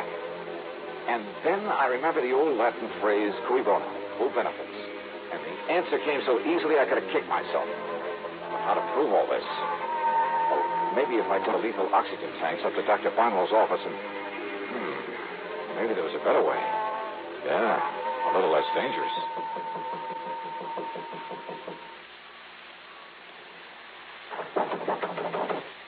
Yes, come in. Oh, come in, Mr. Dollar. Hi, Doctor. Well, as long as you're still around, why don't we have dinner together and... What's that you have there? Oh, it's just one of the oxygen bottles that was taken off the rescue capsule this afternoon. Yeah, I'll sit it here by the door. May I ask why? Well, because I think the valve has developed a leak, and I just thought you ought to know about it. The valve? It leaks? Sure. Did you hear it? Yes. Yes, well, then we'd best get it out of here. Oh, no, that's all right. Sit down, Doctor. I want to talk with you. Yes, but a lot of additional oxygen in here. If you were to forget and light a cigarette, light a match. I won't forget.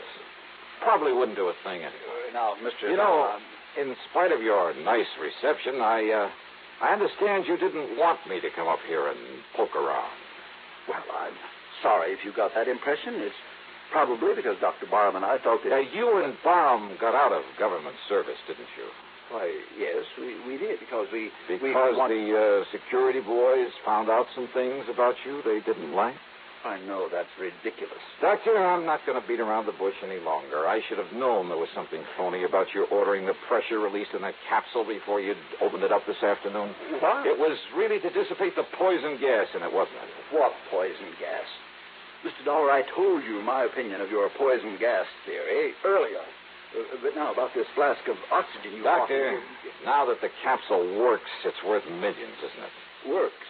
By killing 3 good men? The first 2, I suspect, were to convince everybody it was accidental. What? Sure. So nobody'd be suspicious when Dr. Barham... Dollar. Yeah. Leaving everything to you immediately. What is this nonsense? And listen, about this leaky bottle of oxygen. Well, now, why get so upset about it? I'm not upset. Then sit down. No, Doctor, I said sit down. What do you mean? Done? Yes, sir, that's right. Now move over so I can call the police to come and pick you up for murder. No, you can't prove it. And listen to me. Well? Listen, we must get out of here quickly. Oh, I'm in no hurry. Now, Dr. Barnwell. Listen, that Flask there by the door leaking the gas in here. I thought it was harmless oxygen. It is, of course it is. Only just... Please, let me out of here. Doctor, you try to move and I'll pull this trigger so... But that gas... That hydrogen oxygen gas. Oh, is that what you really put in that harmless-looking little flask? Yes. The same slow-acting gas you used to kill your partner and the other two, huh? Yes. Then you admit it, huh? Yes, I killed him. I killed Baron to get the plant for myself. You'll put that in writing? Anything, but let me out before the gas kills me, too. I can feel it now. We're too late, We're too late. Oh, stop blubbering and get up on your feet. Too late, we'll die. Wrong, Doctor. This flask isn't one of those out of the capsule. What? No. I pulled this one off the shelf. All it holds is pure oxygen. I hope.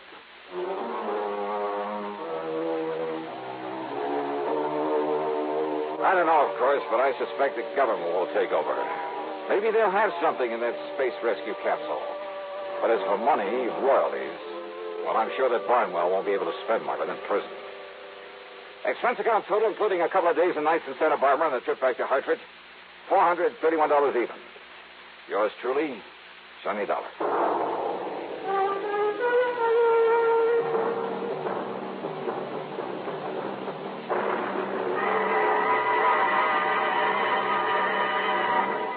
A story that's called The Wholly Unexpected Matter.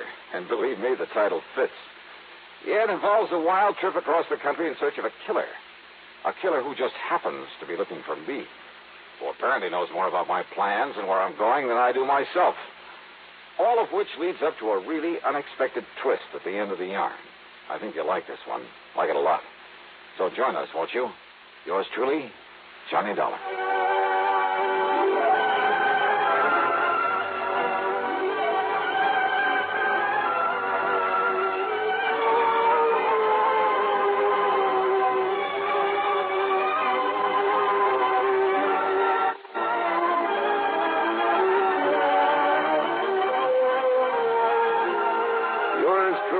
Johnny Dollar, starring Bob Bailey, originates in Hollywood and is written, produced, and directed by Jack Johnstone.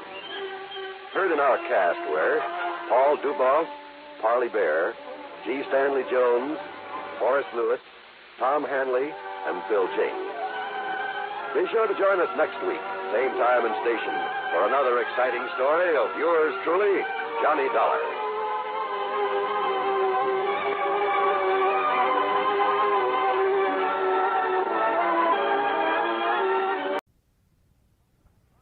From Hollywood, it's time now for... Johnny Dollar. I love you. Hello? I said I love you. Yeah. That does not please you? Oh, pleases me fine. Now, why don't you and I get together and we'll be able... That would be nice. Well, just name the time and the place and, Hey, wait a minute. Who are you? Carmela Jocares, Johnny. Oh, well, let's get down to earth. Carmela? Yes, Johnny. Well, Well, usually when my phone rings this way on a Sunday night, well... I know. You expect some dull insurance agent to be calling you. Yeah. With a dull insurance matter for you to worry about, no? Yeah, that's usually the case. But this one does not need to be dull. You mean you have an insurance problem on your mind? Of course. So maybe you will help me? Well, just name the company, any company, and I'm on my way. The Universal Adjustment Bureau would be interested. So who cares if they're interested? Come on, Carmela, get to the point, huh? Come see me, Johnny. Tell your friend, Pat McCracken at the Universal. Yeah, sure. Tell him what? That I called you. Will you, Johnny? Are you kidding? Goodbye. Yeah, well, where can I... Hello? Hello? Huh?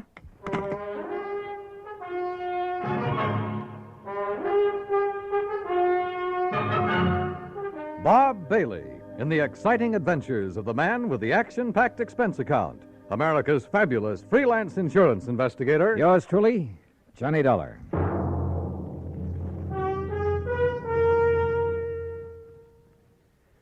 Now that the holiday season is with us, there are 3 different reasons why you should have several packages of Chef Boyardee Pizza Pie Mix handy in the house. The reasons are friends who drop in for lunch, friends who drop in for supper, and friends who come over just to say hello. Because pizza is perfect to serve friends and family any time of the day. And when you use Chef Boyardee Pizza Pie Mix, it's so easy. You see, everything you need is right there in the one Chef Boyardee pizza package that you keep on your cupboard shelf. Needs no refrigeration. You get the flour that turns into crispy golden crust. Chef's own pizza sauce, made according to the very same recipe Chef Boyardee brought with him from Italy. And even mellow Italian-style cheese, already grated to become a delicious, bubbling topping. Serve everybody pizza this holiday season. They'll love it. And you'll find pizza is so easy to make when you use Chef Boyardee Pizza Pie Mix. Get several packages. And now, Act One of yours truly, Johnny Dollar.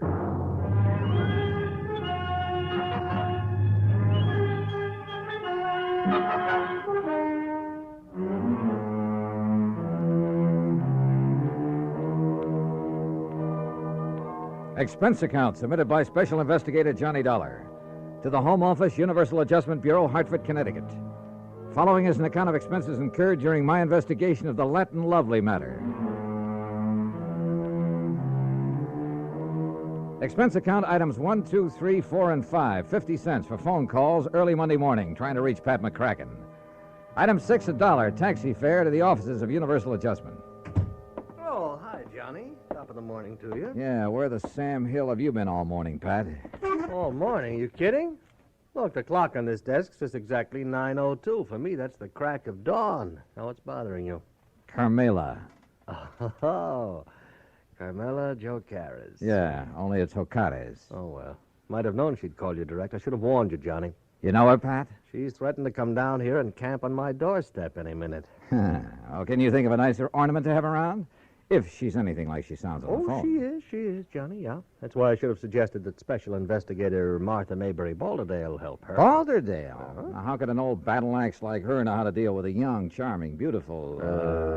dancer like Carmela? Dancer? Is that what she is? Yes, yes. Not very good, but she's just as beautiful and seductive.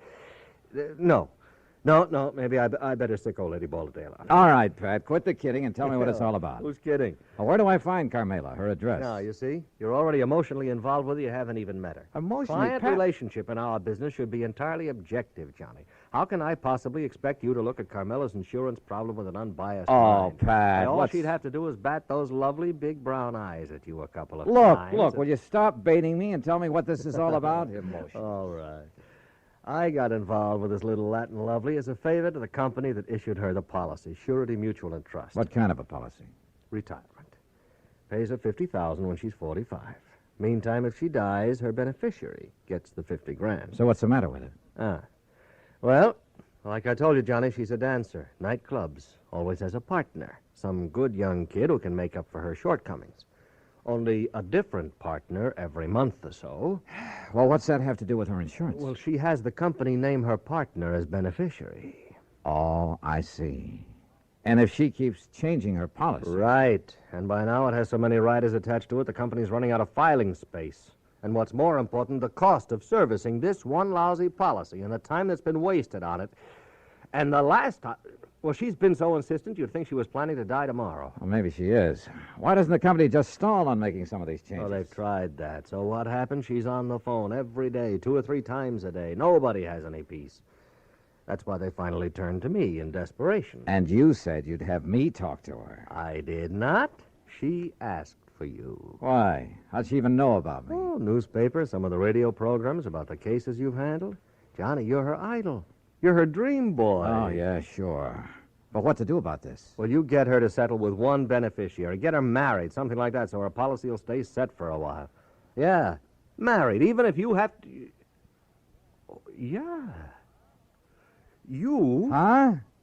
Yeah? Oh, no, you don't. Not me. Oh, no. It's a great idea. Johnny, her address is 624 East 47th Street, New York. Now, you look, But just Pat. remember one thing. Universal Adjustment Bureau will not pay for your defense in a breach of promise suit, John. It's all the way or nothing. Oh, yeah, sure. Call me up sometime when you have a case for me. Sucker. Me, that is. Because of item 7, 1940, plane fare and incidentals to New York City, taxi from the airport to 624 East 47th Street, a nice modern apartment building complete with a uniformed doorman. Miss O'Carroll's? That's right. Can I have your name, sir? Johnny Dollar. Oh, yes, of course. So, if you'll just give me her apartment number... may I see your credentials, please? My credentials? Oh, sure. Why not? Here, take a good look. Seems all right. Thank you, sir. Now, look, she's expecting me.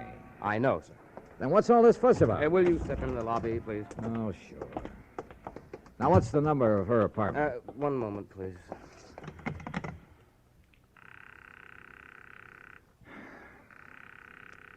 She is in, isn't she? Yes, sir, she is. I don't understand her not answering the house phone, though. You're certain that she's in? Absolutely, sir. But why she doesn't answer... Where's her apartment? It's number 7 up the stairs. Come on, show me the way. Yes, sir. She only came in a few minutes ago. And nobody else has called on her? No, sir. Were all those precautions of yours on her orders? Yes, sir. She seemed to be fearful of something lately. Fearful? Right here, sir, number 7.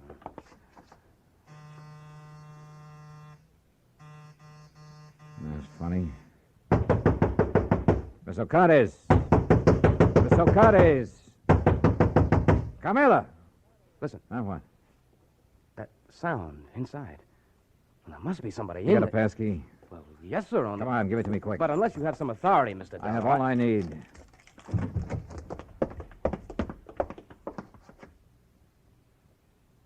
Carmela.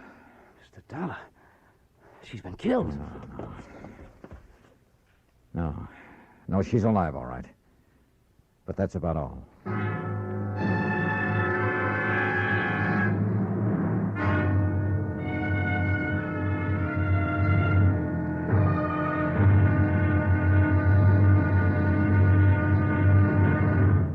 Act 2 of yours truly, Johnny Dollar, in a moment. There is a difference, a great big difference in Vicks medicated cough drops. There is a difference, a great big difference. Get relief with every single drop. Yes, there is a big difference in Vicks medicated cough drops. The medication makes the difference. Only Vicks cough drops are medicated with the exclusive throat-soothing ingredients of Vicks Vapor Rub. 2 delicious flavors, Vicks Regular and new Wild Cherry. Next time your throat feels raw and irritated from coughs due to colds, remember... There is a difference, a great big difference in Vicks medicated cough drops. The medication makes the difference. Yes, the medication makes the difference. And for a stuffy nose, just one whiff with a Vicks inhaler, and that miserable feeling of a stuffy nose goes in seconds. Use it anywhere, anytime. Vicks inhaler. And now, Act 2 of yours truly, Johnny Dollar, and the Latin Lovely Matter. Carmela O'Carroll's, beautiful Latin American dancer who kept changing the beneficiary of her insurance policy to the point where the company was going crazy, who demanded another change, this time almost desperately. We'd found her unconscious on the floor of her apartment. Bill, the doorman, discovered how her assailant had got in. Through the service entrance into the kitchen, Mr. Dollar. He must have run away when he heard us at the door. Any brandy, anything like that around here, Bill? He has a little bar there in the corner. Okay, I see it. Do you know a doctor you can call? I have a list on my desk in the lobby. Well, then go on down and call him. Isn't this a matter for the police, sir? I'll worry about that. You get a doctor up here. Yes, sir. Carmela.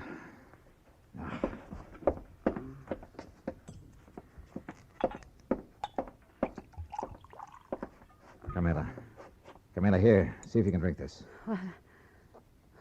Oh, Johnny. That's right. Come on now, drink this. That's good. A little more now. Come on. Oh, no. No. I'm all right now. Help me to the sofa. Yeah, sure. You know. There you are. How's that? Oh, thank you, Johnny, darling. Are you badly hurt? What happened? He struck me. Who? He knocked on the back door. I thought it was Billy to deliver something. So I opened the door, and he struck me before I could... Oh, Johnny, It was terrible. Well, who was he? Do you know? No, darling. I'm still so afraid. Hold me, please. In your arms. Carmela, do you know who it was? No. It was then he heard you and Billy at the front door. And you have no idea who it could have been? Well, he was short and dark and... Johnny. Yeah? The man who has been calling me. First from Mexico, and then from here in New York. Threatening me. Well, who? I do not know, darling. Threatening about what? You have done it once too many, he would say. Now you will be sorry. Then he would hang up. Done what once too many or too often or whatever he meant? I do not know, Johnny. Well, I know darn well the insurance company would never carry things this far. The insurance? Well, Johnny, you can't do it for me, can't you, darling? Do what? I only ask them to make a little change. But all they do is delay. Oh, now look, we have more important things to think about now. More important than the insurance? Oh, you do not understand. Please, my sweetheart. How can I work unless Armando is... First, we find out who attacked you and why. Oh, Billy, darling. The doctor says he'll be here in 15 to 20 minutes. No, not the doctor. I love you, Billy, but you're a nice boy, but not the doctor. Why not? Because I am all right now. You're sure about that? Carmela? Oh, yes, I am all right. You know, you recovered pretty fast. No marks on you. What do you mean? I wonder just how much of a beating you really took. Johnny, my darling, my love. Surely you do not think No, I'm not sure what I think. Okay, Billy. Call off the doctor until I can find out what's what. Oh, thank you, my sweet. You do care about me. I love you. Oh, yeah, sure. And, Billy boy, you stay here until I get back. Yes, sir. My Juanito, where are you going? You know something, Carmela? I wish I knew.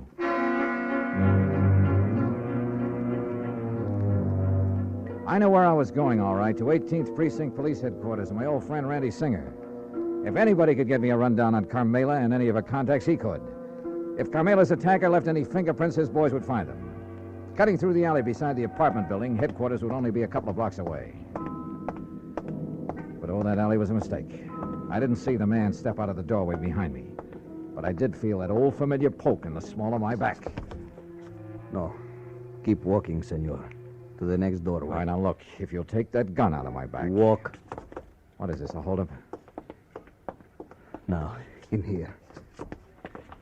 Well? I am Federico, Senor Dollar. Bully for you. So what? I could hear you from the back stairway of her apartment. So you would help her, eh? Carmela? Maybe? No. You will not, because I will kill you first.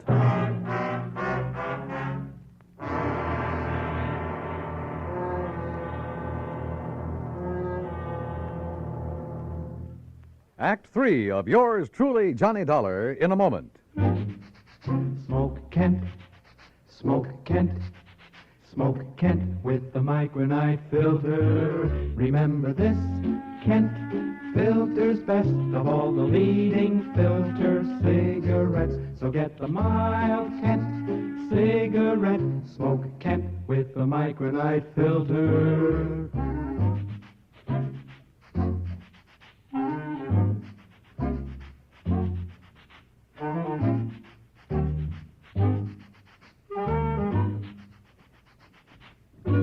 Remember this, Kent filters best of all the leading filter cigarettes. So get the mild Kent cigarette. Smoke Kent, Smoke Kent, Smoke Kent. What a wonderful feeling. Smoke Kent. And now, Act 3 of yours truly, Johnny Dollar, and the Latin Lovely Matter.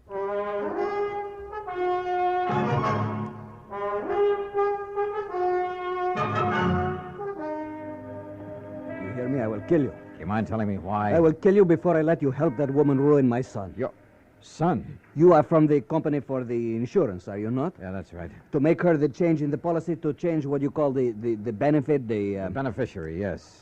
That's what she's asked for. But I will not let you. Well, I haven't said I... Oh, look, put away that gun, will you? No. Okay, Chief. What? But be careful, this man is armed. What are you calling? The policia? Just averting your attention. No. Give me that gun. No, I... All right. Now we're on even terms. Just who are you and what's this all about? I'm Federico Gomez, the father of Armando. And who's Armando? Armando, my son. He would be the next fly in the web of the spider. The what? That woman, Carmela Jocares. It is my boy, my fine son, that she would make her victim like all the others. Like all what others? Look, Mr. Gomez. He is a dancer, my son. A fine dancer, the toast of all Mexico. And she would do with him what she did with the rest. Charm them, make love to them, bring them here to this city to dance with her. Unless I stop her. Well, I fail to see anything particularly... And like the others, my son would fall in love with her with all his heart, with all his soul, with all his mind. Yeah, I'm sure, And but... she... Oh, of course, she would prove her love for him with all the big insurance benefit. You mean that naming those lads in her insurance policy? Oh, now wait a minute. You do not know what 50,000 of your American dollars can mean to a young man fresh in his, what you call, career. Mr. Gomez. Is it not true? Well, yeah, it's a lot of dough to hold up in front of a young fellow, but there's a big difference between that much cash and just a promise of insurance money. The eyes of a young man are easily blinded by this beautiful woman, amigo. She has blinded so many. They have danced with her and given her their money because they loved her. All right. But when she got their money, she was through with them.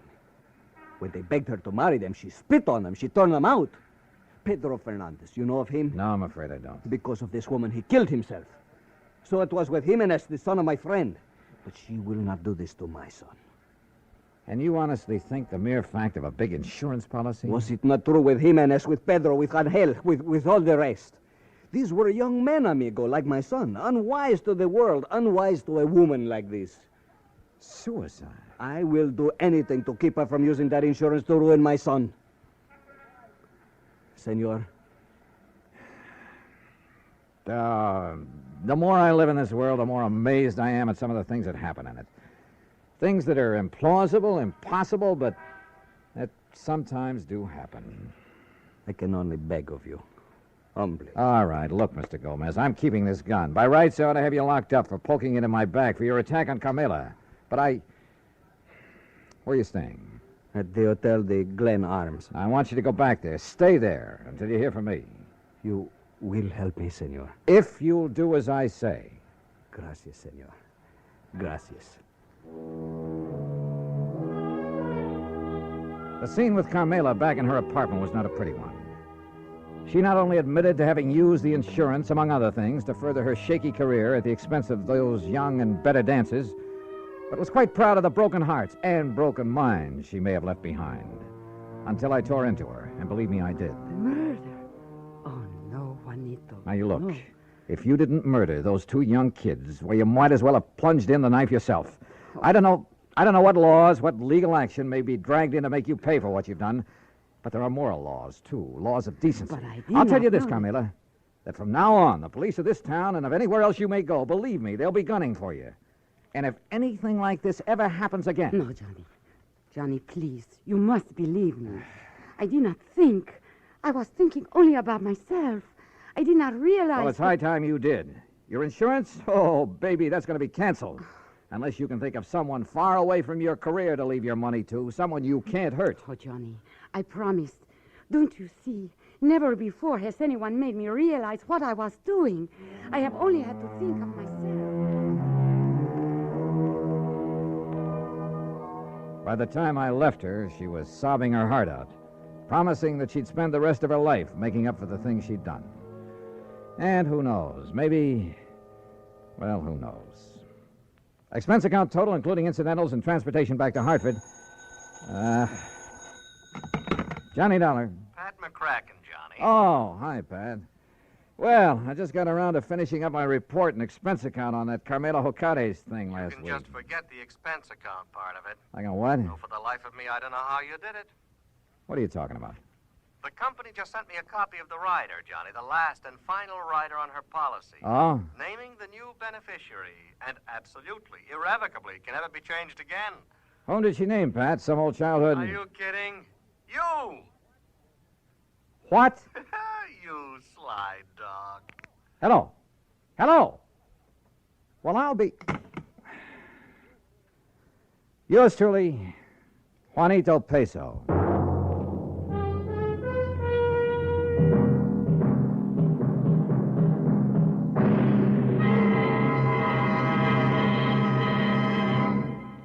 Our star will return in just a moment. Meet movie star Dorothy Lamour. Actresses can't perform with a rotten cold, so I take 4-Way, the fastest way to stop terrible cold distress and feel better quick. Right. Of all leading cold tablets tested, 4-Way's the fastest acting brand. In minutes, amazing 4-Way starts to relieve aches, pains, headache, reduce fever, calm upset stomach, overcome irregularity. When you catch cold, remember my advice. Take 4-Way, fastest way to stop these awful cold miseries. 4-Way, 29 cents. Now let me tell you about another fine product of Grove Laboratories. Imagine a shampoo so effective it gets rid of embarrassing dandruff with one lathering, but won't dry hair, won't split ends, won't leave a medicinal odor. It's wonderful new Fitch Dandruff Remover Shampoo. One lathering with Fitch removes dandruff, can brighten hair up to 35% too, without harsh medication. Only Fitch guarantees to do all this with one safe, easy lathering or money back. Contains no strong medication, so it's gentle enough for every shampoo. And then dandruff need never be a problem again. Fitch Dandruff Remover Shampoo, only 59 cents. Now, here is our star to tell you about next week's story. Next week, some priceless jewelry, a beautiful girl, and believe me, they add up to trouble. Join us, won't you? Yours truly, Johnny Dollar. Yours truly, Johnny Dollar, starring Bob Bailey, originates in Hollywood and is produced and directed by Jack Johnstone, who also wrote today's story. Heard in our cast were Lucille Meredith, Larry Dobkin, Jimmy McCallion, and Harry Bartell. Be sure to join us next week, same time and station, for another exciting story of yours truly, Johnny Dollar. This is Dan Cubberly speaking.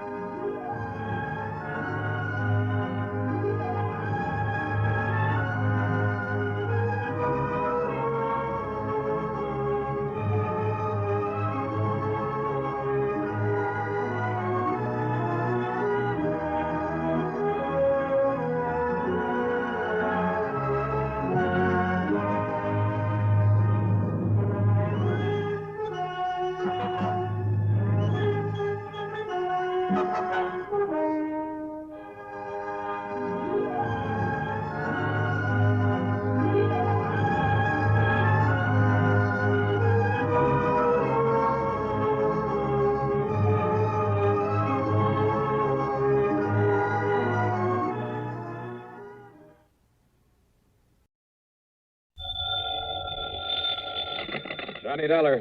Johnny, you better come flying out here just about as fast as you can. Who's that? Johnny, this is Red. Yeah, Red who? Well, you know, your favorite fishing guide. Red Barrett? That's right. Lake Mojave Resort out in Arizona? Yes, sir. Well, Red, you old scalawag. How are you, and how's the fishing? Just great. That is, if you know where the good holes are. And believe me, you do. Now, that's really fact, Johnny. I really do. I guess I'm the best fishing guide this country ever saw. Yeah, and I suppose you think it's time I made another trip out there and tangle with some of those beautiful lunker bass. Well, now, Johnny. It's no good, Red. I just can't do it. Now, you listen. The way the work is piled up on me, I'm just about going crazy. I've been trying to get away for some kind of a vacation for weeks now, but I just can't do it. Sounds to me like you need it, too. Yeah, it's been a tough year, no let up at all. Pat McCracken over at Universal Adjustment Bureau, half a dozen of my other contacts. They've been begging me to take some time off, but I just can't, Red.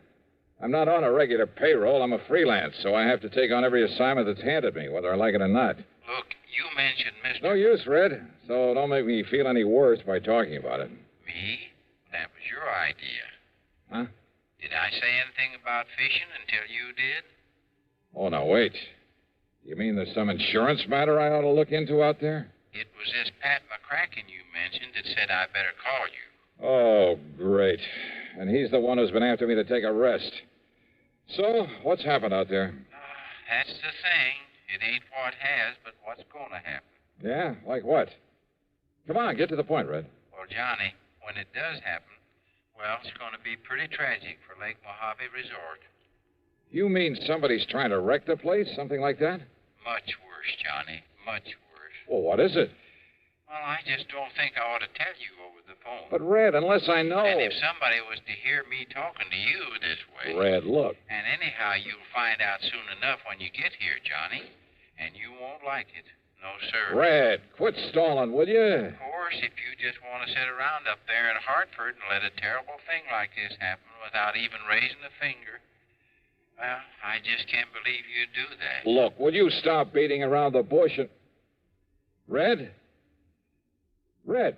I can't tell you over the phone. It's too awful. Now listen, you old goat. But, Johnny, they say there's an airplane leaves New York City just about 12 o'clock noon. So what? So it'll get you in Las Vegas about 9:45 tonight. Okay? What do you mean, okay? I mean, just you be sure and be on it. And I know you will. Oh, now look, I can't... Goodbye, Johnny. Red!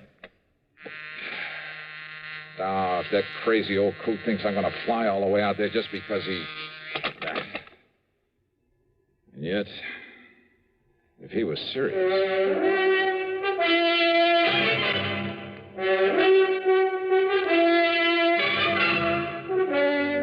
CBS Radio brings you Bob Bailey in the exciting adventures of the man with the action-packed expense account, America's fabulous freelance insurance investigator. Yours truly, Johnny Dollar.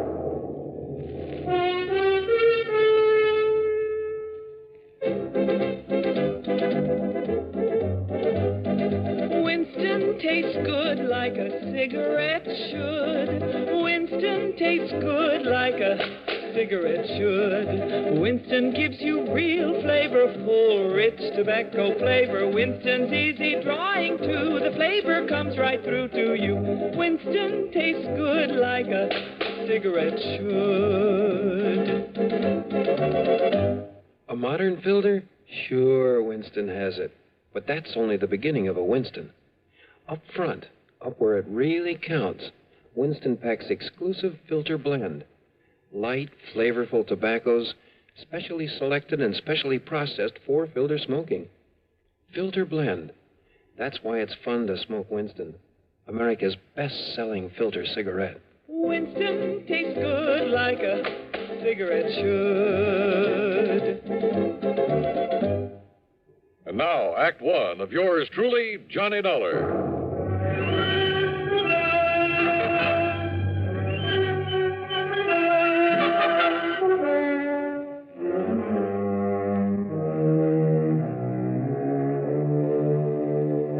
Expense account submitted by Special Investigator Johnny Dollar to the Universal Adjustment Bureau, Hartford, Connecticut. Attention, Mr. Pat McCracken. Following is an account of expenses incurred during my investigation of the Red Mystery Matter. That crazy phone call from Red Barrett. I know that wild old character pretty well. I'm fully aware of his faculty for stretching the truth, making a couple of mountains out of a molehill or two. And once or twice before, I'd wound up making the trip across the country just to wet a fishing line with him.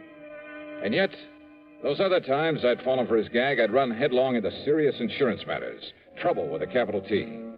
And if he really meant what he said about something terrible impending at Lake Mojave Resort, well, there was one way to find out. Expense account item 1, $153, plane fare, Hartford to New York to Las Vegas, Nevada.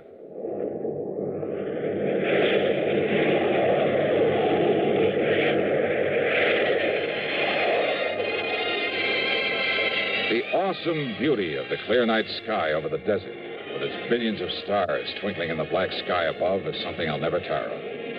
The stars seem close enough to reach out and touch them.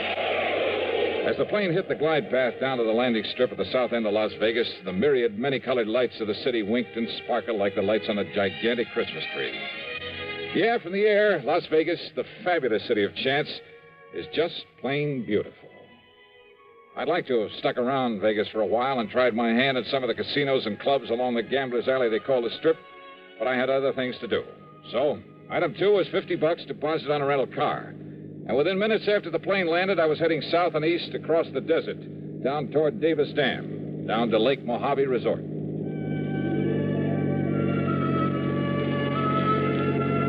The desert, mile after mile of nothing but sand and sagebrush and Joshua trees, of tumbleweed and cactus, of high plateaus and broad windswept mesas.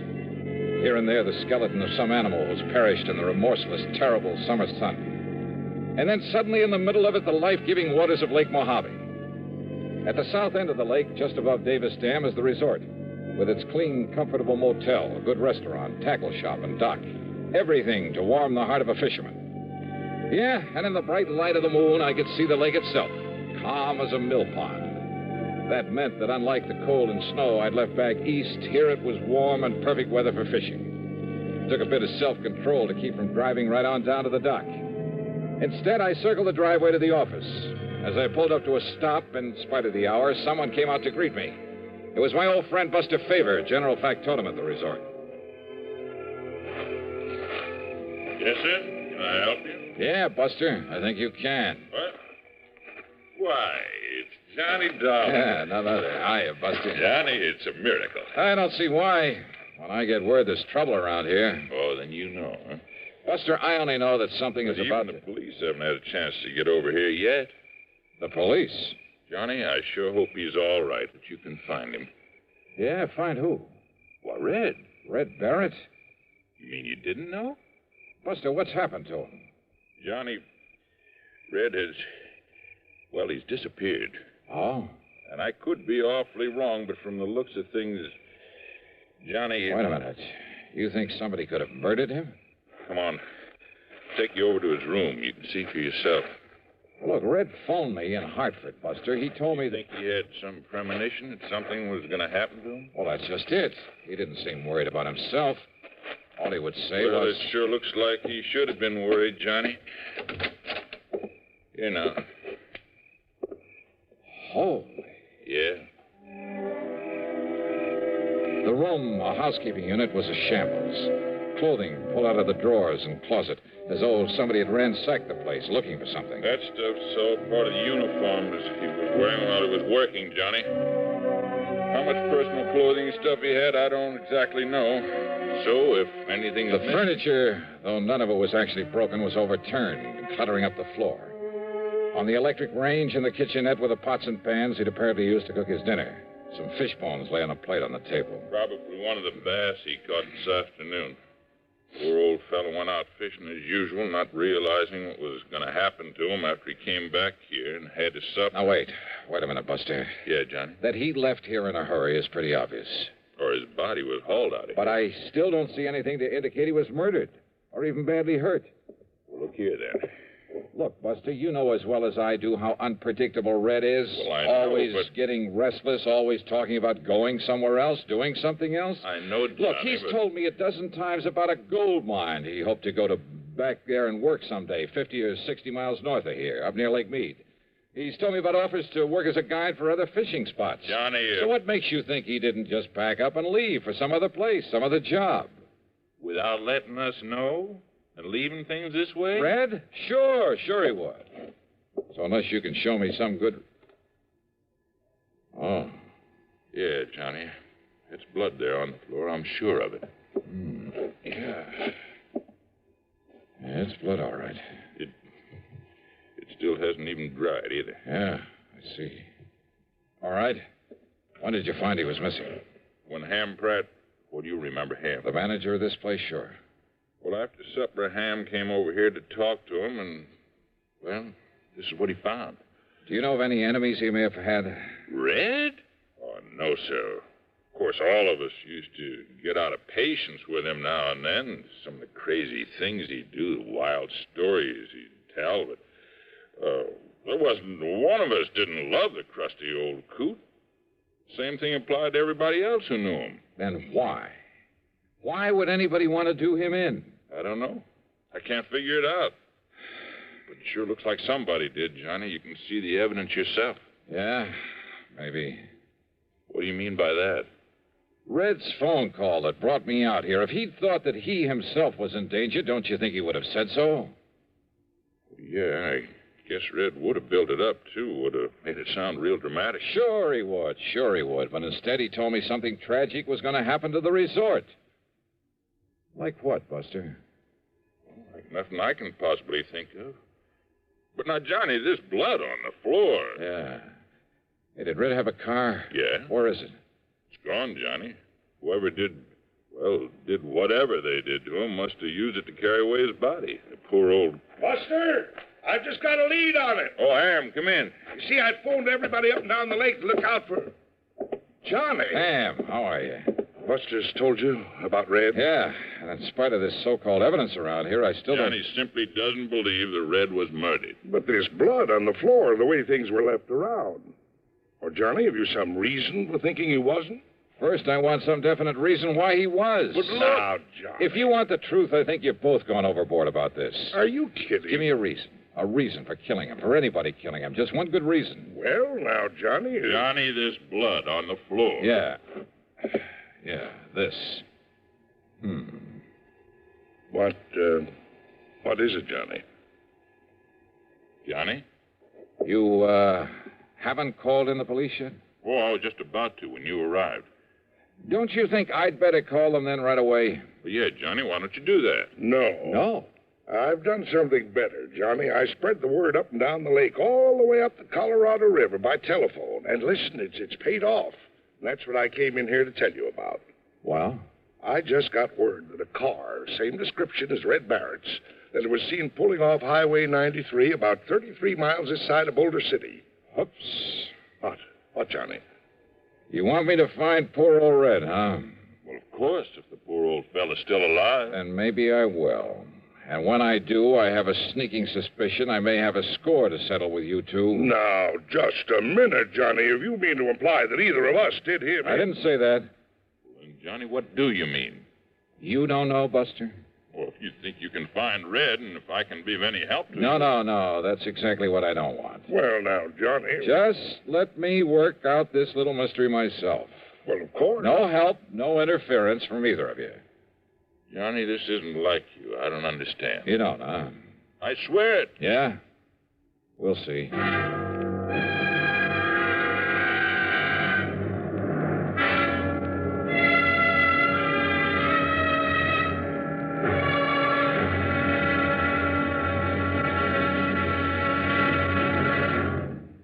Act two of yours truly, Johnny Dollar, in a moment. Welcome, recording star Mel Torme. It's terrible trying to sing with a bad cold. So I always take 4-way cold tablets to relieve cold miseries fast. Good idea. Tests of all the leading cold tablets proved 4-way fastest acting. 4-way starts in minutes to relieve muscular pains, headache, reduce fever, calm upset stomach, also overcomes irregularity. When you catch cold, try my way. Take 4-way cold tablets. The fast way to relieve cold distress and feel better quickly. 4-way, only 29 cents. Now, here's a word about another fine product of Grove Laboratories. To get rid of embarrassing dandruff in 3 minutes, change to Fitch Dandruff Remover Shampoo. 3 minutes with Fitch regularly is guaranteed to keep unsightly dandruff away forever. Apply Fitch before wetting hair, rub in 1 minute. Add water, lather 1 minute. Then rinse 1 minute. Every trace of dandruff goes down the drain. 3 minutes with Fitch and embarrassing dandruff's gone. At the same time, Fitch can brighten hair up to 35%. Get Fitch Dandruff Remover Shampoo today. And now, Act Two of yours truly, Johnny Dollar and the Red Mystery Matter. Suddenly, things had begun to add up. Yeah, from right in the beginning, when Red had mentioned over the phone that he'd talked with Pat McCracken at Universal Adjustment Bureau.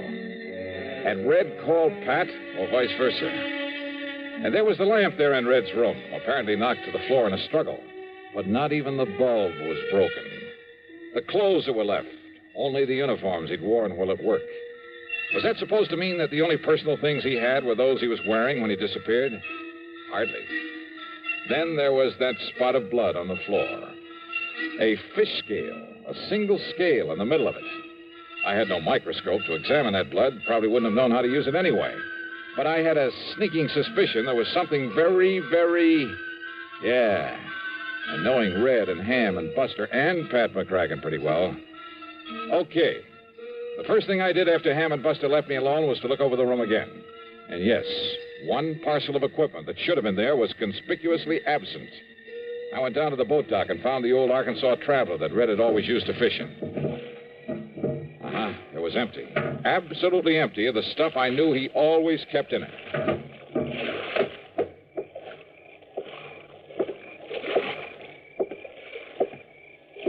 Johnny? Wow. What are you doing up and around this time of night, Ham? Oh, just sort of checking up on things. Yeah? Or checking up on me? Oh, now, Johnny. You hoping to find some lead on Red there and his boat? I found exactly what I expected, Ham. Nothing. I don't understand. Don't you? Johnny, what goes with you? You've certainly been acting kind of feisty this trip. Yeah, well, I'm sorry. Now, if you feel you have some lead on Red, on what may have happened to him, well... Yeah, I think I have. And you helped to give it to me. I did. But there's no point in following it up till morning. What is the lead? No help, no interference, remember? Okay, Johnny, whatever you say. No use doing anything till morning, eh? That's right. Then you, Well, what? Oh, I'm just thinking. Remember a couple of moonlight nights like this when you were here before, how you and I took the workboat and a couple of fishing rods, how we plugged those deep coves just above the dam? Yeah. Yeah, we took some nice fish out of there, didn't we? Yeah. I'm going to be blunt with you, Johnny. You aren't yourself. You're a bundle of nerves. Been working too hard? Yeah, much too hard. Well, one great cure for that. Why don't we go out there and pick us up a couple of nice bass? Okay. Why not? Unless, of course, you feel you ought to do something more about finding Red. I told you, no more until morning. I also told you I'm sorry. Let's go fishing. Sure, Johnny. I understand. Yeah, I guess you do.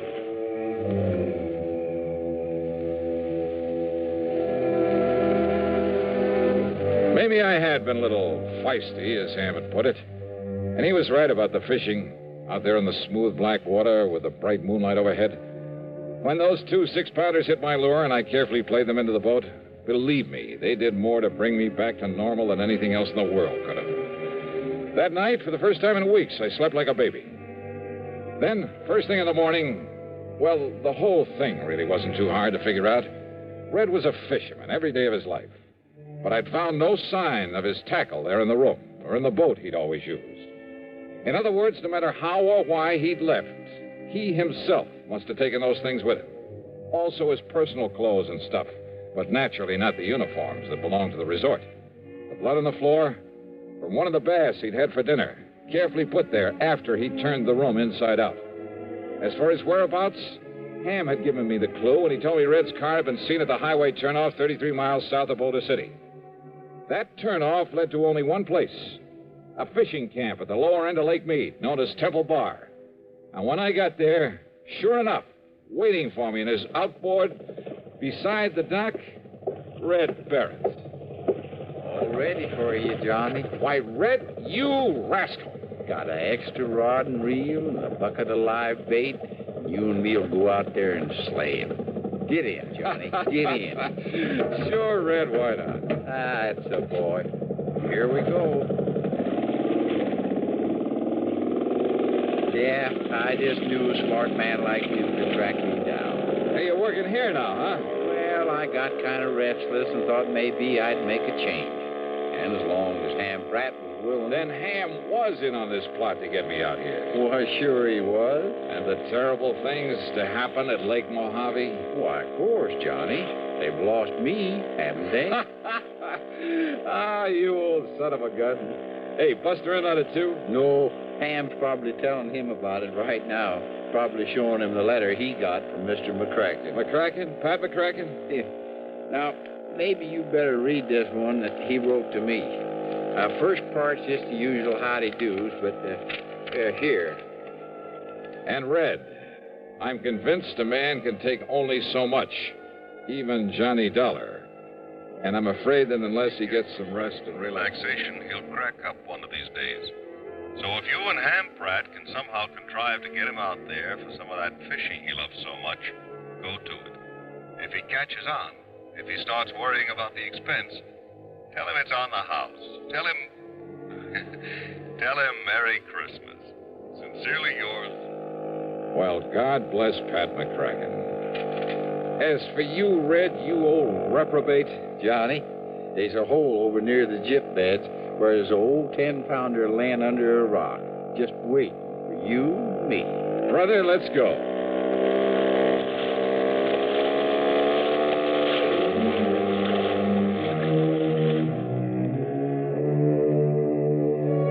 A very wise man once said that the time a man spends in fishing is never deducted from his lifespan. And you know something?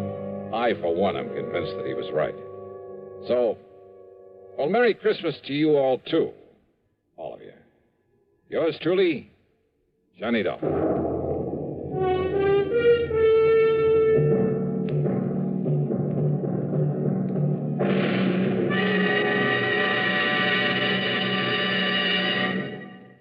Our star will return in just a moment. Every year, some Christmas celebrations are ruined by fire. A little precaution can prevent a Christmas fire from happening in your home. First of all, make sure your tree is on a firm foundation so it can't fall over. Then be sure to use only approved lighting. Wiring that's frayed may be dangerous. Replace it. Never use lighted candles. Let all the glow of Christmas come from within, not from fire. With a safe Christmas plan, here's an idea for Christmas giving. Almost Christmas, no time to lose. Lots and lots of gifts to choose.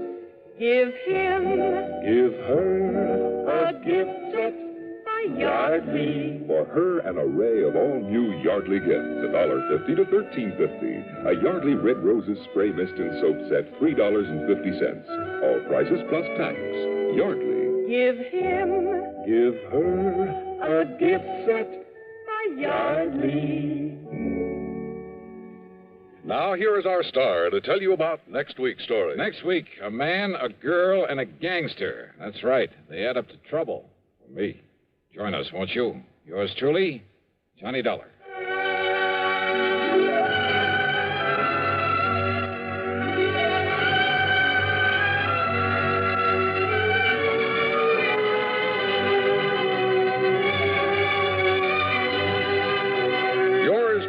Johnny Dollar, starring Bob Bailey, originates in Hollywood and is written, produced, and directed by Jack Johnstone. Heard in our cast were Forrest Lewis, Barney Phillips, Alan Reed Sr., and Lawrence Dobkin. Be sure to join us next week, same time and station, for another exciting story of yours truly, Johnny Dollar. This is Dan Coverly speaking. Now stay tuned for Suspense, which follows next on the CBS Radio Network. From Hollywood, it's time now for Johnny Dollar. Oh, good. Huh? Johnny, this is Ben Pringle. Ben, how are you? Still selling insurance for Star Mutual? No, not anymore. Oh, that's right. You were talking about retiring. And I have retired. Yes, year ago I quit the insurance business and bought myself a poultry farm. Well, good for you. Where is it, Ben? It's right here in Vineland, New Jersey. And how's it going? Oh, terrible, Johnny. It's terrible. Oh? When I think of all the pretty chickens that I've lost. Well, what seems to be the trouble? Johnny, somebody's trying to put me out of business. Well, I don't know who or why or how, but Ben, if I can be of any help to you. You can, Johnny, you can. I was going to call Star Mutual because everything I have is insured pretty heavily, but first I thought I'd make sure that you're available. For you, anytime. Well, then come on down here, will you? In the meantime, I'll notify the company that you're on the way. Just give me your address and I'll be on my way.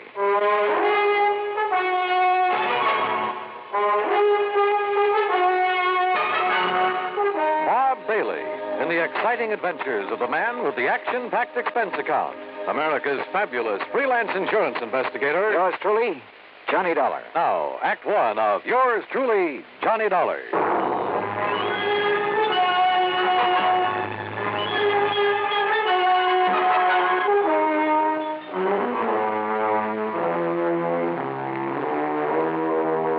Expense account submitted by Special Investigator Johnny Dollar to the Star Mutual Insurance Company, Home Office, New York, New York. Following is an account of expenses incurred during my investigation of the sick chick matter.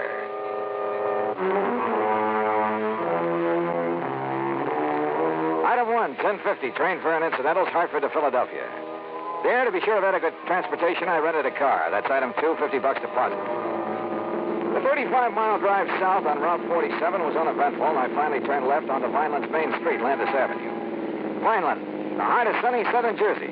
At least that's what the sign said. It's a busy little city. Landis Avenue, a busy street. Finally, I stopped at a mobile gas station on the far edge of town to ask about the address Ben Pringle had given me. Just keep going straight out Landis Avenue for about 5-6 miles till you come to East Vineland. East Vineland, huh? Yeah, then you turn right, go about a mile and a half. You can't miss it. If you can pick it out from the rest of the poultry farm. A lot of them, huh? Vineland's the egg basket of the world. Where do you suppose Philadelphia, New York, and the rest get all their eggs and chicken? Yeah, well, I better get underway. Thanks a lot. Anytime, mister. The gas attendant was right. There were enough chicken ranches in the outlying sections to supply half a dozen cities. And trying to pick out the one belonging to Ben Pringle was a problem. Finally, to ask further directions, I pulled up at the nearest farmhouse.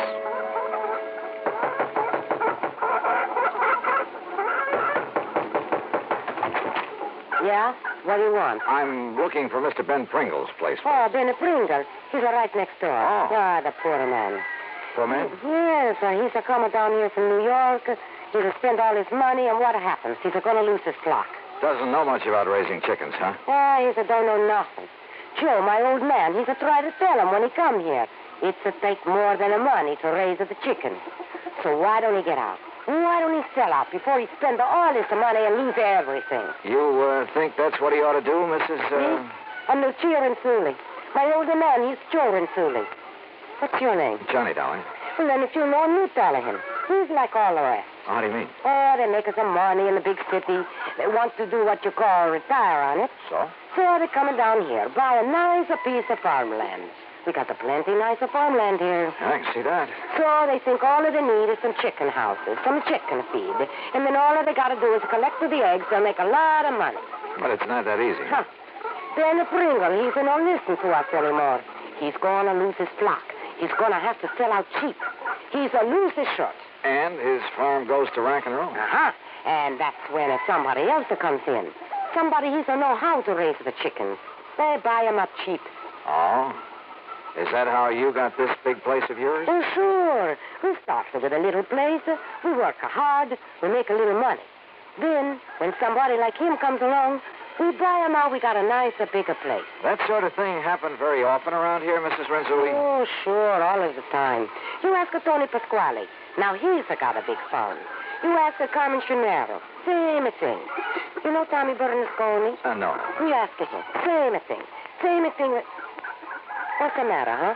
Oh, I was just thinking, Mrs. Rinsulli, it's pretty much to your advantage to see these people go broke, isn't it? No, you're just the one man. Frank, though, isn't it? Look, I don't know who you are, what you want. What's your business? My business is finding out why Ben Pringle's having trouble. Maybe who is causing it. You get out of here. I don't like it the way you talk. Sure. I don't think I like you. Yeah?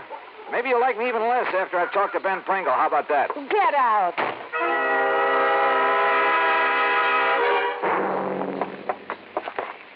By golly, I'm glad you could make it, Johnny. Yes, sir. Sit down. Yeah. Well, for what I hear, Ben, you're having a pretty rough time of it. Oh, I suppose it's my own fault, Johnny. Walking into a project like this without knowing more about it. Well, how deep have you gone into this layer? Oh, my, too deep, Johnny, too deep. All in all, I've spent nearly $40,000. That's just about all I have.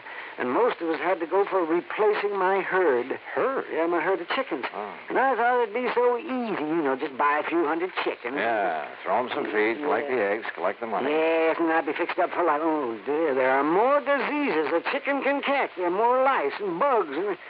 Oh, and now this. Hey, Ben, you said something about somebody's trying to put you out of business. That's right, Johnny, and I'm sure of it. But why, I don't know. I didn't know I had an enemy in the world. Oh, what's going wrong? Well, just wait till you see my herd of chickens. And if you don't agree with me, I'm sure you'll agree with me. About what? That they're being poisoned. What? That's what. By whom? I think I know. Oh, yes, sir. Well? By somebody who'd like to see me go broke. So that he could buy you out cheap. Who, Ben? I'll tell you who. Because he wants to add my property to his. And he's right next door. And his name is Joe Rinsulli. Act 2 of yours truly, Johnny Dollar, in a moment. And now for another episode in the life of Sergeant Donald Bellwether, my husband.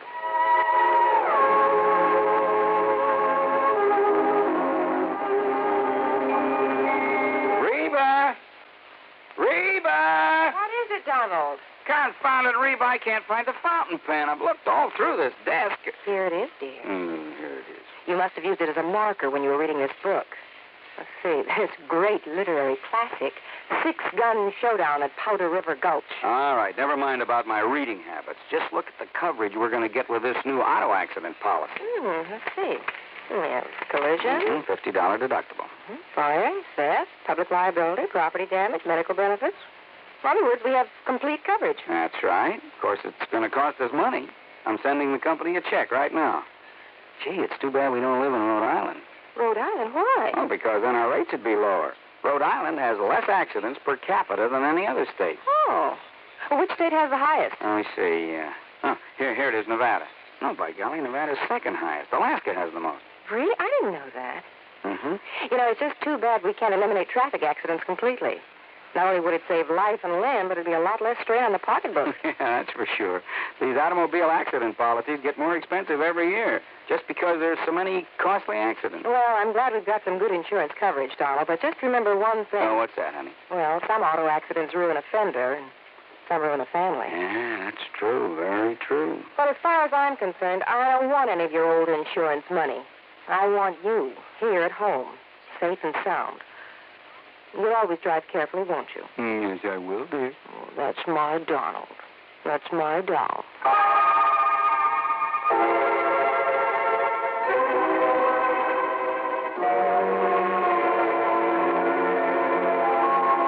And now, Act Two of yours truly, Johnny Dollar, and the Sick Chick Matter.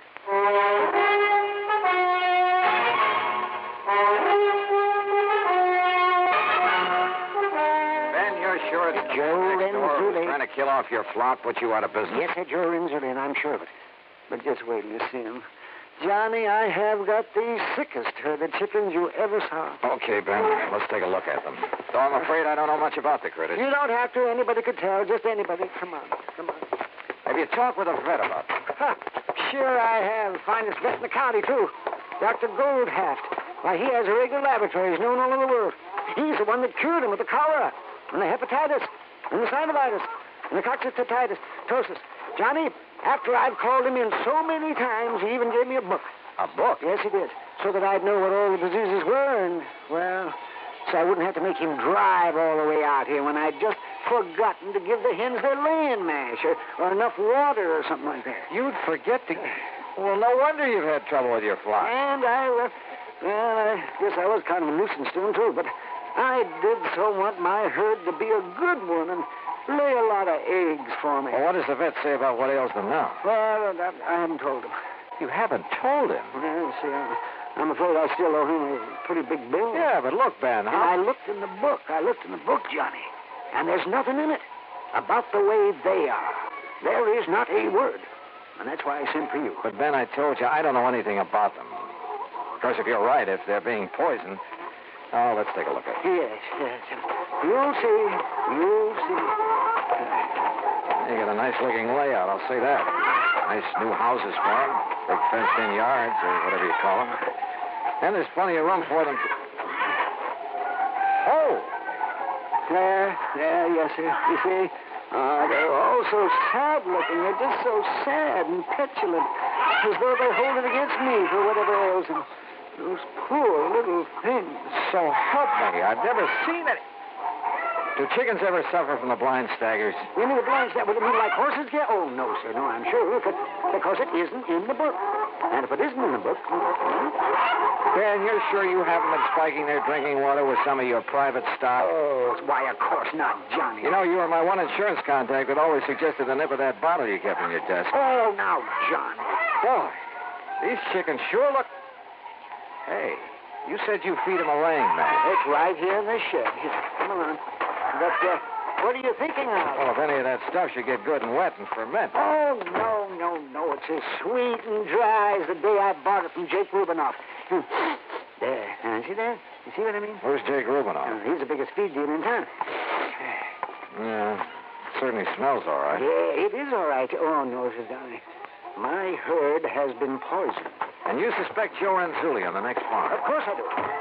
Wasn't he one of the people who tried to help you get started when you first came down Oh, here? sure. Yes, he pretended to. But I can see now is just to look over my nice place and see how much he can get his hands on when I go broke. Well, if you had some concrete reason for thinking he might be poisoning your flock... I've seen him. Yes, I have. I've seen him with my own eyes. Come right over here at night, several times. What? And scatter something over the fence into my pens out of a big sack. What was it? Now, the time was daylight, and I could see. The chickens had eaten it all night. You sure it was Renzulli? Of course I am. Okay, Ben. I'm going over and talk with him.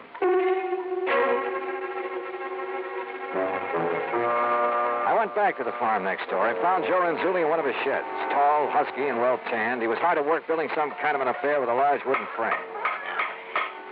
There. He's finished. Like I say, Mr. Dollar, you're keeping the chickens in a cage up off the ground. They're more healthy. You get them more fat. Bring a better price in the market. Yeah. How you like that, huh? I asked you a question, Mr. Renzulli. I'd like an answer. Now. All right, I tell you. I think you better. It's because I try to help the poor man without he's find out. So I throw it over the fence at night when he's in O.C. Throw what over the fence? Well? Yeah. Move this sack.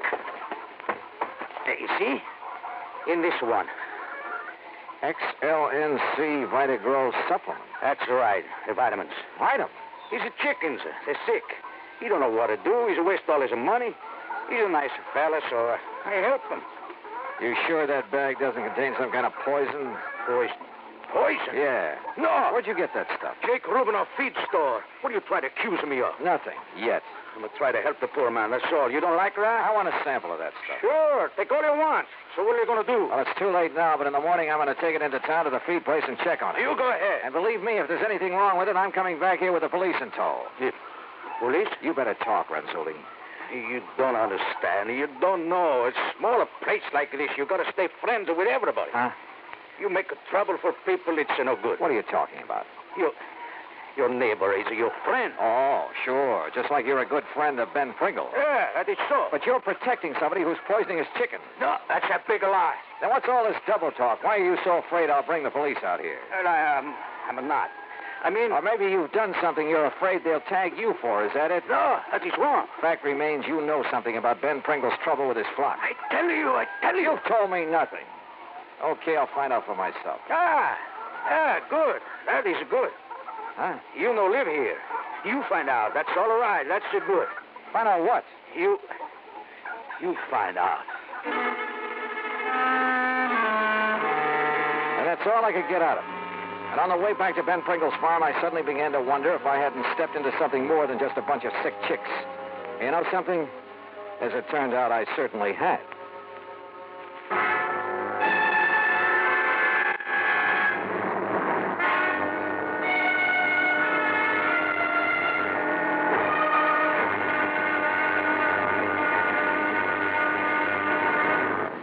Act 3 of yours truly, Johnny Dollar, in a moment. Do you know who said, absolute freedom of the press to discuss public questions is a foundation stone of American liberty? Those words were said by former President Herbert Hoover. Mr. Hoover was well aware of the important role that freedom of the press had played in the creation and growth of the United States of America. He realized that without freedom of the press, no democratic form of government could exist. One of the first steps in the path toward totalitarianism is the creation of a controlled press. A free press hampers the work of a potential dictator. When the press is free, the people of a country are free. When the press is not free, the people of a country are in danger of slavery. Remember the words of Herbert Hoover. They are part of your American heritage. Freedom of the press is a foundation stone of American liberty. And now, Act 3 of yours truly, Johnny Dollar and the Sick Chick Matter.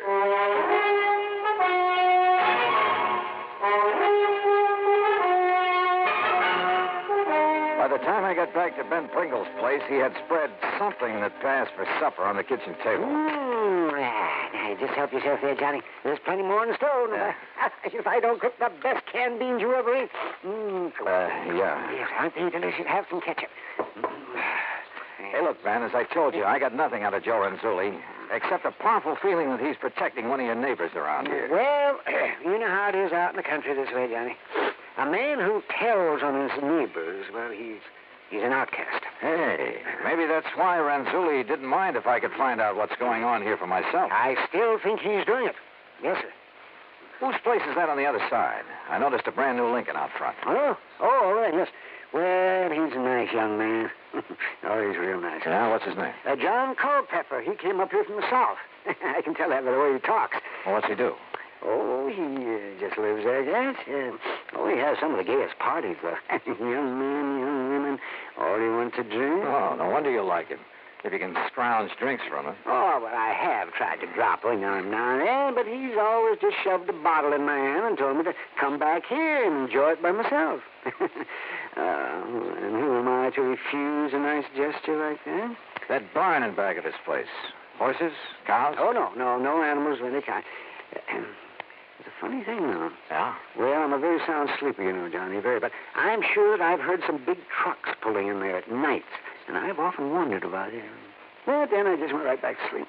Ben, have you got a flashlight I can use? Well, sure, Johnny, I have. I'll get it for you, too. Why? What are you going to do? Let's, call it a little exploring. The night was warm, and some of Ben's chickens were still out in the yard. They were gathered by a section of the fence right next to the neighbor, Mr. Culpepper's barn. And I noticed something else, a well-worn path from that barn to the fence. Funny. Quietly as possible, I climbed over the fence and worked my way to the barn. There was a light on somewhere inside of it. And then I caught it. A faint, piercing odor that I hadn't smelled, so help me, since I'd worked on a case down in the hillbilly country of Kentucky. I sneaked over to a crack in one of the barn doors. Inside, I could see cases and cases of bottles and the outline of a huge copper still. Moonshine. Stand still, mister. Huh? Don't you move, sir. I'll blow your head off. Revenue, huh? Revenue? I've seen you poking around Renzulli's and Pringles today, and I figured you might be dropping in. No, keep your hands up. Oh, now look, Culpepper. No, you look. If you'll reach inside the pocket of my jacket, you'll find a card case that'll show you who and what I am. You know, I might just do that now. But don't you try to think funny. Keep 'em right up over your head. If you'd like this flashlight. Don't move. There's enough light coming through the crack in this door. Now, you stand still while I... Johnny Dollar. Insurance investigator? That's right. Well, then what are you doing here? Culpepper, the only interest I have in your still is what it's doing to Ben Pringle's chickens. What's that? Yeah, and in getting this gun away. No, I'll shoot you. No, you don't.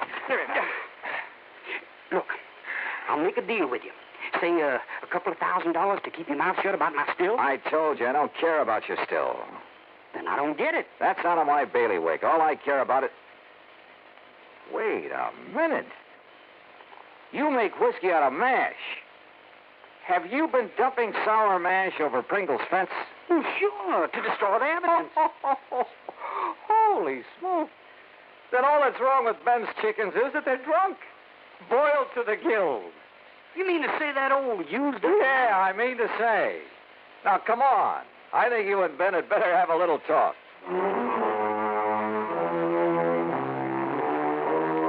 So they talked, Ben and Culpepper. In exchange for not being reported, Culpepper agreed to pay my expense account, Ben's veterinary bills, and to move out of the county. Oh, I suppose I should have notified the local authorities of what was going on.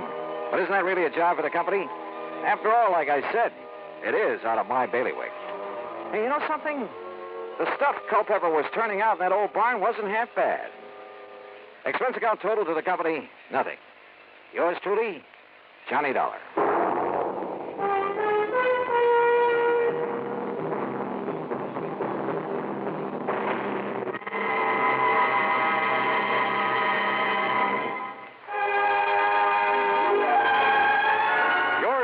Johnny Dollar, starring Bob Bailey, originates in Hollywood and is produced and directed by Jack Johnstone, who also wrote today's story.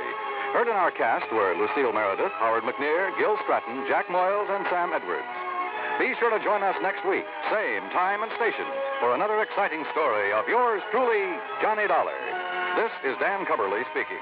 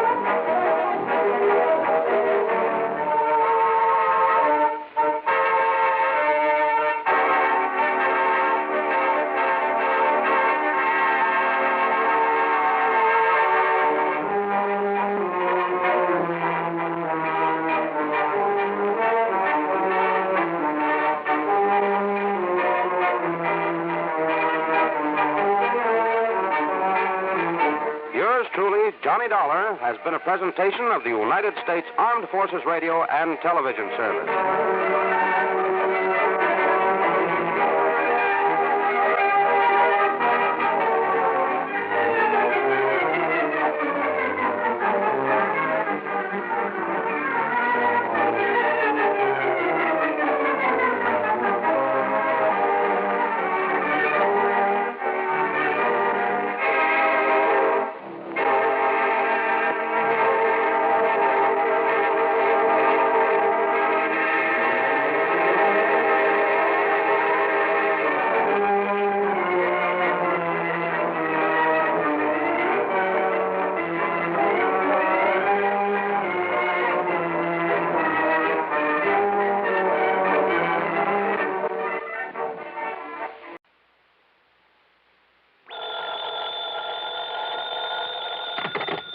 $20.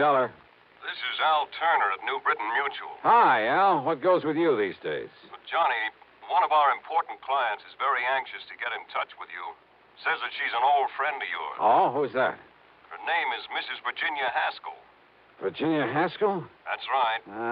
Sorry, Al, but I'm afraid I never heard of her. Before she got married, about a year ago, her name was Van Doren. Chinny Van Doren?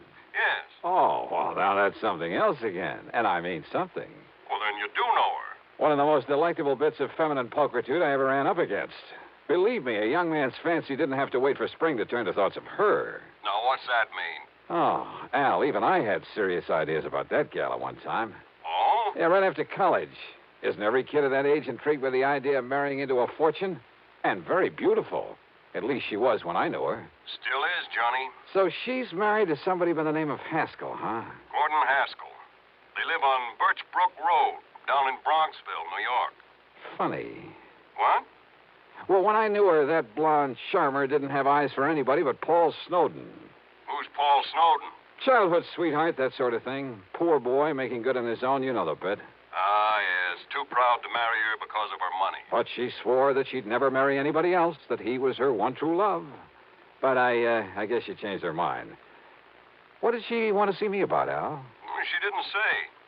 She did make it clear, however, that it has to do with some of the family insurance. Well, that's as good an excuse as any. Well, then, do you want to run on down there? For a longing look at the gorgeous Ginny Van Doren? But it'll cost you money, Al. Listen, Johnny, with the premiums we get for all the insurance she carries, life, house, property, and so on, the sky's the limit. Brother, have you stuck your neck out? Well, now, that doesn't mean you have Albert, to... I'll be in touch.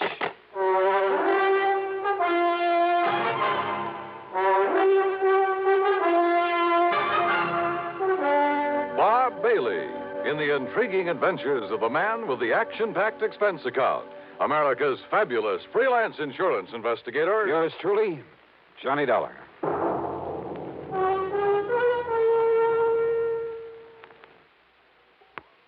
And now, Act One of yours truly, Johnny Dollar.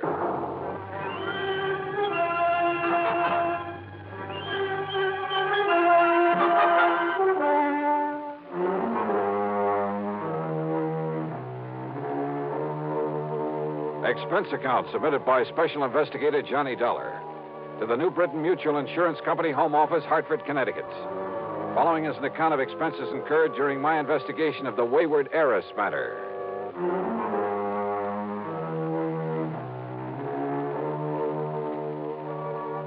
I decided it might be handy to have my own car along for this one, so expense account item 1, $4.25 for a tank full of gas. I picked up the freeway and headed south and west to fashionable Westchester County, New York. To me, Bronxville has always been one of New York's most charming suburbs. Only about 20 miles north of the big city, it's full of beautiful homes with lots of trees and expensive landscape properties. There's a lot of wealth in Bronxville. The Haskell home on Birch Brook Road was a huge English-type affair, built of stone and stucco, the kind of place that'll last 100 years. 18 or 20 rooms, I'd guess, and surrounded by well-kept lawns and flower gardens, oak and sycamore trees, and neatly trimmed hedges. Yep, a big hunk of the Van Doren oil money must have gone into it, unless young Haskell was mighty rich. Virginia, looking every bit as beautiful as I'd remembered her from college back in the Midwest, greeted me like a long-lost, well, brother, darn it. And, Johnny, I'm so glad you could come. I'm worried, sick. Worried about what, Jenny? Gordon, my husband. Well, look, it's none of my business, but it kind of surprised me to learn you'd married somebody other than Paul Snowden. It's Paul who has me worried, Johnny. Oh? Yes. How? Well, back in the old days in college, I wasn't interested in anybody in the world but Paul. I mean, seriously. Yeah, I remember. The rest of us couldn't get to first base with you. I loved him, Johnny. And I hoped that as soon as he could get established in a business of some kind, he'd ask me to marry him. Well, what stopped him, Jenny? Money. When Father died and all the Van Doren money came to me, Paul suddenly changed. He stopped seeing me. He even avoided me. So then, well, I guess what I did was make a mistake. What was that? I went to see him at his little plant there in Chicago. Chicago? That's where we were living then. And, Johnny, the only reason he stayed there was to be close to me. So you went to see him? Yes. And I proposed to him. Oh? Also, well, this was the big mistake. I offered to finance the machine tool business that he was trying so hard to build up. But he didn't like that and told me so. I'm afraid there was quite a scene there. You've just been looking down your nose at me all these years. It's been nothing but pity. Paul! Yeah, poor, timid little me. Needs help. Maybe needs mothering by somebody who pities him. By somebody who can afford to support him. Paul, that isn't true. Then why do you come offering help, offering money? I don't want pity. Somebody holding up my head for me. I've got to work this out alone. It may take me a long time, but I'm not going to... Oh, I'm sorry, Jenny, but don't you see I love you? I'll never love anybody else. Then why don't you let me Don't you understand? I'll never get anywhere on your charity. You're feeling sorry for me. Paul, darling, please. All right. All right, the less we see of each other now, the better. Maybe sometime, but... Well, no, not now. Find somebody else, Jenny. Somebody who can give you the things you need and want. Uh-huh. A little too much pride for his own good, I'd say. It upset me terribly, Johnny. Especially when he told me to go out and find somebody else. But I take it you did. Then Gordon came along. Sort of caught me on the rebound, I guess. Tall, good-looking. He fell in love with me the first time we ever met. I guess he kind of swept me off my feet. But now that the honeymoon's over... He's been wonderful to me. And I love Gordon, Johnny. I love him very much. As much as Paul? Not perhaps in the same way. But we're very happy together. And there's never been any strain or tension because of this difference in our fortunes. Gordon isn't wealthy either? Well, he hasn't what I have, of course. But he manages to get along. And I'm being a good wife to him. Oh, I'm sure you are, Jenny. And don't you see if Paul, because of his jealousy, were to kill Gordon... Jenny, you mean you honestly believe he might? Yes. That's exactly what I mean. That's why I sent for you. But good heavens, gal. Oh, Johnny, you've got to stop him.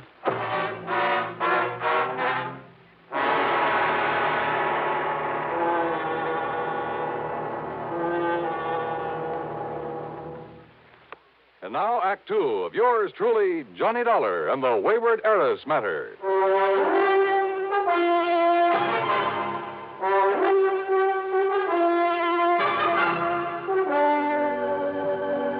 All right, now, Jenny, listen to me. It's true, Johnny. I'm sure of it. Paul Snowden has come here to kill my husband. He's told you as much? Haven't you been listening to me? Well, of course I have. Maybe my marriage to Gordon was on the rebound, on the spur of the moment. Call it anything you like, but it was Paul who turned me down. At least for the time being. I told you what he said. And simply because of a misguided sense of pride, because you had money and he didn't. Yes. Well, how did Paul take it when he learned that you were going to marry Gordon, I mean? He was terribly angry. He made all sorts of wild threats. Well, now, that doesn't necessarily... He said that he would kill anybody else who married me, and he will, Johnny. Does he know Gordon? He's never seen him. But he wants to kill him? Oh, Jenny, that doesn't make any sense. Don't you understand?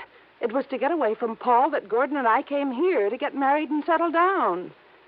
Well, because you were afraid you might still be in love with Paul. It isn't a very nice thing to say, Johnny. But it could be true, couldn't it? Is Gordon in business here in the East? Well, I've helped him to start one, Johnny. a little importing business. What did he do before? Jenny? Well, his family had quite a bit of money once. But they lost it all in some bad speculations. And, well, if you must know, Gordon just sort of played around for a while. Did Paul know all this? I don't know. Because if he did, maybe you shouldn't blame the poor, hard-working guy for not liking him. But Gordon is good, and he's good to me. He's good to you. Seems to me you're the one You who mustn't say that, Johnny. He is good to me. And he's all I have now. If only Paul hadn't found out where we've come to live. Oh, look, Jenny, I'm an insurance investigator, not a love counselor, and... Oh, what's the matter? Don't you believe me? All I've told you? Or are you just trying to be very cold-blooded about this? Jenny! All right, then. This happens to be a cold-blooded insurance matter. For the simple reason that Gordon's life is insured. And if you have no heart, if all you can think about is business, all right. It's your job to keep Paul from killing Gordon. Now, listen, Jenny, you've been married nearly a year. Nothing's happened, nothing at all. Yet now, all of a sudden... Because Paul has come here. He telephoned me. And there can be only one reason why he's here. I doubt that. But where is he? In New York, at a hotel. What hotel? He didn't say. Well, is he coming out here to the house? He said he wouldn't come until he could be sure that Gordon was here. And then? Then to prepare for the worst. Those were his very words, Johnny. Prepare for the worst. Wasn't Gordon here when he phoned? Yes, but I didn't tell him that. Where's Gordon now? Over in Larchmont at the Beverly Arms. In hiding, in other words. I want him to stay there until something can be done about Paul, that's all. Well, if Paul's so all-fired determined... He is, Johnny. He always was. That could be a pretty admirable quality, Jenny. Of course it is. But when he's determined to do such a horrible... Johnny, I don't understand you, the way you're taking all this. Are you going to help me or aren't you? Yes. Okay, Jenny, I'll see what I can do. If by any chance what you suspect is true, if Paul really has come here to get him... Of course he has. Paul doesn't give up, no matter what he set out to do. Which is to say that sooner or later, if you'd kept your head, if you hadn't gone off the deep end, if you had waited and married him, Jenny... I know. I should have. I should have waited for him, no matter how long it took. And... Yeah? And what? No. Johnny, I didn't mean that. I'm married to Gordon now, and I must protect him. Okay, then. The first thing to do is get him over here. What? Sure. If Paul's staying undercover, it's the only way to bring him out in the open. But if anything happens to Gordon... Like you say, it's my job to see that it doesn't. I'll see you later. Yeah, like I've said many times before, in this business of mine, you run into some real wildies, and this was one of them. Made me feel like an advice to the love shorn column. And it was pretty obvious that Ginny was still in love with Paul, that she was sorry she had married and was supporting this Gordon Haskell, who, incidentally, must have been a smart cookie to have caught her on the rebound, latched onto her and her fortune. But she'd made her bed, and by golly, out of nothing but stubborn pride, she was going to lie in it. It was well after dark by the time I left her, and as I walked out to my car, I decided that what I'd better do first was to locate Paul Snowden, somewhere in some hotel in New York City. Find out what this whole crazy affair was really all about. But then, as I reached for the door handle on my car... Just a minute. Huh? Yeah? I've been waiting for you. Oh? Who are you? As if I couldn't guess. Mister, I found out all about you, why you came here. Me? Oh, well, if you don't believe me, take a look at these photostats from the police files in half a dozen western states. Well, now, just take it easy. Let me put on the dash light so I can take a look at them. You'll have plenty of time to look at them when I'm through with you. Well, just a Mister, minute. I ought to kill you.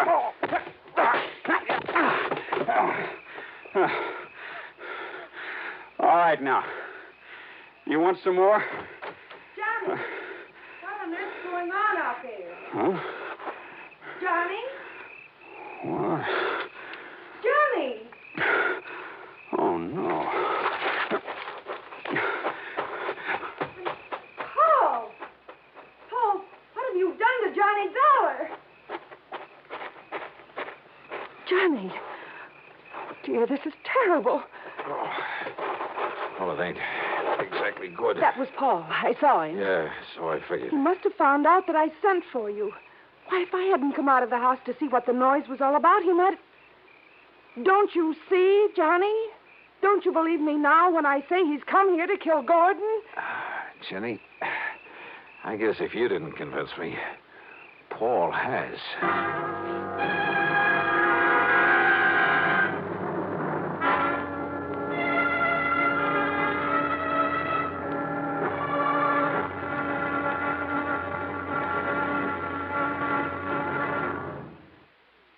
Now, Act 3 of yours truly, Johnny Dollar.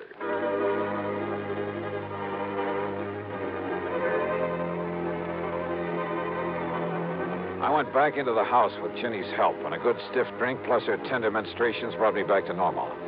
I suppose I could make all sorts of excuses about having been caught off guard, but I won't. Paul Snowden had a good pair of fists, and he knew how to use them. My plan had been to call on the New York City police for help in locating Paul, but now this had suddenly become a personal matter. And yet, wait a minute. Ginny. Yes, Johnny. Are you feeling... Listen, didn't you tell me that Paul and your husband Gordon didn't know each other, had never met? Yes. What about those papers, the photostats? Papers? And we've been thinking that Paul jumped me because he'd found out you'd called me in to protect Gordon. Of course. Well, it just happens we were wrong. Oh, Johnny, I don't understand. Listen, I'll be right back.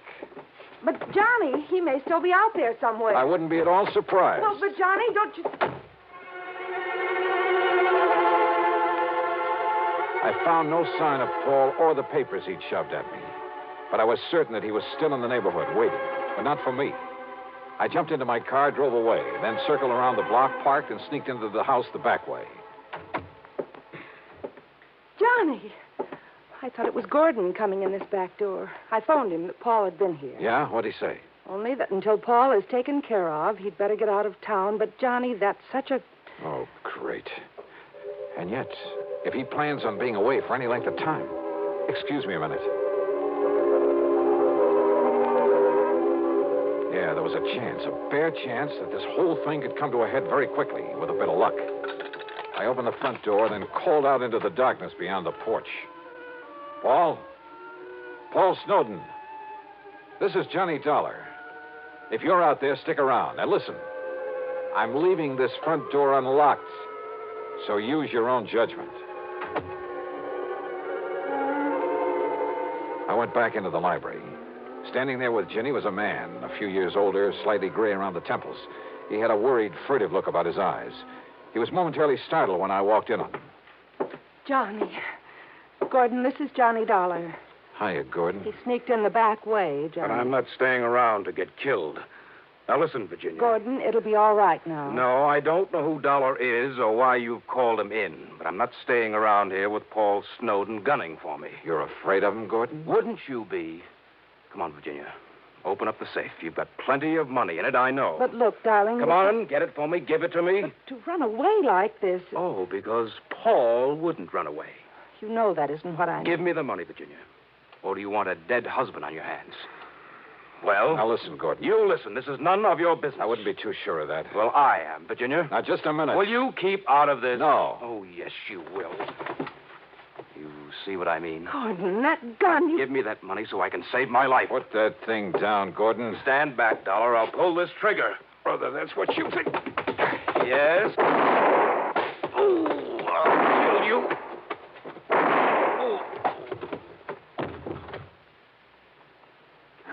Thanks, Paul. I aimed low, Dollar. I'm afraid he'll live. Yeah, he'll be okay. Should have killed him, I guess. But I'd rather see him face the courts. Paul, what are you talking about? Those photostats you have? Yeah. Police files all over the West. He has a record as long as your arm, under various names. Wealthy women. Married them, took their money. Oh, no. Yes, Jenny. And some of them... Well, he killed them. Paul, I didn't know. I didn't know. I'm sorry, Dollar, about what happened outside earlier, but in the darkness, I thought you were Gordon. It's, okay, Paul. You've, more than made up for it.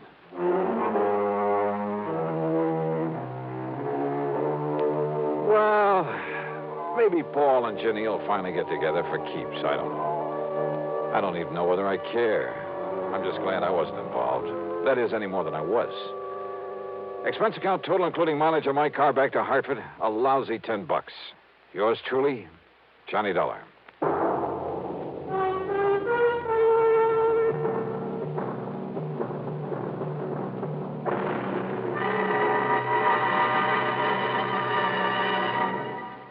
Our star will return in just a moment. Now, here's our star to tell you about next week's story. Next week, a sweet little old lady involved in one of the dirtiest rackets I know. Join us, won't you? Yours truly, Johnny Dollar.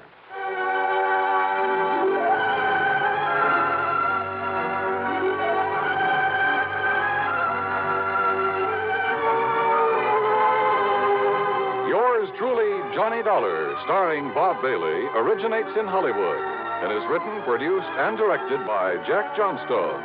Heard in our cast were Virginia Gregg, Les Tremaine, Sam Edwards, and James McCallion. Be sure to join us next week, same time and station, for another exciting story of yours truly, Johnny Dollar. This is Dan Coverly speaking. From Hollywood, it's time now for Johnny Dollar. Paul Hempel, Johnny, at Continental Insurance Trust. Well, it's about time, Paul. I began to think you got yourself another boy. Matter of fact, the company has taken on a couple of staff investigators. Why, the dirty so-and-so. But I managed to convince the brass that you should handle this one. Which one? Protection for one of our clients, Johnny. His name is John R. Welton. His life is being threatened. Oh, I get it. When there's a chance of somebody getting hurt, you don't want your own men to take any chances. Okay, I'll tell Randy Singer it's no go. Sergeant Randy Singer? Oh, he's a lieutenant now. 18th Precinct homicide down in New York? That's right. Now, Singer has told us that if we send you down there, he'll cooperate. He sent anyone else, no. And another thing. What's that? There'll be a nice fee in addition to your expense account if you manage to keep this man Welton alive. Oh? How much? $2,000. $3,000. $2,000, Johnny. Well? Well, it's been a long time since I've seen Randy Singer. Maybe I ought to run down there and say hello.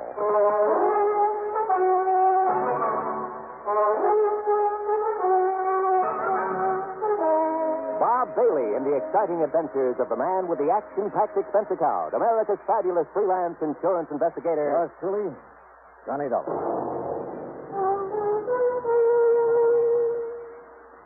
And now, Act One of yours truly, Johnny Dollar.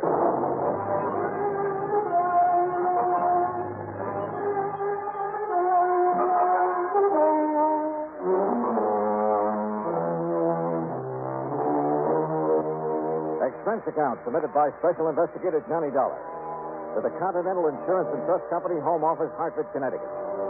Following is an account of expenses incurred during my investigation of the Wayward killer matter.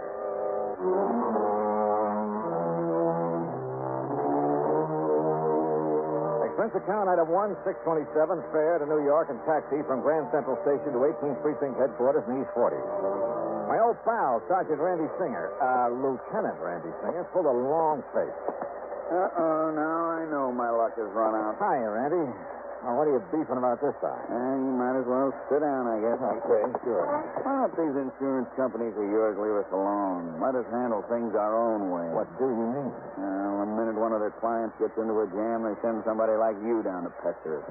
Johnny, there isn't a thing you can do about this man Welton. The company said something about his life being in danger. Yeah, that's what he said. Well, is it true? I doubt it. Why should his life be in danger? I don't think it should. Okay.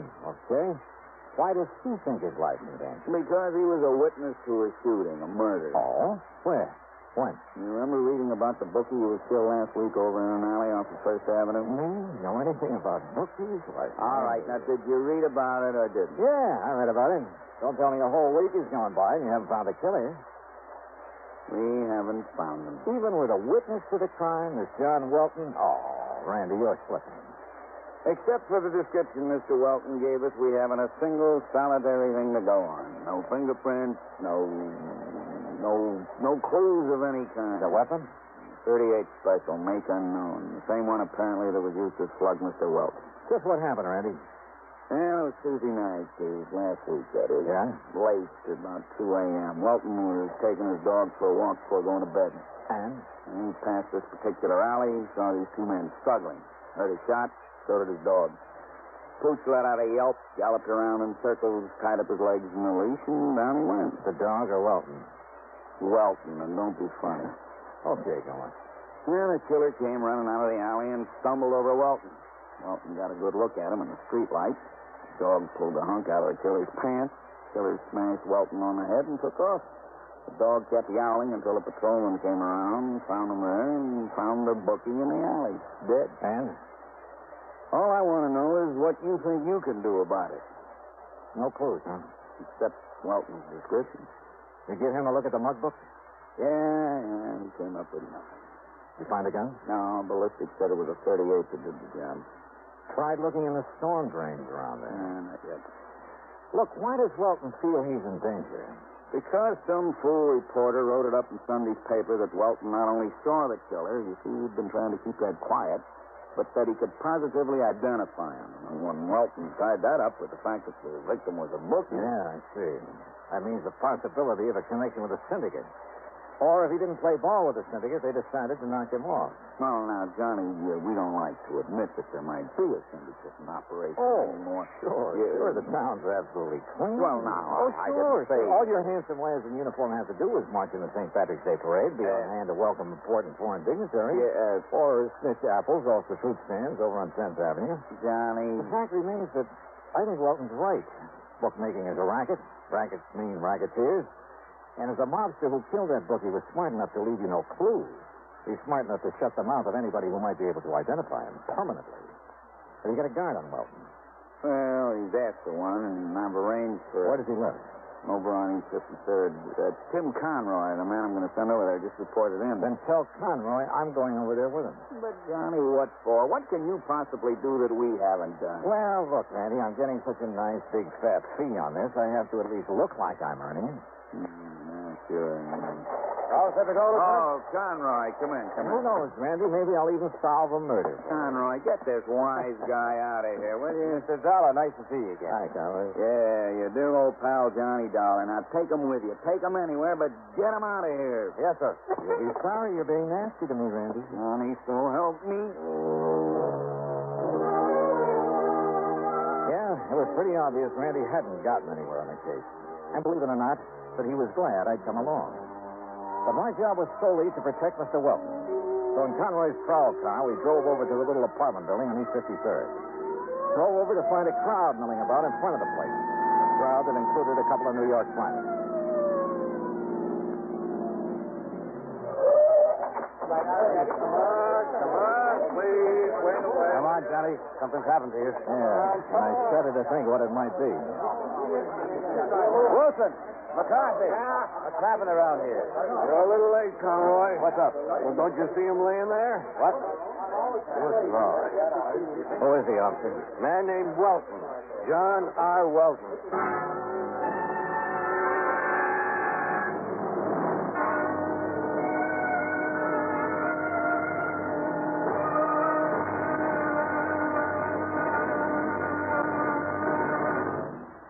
Act 2 of yours truly, Johnny Dollar, in a moment. Here is a message from the National Heart Institute of the Public Health Service. It looks like an electronics control board panel banked with meters and switches. It is knee-high and 6 feet in length, surmounted by what appears to be a cylindrical coil. Its price is comparable to the cost of a new 3-bedroom home. But in human lives saved and repaired, its value is limitless. This is the heart-lung machine. Its development has opened new latitudes in heart surgery. In closed heart surgery, with a finger or an instrument inside the beating heart, the surgeon must go by feel alone. This closed method has been in use for many years, and for some conditions it is still the method of choice. However, a great many heart conditions cannot be corrected by closed heart surgery. Only with the development of the heart-lung machine has correction of many of these conditions become possible. Today, the surgeon can open up the heart, empty it entirely of blood, and under direct vision make unhurried repairs of valves or other defects inside the heart. Exactly what does the heart-lung machine do? Its purpose is to function temporarily as a heart pump and to oxygenate the blood and rid it of gaseous waste. In surgery, after the heart has been exposed, plastic tubes from the heart-lung machine are inserted into the 2 great veins that normally carry blood to the heart from the upper and lower parts of the body. Once the hookup is complete, blood destined for the lungs is then cycled into the machine where it is refreshed and returned to the system through another tube inserted into the femoral artery in the groin.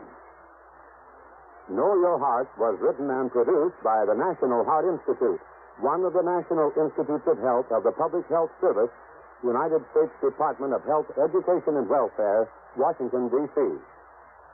And now, Act Two of yours truly, Johnny Dollar, and the Wayward Killer Matter.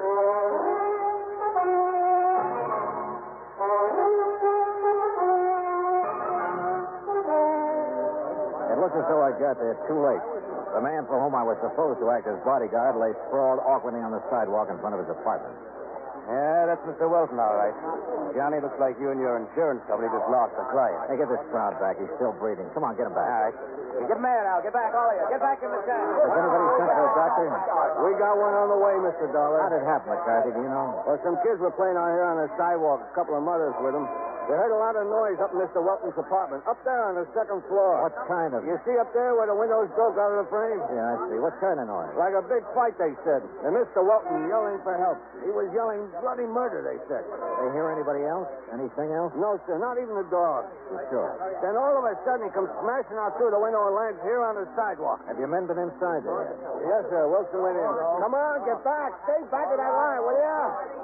He said Mr. Welton's place is an unholy mess, like a big fight. Any sign of the assailant?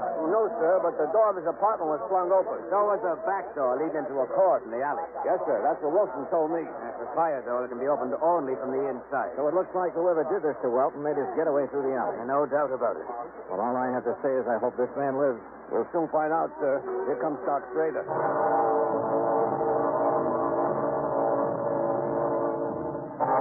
Schrader made a quick inspection, then had us take Welton up to his apartment on the second floor. Fortunately, he wasn't hurt badly. No bones were broken. All right, boy. All right. Your master's going to be okay. Just lay yourself down in your pillow. Well, quite frankly, Mr. Dollar, I think that it's shock more than anything else. After all, thrown out of a window, even if he did suffer only a few bruises and contusions. Yeah, Doctor, I see what you mean. Down, boy. Down. How long before I'll be able to talk to him? Well, the sedation I've given him should keep him asleep until... say mid-afternoon. After that, you and your chief can question all you want. My chief? Aren't you working under Lieutenant Singer? Yeah. Maybe I am.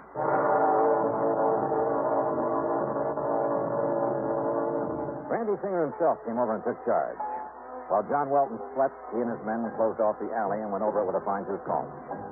Meanwhile, since Welton had all the police protection he could possibly need, and then some, I went out and grabbed the final lunch. That's item 2, 175. Then I took a cab, item 3, $1 even, to the alley off First Avenue where Welton had witnessed the murder the week before.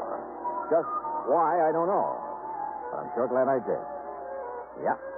Because of a crew working on the streetlights who came up with some rather interesting information. I'll tell you what I mean later. In any event, it led to item 4, a dime for a phone call. You know, a fellow in my business has to have some rather strange contacts. My call was to one of them, to a man Lieutenant Randy Singer would have known by name, at least, would probably have liked to get his hands on, or, more to the point, would like to have had some concrete evidence against for a number of things. My contact's name was Smokey Joe Sullivan, ex-counterfeiter, ex-bootlegger, burglary suspect, numbers racket, a man who's been picked up on more petty charges than you can possibly think of. Yeah. In a city with an underworld the size of New York, a man like Smokey's good to know. On occasion.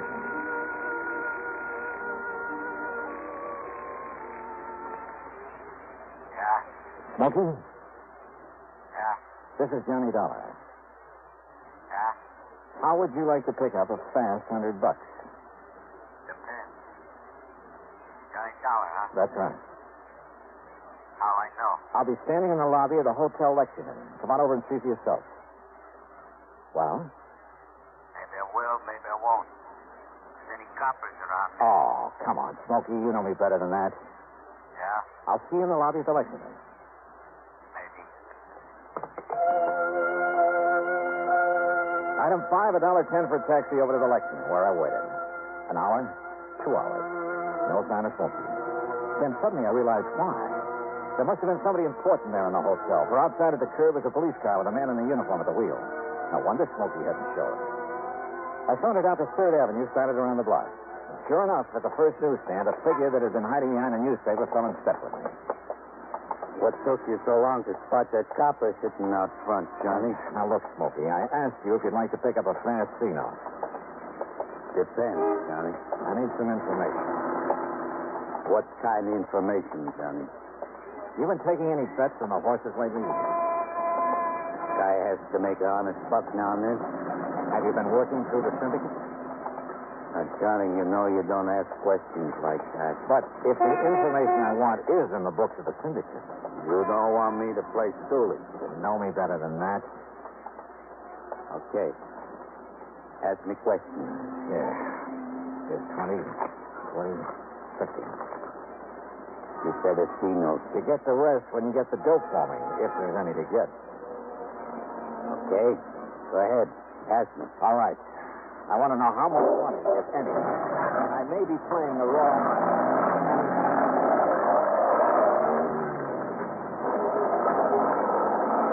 Okay, Johnny. If I find out anything. Good. You call me on the phone again. Maybe 3:30, 4 o'clock. Good. And Smokey. Yeah? If there is such information to be had, and you get it, maybe I'll double that deal. Okay, Johnny.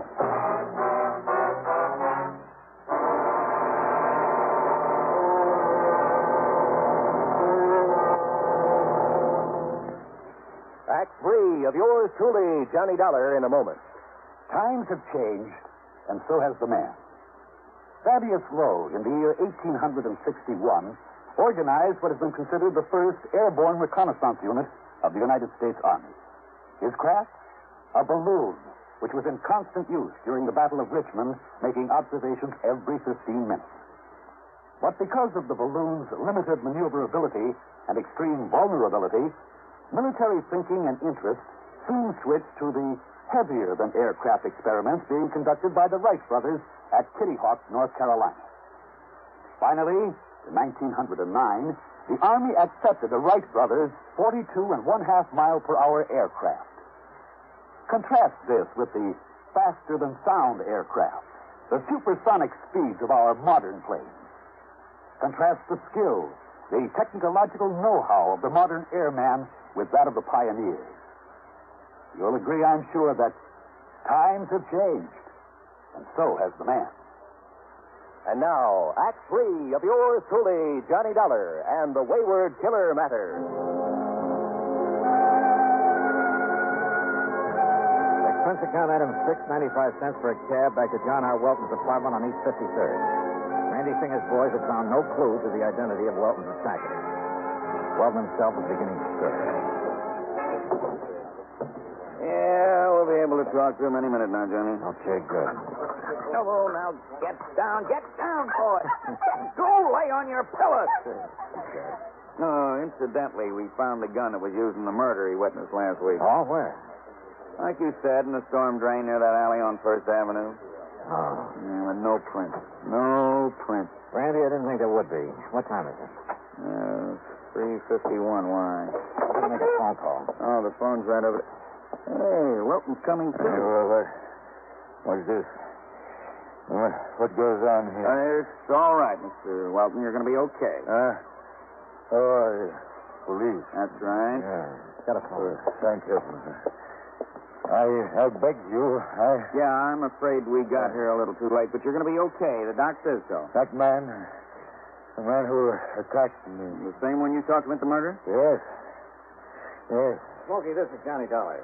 Johnny Dollar. Yeah? What? 23,400.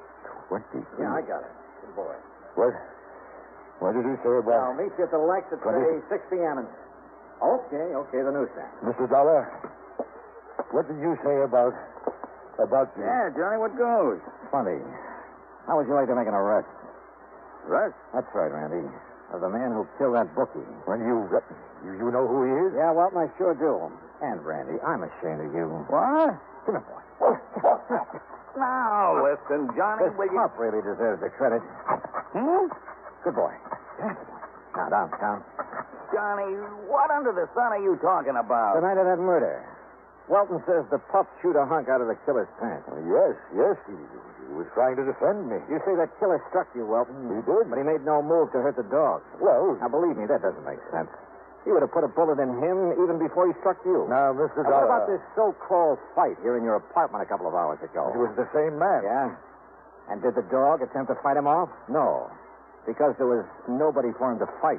Johnny, you think he wouldn't have been heard down in the street if somebody really clobbered you? Well, You faked this attack on you, Welton, to make it look like the killer was somebody else. Too bad you didn't break your neck when you jumped out that window. You don't know what you're talking about. Another thing. And this is where you missed a bet, Randy. Yeah? Over on First Avenue, I checked with a crew from the electric company. They finally got around to fixing that street light. Huh? Yeah. That light's been out for nearly 3 weeks.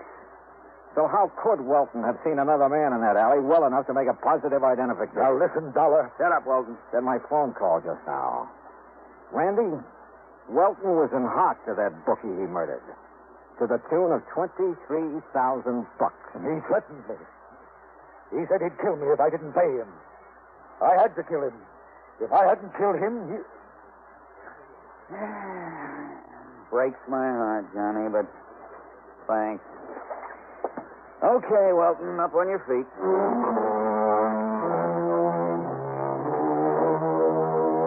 Item 7, $65 even for a night on the town. Randy needed some relaxation. Item 8, $200 to Smokey Joe Sullivan. Expense account total, including a trip back to Hartford, $315.17. And don't forget that $2,000 you promised me. After all, Welton's still alive. For a while, at least. Yours truly, Johnny Dollar.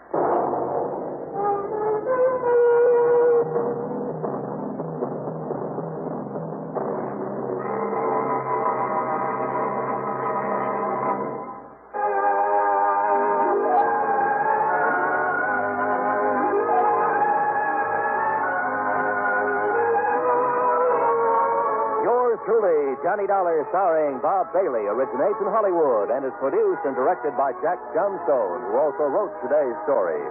Heard in our cast were Edgar Barrier, Herb Vigran, James McCallion, Paul Dubov, Lawrence Dobkin, John Daner, Bill James, and Vic Perrin. Be sure to join us next week, same time and station, for another exciting story of yours truly, Johnny Dollar.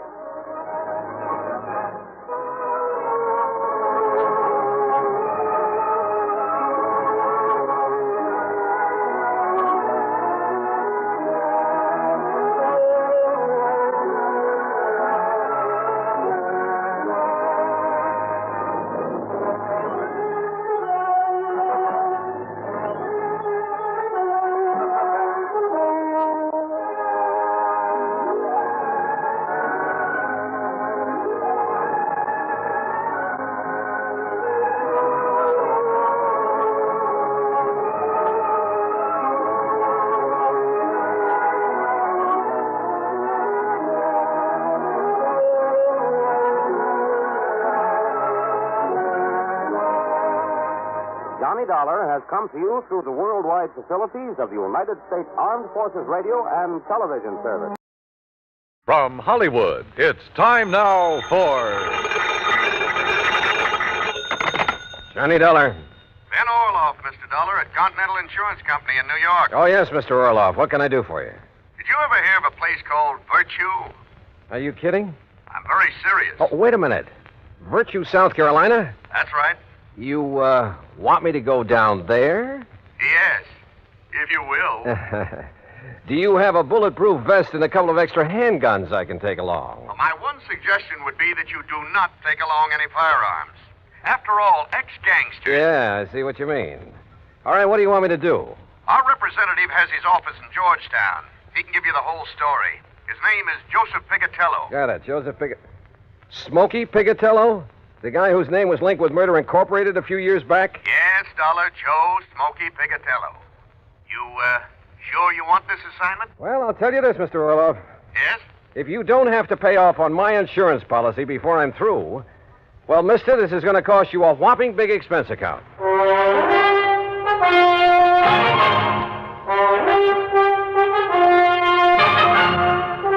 Bob Bailey in the exciting adventures of the man with the action-packed expense account. America's fabulous freelance insurance investigator. Yours truly, Johnny Dollar.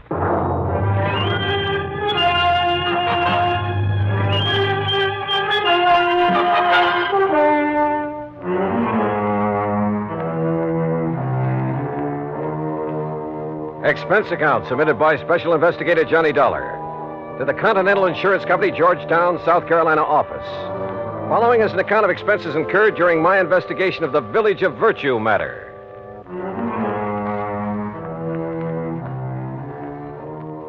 Expense account item 1, $47 even, transportation and all the incidentals I could think of, Hartford, Connecticut to Georgetown, South Carolina. Item 2, $1 for a cab to Continental's office on Screven Street. Hi, Dollar. I'm Joe Pigatello. Glad to see you. Sit down. Thanks. Now, look, Joe, before we go into this matter, there's something I'd like to know. Sure, pal. Ask it. Just what are you doing in the insurance business? Look, you remember back in New York just before Tom Dewey took over as DA? The great holy racket buster? Yeah, and I'm sure you do. Okay. Well, I was just a young punk then, but I was a bright one. Ambitious, you know. Finished up my high school, started taking law. You studied law? Why not? I could have cleaned up. You know, mouthpiece for some of the mob, some of the boys I knocked around with. But then Dewey came along, broke up the racket, so I gave it up. To do what, Joe? Oh, you know, this and that. Chicago for a while with some of the boys Al Capone left behind. And down near the border at San Diego for a while. Smuggling narcotics across from Mexico? Then some of us tried Las Vegas, but we didn't get anywhere. What was that crack? Well? Listen, I'm clean. You make a crack like that, you can prove it, okay. If you can't, don't say it. You were telling me how you got into the insurance business. All right. But when I'm taking you on this case, don't talk like that. The gents I deal with don't like it. And don't forget, whatever you think about them, you could also be wrong. Okay, Joe. Two kinds of wrong, Dollar. Just plain wrong and dead wrong. You see what I mean? All right, as I was saying, how I got in this insurance racket. As you were saying. Well, some of the boys from New York and Chicago and around did pretty good. Instead of blowing all their dough on booze and dames and big times, they were smart. They leased an old plantation up in the valley north of here on the PD River. The old Caraway plantation. It's right next to the town of Virtue. Great name for a hideout, I'll say that. I didn't say hideout, Dollar. It was just a nice, quiet place where they could live it up in a nice, quiet way. And at the same time, they wouldn't have any cops around their neck. No police in Virtue? Nobody but old Paulie Caraway. Anyhow, after 6, 8 months of taking it easy, mint juleps and hunting and fishing instead of being on the lam all the time, well, Johnny, you wouldn't believe it. What do you mean? Well, they all settled down there to spend the rest of their life. They all went respectable. Every last one of them. You sure of that? Well, it's been 20 years now. Can you be any more sure than that? I don't know. But go on with what you were saying. All right. I got an idea. I signed up with this little insurance company. Then I went up to Virtue and made the pitch. They're all respectable now, and they got to make like respectable people and cover themselves with a lot of insurance. And it worked? You remember Lefty Stemper? The old-time numbers king from Chicago? Right. Bookies, slot machines, everything. Old pal of mine. So when he told the rest he was buying insurance, well, Johnny, I got policies on every one of them. The rest of the town, too. On their life, their homes, everything. Okay, now let's get to the point. What's happened up there in Virtue? Trouble, Johnny. Old man Caraway phoned me. What kind of trouble? Well, 20 years now, the boys and the people in Virtue have been getting along fine. The boys have been behaving themselves, and the people in town are all nice people. Until a couple of weeks ago. What happened? Bully Magoon had himself a nice little fishing boat. Had it ever since he went straight and moved in up there. 20 years ago. Now somebody stole it. Well, why don't you just pay off his claim and forget it? Listen, a couple of days after that, Mr. Avery, that runs the general store in Virtue, had his boat stolen. So you'll have to pay another claim. But small ones, Joe. Look, will you listen? Ever since then, not a day has gone by that somebody hasn't had something stolen from him. Mostly the people in Virtue. Boats, cars, money, furniture, anything you can think of. The people blame the boys, and the boys blame the people. And, Johnny, there's going to be a civil war in Virtue unless somebody finds out who's doing this. And if that happens, there's going to be a lot of killing, and, well, with all the insurance I've sold, me and the company are going to be in trouble. Well, can't you get the state police to come in? State police?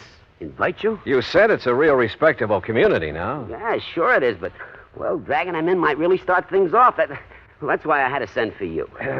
Look, why don't we go up there so I can see for myself? Sure, Johnny, sure, but... Hey, open your coat. What? I mean, if you're going to take along that lemon squeezer, well, take my advice and don't. You've a pretty sharp eye, Joe. Johnny boy, I can spot a shoulder holster a mile away. But so can some of the boys up in the valley on the plantation. And I don't want you to end up with a slug between your eyes. Real respectable people. Well, shall we go? My car's outside. Into the Valley of Death rode the 600. Huh? At least a couple of them. What are you talking about? Nothing, Joe. Let's go. Act 2 of yours truly, Johnny Dollar, in a moment. Our flag now numbers 50 stars, and behind each star there stands yet another flag representing one of the 50 states. Florida state flag bears the Red Cross of St. Andrew in sympathy with the flag of the Confederacy on a field of white. Centered over the cross is the state seal. Within a golden circle, the sun, an emblem of glory and splendor representing absolute authority, peers over a highland in the distance.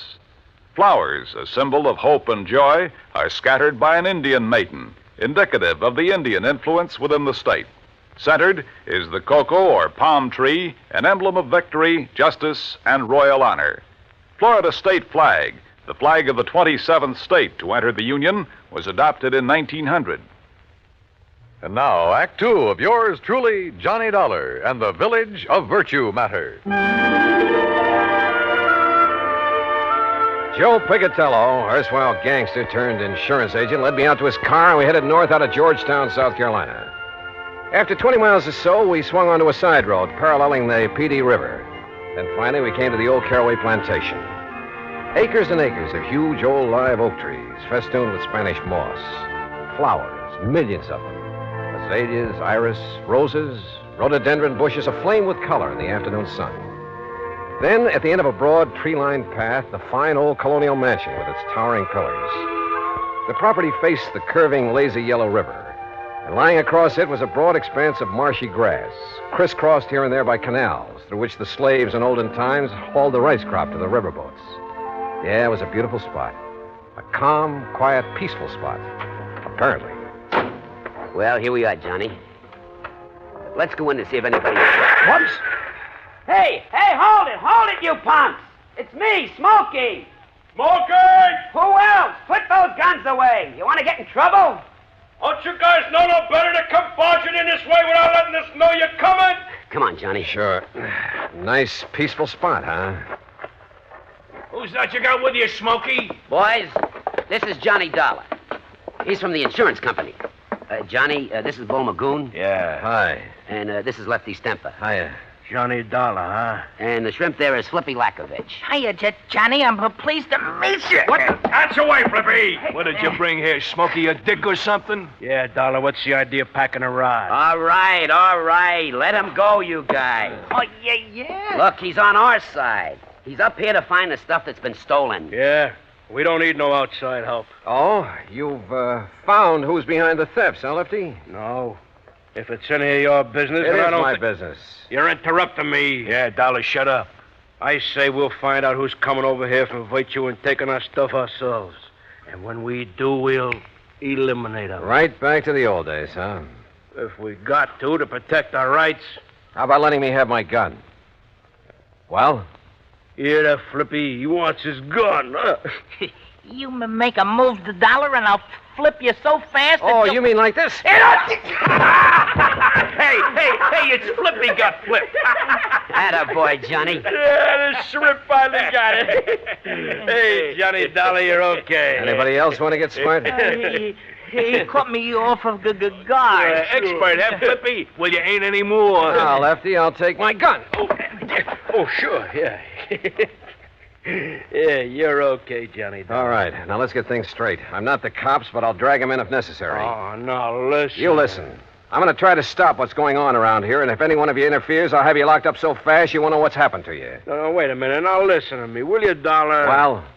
Look, I guess we're all kind of shaky. You know, we're sort of somewhat upset by the events of the past couple of weeks or two. You know what I mean? Lefty, Joe told me that if the burglaries, robberies, whatever they are, go on much longer, there's liable to be a war between you and the people of the town. We ain't worried, no. We got enough guns and ammo stashed away around to shut up. Bull. Oh, yeah, sure, Lefty, sure. I'm sure you have. But if you ever expect to make peace again with the townspeople, if you expect to stay on here... We got at least 15 years to go. Shut up. Okay. All right, look. All we got here is our hunting rifles and we're shotguns and a couple of pistols in case of a snake, while we're hunting or fishing here in the swamps. A lot of cottonmouths around here, Yeah, that's a fact, Johnny. The point is, I didn't come here without providing for any and every exigency. What's that mean? Oh, boy, what a dope. It means if anything happens to him, we're dead. Now, ain't that... isn't that right, Dollar? Right. You see? Now, give me a hand, cooperate with me, and maybe we can clear this thing up. Don't, and I have only one alternative. What's that mean? Shut up. And that's to have you legally ousted from here, out of the state if necessary. Oh, now, look, Dollar, we'll cooperate. Now, I don't mind telling you, we love this place. Look, it's the only real home we got. Flippy and Sadie, we got Bull and Mary and me and Nora. Maybe we got records, all right. Some of us maybe did time for some of the little jobs we pulled, huh? But we've been playing it straight since we come here all along the line. It's like I told you, Johnny. Yeah, honest. Look, that's the way we want to keep it. If the people in Virtue will just leave us keep it that way. And you know something? I don't get it. Don't get what, Lefty? Well, over 20 years, everything's been nice and okay, huh? Now they gotta start this. What about the losses they've suffered? Hey, ask me, Dollar. They're phonies to cover up for robbing our stuff. Nobody asked you. Oh. Maybe they think the same way about your losses. Huh? Say. Yeah. Now, where's the owner of this place? Caraway? Oh, yeah, he's over in Virtue at his office. Office? Sure, he's a mayor and a police. All right. Joe and I are going over to see him. Now, Johnny... Smokey, will you please don't go? They see you guys coming from here, they're going to take a shot at you. That Caraway told me so. Yeah. Sure. We'll take that chance. Come on, Joe. Well, I'll tell you, Johnny. Tell me along the way. Come on. The more I thought about the whole thing, the sillier it all seemed.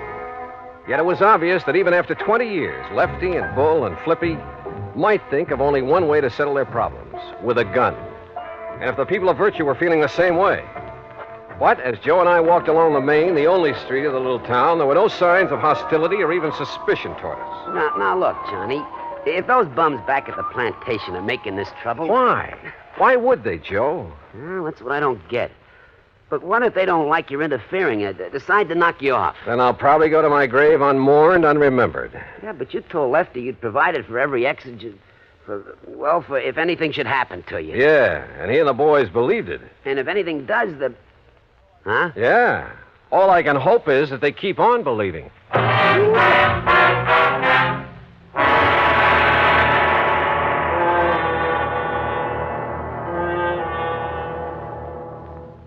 Act 3 of yours truly, Johnny Dollar, in a moment.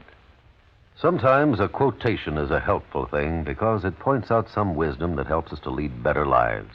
Here's one that struck me as being very wise and true. Dr. Samuel Johnson, that wise and witty man immortalized by Boswell, said, quote, "It matters not how a man dies, but how he lives," unquote. A man's life may be long or short, but the way he lives it is the important thing. It's important, no matter what he does, that he have integrity, loyalty, and honor, and a sound code of conduct. Enlisting at the age of 17 with his parents' permission, Corporal Charles L. Gilliland found himself, soon after his 18th birthday, in a narrow defile in the middle of the treacherous rocky terrain of Tongmangni, Korea. At 2:30 a.m. that moonlit morning of April 25th, 1951, Corporal Gilliland's Army Unit, Company I, 7th Infantry Regimental Combat Team of the 3rd Division, became the focal point of a murderous assault from Chinese Communist forces. The fighting became brutal and bloody. The brunt of the attack was directed up the defile guarded by Gilliland with his automatic rifle. The slashing barrage of small arms, automatic weapons, mortar, and artillery fire was dropping the men all around him. Gilliland faced the full force of the assault and, advancing against tremendous odds, poured a steady fire into the attacking forces and eventually halted them. For valiant and heroic conduct, Corporal Charles Gilliland was awarded the Medal of Honor. Although in age, he still may have been considered a boy, he had lived and died like a man. And now, Act 3 of yours truly, Johnny Dollar, and the Village of Virtue Matters.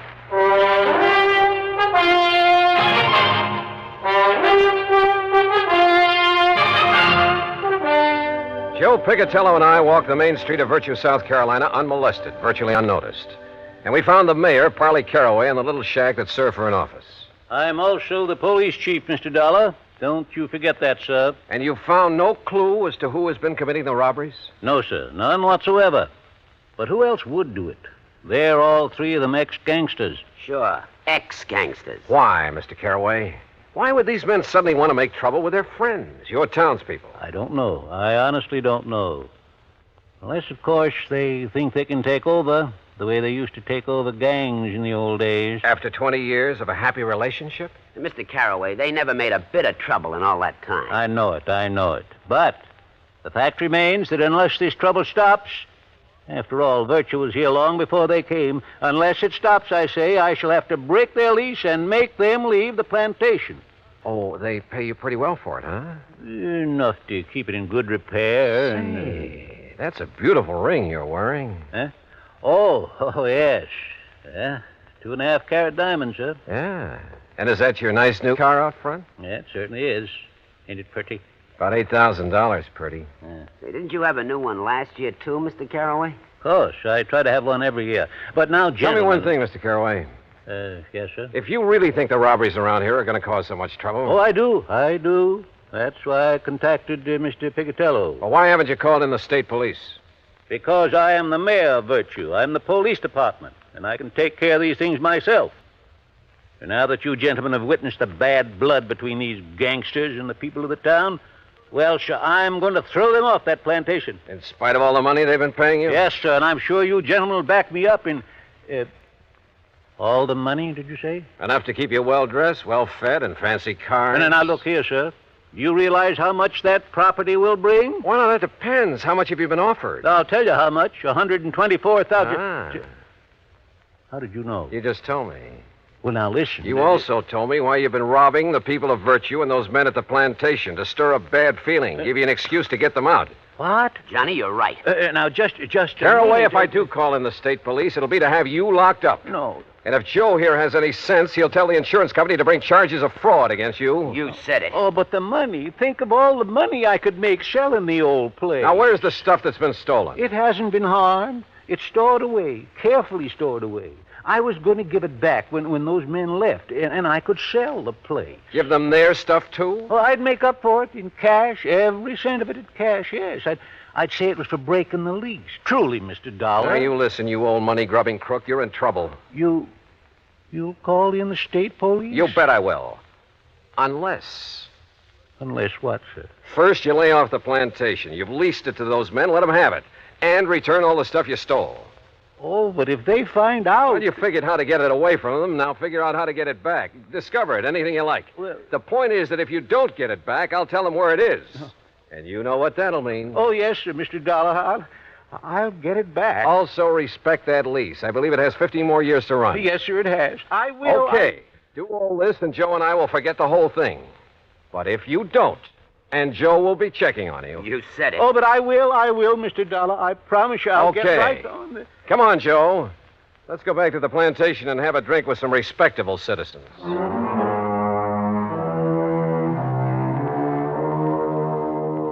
Yeah, this insurance business really has some funny ones. And I guess it's the funny ones that balance out the bad, the tragic cases. Anyhow, I like it. Expense account total, including the trip back to Hartford. Call it $100 even. And in view of our little secret, Joe, well, maybe you'd better pay it out of petty cash. And listen, those pals of yours, you better drop in on them now and then to make sure they do stay on the straight and narrow, as well as that old coot Caraway. Yours truly, Johnny Dollar.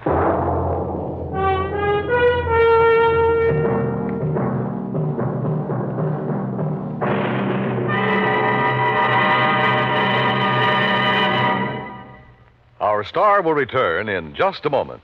Our flag now numbers 50 stars. And behind each star there stands yet another flag representing one of the 50 states. Michigan's state flag was born on February 22nd, 1837. Because of the strategic role played by Michigan in the War of 1812, the word "to a bore, I will defend" is prominent on the blue flag of Michigan. Beneath it, a rising sun casts its rays over a lake. and a man standing on a peninsula with his right hand raised, symbolizing peace, while in his left hand he holds a gun, indicating that although they love peace, the people of Michigan are ready to defend their state and nation. Another motto, the state's official one, is at the base of the flag. Si queris peninsulam emonam circumspice. If you seek a pleasant peninsula, look about you. Thus does Michigan's flag carry its own invitation to visit one of America's scenic areas. Michigan's state flag, the flag of the 26th state to enter the Union, was adopted on August 1st, 1911. Now, here's our star to tell you about next week's story. Next week, a strange series of fires. And believe me, the reason for them is a strange one, too. Join us, won't you? Yours truly, Johnny Dollar.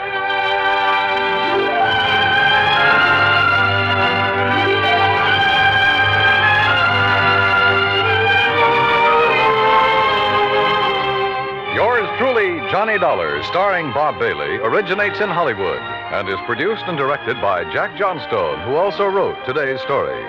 Heard in our cast were Frank Nelson, Billy Hallett, Jack Crucian, Peter Leeds, Gil Stratton, and Will Wright. Be sure to join us next week, same time and station, for another exciting story of yours truly, Johnny Dollar. This is Dan Cubberly speaking.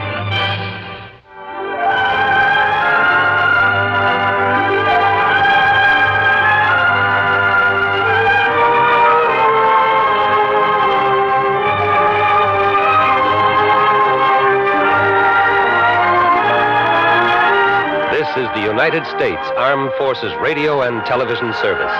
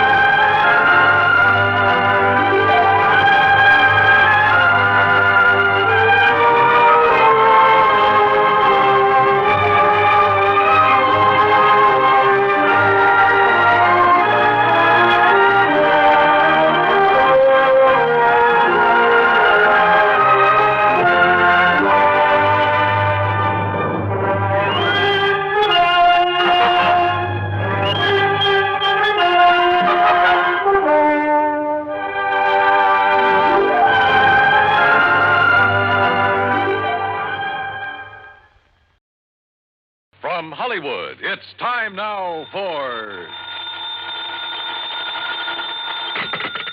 Johnny Dollar. This is Harry Branson, John. Hi, at Harry. the Philadelphia Mutual Liability and Casualty Insurance Company. I said hi. How are you? Oh, yes. Well, I'm fine, thank you. But that's beside the point. John, this thing has me terribly upset. Comes the day you aren't upset over something, Harry. It'll be a miracle. What's it all about? Can you come down here to Philadelphia right away? Don't see why not. But now what seems to be... If you can clear up this matter, I shall be eternally grateful. $985,000. Wow. For what, Harry? Of course, anyone, any criminal, that is, could be suspect in the theft. Theft of what? But the murder, it doesn't make sense. Or does it? What do you think, John? What do I think? Look, Harry, you haven't yet given me... What possible reason could there have been for firing the shot that... How about the butler? What, the butler? Of course, I never thought of that. John, what butler? Oh, I'll be down to see you, Harry. Goodbye. Wait. You mean you know something about this case that the police and I don't know? I don't know anything about it yet. I'll be down to see you. But in that case... Goodbye, Harry. But in that case, John, if you don't know anything about it, what leads you to suspect the butler? And what butler... John, you have me all confused. Then that makes us even. Bye. But, John... So help me. If it weren't for the big fat expense account I can foist on Harry Branson, well, here we go again.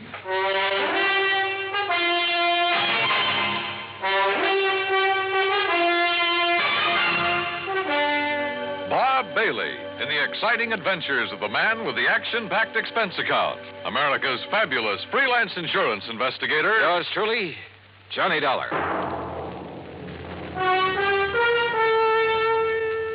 And now, Act One of Yours Truly, Johnny Dollar.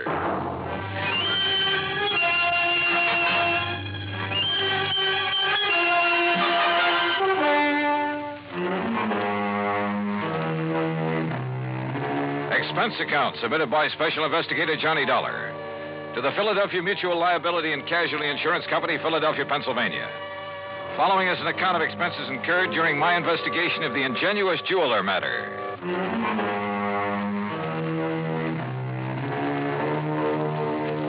Expense account item 1, $32.70, train fare and incidentals, Hartford, Connecticut to Philadelphia. Cab to Harry Branson's office on Walnut Street. I found him sitting at his desk, his head in his hands.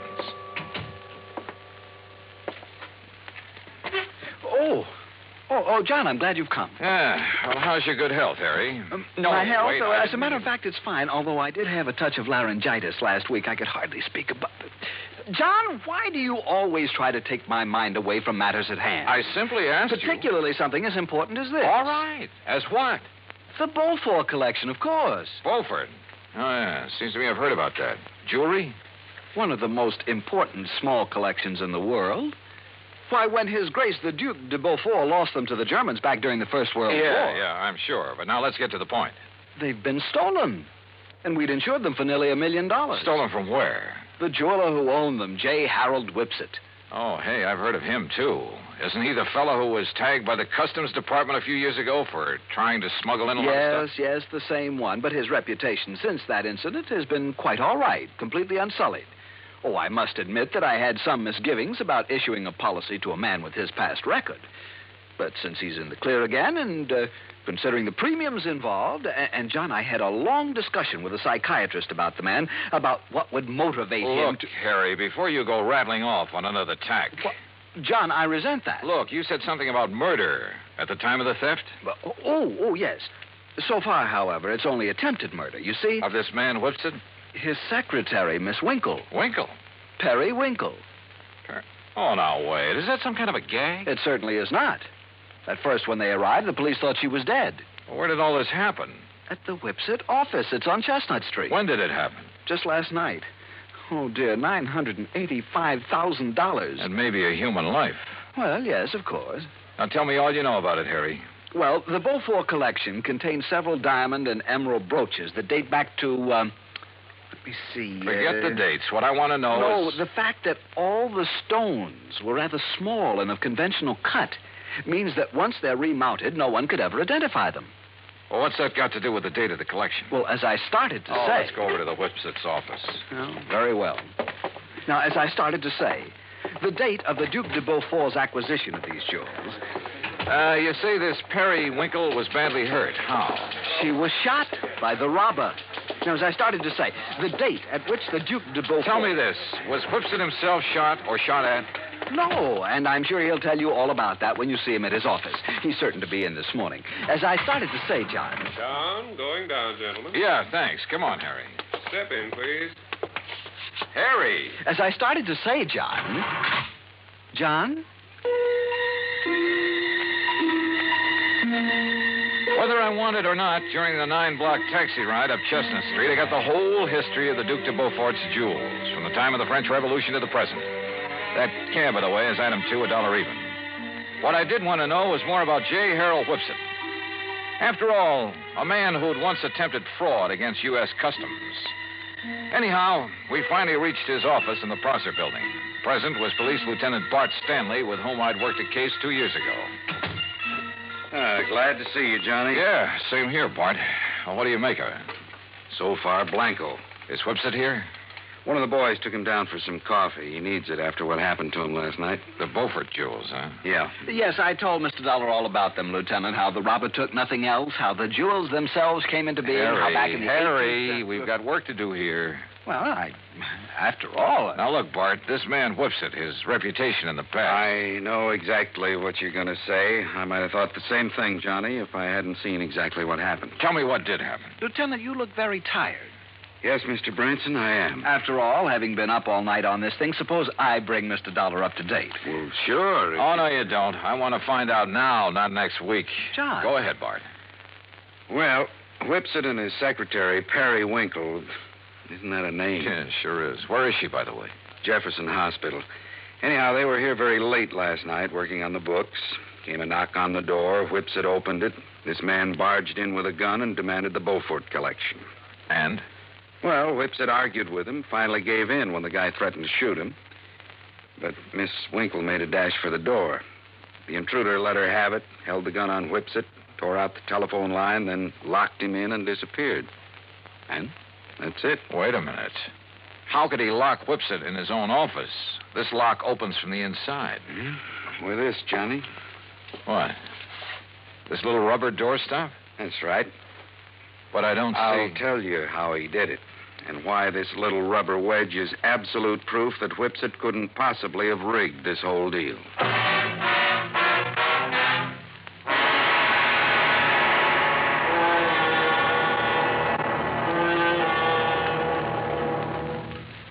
Act two of yours truly, Johnny Dollar, in a moment. For a long time, people... And now, Act two of yours truly, Johnny Dollar, and the Ingenious Jeweler Matter.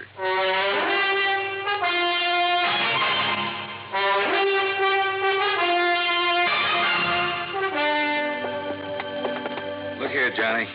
This door. What about it, Bart? Well, this is a real old building. All the office doors open outward into the corridors. See? So? All right.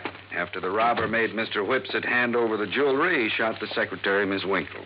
Then he yanked out the telephone, beat it, and slammed the door on Whipsit. But you said locked him in, and I don't see how... Look, with this little rubber wedge.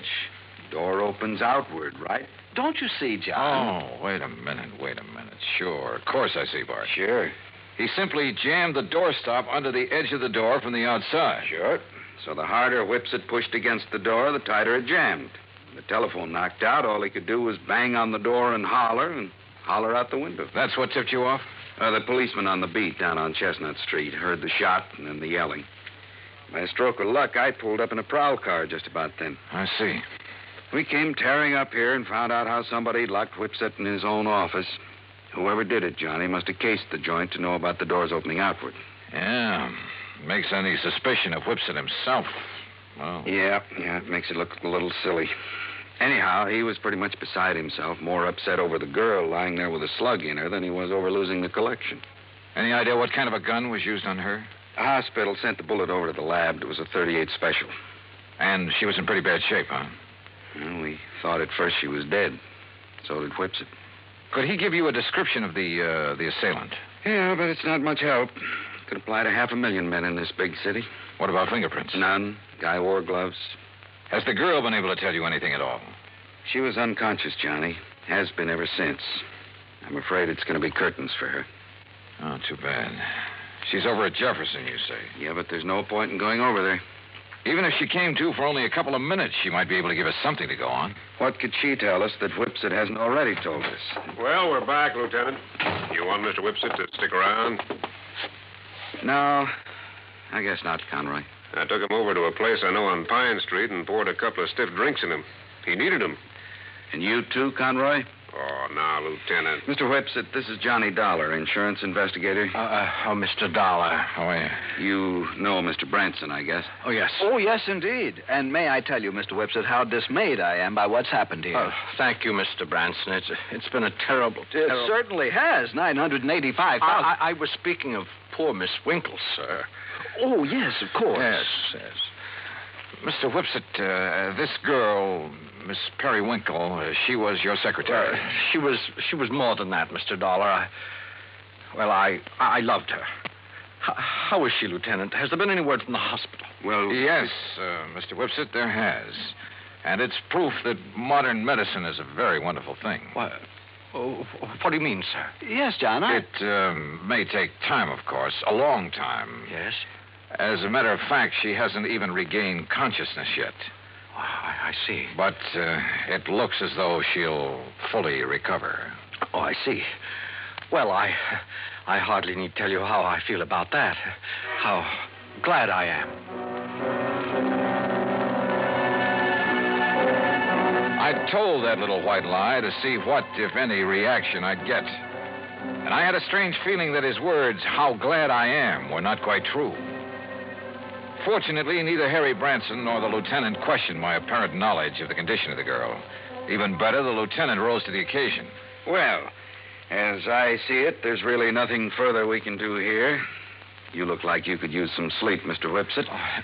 And Conroy and I'd better get back to headquarters, see if the boys have run down anybody who fits that description you gave us. Yeah, good idea. Let's go, huh?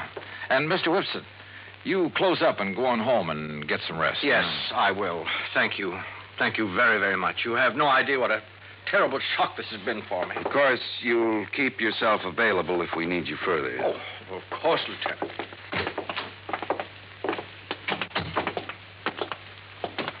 Okay, Johnny. What was that all about? Telling him she'd recover. Yes, John, I almost interrupted. I was afraid you would. That's why I kept talking. Bart, I'm going over to the hospital. Oh, now look, If Johnny. there's only one chance in a million of that girl regaining consciousness, I want to be there when she does. You still suspect Whipsit? Did I say that? Don't you see, John, the whole thing hinges on that little rubber doorstop. On the fact that he couldn't possibly have locked himself in with it. Branson's right, Johnny. Okay, then I won't go over to the hospital. Ring for the elevator, Harry. Oh, sure. John, what will you do? Call him on the phone down in the lobby instead. This is Dr. Kenworthy. This is Johnny Dollar, doctor, insurance investigator. I'm calling about Miss Perry Winkle. Oh, yes. I was about to call the police. She's conscious now? She died, Mr. Dollar, less than 5 minutes ago.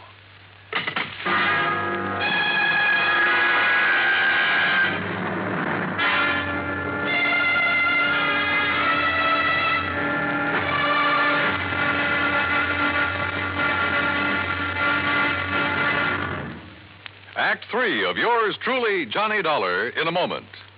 Our flag, heaven. And now, Act 3 of yours truly, Johnny Dollar, and the ingenious jeweler matter.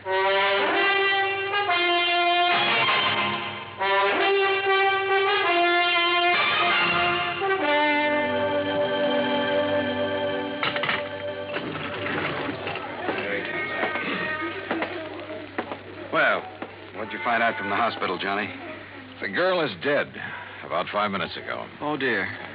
And we've got a killer to track down. Now I'd better get on over to headquarters. I'll phone poor Mr. Whipsit. He left the building while you were in the phone booth, John. Bart, have you got a key to his office upstairs? Why, sure, right here. Let me have it, will you?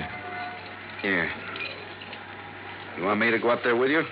Why don't you go over to the hospital and see if Whipsit shows there? What do you expect to find up in his office, Johnny? I haven't the least idea. Why kid about it? I didn't have the least idea what I expected to find, or even what I was looking for. When I walked into the jeweler's office up on the 8th floor, I picked up the rubber doorstop, the one thing that proved Whipsit couldn't possibly have rigged the whole deal. But I somehow felt that if only that little wedge of rubber could talk. Then I noticed a funny sort of burr on one side of it. Just a tiny little rough spot. But it showed me where somebody had pierced a tiny hole through it. Why? After a couple of minutes of rummaging around, I found it. A piece of fine, strong platinum wire, about 2 feet long. A wire that could be carefully slipped through the hole in that rubber doorstop. Well, Mr. Dollar. Well, what are you doing back here, Whipsit? If you don't mind my saying so, there was something about your attitude that I didn't exactly care for when you were here with the policeman and Mr. Branson. And when you left them downstairs in the lobby and took the elevator. Oh, I see you found it. Yeah, that's right. It was very smart of you, Whipsit. Thank you. Put this rubber wedge on the floor, just outside the door, with the wire on it leading under the door. Exactly. Then pull the door closed. Then pull the wedge into place with the wire. And the door can't possibly be opened from in here. You've locked yourself in. The more you push on the door, the tighter the wedge holds it. That's right. And you don't forget to retrieve the wire by pulling on one end of it. I suppose those are the gloves you wore when you killed Miss Winkle, so you'd leave no prints. Oh, then she's dead. How fortunate for me. And that's the gun you used? Yes. I'm afraid she was rather averse to my breaking down the Beaufort collection, melting down the mountings and secreting the stones at my home. And, of course, claiming the insurance money, but after all, nearly $1 million. Why are you telling me all this? Because, you see, this is also the gun that will kill you. After which I shall lock your body in this office using the doorstop again. It's a rather nice touch, don't you think? Is it? Well, don't you see? It's now a sort of a trademark of the completely unknown thief, the unknown killer of both the girl and you. Oh, now, wait a minute. Do you think if I found out how you did it, the police can't? Did they, even after their lab crew spent the whole night up here? I guess you got a point there. Yes. Now, turn around, Dollar. Turn around. Well? You see, I'm going to have to shove this gun into your back to muffle the sound. Look, Whipsit. Unless you have a better idea. Well, I have. What? Oh, me. Oh, I suppose I might have known this whole thing seemed too easy. All right, Lieutenant. All right, Conroy, wrap him up. Right, Lieutenant. Hands out, Whipsit. Johnny, I knew you had something up your sleeve when you came back up here. Just wouldn't let me work it out alone, would you, Bart? All right, what was it? What did you find out that tipped you off? Oh, you'll never know from me. Huh? After all, I might want to use it to stump you sometime. Oh, now look, Johnny. Okay, ask Whipsit here. He just loves to explain things. At great length, too. At least it was long enough for you boys to get up here. I know something he's not going to explain his way out of. Let's go, Whipsit.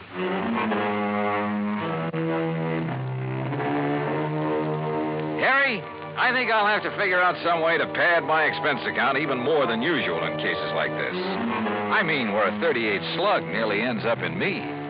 After all, fun is fun, a job's a job, but some of these laddies carry things too far.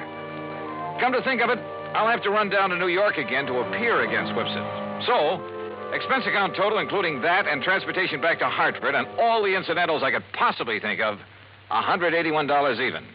Yours truly, Johnny Dollar.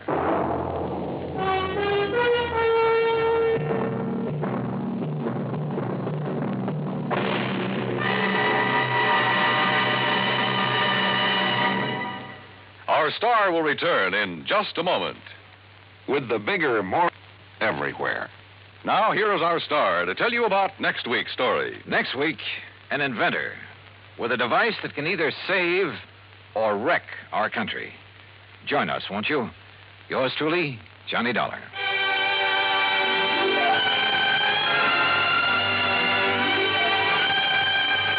Yours truly, Johnny Dollar, starring Bob Bailey, originates in Hollywood and is produced and directed by Jack Johnstone, who also wrote today's story.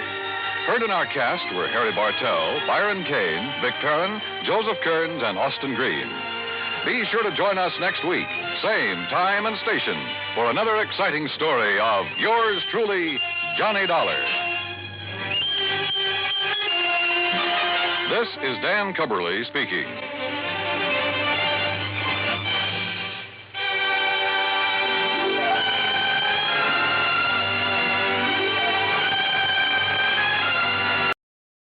From Hollywood, it's time now for...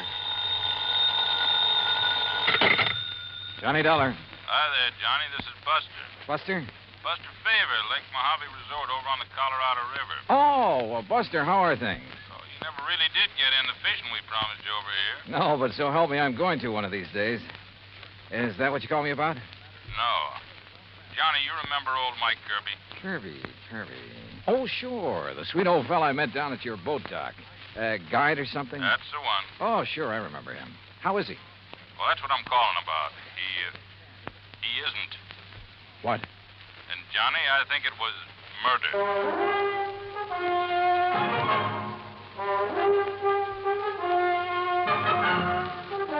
Bob Bailey in the exciting adventures of the man with the action-packed expense account. America's fabulous freelance insurance investigator. Yours truly, Johnny Dollar.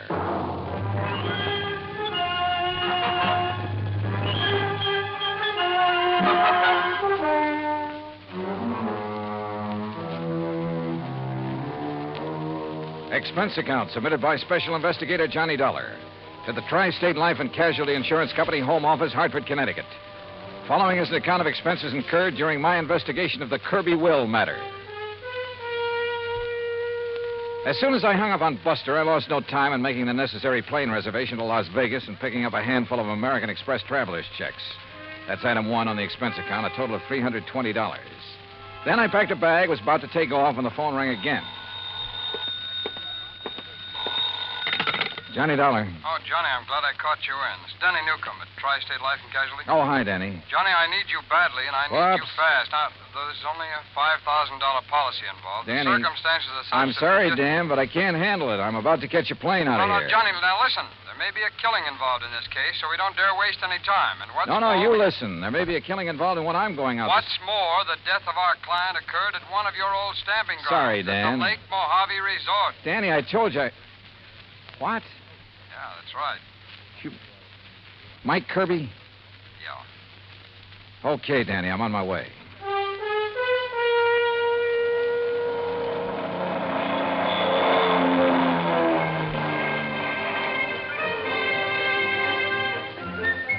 It was 7:30 a.m. when the plane dropped me off in Las Vegas, Nevada, smack in the middle of the Mojave Desert. Even at that hour of the morning, the otherwise clear, clean air was filled with the cacophony of this city of chance.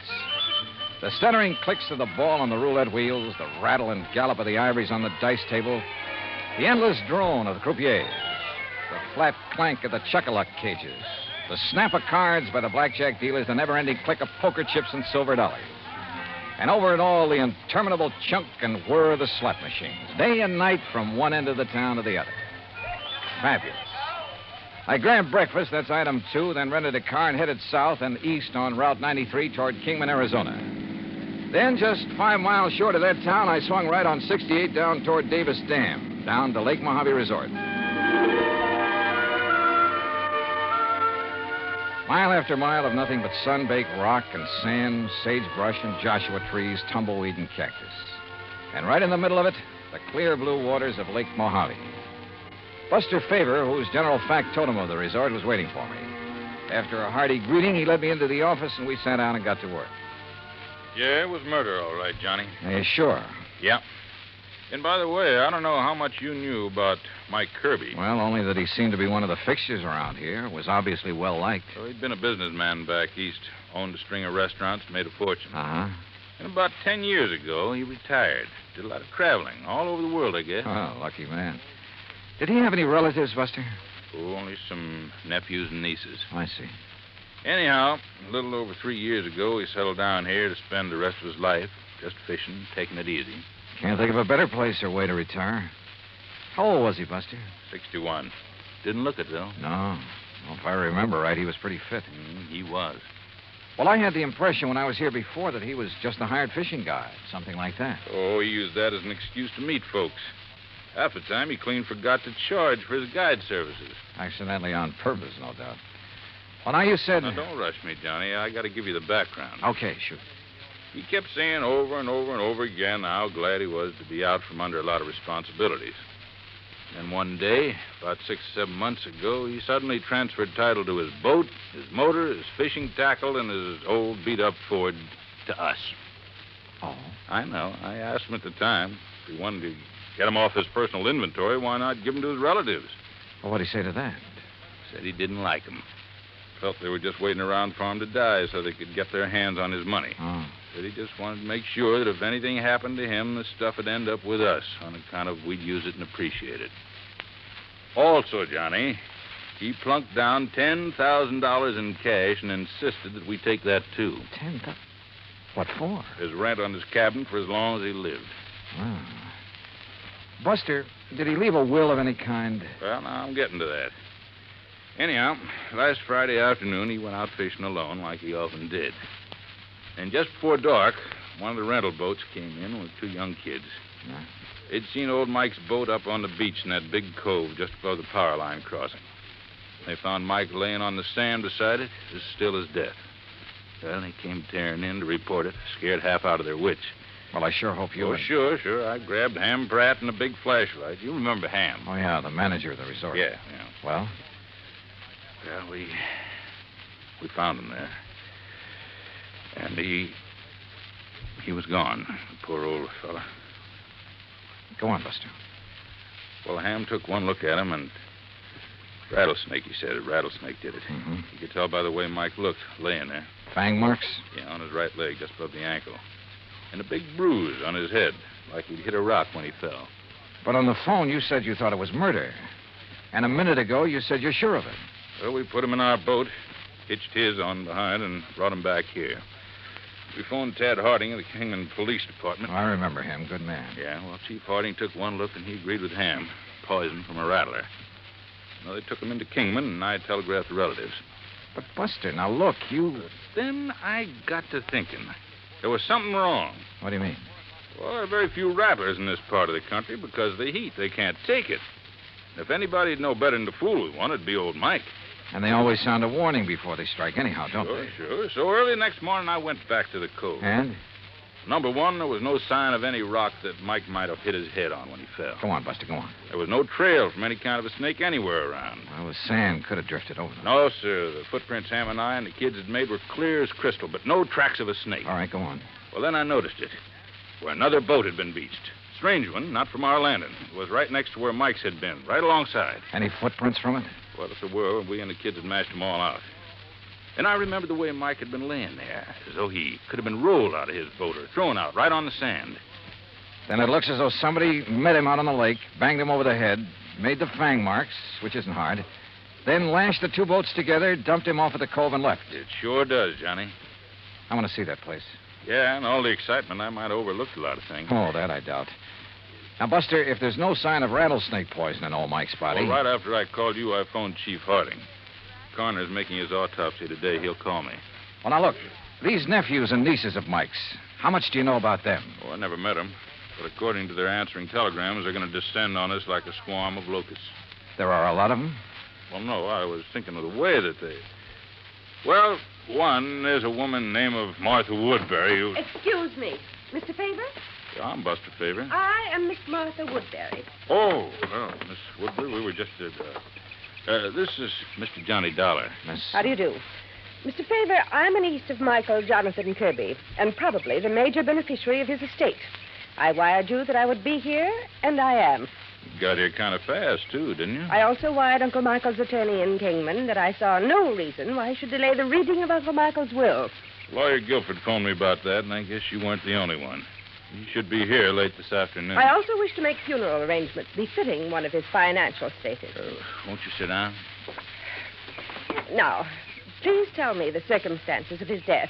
And, of course, I wish to see the poor darling's body. Miss Woodbury. Yes? What do you do for a living? Why, if it's of any concern to you, I teach at Armand College. Toxicology. Toxicology, huh? Yes. Poison. Very interesting. Is it? Why? Who are you, Mr. Dollar? Well, I'm a special investigator for your uncle's insurance company. What? Yes, you see, we have good reason to believe your uncle was murdered. Murdered? Murdered? Who said that? Hello, Martha. You said murdered. Are you talking about Uncle Michael? Well, that's right. Who are you? I am Chester Kirby, and as far as I know, the heir to my uncle's fortune. Who are you, sir? Chester, Mr. Dollar, is an insurance investigator. Oh? Investigator, huh? Dollar, I'm Hank Kirby, family black sheep, also Uncle Mike's nephew. What's this talk about murder? Are you three his only relatives? That's right, Dollar, except for Lita. Lita? Lolita Laverne. Though we sometimes try to forget that. Oh, come off of that. Why, Miss Woodbury? My sister is a cheap nightclub dancer. We prefer to forget it. And the silly stage name she uses. Now, take it easy, teacher. Of course, Martha. This is hardly the time or place to... What do you do for a living, Mr. Kirby? Chester? Play the stock market a bit, that sort of thing. He's a playboy, Mr. Dollar, and a gambler, and I suspect not a very honest one. Martha, my dear girl, I resent that. You've never done a lick of honest work in your life. And if you think Uncle Michael didn't know it, would let his money ever get into those soft pickpocket fingers of yours... You don't think you're the well, one to... Well, let me tell you something, Oh, shut up, both of you. Pair of money-grabbing. If you had to work for a living... Like what, Hank? What do you do? Yes. tell him, Henry? Oh, I told you I was the black sheep of the family, but I work. You know, odd job. I'll tell you, Mr. Dollar. He's a roustabout. Circuses, carnivals, that disgusting sort of thing. Where are you working now, Hank? Well, there's a sort of a scientific exhibit. Sideshow is more like it. All right. Along the highway over near Victorville. A lot of rare animals, reptiles, and things on display. And Henry, dear boy, when he's off the bottle, is appropriately enough in charge of the snake pit. Oh. Well, we do scientific work, too. You know, like what, Henry? Like milking the venom from the snakes to sell to laboratories? Yeah. Well, that is what... Excuse me. Hello? What? You sure? Well, what... Mr. Dollar, I think it's about time you tell us what you meant when... Yeah, Buster. I want you to hear this. It's Chief Harding. Go ahead, Chief. Well, as I said, Buster, there was evidence of rattlesnake venom in the body, all right. But it didn't enter at the fang marks on the leg. What do you mean, Chief? Well, the coroner says those marks were fakes. The venom was injected with a needle up near the armpit where it wouldn't be noticed. Chief, this is Johnny Dollar. Oh, hi there, Mr. Dollar. Haven't seen you since you were out here working on the... Was the venom injected into his body before or after old Mike received the blow on the head? Was the coroner able to check that? I don't think he's tried, Mr. Dollar. Well, have him do it, will you please, if he can? Well, sure. Also, do me a favor and check with Lawyer Guilford.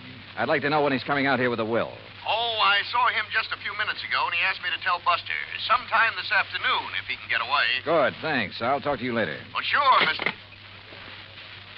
As I started to say, Mr. Look, Dollar, Miss Woodbury, there is nothing that you or any of us can do until we get the complete report from the coroner. Well, you can at least tell us what you meant. And what about dear Uncle Michael's will, Mr. Dollar? That will have to wait for the attorney. He expects to be here sometime later today. Now, wait a minute. You said murdered. Incidentally, I suppose the will shouldn't be read until Lolita, or whatever her name is, gets here. According to her telegram, she ought to get here today. Well, she'd better.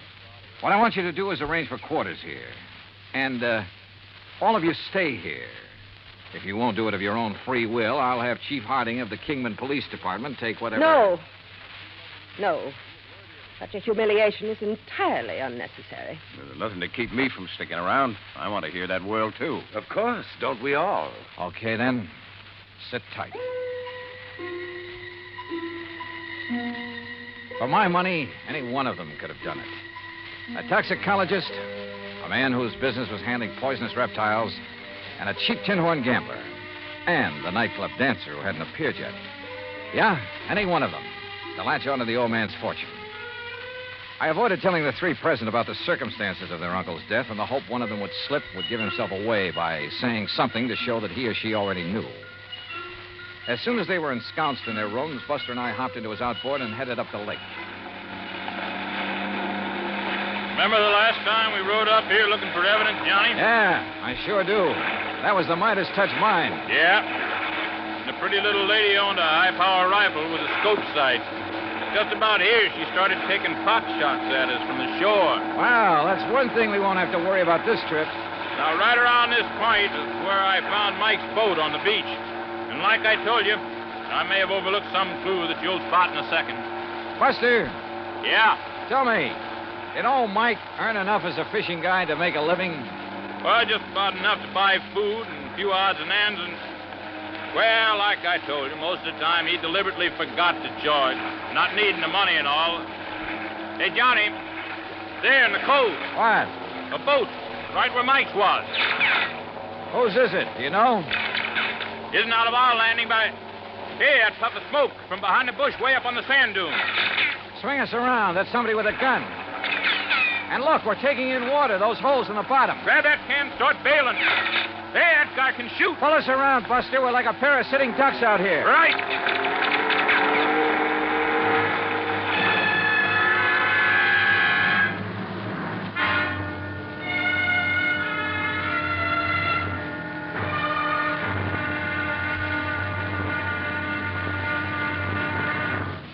Act Two of yours truly, Johnny Dollar, in just a moment. Democracy. It takes an awareness of life and a respect for mankind to make democracy work. But when this happens, democracy works in mysterious ways to better the lives of everyone. Why? because democracy is concerned with everyone. One could say that democracy is people. For the people rule themselves in a democracy. No tyrant stands a chance. No dictator can get a foothold. The systems of laws and justice in a democratic government is made and operated by the people, for the people. And people like to be free.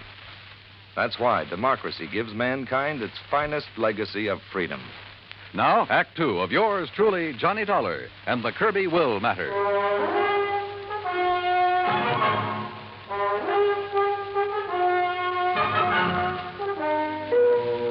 Whoever had been shooting at us from the shore there on Lake Mojave had a good eye.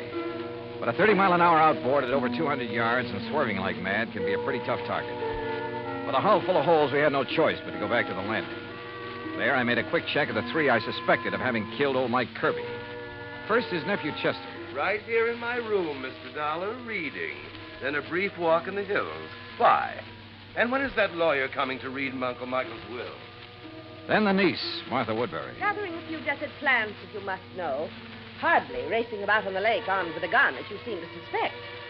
Why don't you question Henry? If anyone should know how to handle a gun, he should. So I questioned Hank Kirby. Patient, that's what. I saw no reason to just sit around waiting for that lawyer to arrive. I was fishing in that first big cove on the right. On the Arizona side. That's right. And I saw you and Buster tearing back here. That's when I come back to see what was up. Now, what is up? Mr. Kirby? Yeah, Buster? On the payphone, the phone booth next to the cafe. Yeah? Kingman operator just called. Yeah? She still hadn't been able to reach your party on whatever that call was you made. Oh, yeah, thanks. What call, Hank? I've been trying to locate Lita to find out why she hasn't got down here. Maybe she doesn't care about the will. Where is she, Hank? It was to a dive up in Las Vegas that I sent the telegram, Johnny. Yeah. That's where she's been working. Is that where you called earlier, Hank? Earlier? Yeah, didn't I see you in that phone booth when Buster and I pulled out? Oh, yeah, sure. Trying to get Lita then, too. Yeah. Yeah, it reminds me, Johnny. Lawyer Guilford just phoned me from Kingman. He'll be over here in about an hour. Then the will gets read, huh? Perhaps we ought to wait for Lita. What do you think, Hank? She'll be here. Well, did you talk to her? Is she on her way? Yeah, she's on her way. All right. If Buster's willing, we'll use the office when Guilford gets here. Sure. So, Hank, you tell the others to be ready and waiting. Yeah, sure thing. Come on, Buster. Right, Johnny. What's on your mind? Well, maybe it's just a hunch, nothing more. But I want to get on that phone in the office. I called Armand College first. Yes, Miss Martha Woodbury had left there only last night. So she couldn't have been here when Mike Kirby was killed. A call to Chester's Hangout, a private gambling club in Reno, indicated the same thing. Call number 3 was to the so-called museum where Hank Kirby worked with the snakes, a place within easy driving distance of Lake Mojave. But the records showed he hadn't left the place in 2 weeks until this present trip to be here. Lolita? Well, the manager of the club in Las Vegas said she hadn't missed a show. Daytimes? Well, who knew? But she was there every night. Then I suddenly remembered something about the geography of Lake Mojave. Yeah, Johnny. Cottonwood Landing is only about 25 miles north on the west, the Nevada side of the lake.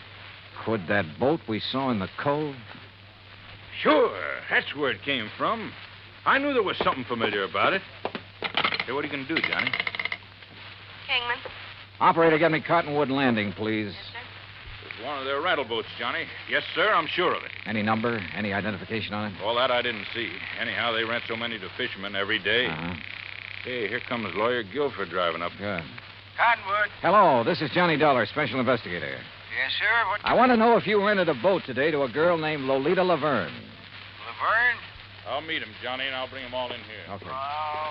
No, sir. Nobody by that name rented today. Well, what about Friday? Friday afternoon.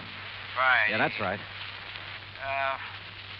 Well, the only women we rented to on Friday was old lady Newberry, down from Canada for a couple of days. No, this is a young girl. Well, the other was a Miss Hancock. Hancock? Lucy Hancock. Okay. Thanks very much. I've never seen him. Johnny, this is Lawyer Guilford. Lawyer, Mr. Johnny Dollar. It's a pleasure, Mr. Dollar. How are you, sir? Now, if you'll all please sit down. All right. I'm a little pressed for time, so I'll waste none in getting to the reading of Michael Kirby's will. Good. Well, you don't think we ought to wait for Lita to get here? It won't be necessary. No. I possess a full accounting of the net value of Mr. Kirby's estate. Excellent. It may surprise you, by the way. Fine. This will confirms that valuation. It is dated, by the way, just 5 months ago. You must have made it out right after. Oh, look, let's get to the will. Now, let's read it. Yes, come on. Please. His real property consisted only of his clothes, then the outboard motorboat, and an old car which he transferred to the Lake Mojave resort, together with a sum of money to provide for his living here. How much? Only $10,000. Oh, well, good. Some years ago, he turned all other of his real property, including some rather important real estate and business holdings, into cash. Well, where is all the cash deposited now? Yes. Surely you aren't considering adding bank robbery to your rather questionable career, Henry. Martha, that is quite uncalled for. Now, why don't we proceed with the will? Yeah. There is one asset specifically set aside that perhaps I should mention since it concerns Mr. Dollar. He is the beneficiary? Oh, no. I refer to the insurance policy for $5,000. Well, don't worry about a piddling amount like that. Let's have the will, man. The insurance policy is to cover burial expenses and nothing else. All of it is to be used. Okay. Let's have the rest of the will. Yes. And to leave all out. Very well. I, Michael Jonathan Kirby, do make, ordain, and declare this instrument to be my last will and testament. Oh, why don't you skip that stuff? Please. Being of sound mind and body, determined to enjoy the fruits of an industrious life to the fullest. The bequests, man. Life to the fullest. And rather than burden others with the responsibility that money demands. What? For these and other reasons, I have carefully spent every dollar I ever owned. What? No, he was out of his mind. He couldn't do that.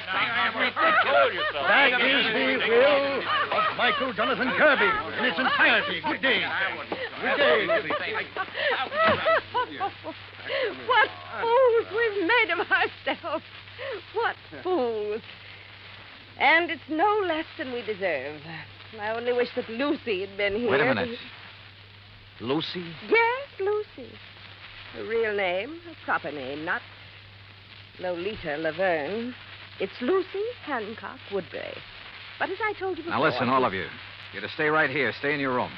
Oh? What's the point? Now we know the contents of that stupid will. Yeah. Buster, By what call right Chief Harding. Tell him to stand by in case these people get itchy feet. Right. What little I've done so far in this case was based on nothing but hunches. So when 10, then 11 p.m. came and Lolita, Lucy Hancock Woodbury, hadn't arrived, I acted on another hunch. Sure, Johnny. My room is right next door to the office, so if this leader arrives and signs in, I'll let you know right away. No, Buster, no. Huh? Just sign her into a room after you've done a little tampering with the register. What do you mean? Chester is in number 6, isn't he? That's right. All right. Change that on the register to number 8. That's this one, your room. That's right. And be sure that Lita sees the register. I don't understand. You don't have to, Buster. Let's just hope she gets here. Buster left. And with my door ajar, I turned off the light and lay on the bed and waited. It must have been after midnight when I heard the car pull in. Heard Buster admit someone to a room a couple of doors down the line and then go back to his own. Then, silence. Then the quiet click of feminine footsteps approaching my door. Quickly, in the darkness, I lit a cigarette, held the glowing end away from my face.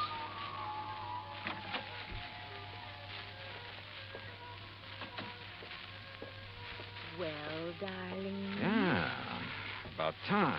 About time you got some sense, Chet. No, don't turn on the light. The others asleep. Their rooms are dark. Uh-huh. Listen, dear cousin, have you lost your mind? Hmm? Shooting at that boat from over the ridge between the two coves. What were they? Police? Detectives? You should have known you couldn't have hit them that far away, Chet. You should have waited till they got on shore looking for me.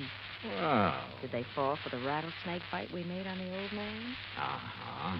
Well, they'll never find the needle I used. It's at the bottom of the lake. And look, If the cops question you, I hope you had sense enough to remind them what Martha and Hank do for a living. No chance. And what about the will? Will you be surprised? What? Say that again, Chet. Say anything. You sound like somebody else. Yeah, like Johnny Dollar. Let's have some light. Dollar? That's right, special investigator. Oh, no. Let me out of here! Now, where do you think you're going? No, let me go of me! Come on now.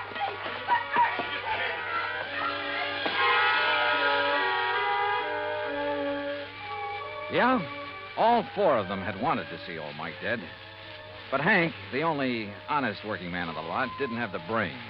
Martha wouldn't have used the means that tied in with her toxicology work, and probably didn't have the nerve. So Chet, who lived by his wits, and Lita, who was a real cheap, no-account... Well, the courts will take good care of them. And I still have to chuckle over poor old Mike's will. Being of sound mind, I have spent all my money. Which reminds me, expense account total, including transportation back to Hartford, $331.25. Yours truly, Johnny Dollar.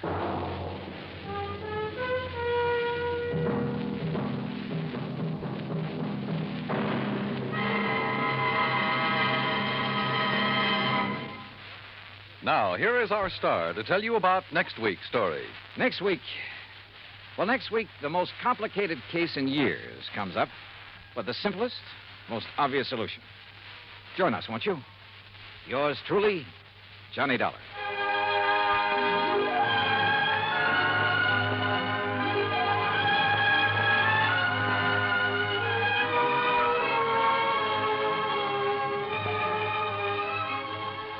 Yours truly, Johnny Dollar, starring Bob Bailey, originates in Hollywood. It is produced and directed by Jack Johnstone, who also wrote tonight's story. Heard in our cast were Virginia Gregg, Barney Phillips, Shirley Mitchell, Stacey Heiress, Carlton Young, Forrest Lewis, Frank Nelson, and John Boehner. Musical supervision is by Amerigo Marino. Be sure to join us next week, same time and station, for another exciting story of yours truly, Johnny Dollar. Johnny Dollar has come to you through the worldwide facilities of the United States Armed Forces Radio and Television Service.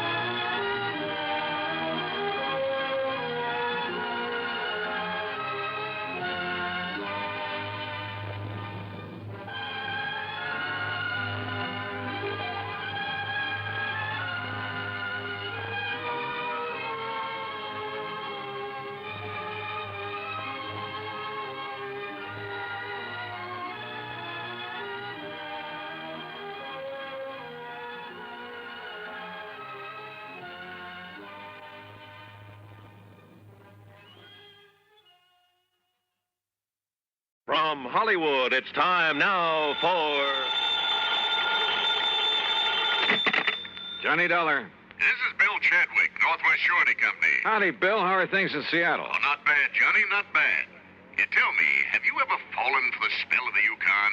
What are you trying to do? Sell me some mining stock? No, but there's a mine I'd like to have you take a look at. Up in the Yukon? Well, actually, it's across the border in Alaska. It's a gold mine, a big one, sitting on top of a rich vein. And why don't you fly on out here and let me tell you about it? Why not? Shall I bring my own pick and shovel? No, Johnny. Huh? Just be sure you bring your gun.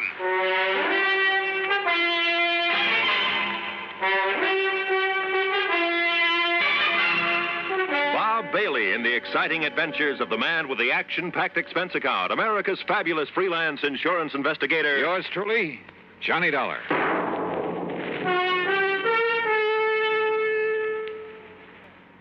And now, Act One of yours truly, Johnny Dollar.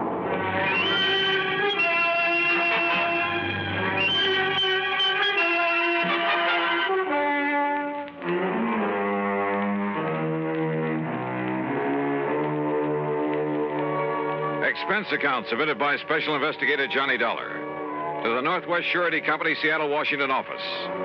Following is an account of expenses incurred during my investigation of the Midnight Sun matter.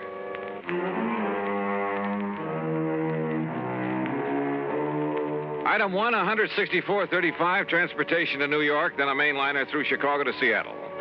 The pilot gave us a beautiful view of Mount Rainier and Puget Sound before we set down, and at 4 p.m. I was in Bill Chadwick's office at 2nd Avenue and Yesler Way. I'm glad to see you, Johnny. It's been a long time. Yeah, hiya, Bill. Yeah, sit down. Okay. Now, what was that crack over the phone about bringing along a gun? Well, the men who moil for gold are a pretty tough bunch, Johnny. And sometimes it even goes for the management of a big mining operation. Like what, for instance? Like Universal Consolidated Mining Corporation. Where's that? It's north and east of Fairbanks. Alaska? Yes, even north of Fort Yukon. That means above the Arctic Circle. And what's happened up there? The whole thing sits at the foot of a big glacier. Oh? No problem until recently. Now, through some freak of nature, that glacier is changing its course. No kidding. And from the look of things, maybe a couple of months, maybe a couple of years, or even 10 years. Anyhow, they seem to think that glacier is going to sweep down over the mines, the town, everything. I see. In which case, our company would have to pay for the whole loss. An all-coverage policy, huh? Yeah. And it's occurred to me, Johnny, suppose they've suddenly run out of that rich vein they found up there. You mean that somehow they deliberately caused that glacier to destroy the whole operation? It's a possibility, isn't it? Well, a pretty far-fetched one, if you ask me. Change the course of a glacier? A few sticks of dynamite carefully placed. Oh, come off it, Bill. Did you ever see a glacier? Well, why should one that's been following the same path for thousands of years suddenly decide to head for a few $1 million worth of well-insured property?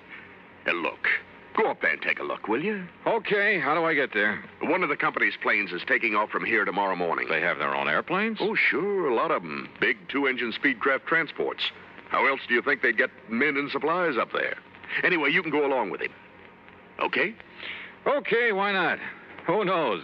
Maybe I'll strike it rich, come back loaded with nuggets.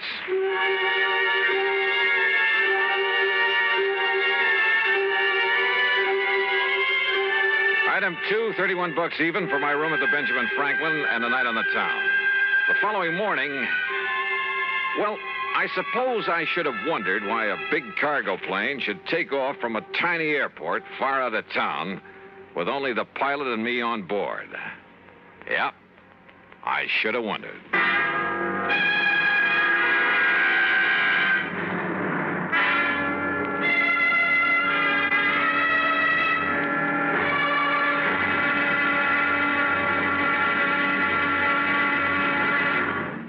Act 2 of yours truly, Johnny Dollar, in a moment. And now for another episode in the life of Sergeant Donald Bellwether, my husband.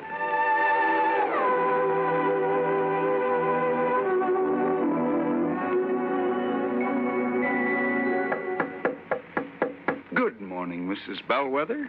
Would my lady prefer to have her breakfast in bed this morning? Oh, what a perfect husband. Thank you, darling. Here's the tray with the coffee, the toast, and the orange. Oh, fine. I forgot the orange juice. Hold the tray, honey. I'll be right back. Oh, darling, what happened? I stubbed my toe in a corner of the dresser. The National Safety Council was right. The what? Last night I read something in a National Safety Council pamphlet. Oh, Reba, how can you sit there talking about a pamphlet when I'm dying a slow, tortuous death? Oh, come over here, darling. I'm sorry. All right. Now, what's this about the National Safety Council? Did they predict I would stub my toe this morning? No, silly. It's just a coincidence. Only last night I read the statistics that prove that more home accidents occur in the bedroom of all places. Yeah? Not the bathroom or the kitchen or the home workshop. The bedroom. Okay. From now on, when I walk around the bedroom, I'm going to wear my combat boots instead of these open-toed huaraches. Well, that might help, dear. But what everyone should be most careful of is taking medicine in the dark. Okay, my living safety encyclopedia. I will now fetch your orange. Oh, you're sweet. And it's just too bad that you nice men are so prone to accidents in the home. And the reason is because you brave men usually tackle the hazardous jobs around the house. Hey, I'll remember those kind words as I slowly limp back to the kitchen. One thing in your favor, though, Sarge. Married men stand a better chance of avoiding fatal accidents in the home. Now, is that a fact? Mm-hmm. You know, in one state, 75% of the men involved in home mishaps were unmarried. Well, I'm sure glad I'm married. Because the accident odds are better? No, because I like my wife. Even when she first wakes up in the morning. That's my Donald. That's my doll.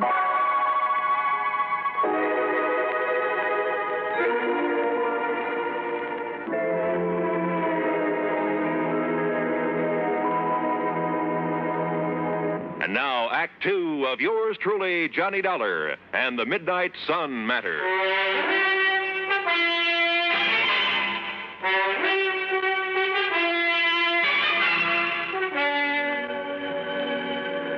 Within a few minutes after I met him at the airport, far east of town the next morning, Cliff Murray had the big twin-engine Speedcraft airborne, and we were heading north to Alaska. And in case you're interested, Dollar, you're the co-pilot on this run. Oh, are you kidding? The only things I've steered around the sky since the war have been Piper Cubs, small jobs.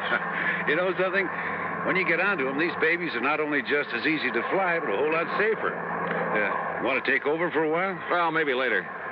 Hey, how come you didn't take this big ship off at the Seattle-Tacoma International Airport? Because of the cargo we have on board. Also, it was quicker and easier to get clearance. We're trying to make time on this trip. The boys up at the mine are a pretty worried bunch these days. Oh, why?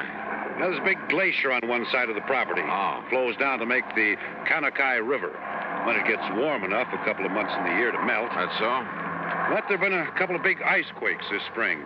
Just like earthquakes, only it's ice. And now that glacier's heading for the property. No kidding. Yeah, it's going to wipe out the airport and everything. Unless they can do something about it. Like what? Divert the course of a glacier? The engineers up there say they can do it. And we've got the stuff for them right here. This cargo we're toting. What do you mean? Oh, didn't you know? No what? Why, we got enough TNT aboard to move a dozen glaciers. Speaking of sitting on a powder keg, and this one had wings. But then after the first shock of realization wore off, well, I even took up Cliffy on his offer to handle the controls for a while. And he was right. The big plane behaved like a doll. By the time we reached Anchorage to pick up mail and food, why, I was all set to make the landing myself. However, with a cargo of TNT aboard, I was perfectly content to let Cliff set her down, which he did beautifully. Then within the hour, we headed north again over some of the wildest country I've ever seen. Beautiful, though, Johnny. Its own way. Yeah, I never realized there were so many lakes and streams up in this country, Cliff. Most of them are loaded with fish, too. Oh? Yes, sir. Oh, what is it? I said, greatest fishing in this man's world is right down there below us. Oh, what's your language, brother? I'm liable to strap on a chute and leave you to make the rest of the trip alone. A fisherman, huh? Yeah, you aren't kidding. Yeah, one of my favorite spots, right? Ooh. Hey, what's the matter? Nothing. Just a little twitch in my side, my belly. Doc said it was appendicitis last time, but I think didn't want to operate unless... Holy... Baby, that was a sharp one. Cliff, anything I can do? No, it's going now. Sure hope so. Sure. Just came on kind of sudden, so. Hey, it's time to call the lads at the mine to be ready for us. How big is the airport up there? 11,000-foot runway. Really? Sure. It's the only way to get stuff in for mines 100 miles around. Speedcraft 231, calling consolidated. Go ahead, please. Somebody on duty there at all times? 24 hours. Roger, 231, go ahead. We're over Fairbanks on the hour, Charlie. Roger, Cliff, over Fairbanks at 1400 hours. Then roll out the carpet. We'll set down between 14:45 and 50. Roger, Cliff, we'll be ready for you. And that's that. In less than an hour, Johnny, Johnny, take over. Sure, Cliff. Never been this bad before. Now, listen. No. You listen. No matter what happens, take it easy. I'll tell you exactly what to...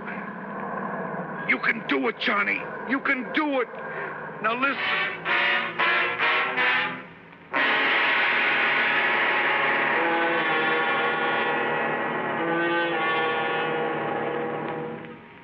Act 3 of yours truly, Johnny Dollar, in a moment.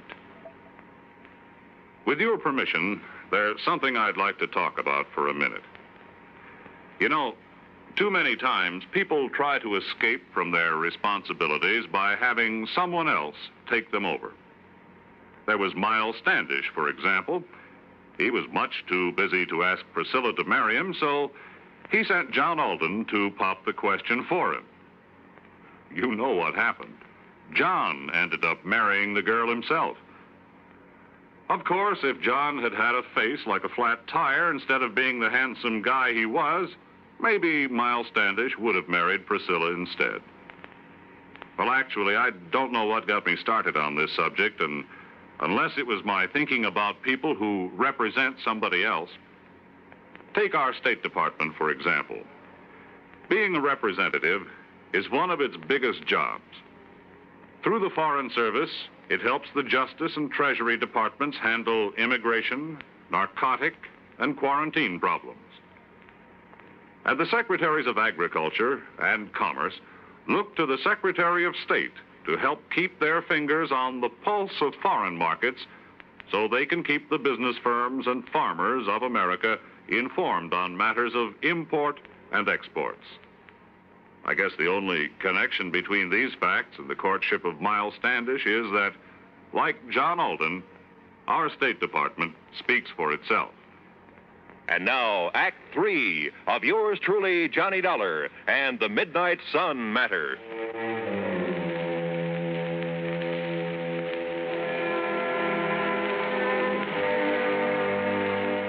The rest of this report will have to come to you from the records of the airport there at Universal Consolidated Mining Corporation, far above the Arctic Circle.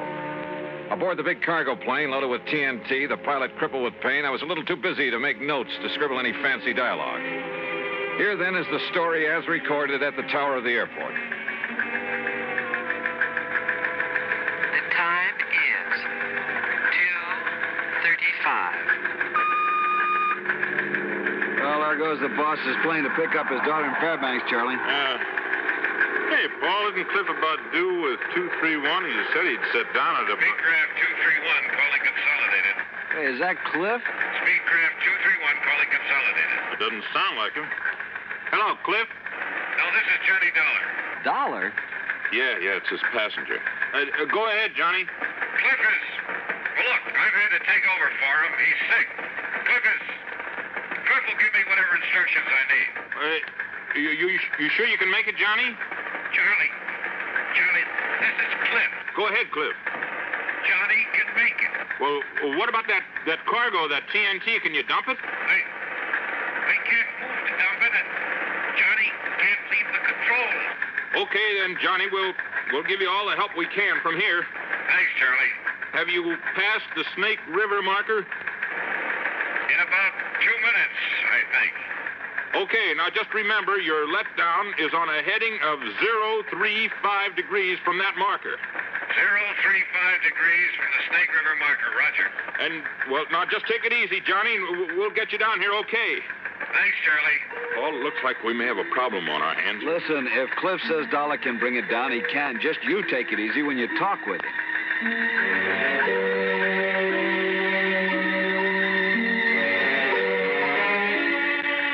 Charlie, have you got an engineer down there? Yeah, sure, Johnny. Stand by. Take it, Paul. Johnny, this is Paul Foster. Go ahead. Paul, we're having some trouble getting our landing gear down. So I'm going to make some steep banks and try to get it down by centrifugal force. Yeah, good. You might get the ground crew to stand by, though, because if we can't get the gear down that way, I guess we'll have to make a belly landing gear up. Okay, Johnny, I got that. How much fuel have you got on board? About 2,000 pounds. Johnny, this is Charlie again. Now listen. Easy, Charlie. Oh, yeah. Johnny, I saw you make your pass. It appears the landing gear door is partially open, which may indicate it's jammed. Any suggestions? Paul again, Johnny. The only thing I can think of is try to snap the gear out by a sharp pull-up to give it centrifugal force. I've tried that, Paul. Results are negative. All right. Then before we consider you coming in for a belly landing with all that TNT aboard, I'd like to use up some of that fuel. Maybe some of our brains down here can think of something that'll help you out. Okay, we'll go ahead with the regular procedures and whatever else we can think of, and then we'll give you another call. Okay, Johnny. The time is 2:41. Johnny? Johnny, this is Paul again. Have you tried to shear the lock pin on that landing gear? Go ahead. Negative. No, we haven't tried that yet. We want to make sure the doors were not jammed partially closed and perhaps make it impossible to get all the gear up again. You know, if we do have to make a belly landing. Yeah. Okay. Johnny, have you got full hydraulic pressure? Yes, that's affirmative. Okay. Now, the crew chief isn't up here at the moment, but I'll ask him to come up and he can discuss it with you. Right. Johnny, if it does become necessary to make a belly landing because of the setup they have for handling accidents, you might be better off to do it at Fairbanks. Have you thought about that? I talked to Cliff here. He doesn't think they'd want us to try it with this TNT we've got aboard. Well, we'll radio to him and see. Meanwhile, if anybody comes up with any idea at all, we'll pass it on to you right away. Okay. I'll give you a gas check in a few minutes. Okay. The time is 2:50. Johnny, Don Wilkins, our chief engineer, would like to talk to you. I'll put him on the horn. Johnny, this is Don Wilkins. Have you tried the landing gear handle up and down quite a few times to see if it extends any further at any time? Yeah, we've tried it several times. Well, I think I'd try it as many times as possible, Johnny. There could be something binding that may break loose. Now, there's something on it. Well, it comes off the gear door latches, all right, so it isn't a latch. I'll try it a few more times. The time is 3 o'clock. Exactly.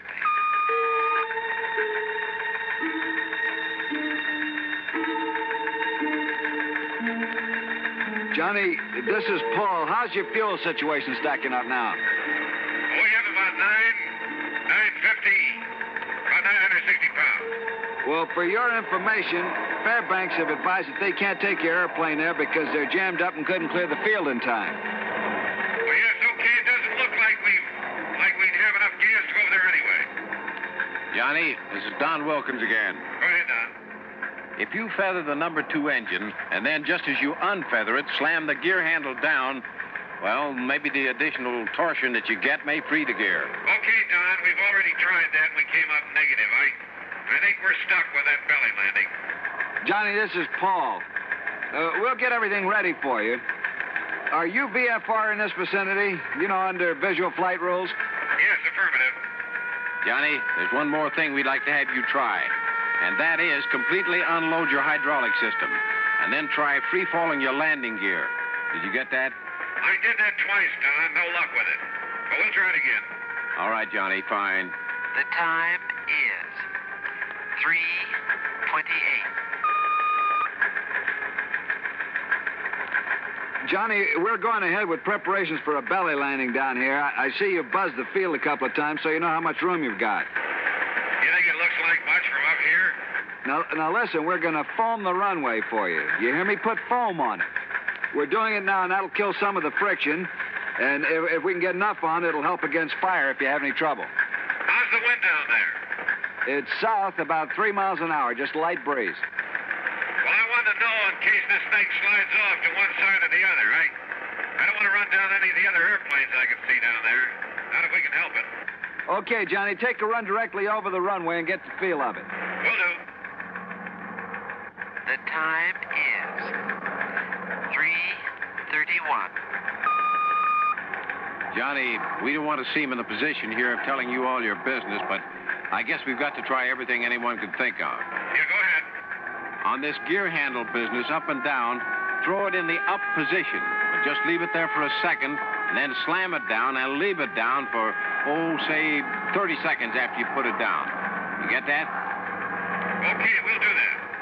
We hate to be giving you all this intelligence all the time, but if anybody gets an idea, we pass it on to you for what it's worth. But you've got to be the judge. We're glad you fellas are with us.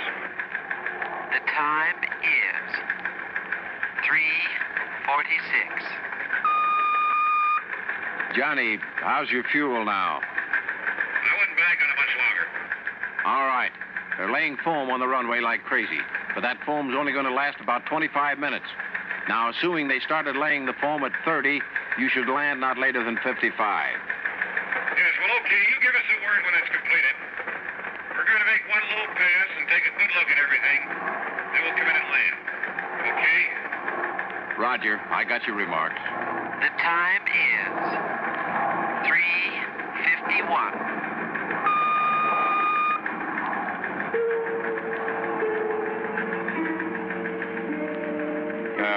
Hi, Johnny. I just wondered how you are and how things look to you. Okay. You got a doctor standing by to take care of Cliff? Sure. Everything's ready for you. One comment. Listen. Do not, repeat, do not feather the engines when you sit down. Got it. We'll comply. Okay, Johnny. Okay, we're all set, Don. We're going to make a practice pass over the field prior to the final landing. Okay, Johnny, I won't be talking to you anymore. Paul will take over on your approach and get you down. We're all set for you when you arrive. Good luck. Yeah. Okay.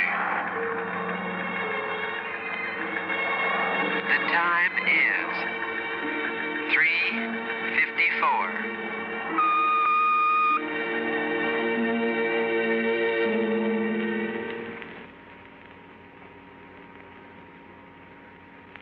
One minute, 48 seconds later, we made a wheels-up landing. Cliff, the company doctor tells me his appendectomy was a complete success. A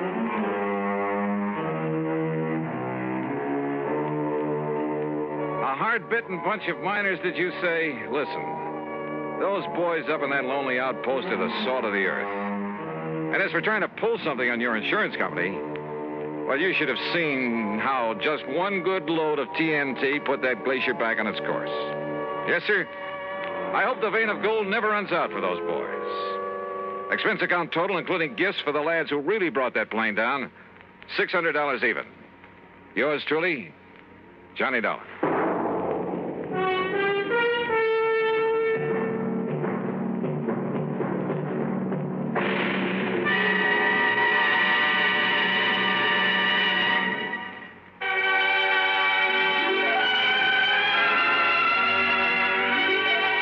Truly, Johnny Dollar, starring Bob Bailey, originates in Hollywood and is produced and directed by Jack Johnstone, who also wrote today's story. Heard in our cast were Gene Tatum, Frank Nelson, Russell Thorson, Barney Phillips, Harry Bartell, and Forrest Lewis. Be sure to join us next week, same time and station, for another exciting story of yours truly, Johnny Dollar. This is Roy Rowan speaking.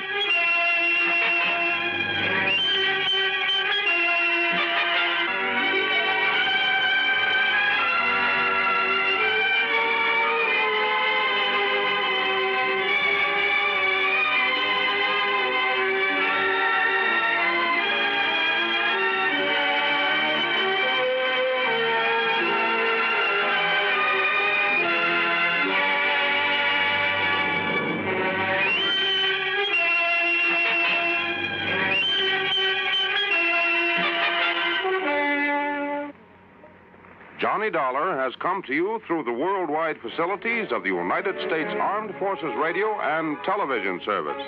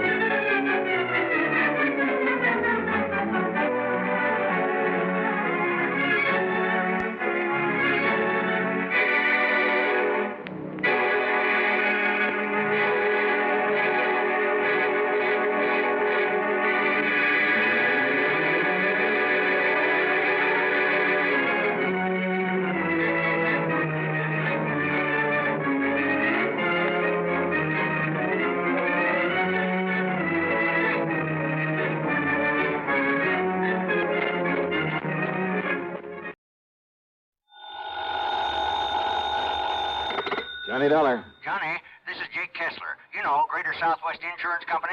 Out there in Kingman, Arizona? That's right. Well, hiya, Jake. What's on your mind? One of my clients, Johnny, insured for $30,000, has a little cattle ranch. Name is Rafe Chisholm. Rafe Chisholm. That's right. Owns a Circle RC layout. Lays over between here and that Lake Mojave resort you're always going to. What's the trouble? He losing some of his cattle? Oh, losing plenty of them. They're being poisoned. Oh? Only it's not them steers I'm worried about. It's Rafe. What do you mean? Oh, Johnny, I just found out that he just found out who's been contaminating them water troughs. Yeah, who, Jake? Well, he won't say, but listen. Yeah? If he really does, well, I know Rafe Chisholm pretty good, Johnny. He's a bad character. I wished I'd never sold him insurance. Yeah? Well, if he does know, well, Johnny, this whole thing is going to end up in a killing. Either whoever's doing this or Rafe himself. The Circle RC. That's right. So, will you come out here and see what you can do about it right away? Sure. Okay, Jake, I'll be there.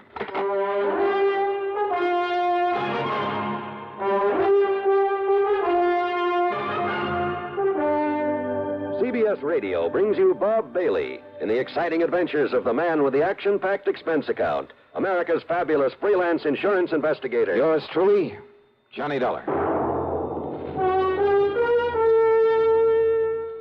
Thirsty people everywhere prefer ice-cold Pepsi-Cola. And because it's light, it refreshes without filling. Charlie, be sociable. I am, Kay.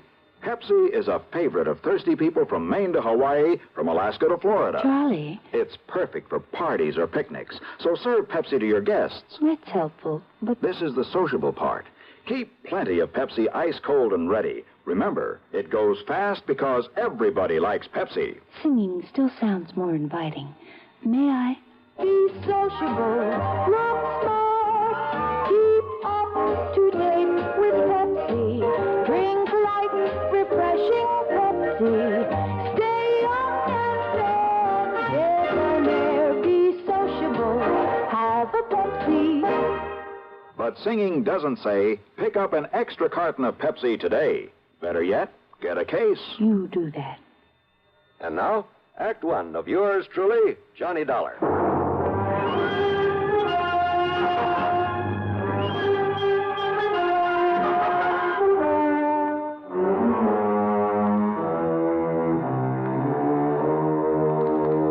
Expense account submitted by Special Investigator Johnny Dollar to the Greater Southwest Insurance Company, Kingman, Arizona office.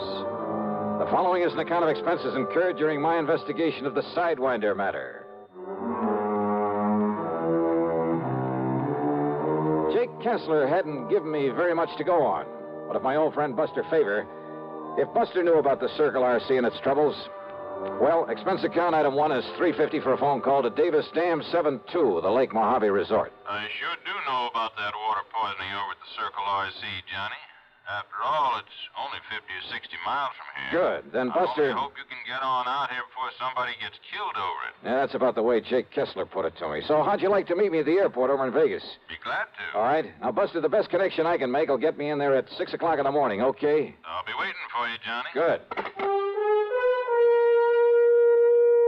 Item 2, 16390, plane fare to Las Vegas, Nevada.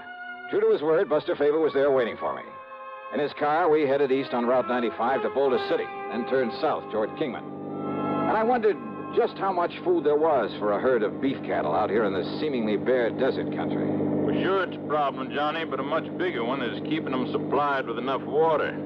See those windmills here and there? Yeah, I've noticed them. Well, every one of them has a big water tank and a watering trough at the base of it. Without them, those Herefords all die off.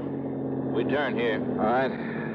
Jake Kessler said this Rafe Chisholm is a pretty bad character. You ask me, Johnny, Rafe just soon kill a man as he would talk to him. The Sidewinder, they call him. And good reason, too. He's just as mean as a Sidewinder. Ah? That's why nobody was very happy to see him politic himself into a lease on that good ranch land with all the water it's got on it.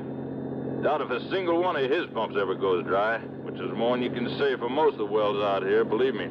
But now somebody's poisoning the water for him. That's right. Any idea who? No doubt about it. Who, Buster? His ex-partner in a gold mine. Another bad character. Name is Jerry McCoy. It was by cheating Mac out of his share of the mine that Chisholm got the money to lease the ranch. I see. And Mac swore if he ever caught up with Chisholm, he'd get even with him. Ask me, Johnny, Mac has caught up with him.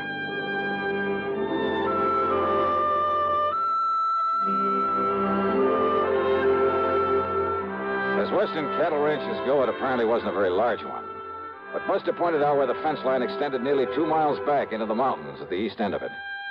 As we neared the ranch house, I could see what he'd meant about the water. There were more trees and green than I'd seen anywhere else in this desert country. The ranch house itself was a sprawling, unpainted affair, but there was a flower garden at the side that appeared to be doing quite well. A dozen or so chickens pecking away at the dirt. As we stopped, a woman came running out of the door, came over to meet us. Oh, it's you, Mr. Favor. Howdy, Miss Chisholm. I'd like you to meet Mr. Johnny Dollar. Howdy, Mr. Dollar. Hi. Listen. Johnny's now, a special investigator for your husband's insurance company. Oh, then you got to do something, Mr. Dollar. Do something about my husband, about Ray. Well, he's the one I came to see. Is he here? No, that's the reason you got to do something about him. You've got to stop him. From what? Oh, it was about an hour ago that my son come in from out on the range. My son, Wayne. Yeah? Wayne had been over along the east fence fixing to repair a broken post, but instead he come on back here and told his pa, told Ray. Told him what, Mrs. Chisholm? Jerry McCoy. Wayne had saw McCoy out there fooling around the trough at the windmill, fixing to poison it, he must have been. And it is McCoy. Oh, what did your husband do about it? Oh, he grabbed his pistol, that old .45, and that knapsack of his'n, and he rode out there after him. Rafe will kill him, Mr. Dollar. Oh, he'll get killed himself, Mr. Dollar. Yeah, knapsack, did you say? Oh, yes, sir, that knapsack. Oh, why do you say it that way? What's in it? I don't rightly know, Mr. Dollar. Last few days, ever since he heard that McCoy was in these parts, he wouldn't let anybody touch it. He's kept it hid away. That's funny. Miss Chisholm, do you think Wayne could show us where it was he saw Jerry McCoy? I don't know where he is. Wayne has gone out somewheres, too, and I'm so worried about him. Why do you say that, Mrs. Chisholm? With Rafe and the kind of temper he's in, anybody got in his way or tried to stop him? Rafe's a dangerous man, Mr. Dollar, and he's got that gun with him. What, his own son? You don't know that Rafe, mister. And we better find him quick. We'll have to track him, Johnny. Miss Chisholm, are there a couple of extra horses we can use? Oh, yes. Help A yourself. lot better than a car out there in that mesquite and sage. Come on. And maybe we'll find Wayne for you, too. Oh, I hope so, Mr. Favor.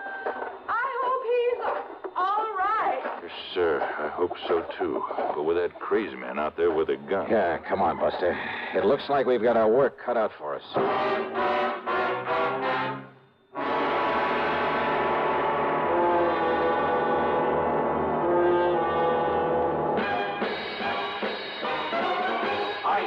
More now, but enjoying it less. Have a real cigarette, have a Camel. The best tobacco makes the very best smoke. Have a real cigarette, have a Camel. Are you looking for flavor and mildness? Have a real cigarette, have a Camel. The best tobacco makes the very best smoke. Have a real cigarette, a real cigarette, a real cigarette, have a Camel. Again, for the 11th straight year, Camel outsold every other cigarette, filter, king size, and regular. The best tobacco makes the best smoke. So if you're smoking more now but enjoying it less, change to Camels. Get more real satisfaction every time. Start to really enjoy smoking again. Have a real cigarette, a real cigarette, a real cigarette, have a Camel. And now, Act Two of yours truly, Johnny Dollar, and the Sidewinder matter.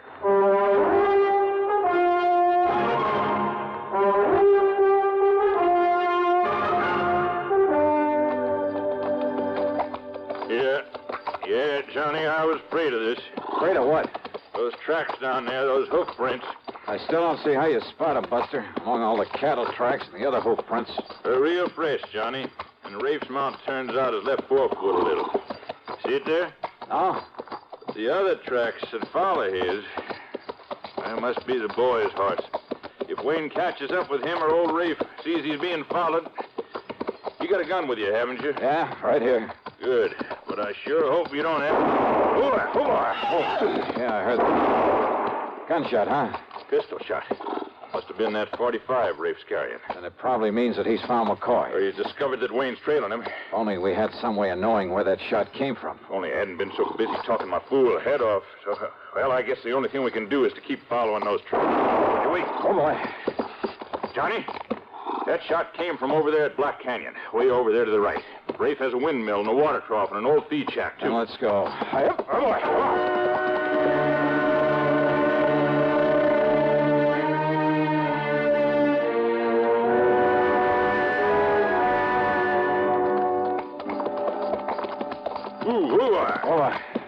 What's the matter?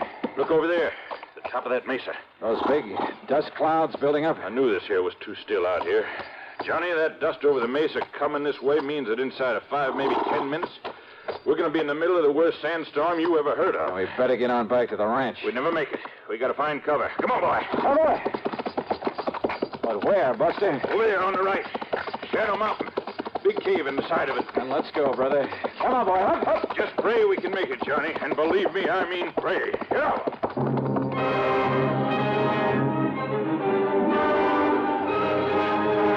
It was less than a mile to the cave in the side of Shadow Mountain. But by the time we'd covered half the distance, the sandstorm came roaring in on us. The hot, dry wind pounded and pummeled us at 50 or 60 miles an hour, hurling clouds of blinding, cutting sand ahead of it. How the horses were able to take this, I'll never know.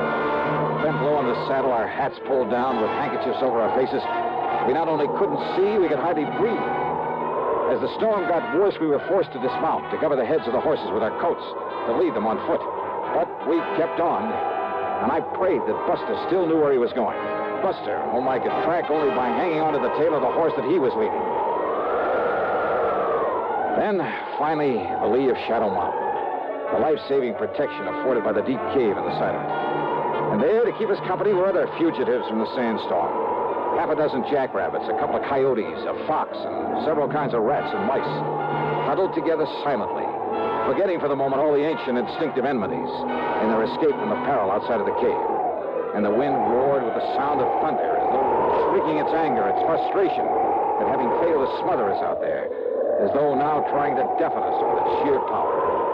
As we crouched there, the horses stayed close to us, making strange sounds, little sounds that I'd never heard before. It was almost like the whimpering of a frightened child. Then, after what seemed like ages, but could only have been a couple of hours, the wind subsided, as suddenly as it had come up. I started to rise, but Buster touched my arm and motioned me to wait. And then came the hail. A hailstorm of the kind you may hear about but never quite believe. Right here in the middle of the Mojave Desert. Hailstorms, some of them almost as big as golf balls, dashed against the rocks outside. And some of those hailstones rolled into the cave, then melted at our feet. Finally, it stopped. The little animals who'd been our companions quietly looked at one another, then one at a time departed. Maybe a little chastened by this having shared the comfort of each other's presence for a while. Well, Johnny, kind of gives you a respect for this desert, doesn't it? Yeah.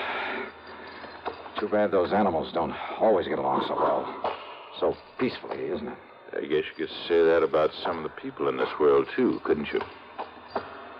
Well, we lost our trail, but we know where those shots came. Johnny. Now, what? Half under that rock, the one that blocks the entrance to this. Somebody lying there, Buster. Must have come in during the storm. Wayne. Johnny, it's young Wayne Chisholm. Wayne. Wayne. Are you all right, boy? Hello, Mr. Favor. You're hurt, Wayne. You've been shot. Who did this? My pa. Your pa? Rafe Chisholm? I'll be all right. What happened? It was terrible. Tell us, boy. Tell us. Terrible. Terrible.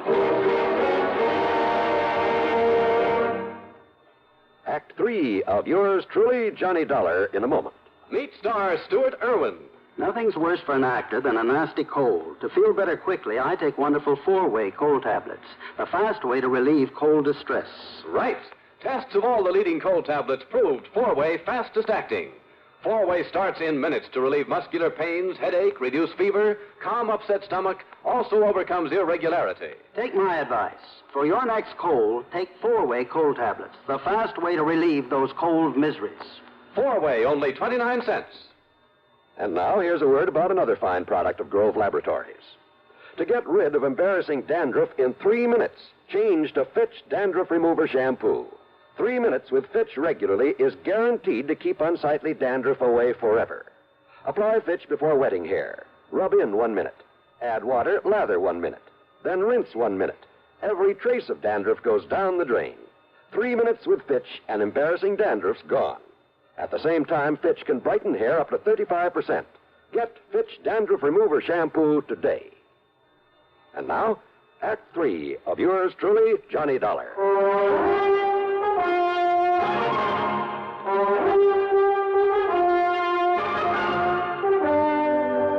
Wayne, boy, listen to me. You mean your own father shot you? Yes, sir. But it's all right. He only nicked me. What happened, Wayne? Well, I don't think he meant to hit me, Mr. Favor. Well? But when he saw that I'd followed him after he got there looking for Jerry McCoy... Did he find McCoy? Well, he told me to go back, and he cursed me, and he fired a couple of wild shots at me. The 3 we heard. But I don't think he meant to hit me. I wonder. Then I hid behind some deer brush, then worked my way down again so as I could see what he was doing. Well, what about McCoy? Oh, Pa found him all right. There in the feed shack, there in Black Canyon, where he was skinning out one of our young steers, in there out of the sun. Okay, then, Johnny, we better get on over. No, wait, Buster. Then what happened, Wayne? It was terrible, mister. It was awful. I was close enough I could see him. I could hear him through the open window of the feed shack. You think I didn't know all the time it was you, McCoy, that was poisoning the water for my cattle? Yeah? Well, I told you I'd get even for what you'd done to me over in that gold mine, Rafe, and now I've got you just... No, put down that gun. Don't kill me, Rafe. Kill you? And get myself in real trouble? Then put it down, put it away. See, I got no gun on me. I ought to kill you, Mac. I've been thinking about this a long time, about what I'd do when I caught you. But what's the use? What's the use of killing you? Now, listen, Rafe, I'll make it up to you for the cattle I poisoned. Make it up? Yeah. The insurance takes care of that. So, Mac, I'm going to let you go. Yeah. Mean you ain't going to turn me over to the police? Only if you do exactly what I tell you to do. Yeah, Rafe, I'll do anything. Sure you will, because I got this gun on you. Now start cutting a lot of strips, a lot of thongs off of that steer hide. Yeah. You're going to tie me up? You're going to leave me out here to die? Do like I tell you. Go ahead. Or maybe I will pull this trigger. But you said you'd let me go, Rafe. Hurry up. You're going to need a lot of them. Me? Well, I don't understand you. You think I'd want anybody to know I let you go? The man that was poisoning my cattle? Keep cutting them strips. I am, Rafe, I am. No, it's got to look like you got the best of me. Tied me up and left. What? You're going to tie me up to this post in here. Tie you up? Go ahead, do like I tell you. Go ahead, Mac. Unless you want a bullet in your head. Go ahead.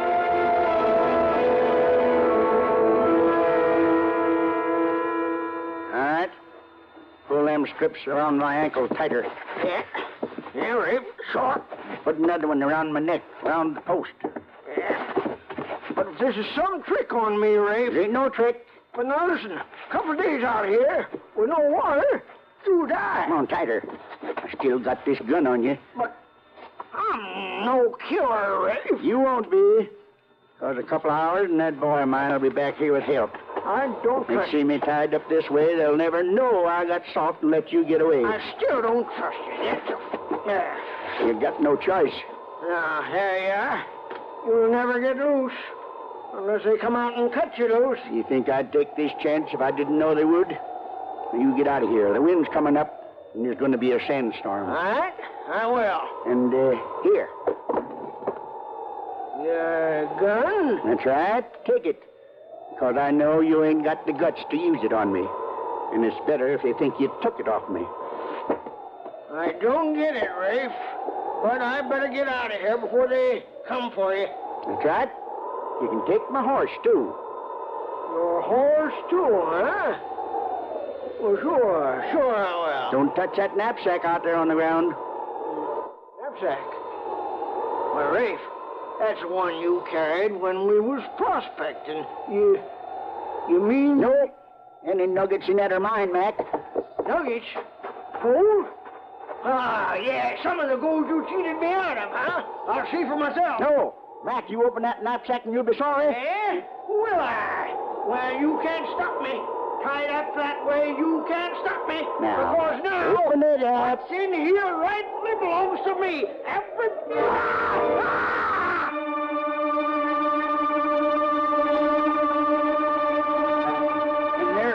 And there in that knapsack was 3 sidewinders. Sidewinders? Rattlesnakes? Good Lord. McCoy, he didn't have a chance. Good Lord. There was enough poison in him. Yeah. And not knowing that you'd seen all this, but knowing you'll come back with help, that we'll find him tied up there. Yeah, Johnny. Rafe's made it look like he has a perfect alibi. Not that McCoy didn't deserve to die, poisoning cattle. It's still murder, Buster. Wayne, do you think you can make it to the ranch? Yes, sir. Then come on, Buster. We'll go on to Black Canyon. We'll pick up our killer. Okay, Johnny. Ironic, isn't it? Yeah. All trussed up and waiting for us. By his own doing.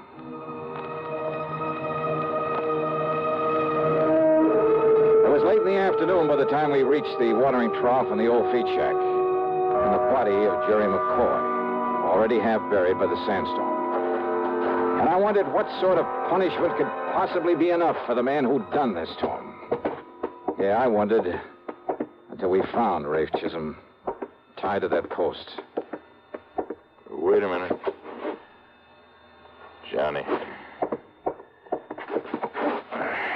We're too late. I know. Rawhide. Green steer hide.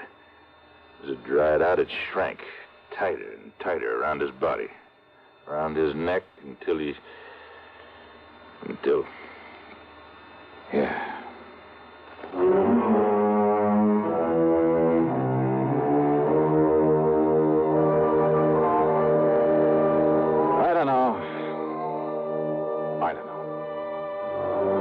To question the ways of justice. Expense account total, including a couple of drinks for Buster and myself, and the trip back to Hartford, $345.40. Yours truly, Johnny Dollar.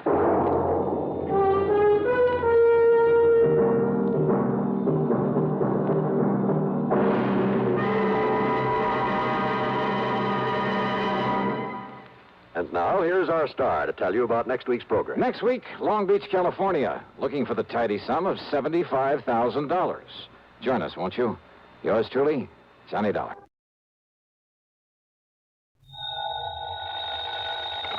Johnny Dollar. Yeah? What? I said, yeah. Oh, what's that supposed to mean, and who are you? Oh, Johnny, this is Pat McCracken at Universal Adjustment Bureau. Well, hi, Pat, but what's with the crazy dialogue? Oh, that word, that yeah, was most of the conversation I got from some crazy character who just called in. I'm afraid I don't dig you. Oh, he called about 5 minutes ago. Said he'd been trying to reach you, but he got no answer. I was out picking up a morning paper. Who was he, Pat? He wouldn't say. He just gave his phone number. Wait a minute. There's only one man in the world talks like that. Yeah? Yeah. Was the call from San Francisco? No. Oh. Los Angeles. Well, then maybe I was, Well, because the man I was thinking of... Now, wait a minute. Yes, I'm waiting, John. Tell me just one thing, Pat. Well? Have any of your insurance companies been having to pay off on any big fires lately? I mean, out in Los Angeles? On any fires? You'd better start checking with those companies out there. No, wait a minute. Do it, Pat. And I'll lay odds that you get a handful of arson reports. Arson? Yes. Johnny, just because some silly guy calls up and all he says is, yeah. Hey, let me have that phone number he gave you. Now, Johnny. Come on, Pat. What is it? Hollywood 8, 3142. Okay, now you go ahead and check with your West Coast insurance company. And get ready to pay my expense account to Los Angeles. Are you kidding? Are you trying to tell me that the way some jerk says yeah means arson on the West Coast? Now, don't be silly. You, want to bet? Oh, Johnny. Pat, I'll call you back.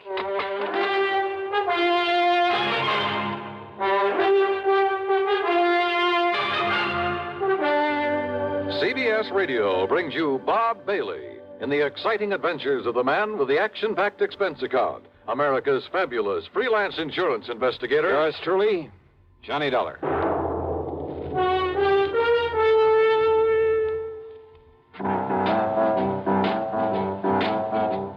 Talk about best-selling records. Here's a familiar tune about America's best-selling filter cigarette, Winston.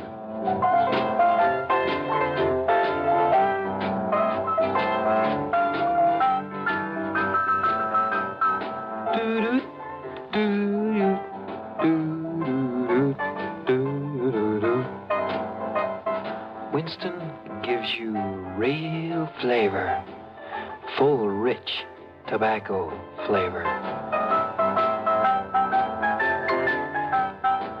And you know, that's because only Winston has filter blend up front. Choice, flavorful tobaccos, specially selected and specially processed for filter smoking. No wonder Winston tastes good, like a cigarette should. Smoke Winston. And now, Act One of yours truly, Johnny Dollar.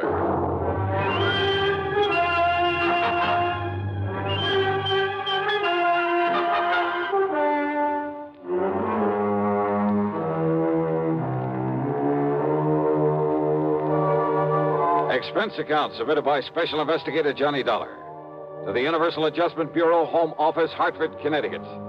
Following is an account of expenses incurred during my investigation of the Burning Desire matter.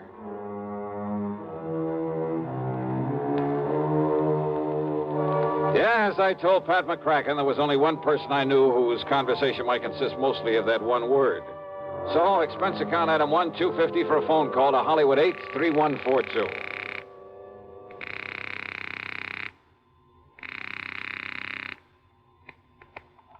Hello? Hello? Yeah? Yeah, I thought so. Yeah? Smokey Sullivan. Well? Smokey, this is Johnny Dollar. Yeah? Hey, you tried to call me here in Hartford. I was out. You called Universal Adjustment Bureau. I got the message. Here I am. Yeah, Johnny. Only what are you doing in L.A.? Last time I saw you was in San Francisco. Got a job here, Johnny. Legit. Hey, that's the stuff. Pays off, too, doesn't it? Yeah. You're my friend, Johnny. You've done a lot for me. So, when I got a chance to help you... Well, there's something doing out there, Smokey, that I ought to know about? A bunch of fires, Johnny. Arson, huh? Yeah. Is there insurance involved? Why else anybody use a torch? Yeah, you got a point there. But do you have any lead on whoever is behind the fires? Yeah. So you better come out here, Johnny. Okay. The first plane I can get. Where'll I find you? 322 South Equity Avenue. South Equity. Okay, Smokey, I'll be there. Yeah. Uh-huh. Now I'll call to Pat McCracken, pack my bag, and... Johnny Dollar. Oh, Johnny, thank goodness. Pat? Yes. I was just about to pack up and Now, call don't you ever get off that phone of yours? I was talking to the guy who telephoned... Listen to me. Johnny, you were right. Only reason that nobody smelled a rat is because a different insurance company was stuck with each of those fires out there. So until I called them to give me a report... Oh, and listen. I'm listening, Pat. According to the L.A. police, every one of them could have been arson. Okay, I'll grab the first 7 plane. of them in a row, Johnny, that we know about so far. I mean, I haven't got the reports in yet from all the companies, and I'm also waiting for another report from the police. Now, Johnny, your best contact out there... That I've already got. What? Yeah. Oh, you mean that character who called us up? Yeah. Look, will you please tell me, who is he? What does he know about this? Universal Adjustment putting the old expense account on this? Yes, of course. Then I'll give it all to you in the usual report. See ya. Oh, now, Johnny, listen. Sorry, Pat, I gotta catch a plane. Expense account item 2, $162.85 plane ticket from Hartford to Los Angeles. Thanks to the time differential, it was only shortly after dark when the big mainliner set down at the L.A. International Airport. Item 3, $750 for a cab to Smokey's address. It was hardly Beverly Hills or Bel Air, believe me. 322 South Equity was in a beat-up part of a downtown industrial section. A weather-beaten 3-story house with a sign out front that said Boarders by the week a month.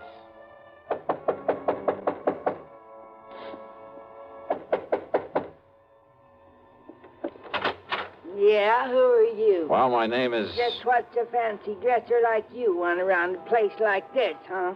Well, I'm looking for a man by the name of Smokey Sullivan. I understand he lives here. That's right. Are you the man he said he was expecting? That's right. My name is Johnny Dollar. Well, he didn't tell me what the name was, but if you're sure he was expecting... I'm sure. Now, where is his room? Now, I don't know. Where is his room, please? Well, it's up on the second floor. It's just to the right after you get up the stairs. Okay, thank you very much. Well, now, maybe you'd better... It's all right. I'll find it. Thanks a lot. No, what I mean is, I thought you'd already come. I mean, what I mean is...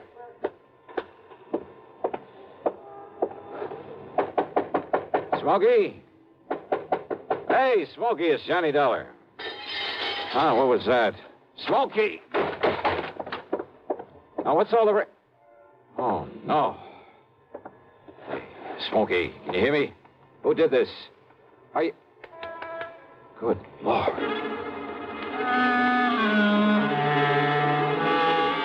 Smokey had really had it.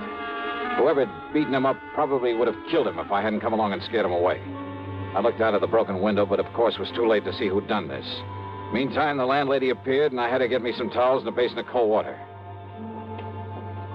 Here you are, Mr. Oh, good. Thanks a lot. Somebody sure laid into him, I'll say that. You ask me, it's a wonder if he stays alive. He'll be all right. He'd better be. You're lucky you come along to see him, is all I got to say. Yeah, you better get me a couple more towels and maybe another basin of water. No, wait. What? You won't need him, mister. I got a much better idea. If I can find it. Hey, Smokey. Give me a minute to find that bottle. Well, here it is. Yes, sir. This here'll fix him up. Smokey, can you hear me? Fix him up quicker than a wink. It's Johnny Dollar. Here now, mister. You just pour a slug of this down his gullet and see if it don't bring him to. Huh?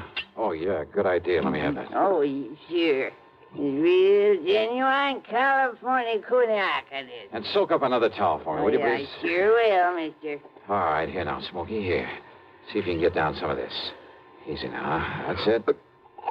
Attaboy. Really? Yeah. A little more of this. Here.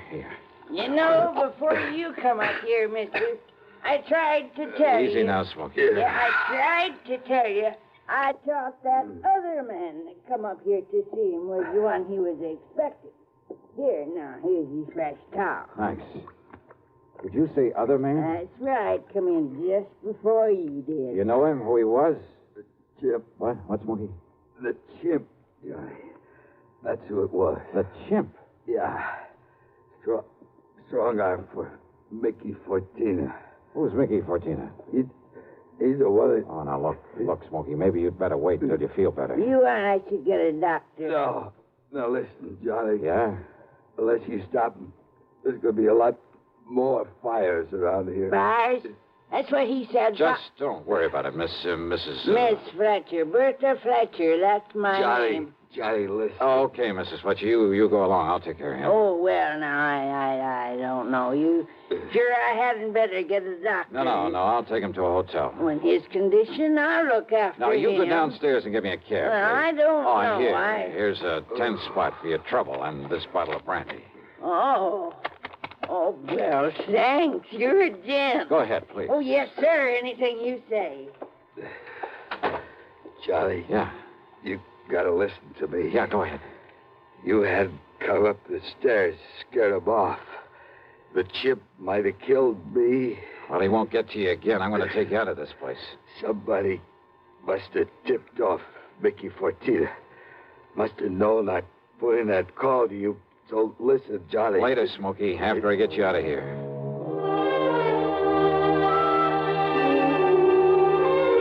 Item 4, the $10 to Miss Fletcher. Item 5, a $1.50 for a cab to the Statler Hotel, where I had to show my credentials to the room clerk to get a bed for the somewhat mangled Smokey Sullivan.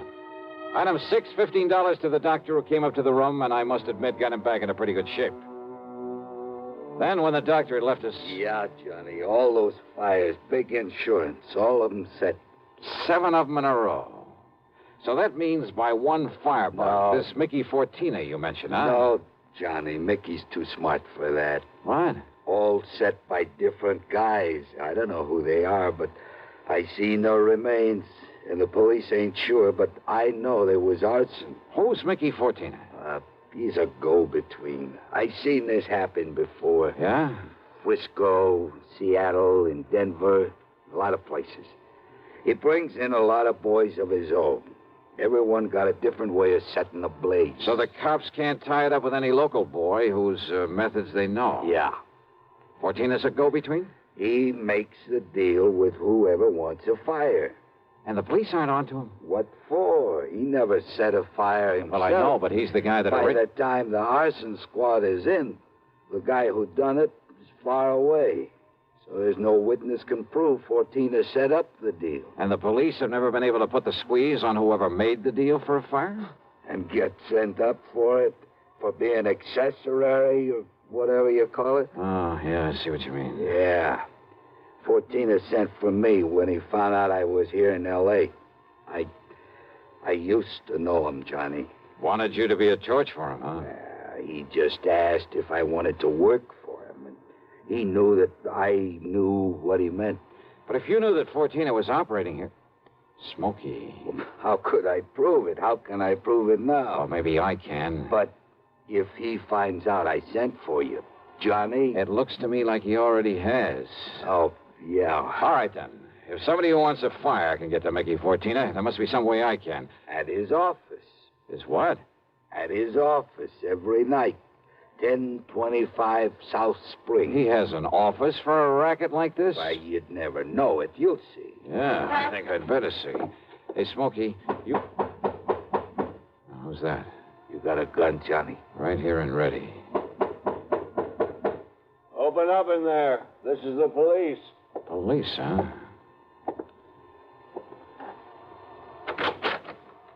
Well, surprise. It is the police. The room clerk reported a man was brought in here who... Johnny! Yeah, Pat Nichols. Sergeant Nichols now, Johnny. Good. How are you, boy? Now, wait a minute. Is this the man you brought in here? Smokey Sullivan? Listen, officer, Johnny, you think maybe Smokey is tied in with this string of fires out here? No, tell him, Johnny. No. You tell him, Smokey, anything you want. Well, now, look. You know I'm no good at talking to a cop, Yeah, well, Johnny. give it a try. And, Pat, be sure you stick around to keep an eye on him. What? Smokey may need a bodyguard. You. Huh? Yeah. Until after I've made a little business call. Johnny. Now, look, if you're out here because of those fires... Did I say I was? I didn't tell him anything like that, did I, Smokey? No, Johnny. And I see what you mean. Now listen, Just stick around, Pat. I'll see you later. If I had told Pat where I was going, he might have wanted to come along. And a man in the uniform would hardly have helped in the plan I had for trapping Mickey Fortina. But you know something? Going over to see him alone was a big mistake. One I almost didn't live to regret.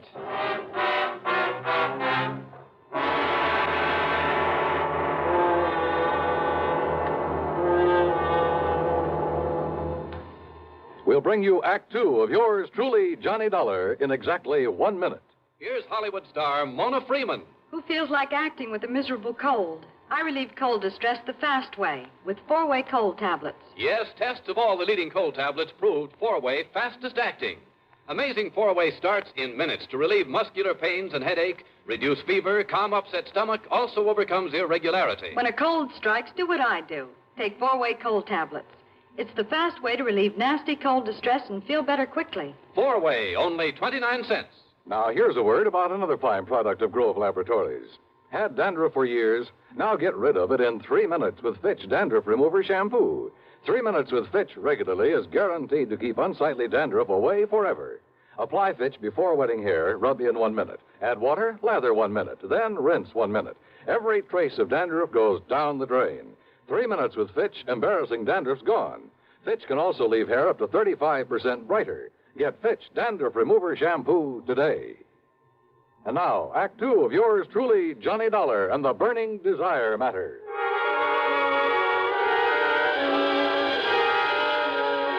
My plan for trapping Mickey Fortina was a very simple one. I'd make like a property owner who was anxious to collect some fire insurance, who was willing to pay in advance to make sure my property went up in flames. Easy, or so I thought. Item 7, 85 cents per cab to the office building at 1025 South Spring. The only lights on were in Suite B on the second floor. According to the directory in the lobby, that was the office of the Fortina Friendly Loan Company. Loan office, huh? Yes, sir. Can I help you? Yeah, I'd like to see Mr. Fortina. You got an appointment? No, but I'd like to make a little deal with him. Well, can I have your name, mister? It's Morris, Theodore Morris. Just a minute, huh? Excuse me. Yeah, sure. Man says his name is Morris, wants to see you, Mick. Oh? Hey, listen, has the chimp come back yet? No. And he said he was going to send Husky over there. Husky? Why? Well, Chimp said he was afraid if he showed up at that hotel... Careful what you say. Close the door. Sure. The chimp. And somebody was going over to the hotel. That can mean only for one thing, to get Smokey Sullivan. I carefully edged over closer to the door of Mickey's office, hoping I could hear more. But it was too thick. And it suddenly dawned on me. If they knew I was the one who put Smokey in that hotel, they probably also knew why I'd come here. There was only one way to make sure. I'd have to go through, or at least try to go through with a bluff I'd planned. Oh, sorry to keep you waiting, Mr. Morris, is it? Yeah, that's right, Mr. Fortina. Ted Morris. Oh, Mary, when he gets here, send him in. Sure, Mick. Come in, please. Sit down. Yeah, surely. Thanks a lot. All right, I'll get right to the point, Mr. Fortina. Oh, by all means do, Mr. Morris. Well, I own a big shoe store over on North La Brea. Yes? Well, business has been pretty bad lately. I've been losing a lot of money. Too much stock on hand, big inventory, and how it is. Well, if it's good merchandise, I see no reason why we can't arrange a loan for you. Yeah, a loan? Of course. What else? Well, listen, I carry a lot of insurance on not only the stock, but the building, too. Oh? How much, Mr. Morris? Well, it adds up to over $185,000. I see. It's very commendable. But why do you tell me about this insurance? Well, I said I'd get to the point. Now, listen. If that place was to burn up some night, the whole works, I'd collect a lot of money on it, all the insurance. And, of course, be in a position to repay whatever loan I advance to you. All right. Stop beating around the bush, 14. I want that place burned out. Can you fix it? Mr. Morris, if you want a loan, possibly even a sizable... Well, you know what I want. Come on. How about it? As I said, possibly we can advance it to you. Now, look, I didn't come up here to... However, as evidence of your good faith, your, shall we say, good intentions, are you prepared to make a down payment on such a loan, say, $10,000 cash in advance? What are you talking about? Set the fire, burn the place up so I can collect the insurance, and I'll give you $15,000. Now, just a minute. Who said anything about setting a fire? I did. Well? Who sent you here? If you said it was a former client, I won't believe it. Oh, look, does it make any difference? Do you by any chance know a man by the name of Smokey Sullivan? Sullivan? He knows him all right, Mick. Wow. The chimp? Shut up. Sure, Mick, this is the guy I told you about. I come to see Smokey at his rooming house. What I left of him. Very interesting. After I ducked out, I hung around there. I seen him take Smokey in a cab. I followed him to that hotel. You sent Husky over to take care of him? Sure. And listen. Yeah?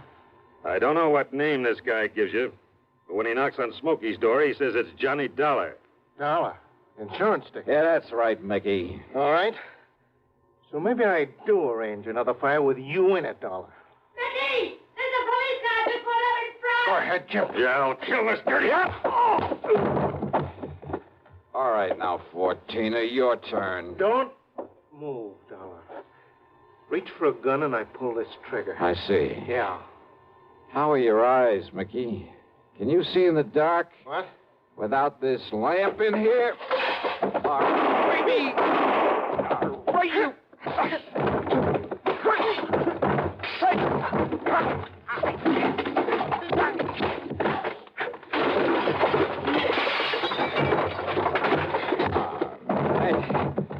Yeah.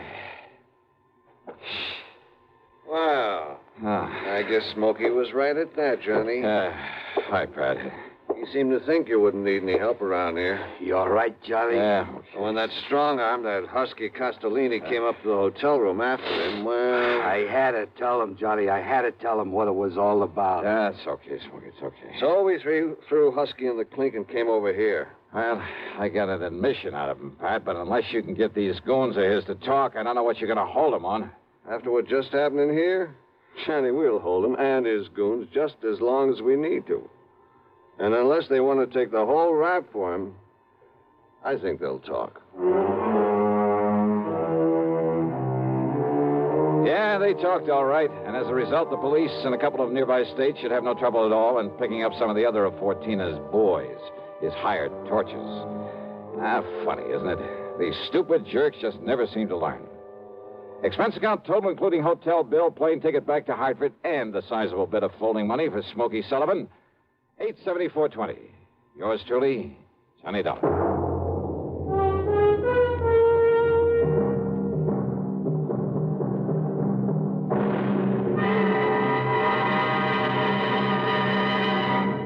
Now, here's a word from our star about the case he handles on next week's program. Thank you, Daniel. It's called the hapless ham matter. And yeah, you guessed it, the ham turns out to be an actor. A really bad one with one of the cleverest methods of committing murder I've ever known. There's a lot of action, suspense in the story, and I think you'll like it. Who knows? Maybe if you listen closely, you'll be able to figure out his method even before I do. So join us, won't you? Yours truly, Johnny Dollar.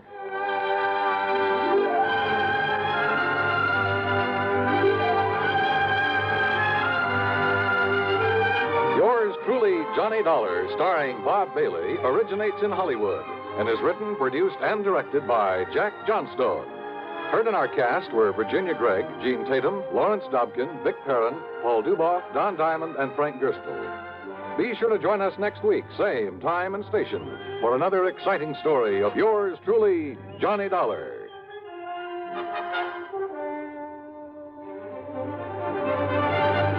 This is Dan Cubberly speaking.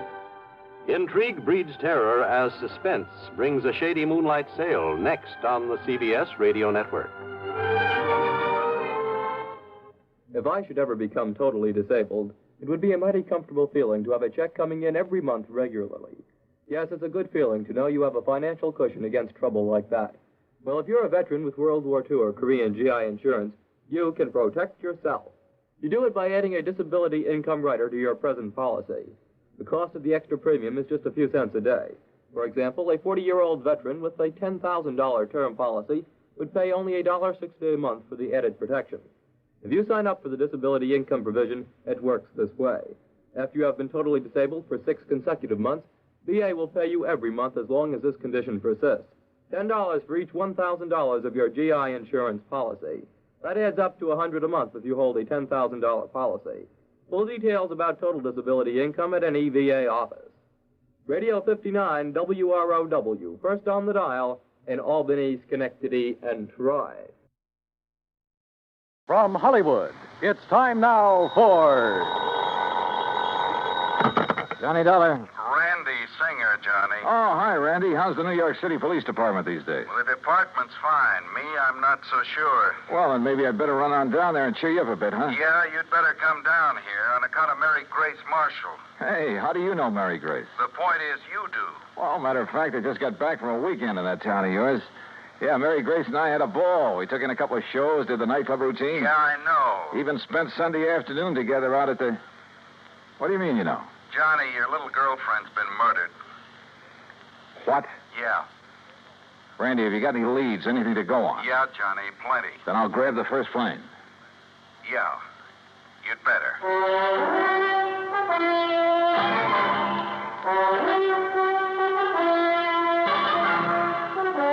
Bob Bailey in the exciting adventures of the man with the action-packed expense account. America's fabulous freelance insurance investigator. Yours truly, Johnny Dollar. Act one of yours truly, Johnny Dollar.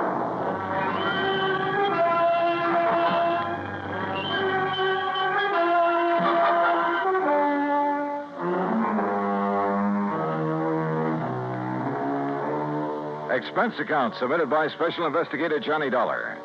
to the Mideastern Life and Casualty Insurance Company, Home Office, Hartford, Connecticut. Following is an account of expenses incurred during my investigation of the Mary Grace matter.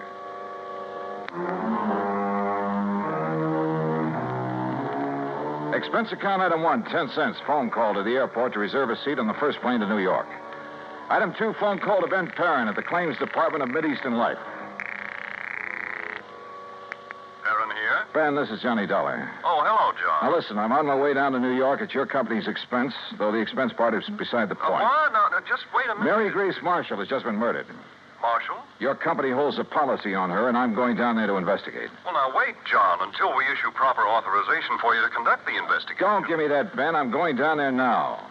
Well, then it's completely without sanction from this or any other official company. Okay, forget it. I was trying to save time, and I thought I was doing you a favor. Well, I suppose you are, but until a request for your services can be routed through the proper forget it. channels... Didn't you hear me? I gotta go. Gotta catch a plane. Well, for heaven's sake, man, what are you so up in arms about? Why you're so concerned about this particular... Because that girl was a personal friend of mine.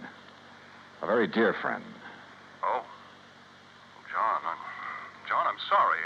I can see now why you're so upset. Yeah, I'm upset. By all means, go ahead, officially. And if there's anything I can do... Yeah, there is. You can stop all this yammering so I can hang up and get out of here. Goodbye. John. Yeah, what now? You really cared for that girl, didn't you? Yeah, Ben. I cared.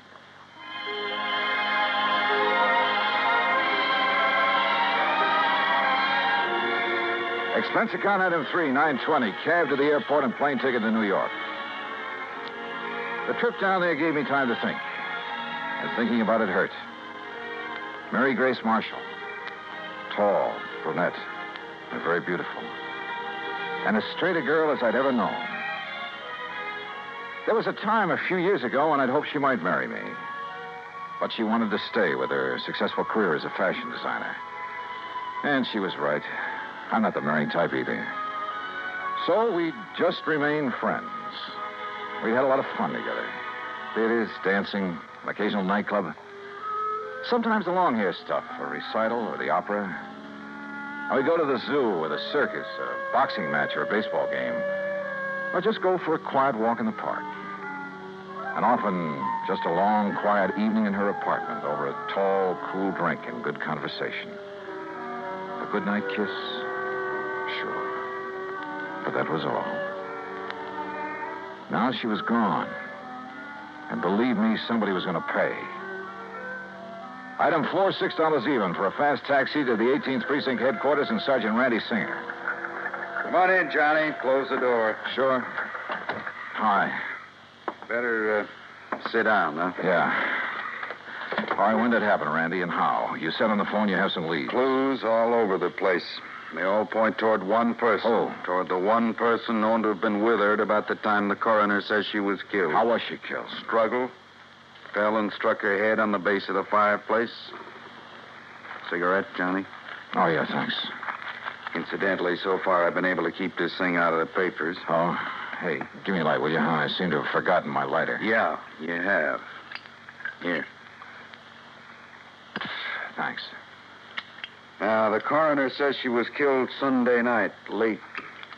What? By somebody who must have spent several hours with her. You said late Sunday night. That's a...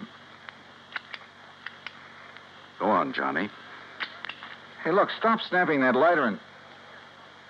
Wait a minute, where'd you get that? According to all the evidence, it was left behind by whoever murdered Mary Grace Marshall. Here. Look familiar? Are you crazy? This lighter is mine. Yeah, Johnny. I know. And now, Act 2 of yours truly, Johnny Dollar, and the Mary Grace matter.